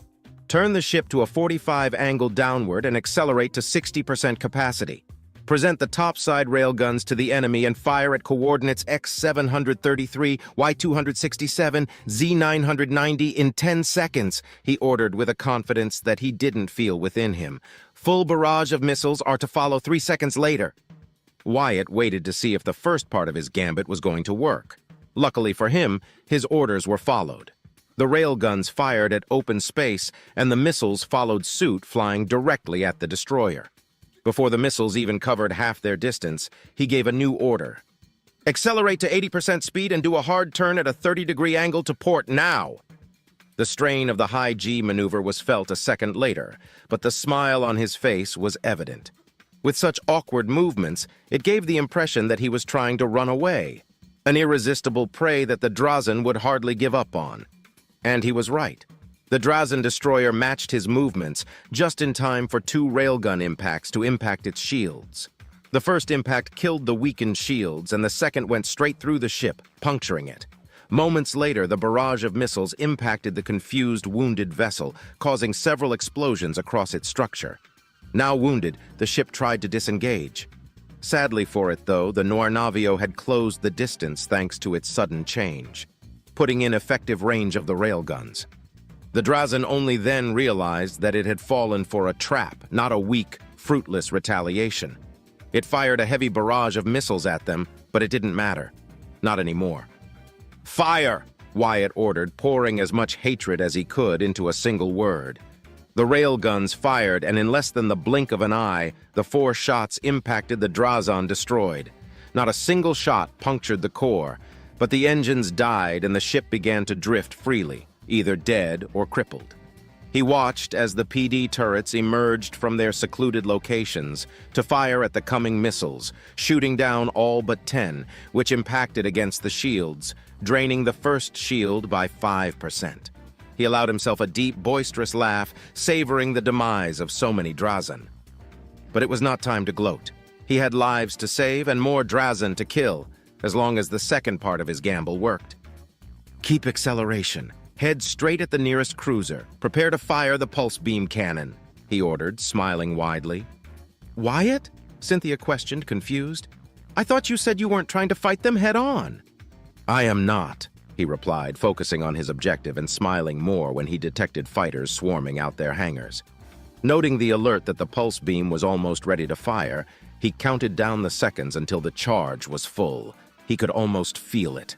The power stored across the entire vessel, ready to be unleashed. Target the center of the cruiser, he said, his attention focused on his target. With the confirmation of the target locked and aligned, he shouted, Fire! His eyes were wide and his heart skipped a beat when he felt the ship shudder before releasing a thick stream of pure blue energy of hyper-accelerated, superheated particles at a significant fraction of the speed of light. It was a deadly weapon with incredible accuracy and range that could kill any unprotected ship in one hit and do massive damage to any improperly defended or weak dedicated warships, if it hit them.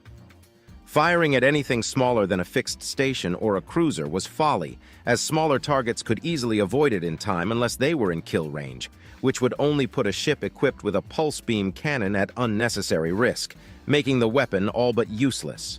And at longer ranges, any ship could also evade it with enough time give to take notice of the coming attack. What Galt, Cynthia, and everyone else saw was the Drazen cruiser activate its retro propulsors, decelerating abruptly and shifting to an upward vector, completely evading the attack. What Wyatt saw was his victory. Yes, the cruiser dodged the attack, but that was never his target. His target was the other cruiser moving at a mere 50,000 kilometers apart from its sister ship. A mere second of difference for the beam of blue death that impacted the cruiser in full. And, as luck would have it, the beam struck its side as its hangars were open and disgorging its fighters. It punctured straight through the shields, as if they were paper, impacted the hull, and exploded inward. 2 seconds later, the ship exploded, and Jintrax was once again illuminated by the brief life of a second star that consumed the fighters that surrounded it. Ha ha ha ha ha ha ha! Wyatt laughed loudly and maniacally. "Take that, you monsters! Go die in a fire!" he exclaimed before noticing that the other 2 destroyers and the remaining cruisers, along with the deployed fighters, were now moving to intercept the Nornavio. Shaking off from his momentary glee, he gave his new orders. "Peel away, keep them at range, disengage, let them chase us and tire." That was all Wyatt said before darkness overtook him. "Wyatt!" Cynthia cried out in worry when she saw him collapse. "You heard him. Evasive maneuvers. Don't let them catch us. Move as far away from Woodshaft as possible," she ordered before unbuckling herself from her seat. As she moved, the strain of the G-forces they were under hit her in full, without the dampeners to aid her. But she managed to withstand it as she moved to Wyatt. When she was a few meters away from him, she felt the pressure decreasing. "They won't be able to catch us as long as we maintain 50% speed," said one of the Royal Marines. Cynthia gave her silent thanks to the Marine and moved Wyatt, disconnecting his helmet from the chair's interface. She took off his helmet, and despite her training and everything she'd done, she couldn't suppress a gasp at what she saw. Wyatt was unconscious and was barely breathing, but his eyes were partly open and they were red shut, bloody. Tears of blood ran down his face and cheeks. His mouth was open, drooling a mix of saliva and blood. His teeth were entirely red. His lips were busted, his chin and neck were drenched in fresh and dried blood, and fresh blood ran out from his nostrils. Cynthia gritted her teeth and cursed internally. If she moved him recklessly from the chair and the dampeners, he'd die. She couldn't take him to the infirmary, and her knowledge of first aid was reduced to her own and those sharing her genetic and cybernetic alterations. Thinking quickly, she pulled out a syringe from within her chest. 1/5 of a dosage should be enough, she muttered, before pressing the syringe against Wyatt's neck and pressing it gently, pouring the black solution into his body. "Come on, Wyatt, don't die. Don't die." Chapter 16. Clara Astor, second princess of the Astorian Principality, watched the screens showing a live feed of what the scanners of Woodshaft were picking up, as a very unfamiliar feeling coursed through her body. Fear. She knew very well what the Drazen were capable of. More than that, she'd had the immense displeasure of dealing with one of their diplomats years prior, and that was an experience she'd rather not reenact anytime soon. But Drazen raiders were, even by the low standards of the detestable aliens, scum through and through. The only reason they were not classified as pirates was because they never attacked the Drazen collective, as no Drazen faction or group was ever violent against their own species. "They prey on others since cannibalism doesn't work with them," she muttered to herself, her disgust showing. "A bloody shame that. Those damn plants would have gone extinct otherwise long ago," Uriel Holks replied to her comment as he stood next to her while under the presence of 4 Royal Marines. "Gotta say, I wasn't expecting you to spread your watchdogs like that, Princess. Not that I don't appreciate it, but 6 Royal Marines won't do much against thousands of Drazen pouring into my home in search of meat to grind and tear. You ain't like other nobles or like I expected royals to act like. Apologies." "I welcome it, Uriel. Not that I can fault you for having such a preconceived notion given that you were a noble yourself. Nobles tend to be self-serving, arrogant, despotic, and prideful to a fault. Royalty can be worse, our history proves it. But some know their role and what their positions imply and demand of them, she replied, eyes narrowing bitterly. Too few of them exist, sadly. Far too few indeed, Princess, Uriel agreed.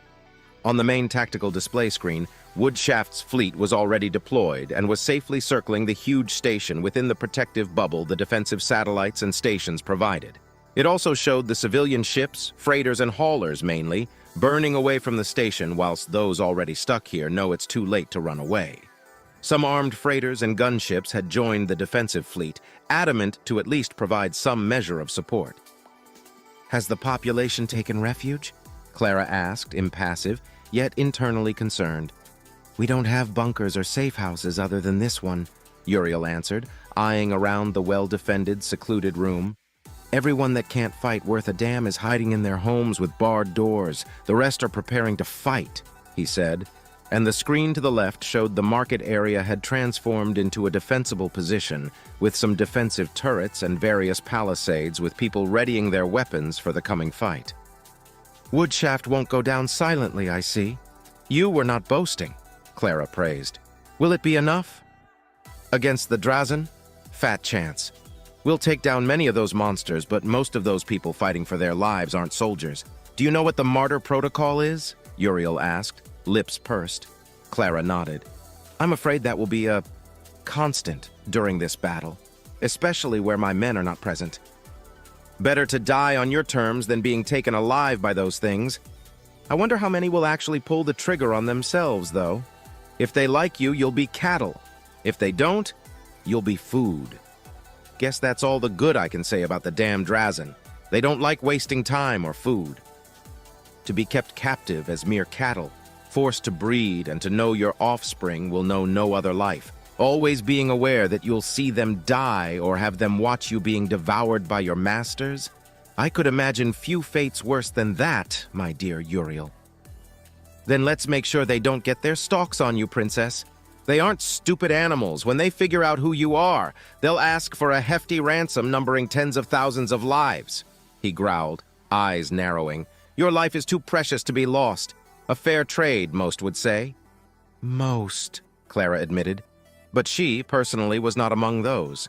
Sadly, her duties as a princess demanded that she look for any alternative to stay alive and serve the principality, even if that meant sacrificing the lives of her subjects. She turned to watch Uriel's reaction when another screen switched from seeing a storage area sealing itself to a tactical display showing an approaching ship, a ship requesting permission to dock. Uriel's eyes went wide and she turned to Clara. I believe you may want to answer this one, Your Highness, he said before a familiar voice cracked inside her helmet. Your Majesty, Princess Clara, this is Captain Milcades reporting. I, alongside 7 of my men, have arrived following the orders of Lady Cynthia. What are your orders? He asked with a serious, firm, stoic tone that was so characteristic of the Royal Marines. Clara sighed internally, relieved to have 8 more Royal Marines on her side in command. Captain Milcades, you and yours shall receive your orders soon. Dock quickly, we shall need your strength. Understood, Your Majesty. With that, the connection ended. 8 additional Royal Marines are going to be a damn boon, that's for damn sure. Any plans, Princess? I'll deploy them in key areas around the fortified areas. I'm certain the market area is going to be the one more heavily assailed, Clara replied firmly. Keen eye there, Princess. Glad to see you got more bite than during talks, Uriel replied, smirking. Is that not the deadliest battlefield of all? Clara asked with mild humor. Cynthia must be behind them and following closely. We will need every available body to be able to push back against the Drazen. We sure will, Uriel agreed. Ah, there they are. Look at that ship. Must be the one we detected since it is bleeding a mild amount of radiation, he said as a screen changed to show a barely visible black ship approaching the station in a deceleration course. So those are the newest toys Duke Draymore got his hands on. Can't say I'm not envious. Should be docked in the next 5 minutes. Any changes in the Drazen movements? Clara asked, now put more at ease. Nothing we can detect so far. I'm certain they already launched their boarding pods and perhaps some shuttles. Even for our scanners, they'd be hard to detect. Uriel answered. Usual Drazen raiding tactic. Soften up the target before the ships arrive and clear away the resistance. They won't risk their precious cargo space unless absolutely necessary, he chuckled. Have I told you I hate the Drazen? Who doesn't? Even at their most cordial, they don't care to show their disdain towards anyone, not them, Clara agreed. It is a wonder why they haven't been eradicated. They may be monsters, but they keep to themselves most of the time. They barely avoid being a menace worth the resources. Lucky shit stains, Uriel spat angrily. The Principality is cursed for having to deal with them constantly. Not as bad as the Akanti hierarchy. Poor birds have it rougher than us, Uriel commented. It is a shame that relations with the hierarchy are so poor. Otherwise, the Principality and the hierarchy could do significant damage to the collective and the Arabian Commonwealth. The foolishness of my ancestors and the elitism of most nobles have cost us much more than most realize, Clara lamented. Perhaps, Uriel replied, shrugging. A couple of minutes passed in cold, tense silence until a screen showed the black ship docked with the station. Shame we can't use that ship in battle. It doesn't look like it packs that much of a punch on its own, but I bet it could take down fighters and other small craft. Clara nodded. When they attacked us in a pack, they were able to disable 2 of our ships before we could retaliate. Their cruiser class caused the most damage. Those ships were there as a screen, she confessed, seeing nothing wrong with telling him that much. That would explain the explosion we detected. 13 hells. I saw it from an observatory deck when the light lag caught up with us. Amazing fireworks. What took it down? Sensors didn't detect anything until several smaller explosions presumably crippled it, Uriel asked curiously. Clara glanced at Uriel under her helmet and weighed her options before replying. It was a joint effort for our fighters. They managed to predict its vector and ambushed it using tactical mines. The ship scuttled itself to avoid capture, she replied diplomatically. I sure hope that commander got some credit for that kill. Bloody beautiful it was, Uriel said, chuckling. Ah, connecting you with your watchdogs? Appreciated, Clara replied. A second later, she heard the voice of Captain Milcades. Your Majesty, we are inside the station. Orders? He asked. I'll send you the locations you are to reinforce and guard. Your orders are to eliminate any hostiles through any means necessary with extreme prejudice, she ordered, and sent the captain the points they were to be deployed in. Captain, when can I expect Cynthia to arrive? Unknown, Your Majesty. Lady Cynthia sent us ahead to reinforce your position. Her intent is to catch the Drazen fleet by surprise and draw one of their ships away from Woodshaft to give us a better fighting chance, Milcades replied, already rushing toward his position. Thank you, Captain, said the princess as her heart pounded in her chest. There's no way Cynthia thought of that strategy herself. She's too rigid and unfit to command an entire vessel. She's not a glory seeker, and her priority has always been my protection. What caused her to decide that was the best option? She thought, imagining a dozen likely possibilities. Captain, tell me, do you know if she was persuaded to choose that decision? I do, Your Majesty. It was Lieutenant Wyatt Staples who convinced Lady Cynthia to engage the Drazen with the Noir Navio instead of joining us. A sound tactic, if I am allowed to say, Your Majesty, the captain replied. Under any other circumstances, she would have smiled at that and at the name Wyatt had picked for the ship. Instead, she sighed in relief. They do not plan to engage them head-on, do they? Unknown, Your Majesty. Lieutenant Wyatt Staples left the Noir Navio on a fighter before all contact was lost. Their whereabouts are unknown, Milcades replied. What? Clara exclaimed, shocked beyond belief. Wyatt left on his own? On a fighter? What is he... Why would Cynthia allow him to do such a stupid thing? Unknown, Your Majesty. All I received was that he left alone to plant an ambush on any possible Drazen invaders. A desperate measure, no doubt, the captain replied, as always, impassive. Cynthia, what were you thinking? What possessed you to allow him to leave? Clara screamed in her mind, unable to understand why her friend would let Wyatt do such a thing.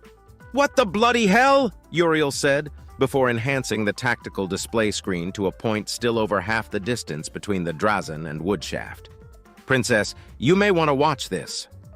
Clara turned her attention to the screen and saw a single green dot moving fast through the screen, as 30 red dots quickly approached the green dot. "Wyatt!" she half shouted, taking 2 steps forth, realizing she was seeing the death of the man who had saved her, Cynthia, Redford, and the rest of the tribulation aboard the Royal Favor. "Wait, you know him? Is that your other bodyguard? He's a fighter pilot?" Uriel asked, surprised at hearing so much emotion from the until then calm, collected, and cold princess. "I sure hope he notices them in time. 1 fighter against 30? That's a death sentence." "Yes, I know him. He's a man I owed my life to," Clara replied, dreadfully watching the green dot not diverting from its trail for seconds that stretched to eons. Then suddenly the green dot turned abruptly to face the red dots, charging madly at them. The dots clumped together more, ready to annihilate the offending enemy. "No, no, Wyatt, what are you doing? Run away!" she cried out, a hand involuntarily moving to the pouch in which her fighter model sat safely. "That boy has a death wish!" Uriel exclaimed. "A raptor is meant to do quick strikes, disable ships, or plant ambushes. Dogfighting is the last thing it's meant to do. What is his major His words died in his throat when all of a sudden the green dot seemed to almost come to an abrupt halt. Clara instantly identified it as a downward hard pull. At the speed Wyatt was moving, the G-forces and the strain on him, even with the dampeners, had to be agonizing at best. A second later, 23 red dots vanished from the screen. Before anyone could exclaim anything or even gasp, the green dot began to make quick, abrupt movements. 3 more dots vanished seconds later, then the remaining ones died one by one in quick succession until only the green dot remained. It stood almost idly in space for almost half a minute before it began to move towards open space. Clara's eyes were wide. Her mouth was hanging open, unable to comprehend what she had just witnessed. The speed, the maneuvers, and the implied G-forces all mixed in her mind, calculations running in the span of milliseconds. Even without her familiarity with fighters, she knew that no one short of a Royal Marine in terms of augmentations, gene therapy, and implants would come unscathed from that short engagement. In fact, she wasn't sure if a Royal Marine would come out uninjured from it. What the? He just became an ace 2 times over. Uriel found his voice, impressed. He turned to the princess with a smirk on his lips. "Princess, wherever you found him, never let him go. That man just took out 30 Drazan fighters by himself in the span of 10 seconds. What house is he from? Kalidor, Mittal, Vator, Renshine?" Uriel asked, listing some of the most influential houses he knew about. He's not," Clara started, but stopped herself from saying anything else. Despite her racing heart, she managed to regain some of her composure. "It matters not, Uriel. He has performed admirably. Beyond my expectations, far, far beyond." "Keep your secrets then, princess," Uriel replied, crossing his arms as the screen zoomed out to its previous demonstration. "Chatter is already flooding the comms. He's going to have many fans when he gets back, even though he's a noble. Looks like he's one with an actual head over his shoulders." Clara clenched her teeth and merely gave him a nod. Minutes passed, her eyes glued to the green dot moving until a much larger dot appeared, finally detected by the scanners as it moved toward the Drazan fleet in an intercept course. "That must be the other ship," Uriel commented. "Must be a nasty piece of work if it plans to stand up to the Drazan." He frowned as a snarl escaped his throat. "Boarding pods detected. The PD turrets are already firing at them. They won't take down many, but even one less counts." The screens around the main tactical display screen showed various points across Woodshaft. Clara watched as holes were breached and sealing foam formed against any entrance points. From one pod near the lounge area she had been sitting at before their arrival was detected, she saw a Drazan come out moving at blinding speed. The petals around its head flashed through several colors that looked beautiful before more of their kind exploded out. The Drazan were wearing combat armor that sealed most of their body. Their heads were enclosed in a see-through dome, while their arms and stalks moved freely. They charged quickly, spreading out as more and more pods made contact, unloading their cargo. On another screen, a group of 20 Drazan came face to face with a barricade manned by 7 guards. They opened fire upon the aliens and managed to take one down before they returned fire with laser weapons built into their suits. The brave men and women in that defensive position lasted for 20 seconds, killing 2 more Drazan before being overwhelmed and killed. Unlike Principality propaganda that painted Drazan raiders as little better than bloodthirsty animals unable to pass on a mean, the Drazan ignored the bodies, knowing they could collect them later. The reason they preferred laser weapons was simple. They were usually lighter, easy to wield, and they seared any wounds caused to their feed, preventing them from losing as much food as possible. Across the station, the situation repeated, with only a handful of places not heavily fortified withstanding the assault of the ravenous aliens. The first Drazan group of around 30 came face to face with the first Royal Marine guarding the entrance to the market area and leading over 100 people in the defense. The Royal Marine opened fire with deadly precision, and 5 Drazan died before they could scurry to cover. A firefight broke out, and more Drazan moved fast to reinforce their brethren. As more Drazan arrived, now easily counting over 3,000 across Woodshaft and quickly invading the least defended sections, the fights became more prevalent, and soon all fortified areas were seeing action. A position was overwhelmed, and the Royal Marine guarding it bolted and ran to the next position down the line, leaving the few survivors to die. To some, that would seem cruel or cowardly. To the Royal Marines, it was logical. Why die futilely when they could retreat to a more advantageous position? Their thought process was coldly pragmatic, after all. On and on it went, some positions held for a wave or two before being overrun or abandoned in favor of a tactical retreat. But slowly but surely, the Drazan, now numbering close to 5,000, were gaining terrain and were now facing the 4 most heavily defended positions. The main anchorage and docking station, the market area, the main living and residential area, and the hydroponic and aquaponic gardens. Behind those areas stood the main generators, the reactors, the command center, the armory, and the vast storage areas and warehouses. Uriel and Clara watched as 5 Royal Marines defending the residential area charged at no less than 70 Drazan, engaging them in close combat while the guards and the hastily built militia retreated past a choke point. The Royal Marines powered their swords and began to cleave carnage amongst the Drazan. The aliens flailed their arms and stalks with rapid movements, each one of their limbs acting as whips. But the Royal Marines danced, weaved, and dodged around their quick movements, cutting them in twain with brutal, deadly efficiency. The massacre lasted mere seconds, but when it was over, the Drazan were dead, and the Royal Marines retreated, with only one of them showing a significant wound on his now limp left arm. A nasty gash revealed a Drazan managed to pierce his shoulder, tearing through his armor after his shields were depleted. And yet, he moved as if the wound wasn't there. One Royal Marine guarding the entrance to the hydroponic garden wasn't so lucky. Alone, he stood against 100 Drazan that had managed to corner him. He charged at the aliens and, showing the fullest of his abilities, cleaved through the enemy with deadly precision and single-minded slaughter. But he was alone and was eventually overpowered, and a stalk pierced his helmet from front to back, killing him in the act. Clara clenched her teeth when the Drazan, enraged at having lost 32 of their numbers to a single human, proceeded to mutilate his corpse to the point that even they would have a hard time making use of it. "Seems like those carrion feeders are not beyond anger," said Uriel, sweat coming down his forehead. The strain of commanding the defense of his station directly weighed on him. "Casualties?" Clara asked. "Over 1,000 already. Your boys are putting the hurt on them, but I don't think it'll be enough to hold the rest of those bastards when they arrive after beating the fleet and the satellites to scrap. I sure hope the prince manages to get to them before they overwhelm all sections," Uriel said and let out a strained huff. "Same goes for your Winfield friend. If she manages to distract at least one of their destroyers, it'll be a lot of help," he finished with a chuckle. Clara silently agreed.